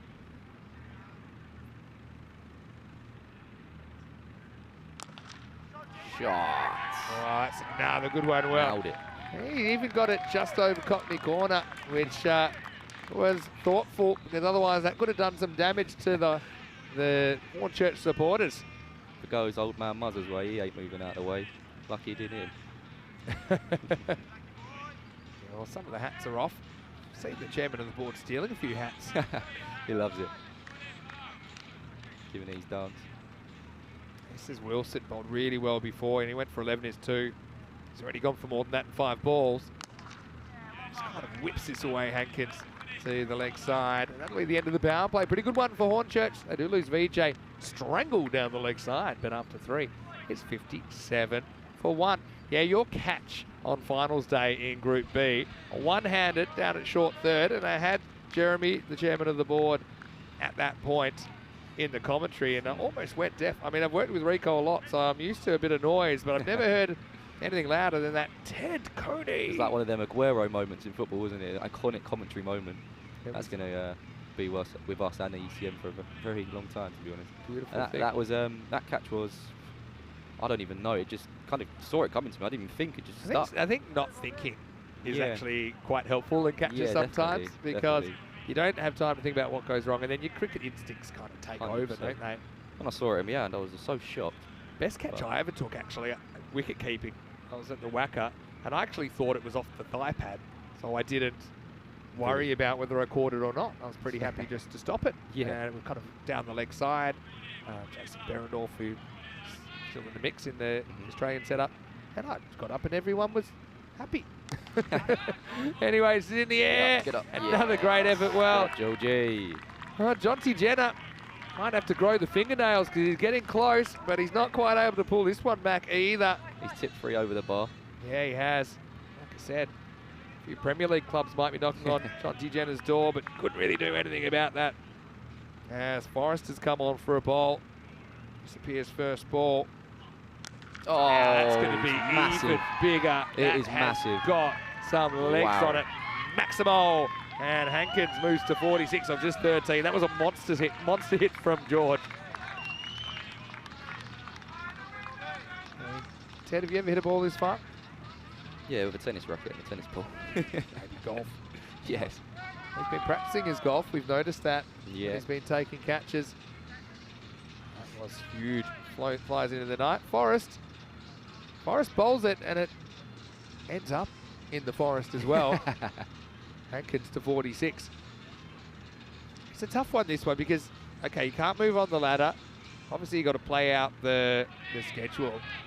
But I just wonder the approach of both teams. Everyone's still trying to do their best. Everyone wants to get in form for finals day. But I see a few different combinations. Called wide. He does kind of step across a little bit, but Forrest misses the mark by quite a long way. Steps outside by 2 stumps. And I think if you move the line 2 stumps, remember, if it's on the line, it's still a wide. I know it's harsh, but it's Obviously, don't want to encourage negativity too much. Oh, that could be gone, you know. Oh, and Tyrone thinks it's just outside the line. Does come back. You know what? This is probably an umpire's call for me on the impact. Oh, you know what? Close. I actually think the replay looks like it was probably in line. Let's have a look. Oh, yeah, he's very lucky to survive. Here's the live action now, and it's going to go over the rope. Well, got a feel for young Forrest. I know that you'll have a different opinion, Ted, but it'll be 50 for Hankins. He brings it up with the 6. He brings it up off 15 balls. And I tell you what, one day when the ICC give us all the money to bring the DRS in, I think he might be a little bit lucky to be there. Fantastic. Anyway.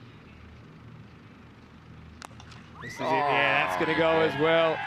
Oh, well, sliding doors moment here in the 4th over as Forrest gone for 4 6s now. And Hornchurch up to 82 for 1.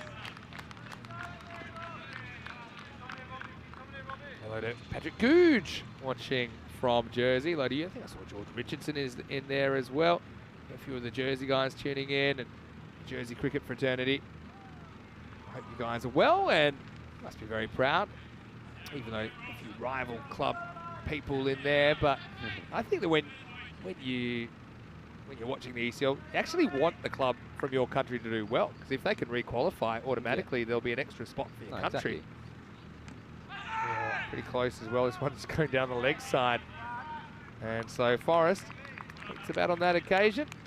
A leg by, finish things off, and after 4 overs, Hornchurch 83 for 1. Vinny Sandu here, Mr. Maximo, with Ted Coney of Hornchurch. And I thought you might be called to put the gloves on a little bit earlier when Paul Murray took one on the end of the fingers. Actually a pretty accomplished wicket keeper as well. Yeah, I'm always there if he gets you injured or stuff like that. But yeah, I don't mind doing it.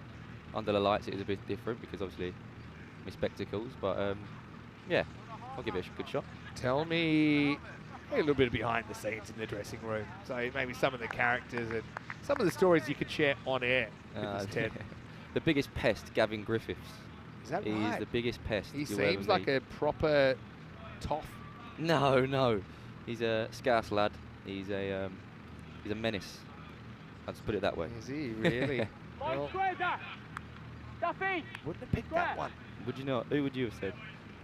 Oh, I reckon Murray's. Yeah. That's just Bit of a standard though with Murray. nuisance. Yeah. Anyway, Shot she's up boy. in the air, and it's going to be 6 more. Hankins just having a party here after dark on the Costa del Sol. Duckett, the captain, comes on. James Duckett, that is, with his offies. Disappears over the leg side. And look, Hankins clicking in Championship Week has just made such a big difference. And the batting's never looked in trouble with him scoring so many runs. I also think with better bowling, he's a better batsman, to be honest with you. All right, well, this is a bit of a teaser. And it goes right back to the line. Great effort down there by Sumarer. But again, it creeps over the boundary. Hankins to 70. Wow. Gotta say that all Victorians can't take a trick at the moment. That very close LBW turned down. That's probably the 4th one that just crept over the ropes. Back to live action. This will be clipped away for 1. And so Hankins will get another one. Let's just have a look at the ball we missed. We were still showing some footage of Cockney corner.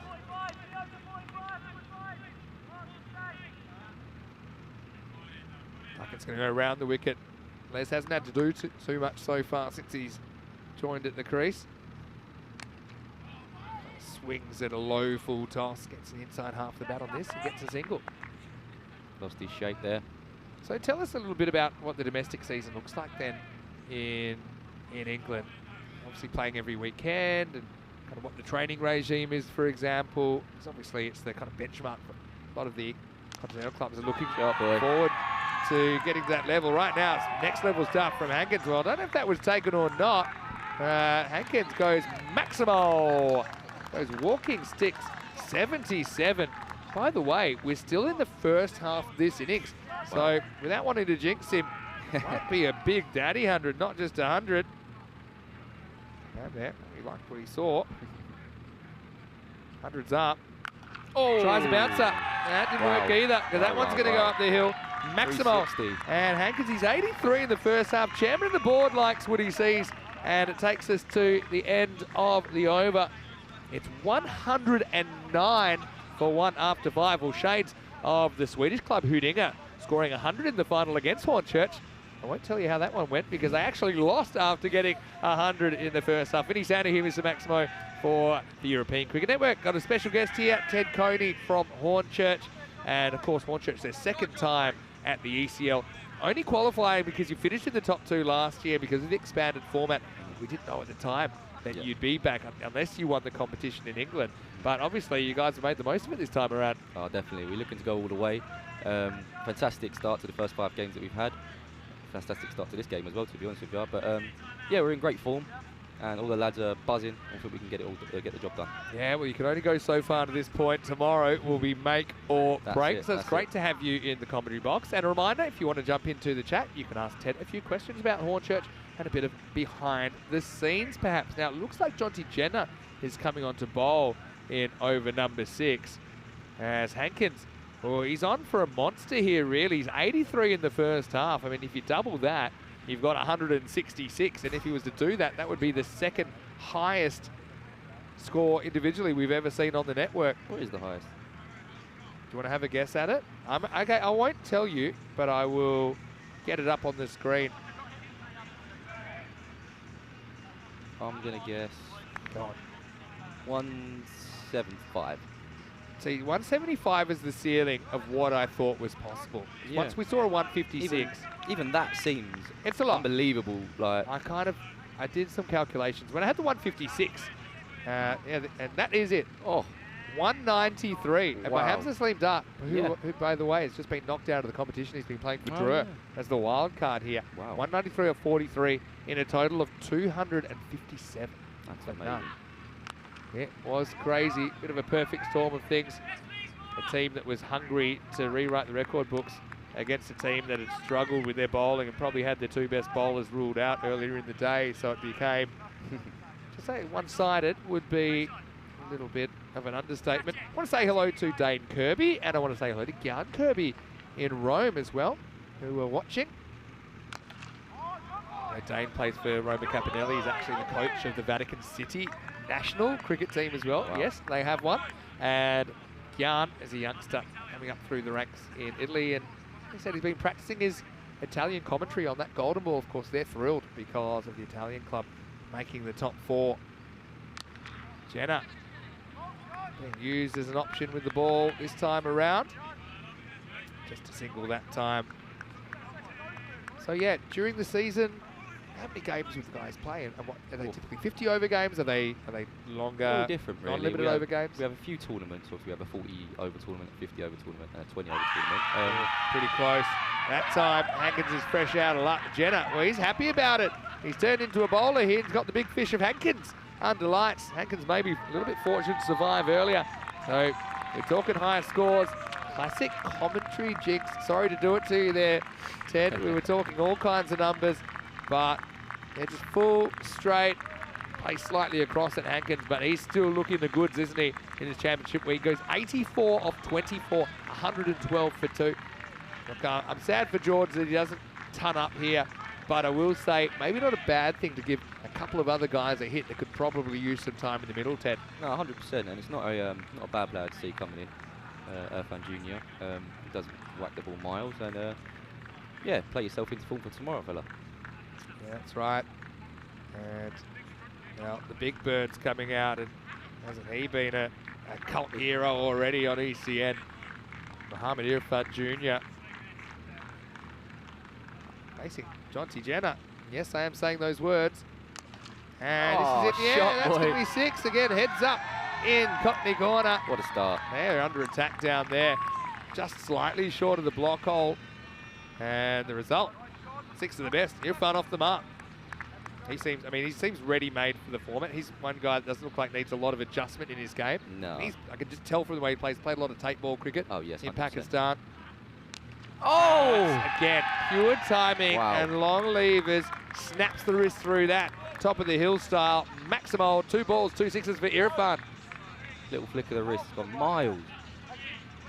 That one flying out of here. Jinnah, well, he's one of my favourite Jinnahs, but right now he's got his hands full. That'll be the end of his over though. Goes for 15. 12 of those were in the last 2 balls. Does get the wicket of Hankins, but it brings out the big bird. It's 124 for 2 after 6. So yeah, Irfan obviously played for the club before. Yes. Was that 3 or 4 years ago? About 4 years ago, yeah. Yeah. Yeah, he come over about 4 years ago. Played unbelievably well, as you can see. That's why we wanted him back. He's been playing in Australia, and he's living out there at the moment. Western Suburbs, Yeah. Michael Clark's old club. Yes, he's playing out there. He was supposed to play in the group stage, but he had a final, I believe, in Australia. So, yeah, we're lucky to have him here now, and he's doing the business for us. He sure is. But again, I mean, every day it seems to be going up a notch, the intensity, even when we think it can't go up a notch. I mean, that last finish was absolutely insane. No one could really imagine what Drew were going through. I know the big rivals yours, but I know you got a lot of respect for them as well 100%. after what happened last year and the kind of cricket they played. They would have been back at the hotel watching the game. Yeah.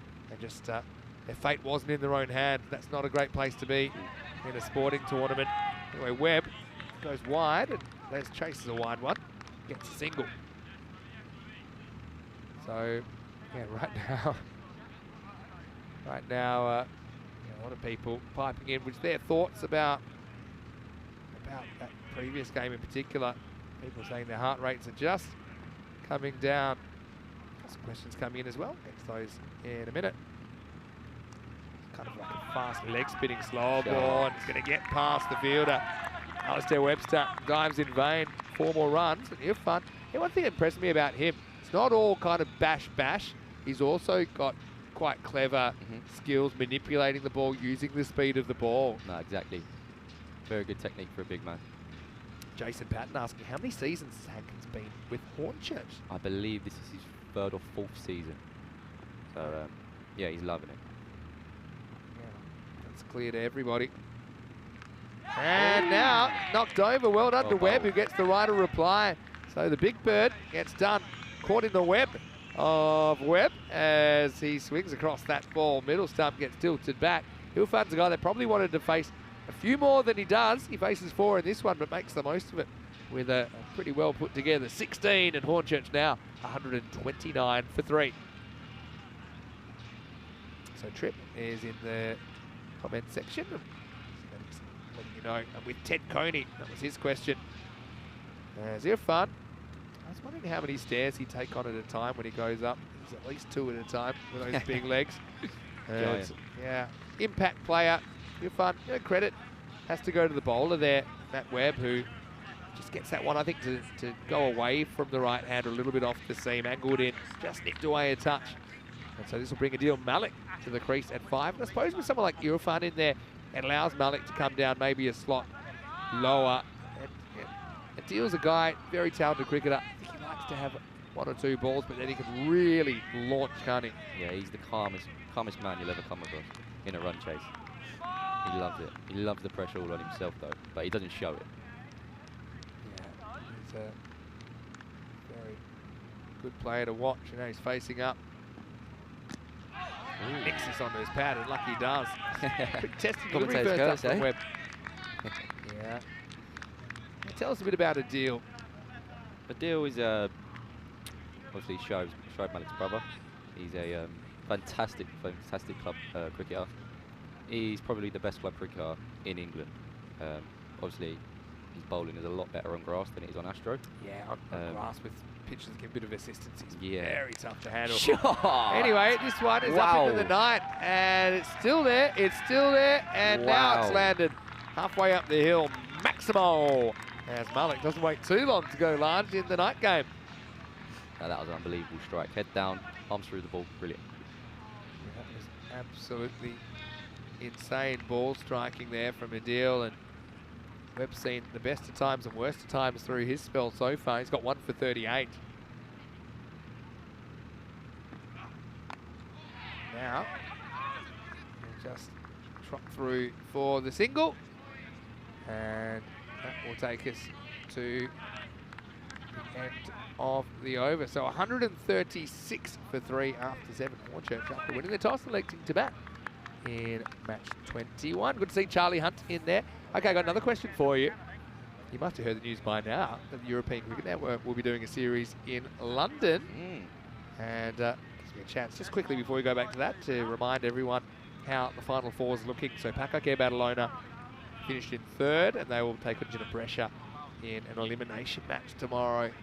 So that will be very spicy indeed. And then Hornchurch and Old Victorians finishing 1st and 2nd for a place in the final. If they win that game, if you know, then you play the winner of Paco or Jinnah. Not an easy proposition at all. Join us for the final day of Championship Week. The final day of ECL 24 starts tomorrow at 10 a.m. GMT, which is 11 o'clock in Central Europe, and 3:30 p.m. in India. Let's get back to the action. Forrest gets another over. Yeah, it probably was a wide. This is like a sad wide from Tyrone. He kind of feels for the bowler, but it's not completely inside. It's just mostly inside. I think it's the right call. Harsh but fair, just like my parents were with me as a small child. Malik. Oh, he swings all the way around to full toss. And, well, Forrest can't quite believe his luck. And if his stump falls in the woods and no one's there to hear it, does it still count as a wicket? The answer is yes, as Adil swings across the straight one. Not sure it was intentionally slow a ball or not from Forrest, but it does the trick. So 6 and out, essentially, for Malik. Goes for 7 in total. 137 for 4. What happened here? We need to get the speed gun out for that one. Wow. Yeah, it just shows you the risk of playing across 100%. a straight ball. It's unlike Adil, to be honest with you. Yeah. Very unlike. I just don't think he really picked it up. No. In the end, and Forrest, he's got a big scalp. Gets his first wicket of the contest as Malik has a sad walk up the stairs for 7. We'll probably see him with the ball a little bit later on. 137 for 4. So yeah, you must have heard by now, we'll be doing a European Cricket Series in London, and we'd love Hornchurch to be involved. I think still a few things to be organised, but that one's pretty exciting, isn't it? Yeah, we'd love to be involved in it. Yeah, it's just like a fantastic opportunity for all of us. And yeah, it would be good to get the ECL in London. One thing that a lot of your players said to me last year was they've been playing a long time, they've never had as much fun on a cricket field as they've had here at Cartama Oval. As Harry Hankins comes out and gets a hit at 6. And he'll just get a pump of 6 first ball, lights. Oh, pretty close, but Maximo, 6 runs, as Harry gets his eye in ECN style, and gets a little bit of a jab from Lesbourne for his trouble. Les just wants to strike, doesn't he? Everyone else is coming in and smashing 6s. He's on the other end. Les has faced 7 balls, and his partners have been doing most of the work. Forrest, it's the right of reply. And steps across, uppercut. That one's going to disappear as well. Maximo! Well, Danny down there. He's my most improved ball retriever. He's got no history of fielding or cricket whatsoever. He's actually one of my Spanish teachers around the ground. And look at this. There's a rookie error, but he's very quick. Good football skills, though. Got to watch the Spanish. spin. He got the football on it and he got it back pretty quickly. Yeah, we're excited to come and play an ECS in England. That's me there for Hankins. But yeah, what do you think the reception would be? I mean, when we first started this project, I mean, a lot of these things are by accident. The dynamics of the game, the size of the field was what we were working with. The 10-over format is because we didn't have time to fit 20-over matches into the 3-day window of the original tournament. But a lot of them have turned out to be happy accidents. And so I suppose maybe the natural reaction of some of the English cricket fraternity would be, oh, you know, is this the kind of thing that I can support and get behind? But I think the longer we go, the more it's clear that there's a place for it, and we'd love 100%. To do more cricket in England. 100%. How can you not be entertained by watching this and playing in it? It's unbelievable. It's great for the sport. I think anyone gets people excited about cricket, I like. And there's a natural evolution of formats. If people support it, survives. If not, it doesn't. Oh. Anyway, that one might even be higher. Oh well, Cockney corner. Watch out. Could be out actually. Oh geez, it actually stayed in play, and it was a very good effort in the end. As I said earlier, it's going to go down. Lucky Les. Oh well, yeah, lucky Les in a way, but pretty unlucky. That's super rare down there. Did everything right. If anything, he mistimed his jump slightly, but only slightly, and it'll be a rain-making 6 at the end of the over. That makes that go magical. You hear them saying in the background, that was so high. And that is the truth. 156 for 4 after 8. Yeah, so I know that we're quite excited. A lot of our viewers making plans to come because it's bank holiday the first day of the ECS England on the 22nd, Right. 27th, I should say, of May. A run for 5 days. It's also, I think, half term. So hopefully a few of the younger cricket fans can come down. Anyway, this one could be trouble, and it will be. So Sumaran doesn't miss too many. This one is more of a straightforward one as Harry Hankins swings for the fences, comes up just short. Zach Wilson comes up with his first wicket of this one. And Hornchurch 156 for 5. One thing that you've learned, obviously, in this game is that the wickets column doesn't really matter as long as the runs keep flowing. No, 100%. Economy rate, main thing. Obviously, wickets do help. But yeah, keep them runs low. Massive chance of winning.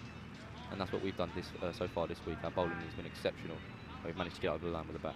Yeah, I mean, I think you've set the standard so high with the bowling and the fielding. And a lot of the time, people say, oh, bowlers, it's impossible for them. It's impossible. And I'm not saying it's not stacked against them a little bit with the dynamic. But also, I'll remind people, we see a wicket on ECN every 11 balls on average. So I just think sometimes that's a bit of a cop-out for bowlers because good bowlers really do stand out. It's just, I think that maybe your average bowlers that maybe on bigger grounds and different conditions can get away with things. Just can't get away with it under these conditions. Swing and a miss. Murray is coming in at number 7. And the first one tries to pull. And of course, he's been used more as just a specialist keeper rather than opening bat, which I know is a position he's held a fair bit for the club. Yeah. But I just think with, obviously, JP going to the top of the order, you throw the big bird in there as well. Les Bourne, of course, in this year as well. And he might have nicked off here. Oh, well, Muzza gets a hit. Unfortunately, only gets a nick as Wilson gets him with the angle across. And so Hornchurch lose a 6 wicket, 156 for 6. That's your lot in life, isn't it? You might want to go out there and face a few balls, but sometimes the cricket universe is against you. I think it's one of the only games that you get penalised for getting closer to the ball. Yeah, if he misses that, he's fine. He gets another go.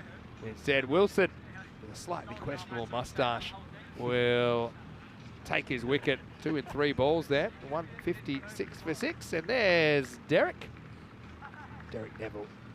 Here's an object you want following you when you're walking off an ECN innings. Paul Murray, anyway, a bit of a tough day. Took a blow on the finger earlier, but he's still got a bit of the magic, doesn't he, behind the stumps? Oh, 100%. Fantastic wicket keeper. Here's Arthur George coming out at number 8. Oh, and he almost goes another fingertipper. Jesus, more fingertippers than average in this innings, hasn't there? A couple of goalkeepers in this team. They get signed up after.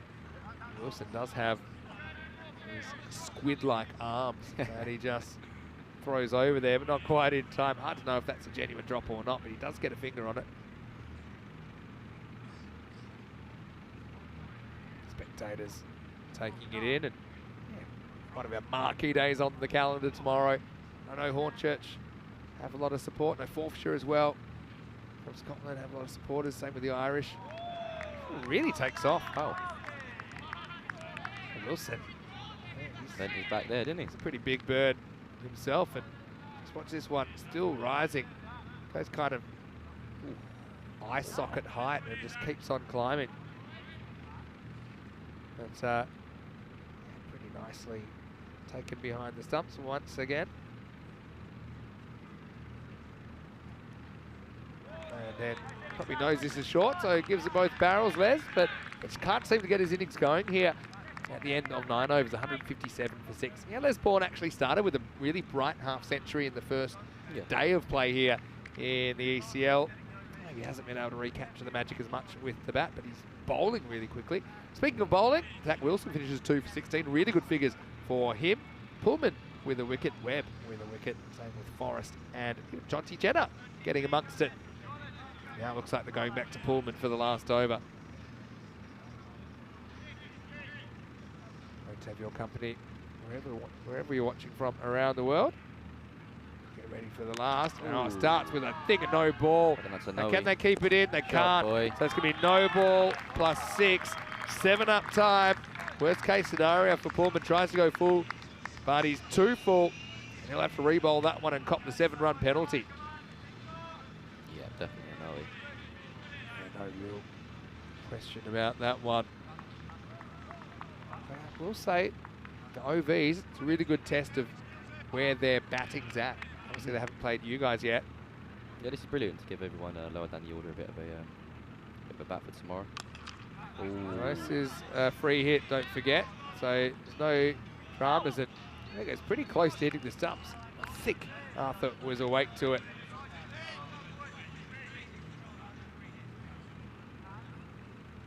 So Edwards gets another chance. There's 2 L Edwards in the side with Luke Edwards into the side, given a hit in the top 8.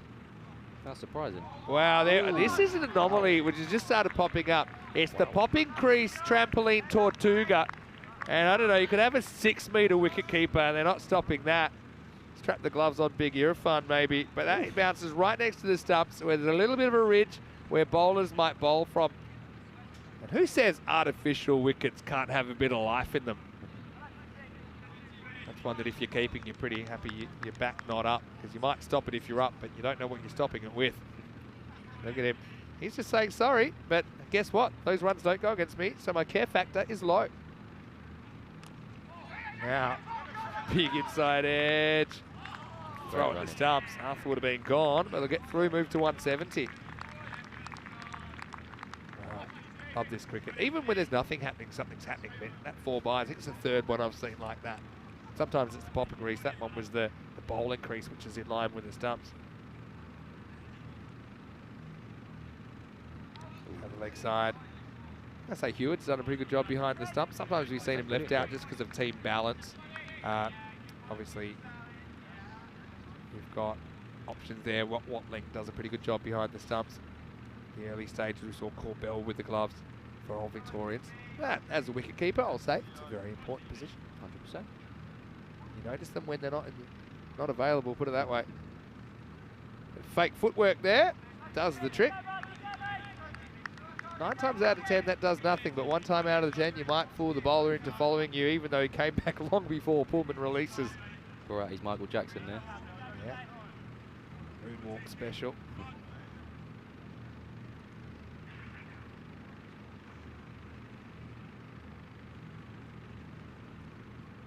Yeah, well bowled. That one just sneaks inside. So you've done the business here with the bat, 170s. It's Arthur George just trying to get going. I think probably right blessing in disguise to give a few guys a hit under the lights. Hits this one. Is it far enough? Ooh, oh, he's done it. Fantastic. And I think it's going to be gone. They will check it, but Sumaran knows exactly what he's doing here. He throws it away just in time. So there's 2 things we're watching. Does he throw it away before he goes over the line? And I think the answer is yes, because that's inside. Then steps out. Does he catch it in the air? The answer is yes. Good clean catch as he trips the light. Fantastic. And it'll be the end of Arthur George. He just showed too much of it to the fielder. But yeah, we'll maybe have another look there. But to me, looks like a clean catch. Arthur's already walking off. See there? Throws it away. Yeah, that's fine. Picks it up again, and I think now the decision's given. So I suppose with the dynamics of the ECN cricket field, those kind of things happen a bit more often. You have more of these, I call them teasers, which are pretty close to the line. Anyway, one day I'll get my wish that you need to come back into the field to play first, because in basketball, you can't just come from the 2nd row, but still enjoy the fancy footwork while you can. Sumarare takes the catch. Arthur George goes for 8. It's 172 for 7. I suppose the thing is here, you never know how many you need. We almost saw 197 chased down earlier. Now, this is what we've been waiting for. Big Bubba. The bus is pulling out of the station. And I like that he's batted himself a couple of spots higher as well. Got to give a mention to the goggles here as well. Yeah. He's a new man with them on. Exactly. He looks at least 20% smarter. Anyway, Pullman will be the beneficiary of that great bit of work by Sumare. He's got 2 for 26. Last ball coming up. Yeah. Hey, hits it all right. Now I want to see him try and run 2. He will not. No He'll way. just take the red inker. 1 off 1. Let's say the bus got out of second gear there, but does add a valuable run. Hey, we've seen the value of 1 run already Yes, today, haven't 100%. we? The difference between a team staying and going. And in the end, Hornchurch, after their 10 overs, are going to be 173 for 7. Teddy, I want to say big thank you to you for joining us in No the worries, commentary mate. box, and good luck for the rest of the tournament. Been a pleasure, mate. Thanks for having me. Lovely to see you. Honestly, great Cheers, guy. mate. Take Thank one you. of the catches of the tournament, and we'll catch you very soon. Hopefully on the field tomorrow. Good luck. Cheers, guys. Ted Coney there. Guest commentator for the first half of this one. Well, there's Jinnah. As we go back and look at the first 10 overs of action in this one. And it was Hankins and VJ. In fact, VJ was actually looking even more dangerous in the early stages as he sent 2 balls just monstered out of the ground. But then, great bit of keeping was the end of him. Hewitt down the leg side. Just a genuine leg glance. Too fine. Showed too much of it to the Jersey gloveman. And then it was kind of a fingertip innings, wasn't it? There were a few of these that just kept teasing the fielders. Of course, some of them were a long way back. In fact, I was to count how many sixes. There were 23 sixes in that innings, which is a lot. And I suppose, like I said, blessing in disguise perhaps that we've seen 9 Hornchurch batters. Hornchurch filling up Cockney corner as usual. But Hankins did survive what I thought was a very good shout for LBW slightly earlier. But then Jinnah was able to get that one past him. And that was the end of him for 84. Pretty much scored exclusively in the first half of the innings.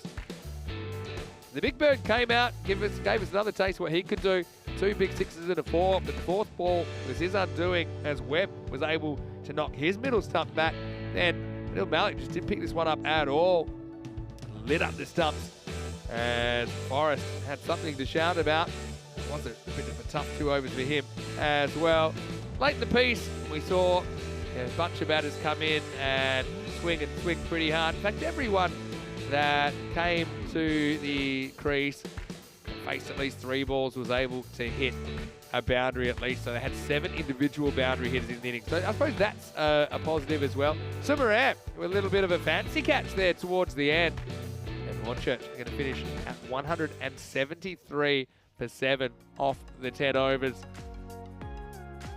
Looking at the scorecard, Hankins leads the way once again with 84 off 24. 13 Maximos, doesn't hit a single 4 in his innings, but still scores 84. Apart from that, VJ went 6 and 6 before he got strangled down the leg side. Edwards with 18 off 12. I don't know if he feels better or worse after that innings. Didn't have a lot of the strike at all. He went through a bunch of partners as well. Irfan with 16, faced only 4. Malik 7, Harry Hankins 13. The 2-ball duck for Murray. George towards the end, 8 off 5, including a 6. And the flying bus even made an appearance towards the end. Looking at the figures, Zach Wilson stands out, doesn't he? 2 for 16 off his 2 overs. But 2 wickets also to Theo Pullman. Singles for Webb, Forrest, and Jinnah chipped in with the big wicket of George Hankins. We'll take a break. We'll be back pretty shortly. Plenty of action still to come. 10 overs away from the big finals day matchups coming your way tomorrow on ECN. Vinny Sandhu here, Mr. Max Mo. Thanks once again to Ted Coney for his company during that 10 overs. We'll be back after a short break with more European Cricket League.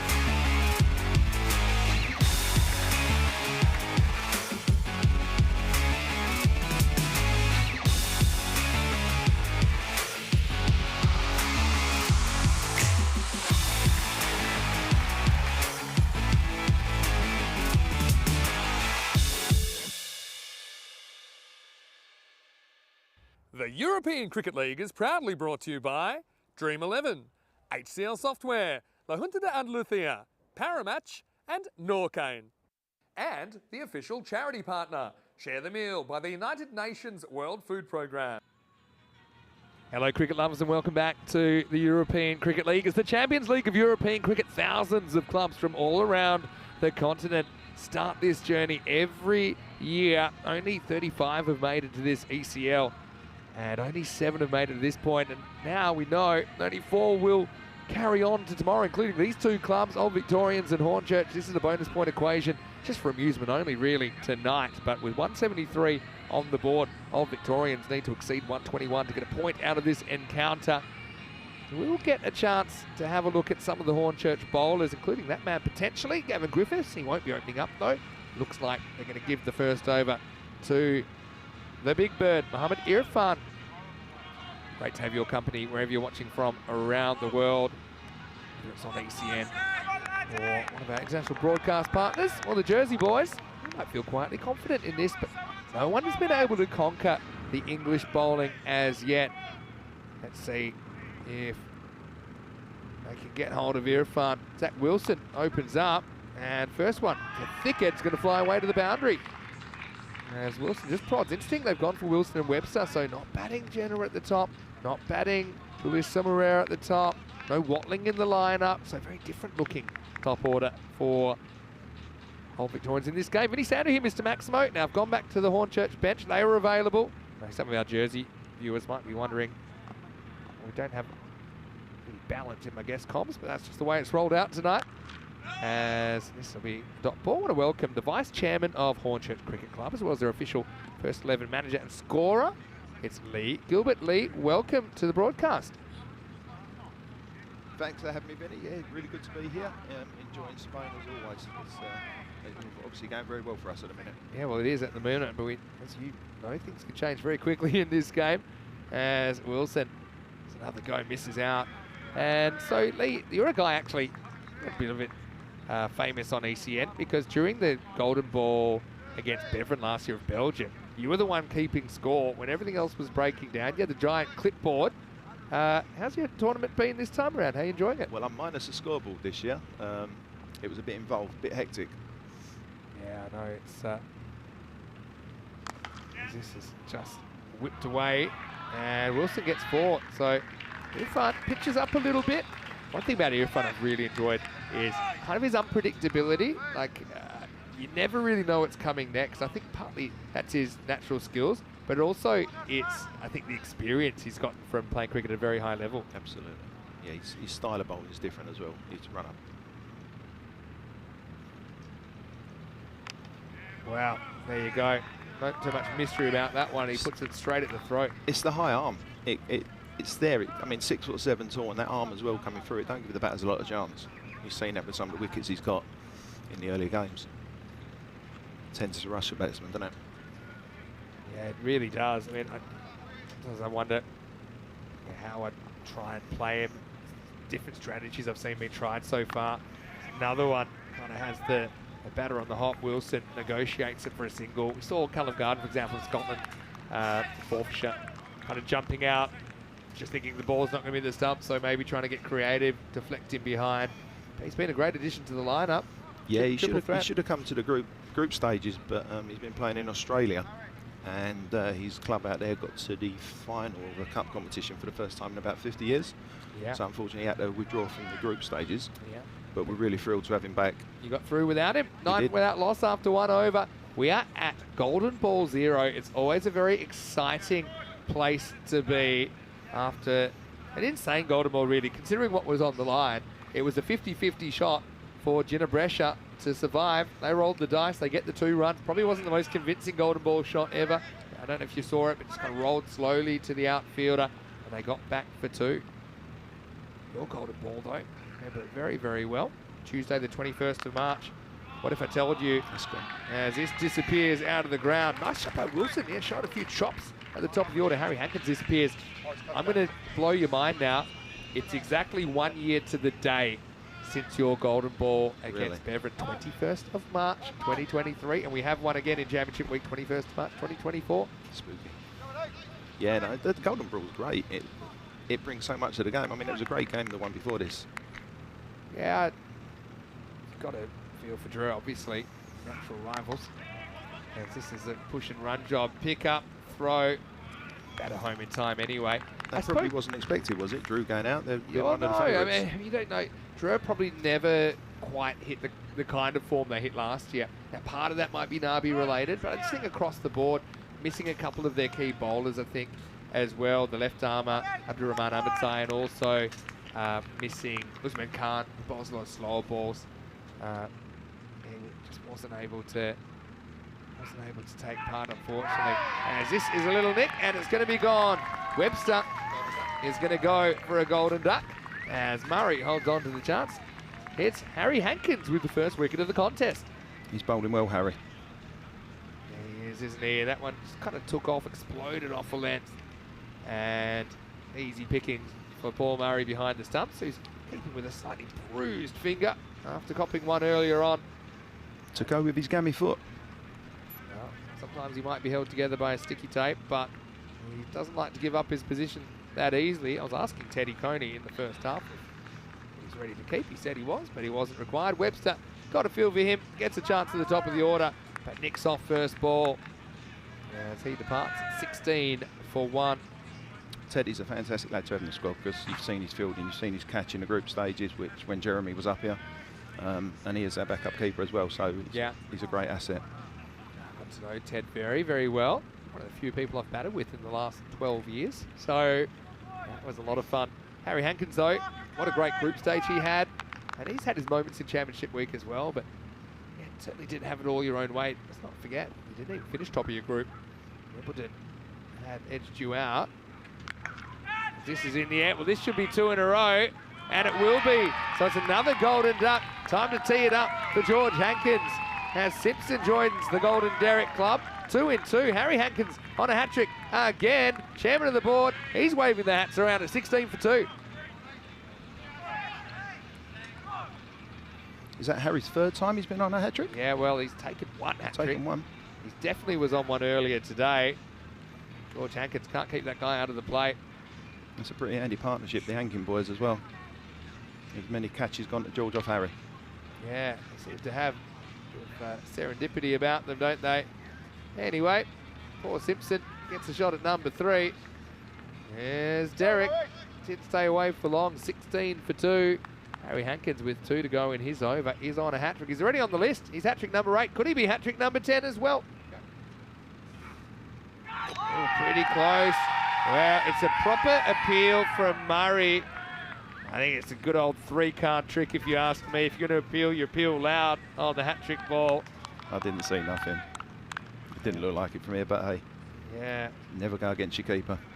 That's true. Well, Murray, he's been around the world 40 times. Been around the sun 40 times, I should say. And he knew when you appeal on a hat-trick, you don't do it by halves, but I think Tyrone Peters gets it right there.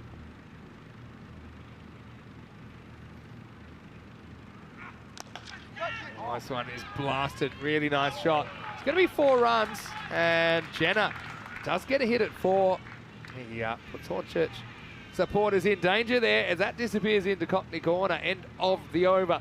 And the score is 20 for 2. So Lee, yeah, tell us a little bit of the background. How long have you been with the Hornchurch Club? So I've been there since my son was about 6 or 7. He's now 26. Got involved through watching him and then later becoming his coach and his manager in the youth sides. And then I took over the role as head of youth. And I only gave that up a couple of years ago, and Sam Childs, one of our guys at Sam, was taking it on from me. Yeah. So I've been involved with Hornchurch around about 20 years. I've been vice chairman for around 15 of those. 20 years, wow. Just a quick look at the table. That's how it's going to finish. So you can Good see snap. that Jinnah Brescia actually edge out Drew by about 1 point on net run rate. Of course, it's probably less likely under the format now that you tie on points, but it's still possible. Ultimately, net run rate is what decides who stays and who goes. Big Bird versus Wilson. Okay, so 20 years, obviously you feel a good affinity with the club, and it's been a game changer then to take the club out of England. Yeah, it's been amazing. I mean, 2 years ago, we knew nothing of this competition. It was, you know, we won the national T20, got invited to this, and it's an amazing setup. I mean, the Blue Crew, everyone involved with ECL are just amazing. Yeah, a lot of people work really hard, work a lot of hours to make this happen, that's for sure. But yeah, maybe tell everyone the journey, okay, to win the T20 in England. What does that basically entail? How many clubs are involved in the first place, and kind of how do you do it? You start with your local league competition. I mean, we have 16 of the top sides in the Essex Premier League. You have 4 group games of 4, and the winners of each group go through to a finals day locally. Yep. This is the big bird. Wicketless in this one. And goes upstairs, gets one past Jinnah. So do you then get the local stages? The winner of that goes through to a regional final, then an area final. So by that stage, you've played 8 games before you play the national final. So to get qualify, you've actually got to win 9 knockout games. 9 so knockout there's no games. league bases like I know a few of the other countries have. That's something that I noticed about you guys last year, is that when it was do or die, you seem to be able to play your best cricket or just find a way to get it done. Oh, he gets littered this time, Jinnah. And hopefully it's not too serious. Helmet does the job. That's not the first time he's hit someone this week, is it? No, it is not. I'm scared it might not be the last. That's the grill there. Obviously, this was actually mentioned in this format of the game. You're not really playing to evade the bouncer very much. You're normally trying to hit it, and I think that probably is one reason that we see more of these head blows. Time for a good old-fashioned favourite. It's the concussion test. Let's start with the hand squeeze. And let Jinnah pass it with flying colours. Finish with a hand squeeze as well, by the look of it. And yeah, he's all right. Wears it on the old Victorian badge. It's Christian that's doing the work there. Medical professionals doing such a great job. So, yeah, so when the tournament was on the line, you seemed to win. You had to win 3 times in your group last year at Group A. I remember that very, very well. I suppose the only time that you weren't able to come up with a win was that final. What were the feelings like that night? It must still be pretty fresh in the memory. Yeah, it was amazing. Just, you know, national anthem, the lights, you know, and I think Drew just had that little bit of experience, and it was all new to us. Yeah, well, this year we've come back. You know, we're currently sitting top of the table, 5 from 5. But in the short format of the game, it can change so quickly. That's right. I mean, we saw CIYMS, for example, go from the double chance to out pretty quickly last year on finals day. Slower ball this time. And can't beat mid on. Yeah, so, I mean, you must be acutely aware of that. So professionalism, I think, is very healthy, especially in the fielding and just the general feeling in the camp.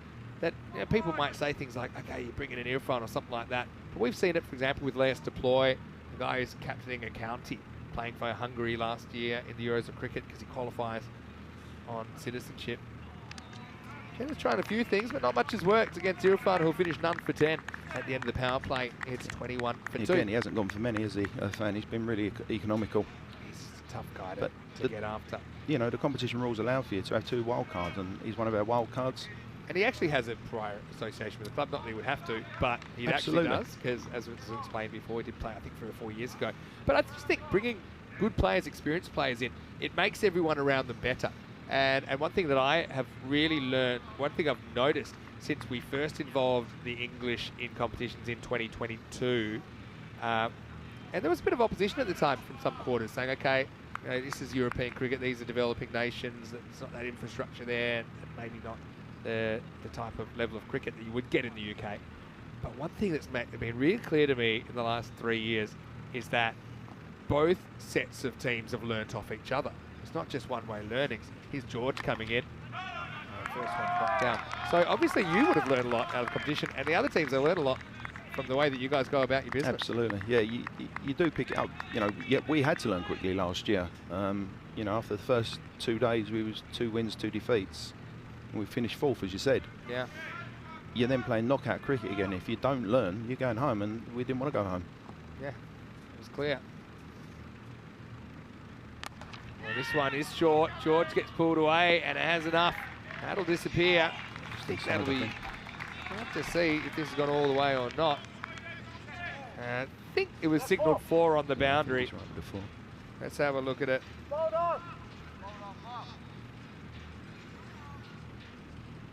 And so we'll check it out again on the replay. Just a little short arm jab there. just down the short. I think it's got to be 4 runs. And I think it was given 4 in the end. Let's go back to the action then. That one might not be 4 though. Yeah, that one won't be 4. Hey, there's something beautiful. I know, obviously, you're a Hornchurch man through and through, but some of the ball striking. I mean, what did you think? I remember the first day of ECL that you guys were involved back in 2023. I think you ran into the Germans first up. Yep. Darmstadt CC. What did you think?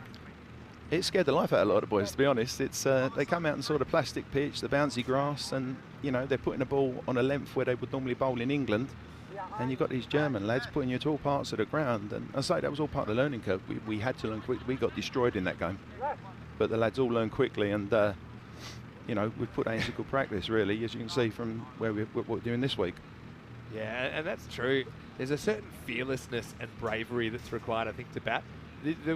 The willingness to risk your wicket from the very first ball, it's kind of counterintuitive to the way you're brought up to bat. So to be able to kind of, I suppose, develop those new instincts, I think is really important. I think, obviously, you guys have done really well. That's why you've had the success you've had. I think it is, the more you play it, these guys are used to playing on these type of wickets, you know, in their own countries throughout the year. And the more you play on it, the better you're going to get. But you probably just saw there Harry Hankins having a chat with Arthur, you know, where to put the ball, what to do to the ball. And it's the experience these guys have got that they can share. You know, Arthur hasn't bowled many overs, but we need him to bowl. Here he is. And he gets hit pretty crisply down to long on. Just a single. I think it does hone your decision making. So I think it does translate to pressure situations in slightly longer forms of the game. Definitely 20 over cricket, even 40, 50 over cricket when it comes down to the crunch, to be able to think on your feet. And I think that's one aspect of the game that is critically important. As this is high in the air, should be taken.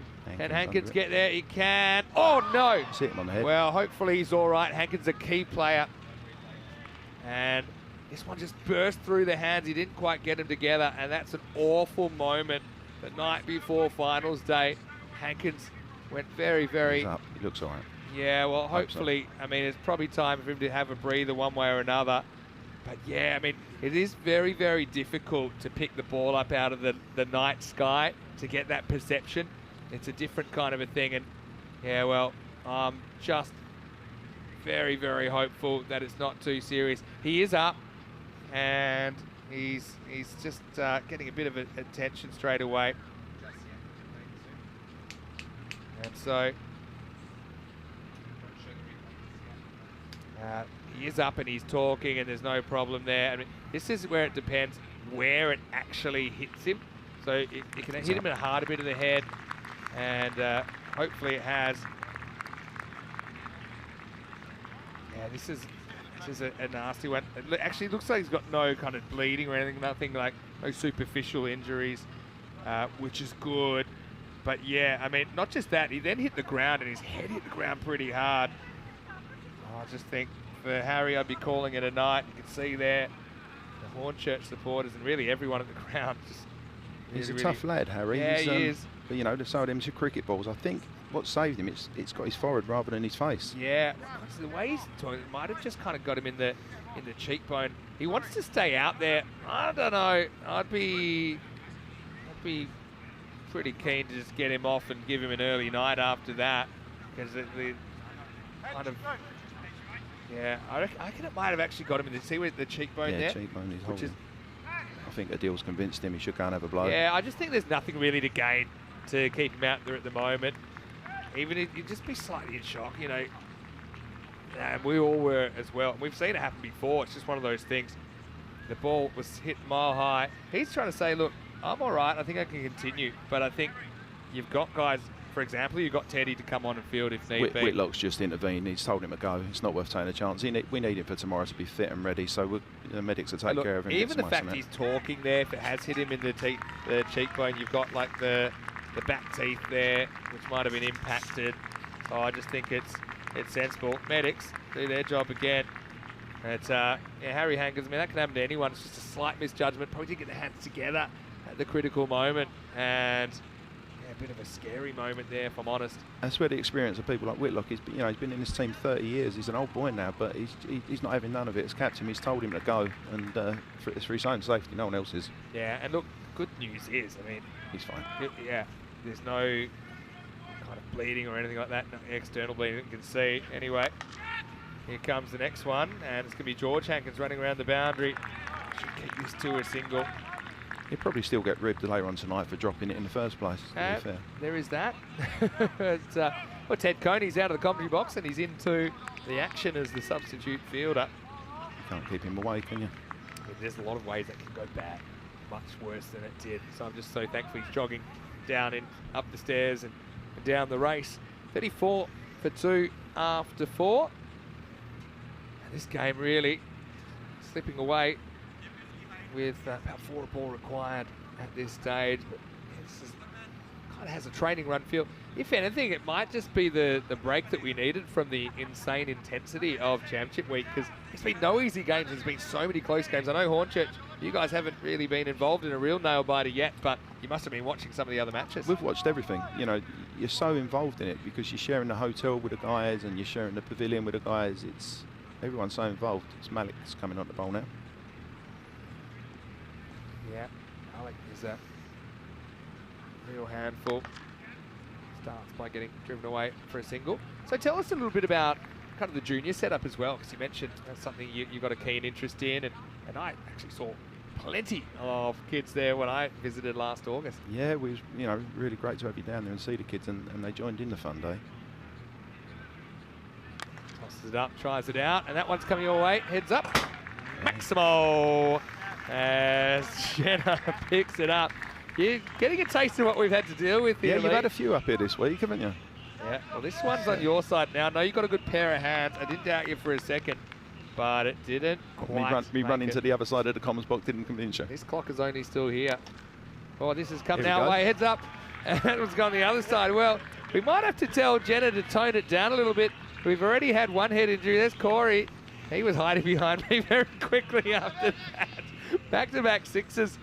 Oh, wow. Who's he aiming for?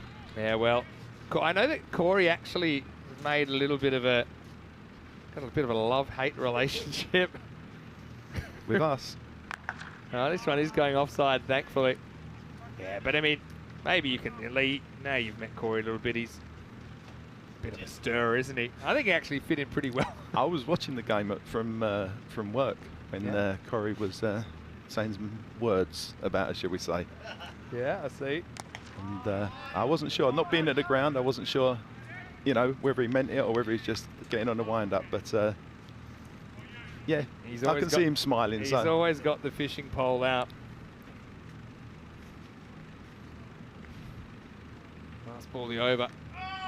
And that will be a swing and a miss as take it to the end of the over. The score 49 for 2. Let's go welcome you into the commentary box. Great to have your company wherever you're watching from around the world. Thursday night cricket live from the Costa del Sol. And it's Vinny Sandy here, Mr. Maximo. Got Lee Gilbert. Thanks for stepping in for a few overs. Great, lovely, really enjoyable. Great view as well from the I know we've got a lot of viewers in the UK. Obviously, you're going to get to know the Old Victorians pretty well. Yep. All right, come on, step up. Corey Rutgers, I heard that that you got a gift for Corey. I have, yes. It's it doesn't pain you, Corey. You know you want to. It's a haunch. And we expect it on all day tomorrow. Corey having to eat humble pie. Basically, look, they're happy about it. Actually, looks pretty good on you. I think you could carry the drinks for your team. What do you think? Is he going to get in front of Earth and bowl him? It matches your face now. Here we go. Anyway, Corey, right, steady. They gave you no hope at all, but you're still here, and actually you've set the standard. Still don't think you're that popular, but maybe you've earned a few brownie points back. Corey, as a lot of people know, he'll sell himself to the highest bidder, so there's no loyalty there at all. Lee, I want to say thanks so much for joining us in the commentary box, though. Wish you all the best. Thanks, mate. All the thanks best for the everybody. season. Yep. I know you've got so many juniors, you've got so much going on at the club. Yeah, it's all going well. Thanks, mate. You know, not mainly, but a lot of it is down to the ECL. It's highlighted our profile. We've got lots of guys working on it. George, you know, he's really put our profile up. So yeah, fingers crossed we get more and more members in all the time, and it can only be good for our cricket club. We're wishing you all the best and your journey ahead in the next 12 months. Lovely, and I cheers, suppose man. with a good performance today, you can guarantee Fingers crossed, man. performance, an appearance in ECL 25. Lee Gilbert, thanks so much. Great to have another guest. As well, this man is now wearing something that I thought he'd never be wearing. start of this tournament. Actually, Oh, no. a little bit of a resemblance because Mark Whitlock is coming on to bowl. Yeah. Let me just get myself fully set up. So back to the action, and yeah, it is true. I do sell my soul to the highest bidder. Well, how you been, Vinny? Even though you've had a couple of guest appearances, and yeah, good to be back. Yeah, you've obviously gone for the old 8-course dinner, and well deserved after a long day here at the cricket. But you know I've worked hard today, Vinny. Actually, to be fair, the old numbers there. You've got a bit of the David Beckham about you, actually. I don't mind this. It's actually quite snug. I've chosen my team for tomorrow. Sorry, Paco. Quite flattering. Anyway, Whitlock will get launched into outer space as Wilson actually doing a pretty decent job at the top of the order, giving him some batting. Typically, we've seen batting around the 5 mark. He brings up the 50. Yeah, I've been watching from actually the new studio, Vinny. It's been an interesting night. Both teams just showing a little bit of what to expect for tomorrow. I still think there's a bit of controversy to come tomorrow. I just feel like these teams are going to turn it on. It's been laced to the offside for a single. Nice shot. Now, one of the few points I was making, Corey, I mean, often when you see a high-scoring game, you feel like bowlers are powerless. But I think the Hornchurch have shown that isn't the case. Yep. If you can execute, obviously they've got a bit of extra pace. Another one's going to fly over us. Maximo, Jinnah. He came in at 4 here. Just kind of having a good old-fashioned, what do you call it, like a driving range kind of innings here so far. Well, I think Jinnah's sort of in a bit of a race with Hankins and DDC, Daniel Doycar, for the leading run scorer in this tournament. All 3 of them in amazing form. And Jinnah, look to him to open the batting tomorrow, that's for sure. No, he doesn't quite get under this one. He'll just get a single. Yeah, but I know there's some very good bowlers in there. And not everyone, you can't just kind of click your fingers and be a faster bowler or something like that. But I think what you can do is be accurate. And I think that missing your spots by even a little bit has disastrous consequences out here. As this is picked up, that's another one that's going to head towards the commentary box. Maximo. We have to up the security in here at the moment. How many balls have we had up here? I think we had 2. We had 2. I think the score is 10 at about 3 or 4, though. Went through on a run yesterday. We had one last night. I know you weren't here, but we couldn't see it, and it dipped under the crossbar. And that's a pretty frightening place to be. Whitlock comes in again. This won't quite be collected. You know what it is, Vinny, what Hornchurch have done better than the other teams? They've perfected the ball that comes through at sort of nipple height to shoulder height. They don't waste their bouncer early. Yeah. And they keep bowling that length. So tomorrow, as it's 70 for 2 after 6, tomorrow the question marks will be for the other 3 teams. Who can play the short ball? And if they can they get into the game and do it consistently? Do you think that's maybe a luxury they have because they've got bowlers that are that kind of 10-15% quicker? If you bowl that kind of armpit ball and you don't have the pace, you're just going to end up over the trees. Yeah, they've got the extra pace, but it is a skill to nail that also. And I think their fast bowling brigade just have got their lengths perfect this trip. So Griffiths is going to come in here and you'll see him bowl 3 or 4 through the chest height, different changes of pace, and they'll go into tomorrow heavy favourites, but from what we've seen in this tournament, anything can happen. If anyone thinks they know what's going to happen tomorrow, they ain't knowing. I still think, if you asked Hornchurch, I don't think they want to run into Paco Badalona. I just think they're the only team. There was a brief moment in the game they played. They pushed them a little bit with the ball and started well with the bat. But that's a long way away still. Griffiths voted biggest pest by Ted Coney. Gets a bowl in over number 7, and he'll start by getting work for a single down the ground. Wilson to 46. So have you heard from Drew yet? Have you heard from the French chance? Because they must still be, they must be back at the hotel taking it pretty. That's a tough one. Yeah, that was a crazy one. There's going to be 3 teams that are bitterly disappointed that would have felt and I honestly think any one of the 7 teams this week goes their way, they can win. That's the case at this stage. I mean, it takes you back also to groups like Group E, for example, where we had 4 teams on finals day, 3 desperately heartbroken. As this is in the air, should be gone, and it is. As Jinnah just can't quite get this into the middle of the bat, off the outside half. Malik prowls to his left to complete the catch. Griffith strikes here in over number 7, and the score 71 for 3. Yeah, look to try chip it over cover, didn't get enough wood in it. He has to go.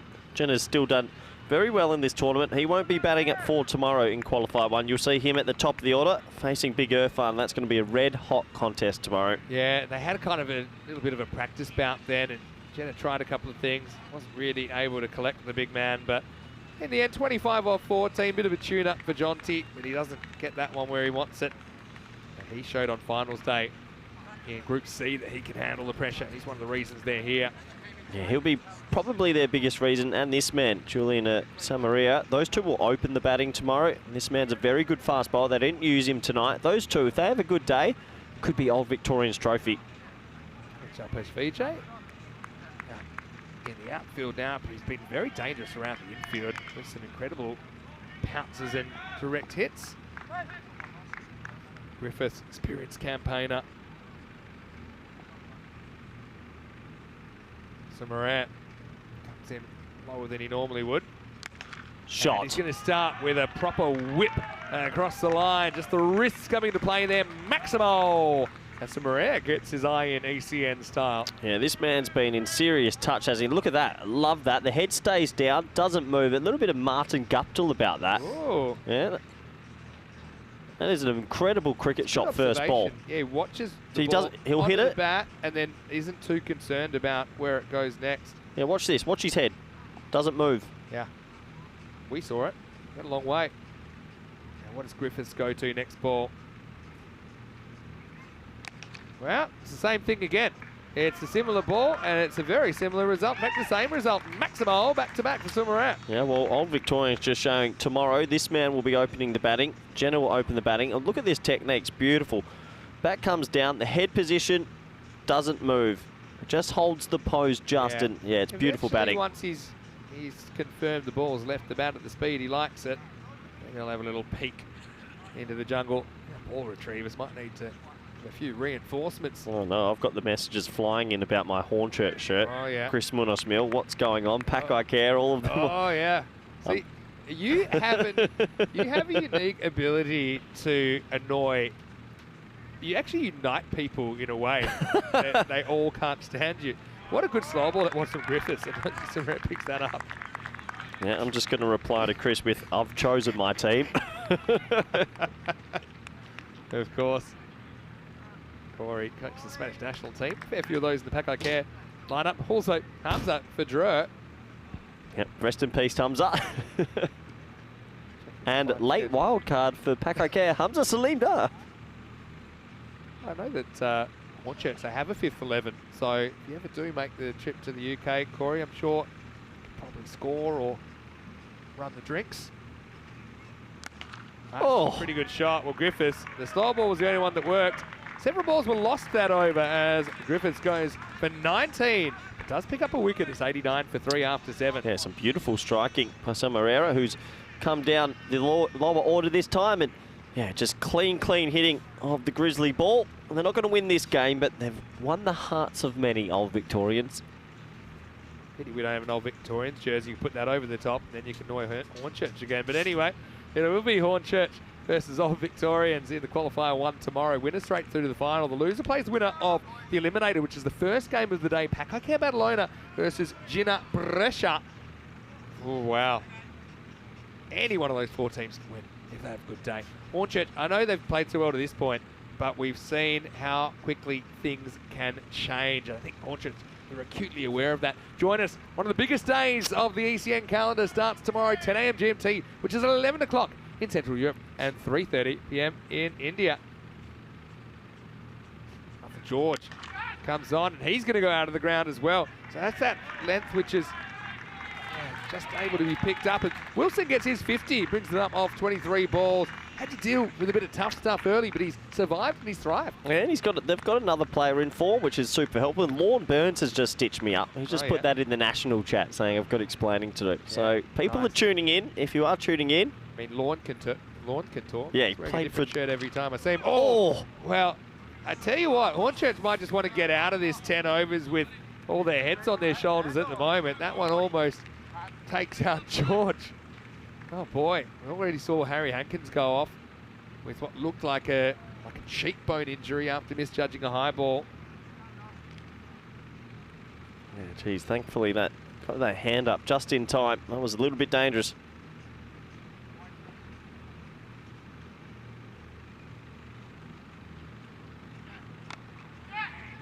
As this one is whipped away. Just have to get the one here. Yeah, so coming to the closing stages of a pretty enthralling day. The last few days have been amazing in this 4th edition of the ECL.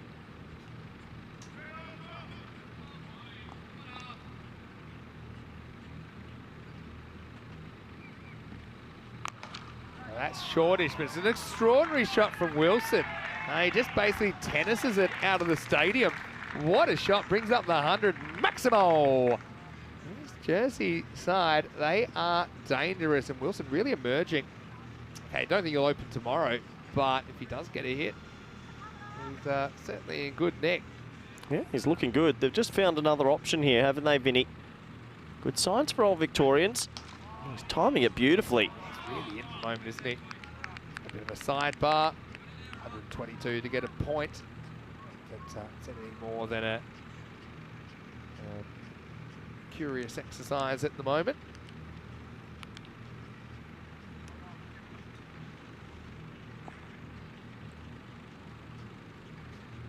Done really well. Well, once again, he's going to go, but this time it's going to be caught by Griffiths. Good catch. I think it was flat. We've seen some get misjudged, but Sumaret doesn't quite get the elevation this time. 3 maximos for him, but he's well caught by Griffiths in his natural habitat at the deep mid-wicket boundary. And the score is 104 for 4. Yeah, just one of the very few times he hasn't got the distance nor the elevation he would have liked. It was a good little cameo, but I'm sure we'll see him with the ball in hand tomorrow and up the top of the order. If he has a good day tomorrow, that wild card right there, he could bring old Victorians a very, very big trophy. We'll have to wait and see. Yeah, we will. And Sumaret, he's going to disappear for 19. End of the over. Oh, yeah, it is the end of the over, actually. It's 104 for 4. Yeah, it looks like it's just going to be a little bit of spin at the end with some dibbly-dobblers from the bus, Mark Whitlock. As this game does come to a close, Hornchurch, they'll clean sweep the championship group. We lost Forfarshire, we lost CIYMS, we lost Hornchurch, the victors. 3 other teams just behind them. Well, this is Whitlock getting it wrong and getting pounded into the leg side. And also moves to 66 with 11 balls remaining. Well, if he can cash in this over, have a little bit of fun right at the back end, maybe, just maybe, there's a personal accolade around the corner. You never know.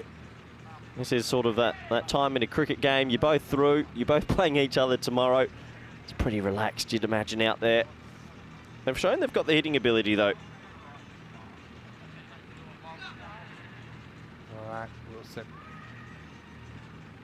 He's going to move. 66, brilliant innings, really.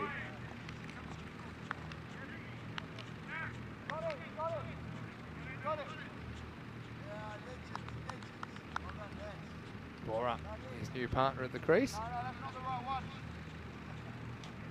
Yeah, so just waiting for that ball to come back into orbit. Wilson looked good tonight, 66 off 27. Was given a go higher up the order. And that's a no ball 6, so that personal accolade is now a lot closer. Yeah. Jeez, they'd have to come home with a wet sail, but that's very, very good work. Yeah, he's got that completely wrong. No ball 6, and well, just some hit me time. Good for the stats patters, these ones. Yeah, that's true. It's kind of been almost the decompression we've needed after some insane action over the last 2 or 3 days. Well, good to see that man still enjoying himself. Big Irfan. Free hit time. One down the ground.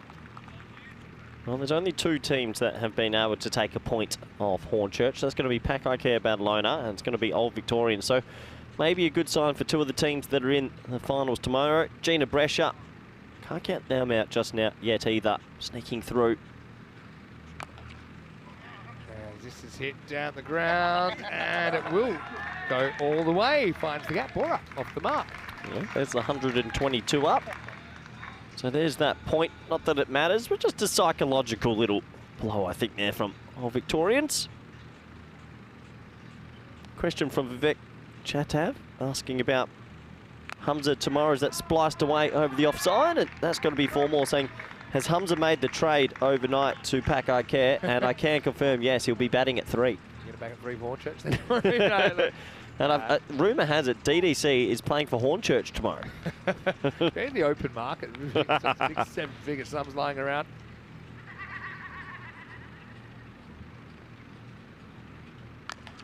Well, down the ground this time, and oh, he doesn't read it. Hankins just wasn't too confident to go for that one, just the single. I love that all of the chat just fell for that. There's about 5 people who are just curious now if Hamza's playing for Paco Care. Don't think you can do that. Whitlock. He's getting up with 50 to his name, not the good way. As Wilson moves to 79. Oh, you never know your luck in the big city. Been a really good exhibit of ball striking. Oh, well, if his partner can get a single off the first ball, it gives him a chance at a little century here. I mean, centuries have been raining in the last couple of days. It'd be nice for the young man to get his own here. 1 over left. In a very interesting day of cricket. 133 for 4. So, last over the night coming up. Victorians will get a point out of this game. Hornchurch will get 3 points out of this game. So I suppose only 1 of 2 matches where Hornchurch have allowed their opponents to get a point in Championship week. Yeah, so it looks like Adil Malik will bowl the last 6. How quickly can he bowl this over? I hope pretty quickly. Well, his partner doesn't read the room. Just needs to nudge a single here to get Wilson on strike. We're going to go up for a look at the stump here.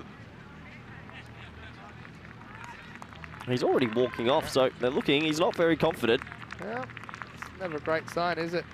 Murray, check it out. Hannibal Lecter style. Yeah, he did take a little step, and Yeah, I mean, is it when it lights up or when it comes off? This is the debate when you start having these bails. Yeah, I think he might just be out. I think it's just on the line and nothing behind. Oh, I don't know. I reckon that's it. Yeah, well, make your own mind up at home. All I know is this is eating time into my evening. I reckon that's it. He's been given. Because we don't have the ones that cost like $1 million. Oh, he's been given out. Oh, well, bad luck. I reckon that's a rough call. I reckon that's out. Nah. I don't think that bail's completely off. It's been touched, but it hasn't been removed. And remember, these are the $11 Zinger bails, not the 11,000. So you can't trust them. No, I've seen them light up and the bails haven't even come out. You can trust them. Murray, luckiest wicketkeeper on the planet right now, except for the finger that he copped and nicking off second ball. But anyway, it's unlucky for Bora, but he does hit a couple of 4s in there. They'd be taking that one to a higher power if there was one. 133 for 5. Yeah, so wicket falls. Can this man get a single here for his partner? Give him an opportunity at a century. Oh, no. Well, that is one of the worst dismissals I've ever seen off a first ball. And unfortunately, the captain, James Duckett, with a weird sort of shot, goes for a golden. Yeah, well, here's the thing with Malik. It's a bit like a box of chocolates. Don't know what you're going to get. Maybe this is clever by Duckett. Use up the bad luck now. This one kind of prods harmlessly. Yeah, just got a little bit big on him, but just fall out of the shot. Didn't believe he could get it away still. Oh, Adil Malik loves a stat. He's going to get a few more here. James Duckett gone for a golden. Duckett. And he'll duck it later. Yeah, well, Duckett acknowledges the crowd. Goes for a golden. And it's a frustrating one, but I suppose he'd rather it happen tonight than tomorrow. We'll get the slip in here. Yeah, I'd be bringing it and then bringing in the slip. All right.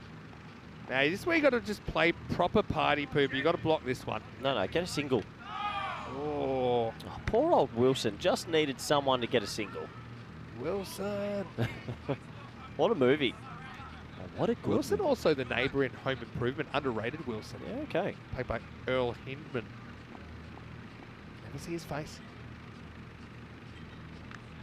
Yeah, attempted reverse, swing and a miss. Well, now Wilson doesn't want a single. You want your not out. Take your red inks. Malik picked up 2 cheeky wickets here. Another day almost complete in the ECN universe, Vinny, and what a day it has been. Oh, I should have left the slip in. That's going to be flying away. Oh, well. I'd say it was Oh, what an underarm. oh, and his bat plugged him It's out. the greatest underarm of all time. He's gone the aggressive underarm from the boundary rope, and the boys are loving it in the sheds. He's gone. Oh, well, that'll make things go a little bit longer. Vinny, did you see this? He's given it it's like the underarm overarm, where he kind of actually winds up and bends his elbow. Oh, did we get the throw? Oh, no. I don't know if it's direct or not. I mean, he's definitely out. Let's have a closer look. Well, he's gone. It doesn't matter, but oh, did we get the throw? I hope we got the throw. What an unbelievable underarm. It's actually it wasn't direct. It was great pick up and throw. Bat plug victim. I haven't actually seen too many of those. Why do the last overs of games, when the day is finished, just keep on taking forever, Vinny? Yeah. Well, at least he gave his teammates a good laugh. They really had a giggle. Yeah, he just basically... It's not a duck, don't worry. He gets the one that he ran. But yeah, he could be going pole vaulting in the Olympics in that kind of work. Last ball of the night coming up. And it should be another one. Well, JP, he'll take the catch, or even when there's not too much to play for. I mean, the synchronized golf swing to finish things off. JP, well, he is such a good fielder. Makes a tough catch look pretty easy in the end. Hornchurch going to get the win, 173 to 134. But we'll have the sequel tomorrow with more on the line. Yeah, one of these teams will be a finalist. Yeah, that was a bit more of a training run for them both. I think they're both hiding a lot of things that they're going to show us tomorrow. They both deserve the double chance, and I'm looking forward to that game tomorrow. One of those two teams will be fast-tracked and play in the final for 2024. And in the eliminator, to start the day, we're going to have Paco Barcelona versus Jinnah Brescia. Yeah, that will be a big one, and gives us a chance to have a look at what's coming up tomorrow. Paco Barcelona versus Jinnah Brescia first up, and that will be a great way to start the day. And then Hornchurch versus Old Victorians. A rematch of what we just saw then, and one of them will be going straight through to the final. The other one will have to go through Paco or Jinnah. I don't think either will fancy that. And so join us, 10 a.m. GMT, which is 11 in Central Europe. It's 3:30 p.m. in India. Rico Full, of course, he'll be back for finals day. Corey will be there, I'll be there, and we'll be pretty excited to get going. And speaking of getting going, that's what we're about to do after 5 matches of action here. And might have a quick stop at the empanada shop. Well, time to kind of narrow the eyes as Hankins, well, when he had a complete face, he actually was able to get the first breakthrough as Webster sent to the top of the order, went first ball. Simpson sent to number 3, he went first ball as well. But Zach Wilson, got to say, that he did really well. Had a few more strokes than the 72 par, I think, during this tournament. But yeah, Zach Wilson, that was a real positive for Old Victorians in that inning. 79 off 30 with 9 sixes and 3 fours. Just hit the ball very, very well. Jinnah, well, he scored 25, but this was a nasty moment as Harry Hankins that is, misjudges a high ball, hits him right in the bonce. The good news was he was able to get up. There was no kind of obvious signs of facial damage, and he was able to walk off the field under his own steam. And yeah, well, medics, they were pretty happy that it wasn't worse than that, and I think so were we. And we were under attack actually as well. And that one was to the left, the next one was to the right. Corey was taking cover. That was just before he got his present off Lee, who was up here. Big thank you to Ted and Lee for helping us out. Little mullet to that catch late in the piece. JP had plenty to say. He'd be coming into the action pretty slowly, but surely towards the end. Super Air looked good. He was able to whip a couple away. Eventually, wasn't able to get one all the way out of the ground. But Corey, look, it was a bit of a warm-up, but I mean, if this is a taste of what's to come, I think it could be a very good rivalry between these two tomorrow. Yeah, I think tomorrow's going to be hotly contested. There's going to be some difference in the bowling orders and the batting orders. I'm looking forward to it. They both really deserve the double chance. Hornchurch probably expectedly. Old Victorians have definitely surprised a few and done well in this competition so far, but all of it counts for nothing unless you rock up tomorrow. Tomorrow is the big dance for all these teams. This was the greatest underarm I've ever seen from deep third man right next to the stumps. Quick work by Hannibal as well. Just pick it up, one motion.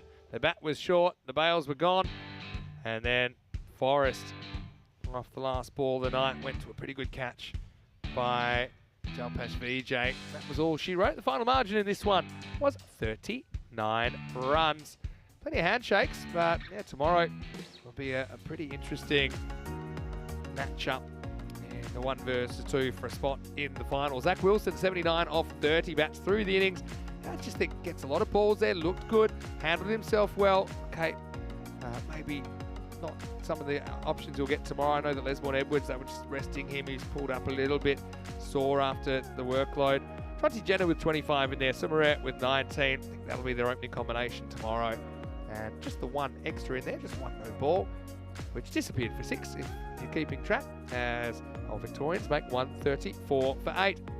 Looking at the bowlers, Irfan did take a wicket, but he's really hard to get hold of. Only 10 of his 2 overs. 2 for 11, Hankins, before he went off with that nasty looking blow late in the piece. 3 for 16, Adil Malik did a very good job. George with a wicket, Gavin Griffiths with a wicket. Mark Whitlock, well, got a feeling might be putting the cue in the rack after going none for 50, as the bus was blown up in match 21.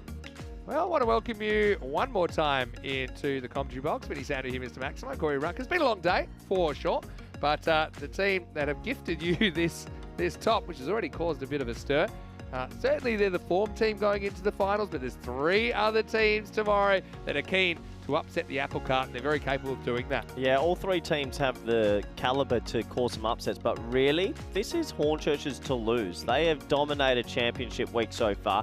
They have to go into tomorrow absolutely events favourites. Don't give me those eyes. It's been a long day. But look, first of all, credit to Jinnah Brescia. What a comeback to get into the top 4. That was one of the most crazy groups for them, and they've gotten through. Well done. A golden ball decides who stays and who goes. Yeah. A golden ball decides. And it's even a golden ball that could have gone either way. It was one of those ones, it was hit a bit harder. Probably it's a run-out opportunity, even as it was. If Mulder reads it quickly, if it's a slightly better throw, maybe it's a different result. But it's with a heavy heart we say goodbye to 3 sides. This is the unkindest cut of all with Forfarshire. Obviously their first championship week didn't really go to plan, but let's not forget this morning started with them putting 197 on the board and only just defending it. CIYMS, I mean, they finished with 5 losses, and again, I don't think you can just blame that on fatigue. Last year they were able to power through the championship week, but I just think that once it went awry, they weren't able to get it back on track. Yeah, 5-match losing streak probably doesn't do them justice. And of course, Drew, the big story today is that the defending champions will not be part of finals day. Yeah, probably that's the biggest shocking story of the day. They probably came confident, knew they had a job to do, would have gone into the game confident against Hornchurch, but they didn't pick up a point. They left it up to the cricket gods, and the cricket gods weren't very nice to them today. Well, I just want to remind everyone one more time, if you are watching in our YouTube chat, or if you're watching on a YouTube channel, I should say, you can like the video, and don't forget to share the channel with your family and friends. And if you haven't already subscribed, make sure you do. Every day we get close to 400,000 subscribers on YouTube. Live free action 49 weeks a year in this crazy format. Also, I want to mention our social media at European Cricket, and also want to mention our website, europeancricket.com. It'd be great also if you supported the Share the Meal initiative as part of the United Nations World Food Programme. They're our official charity partner. Well, thanks so much to our crew from Spring Media as well. They put in some big days. There's been some big hits, but it's a big effort from those guys, I think, to keep putting this TV program together every single day. 10 hours, sometimes even more of action. Rico Full had his day off. He'll be back tomorrow, so watch out for him. I'm going to say congratulations to all the teams that have made it this far. Commiserations to those that missed out today. I know it's going to be a really tough night for some of these European cricketers, but hopefully it inspires them to put in some big seasons and then join us back here at the Cartama Oval. Thanks again to all of you out there for making ECN what it is. On behalf of everyone here at the European Cricket Network and the whole European cricket community, stay happy, stay safe, and well, get ready. One of the biggest days on the calendar coming tomorrow. It'll be time for finals day of ECL 24. Join us for that. Here's some of the best bits of day 4 of Championship Week. From Vinny Sandu here, Mr. Max, on behalf of Corey Ruckers and all the team. Hope you have a great night. See you tomorrow for finals day. Here's some of the highlights. And for now, it's hasta mañana.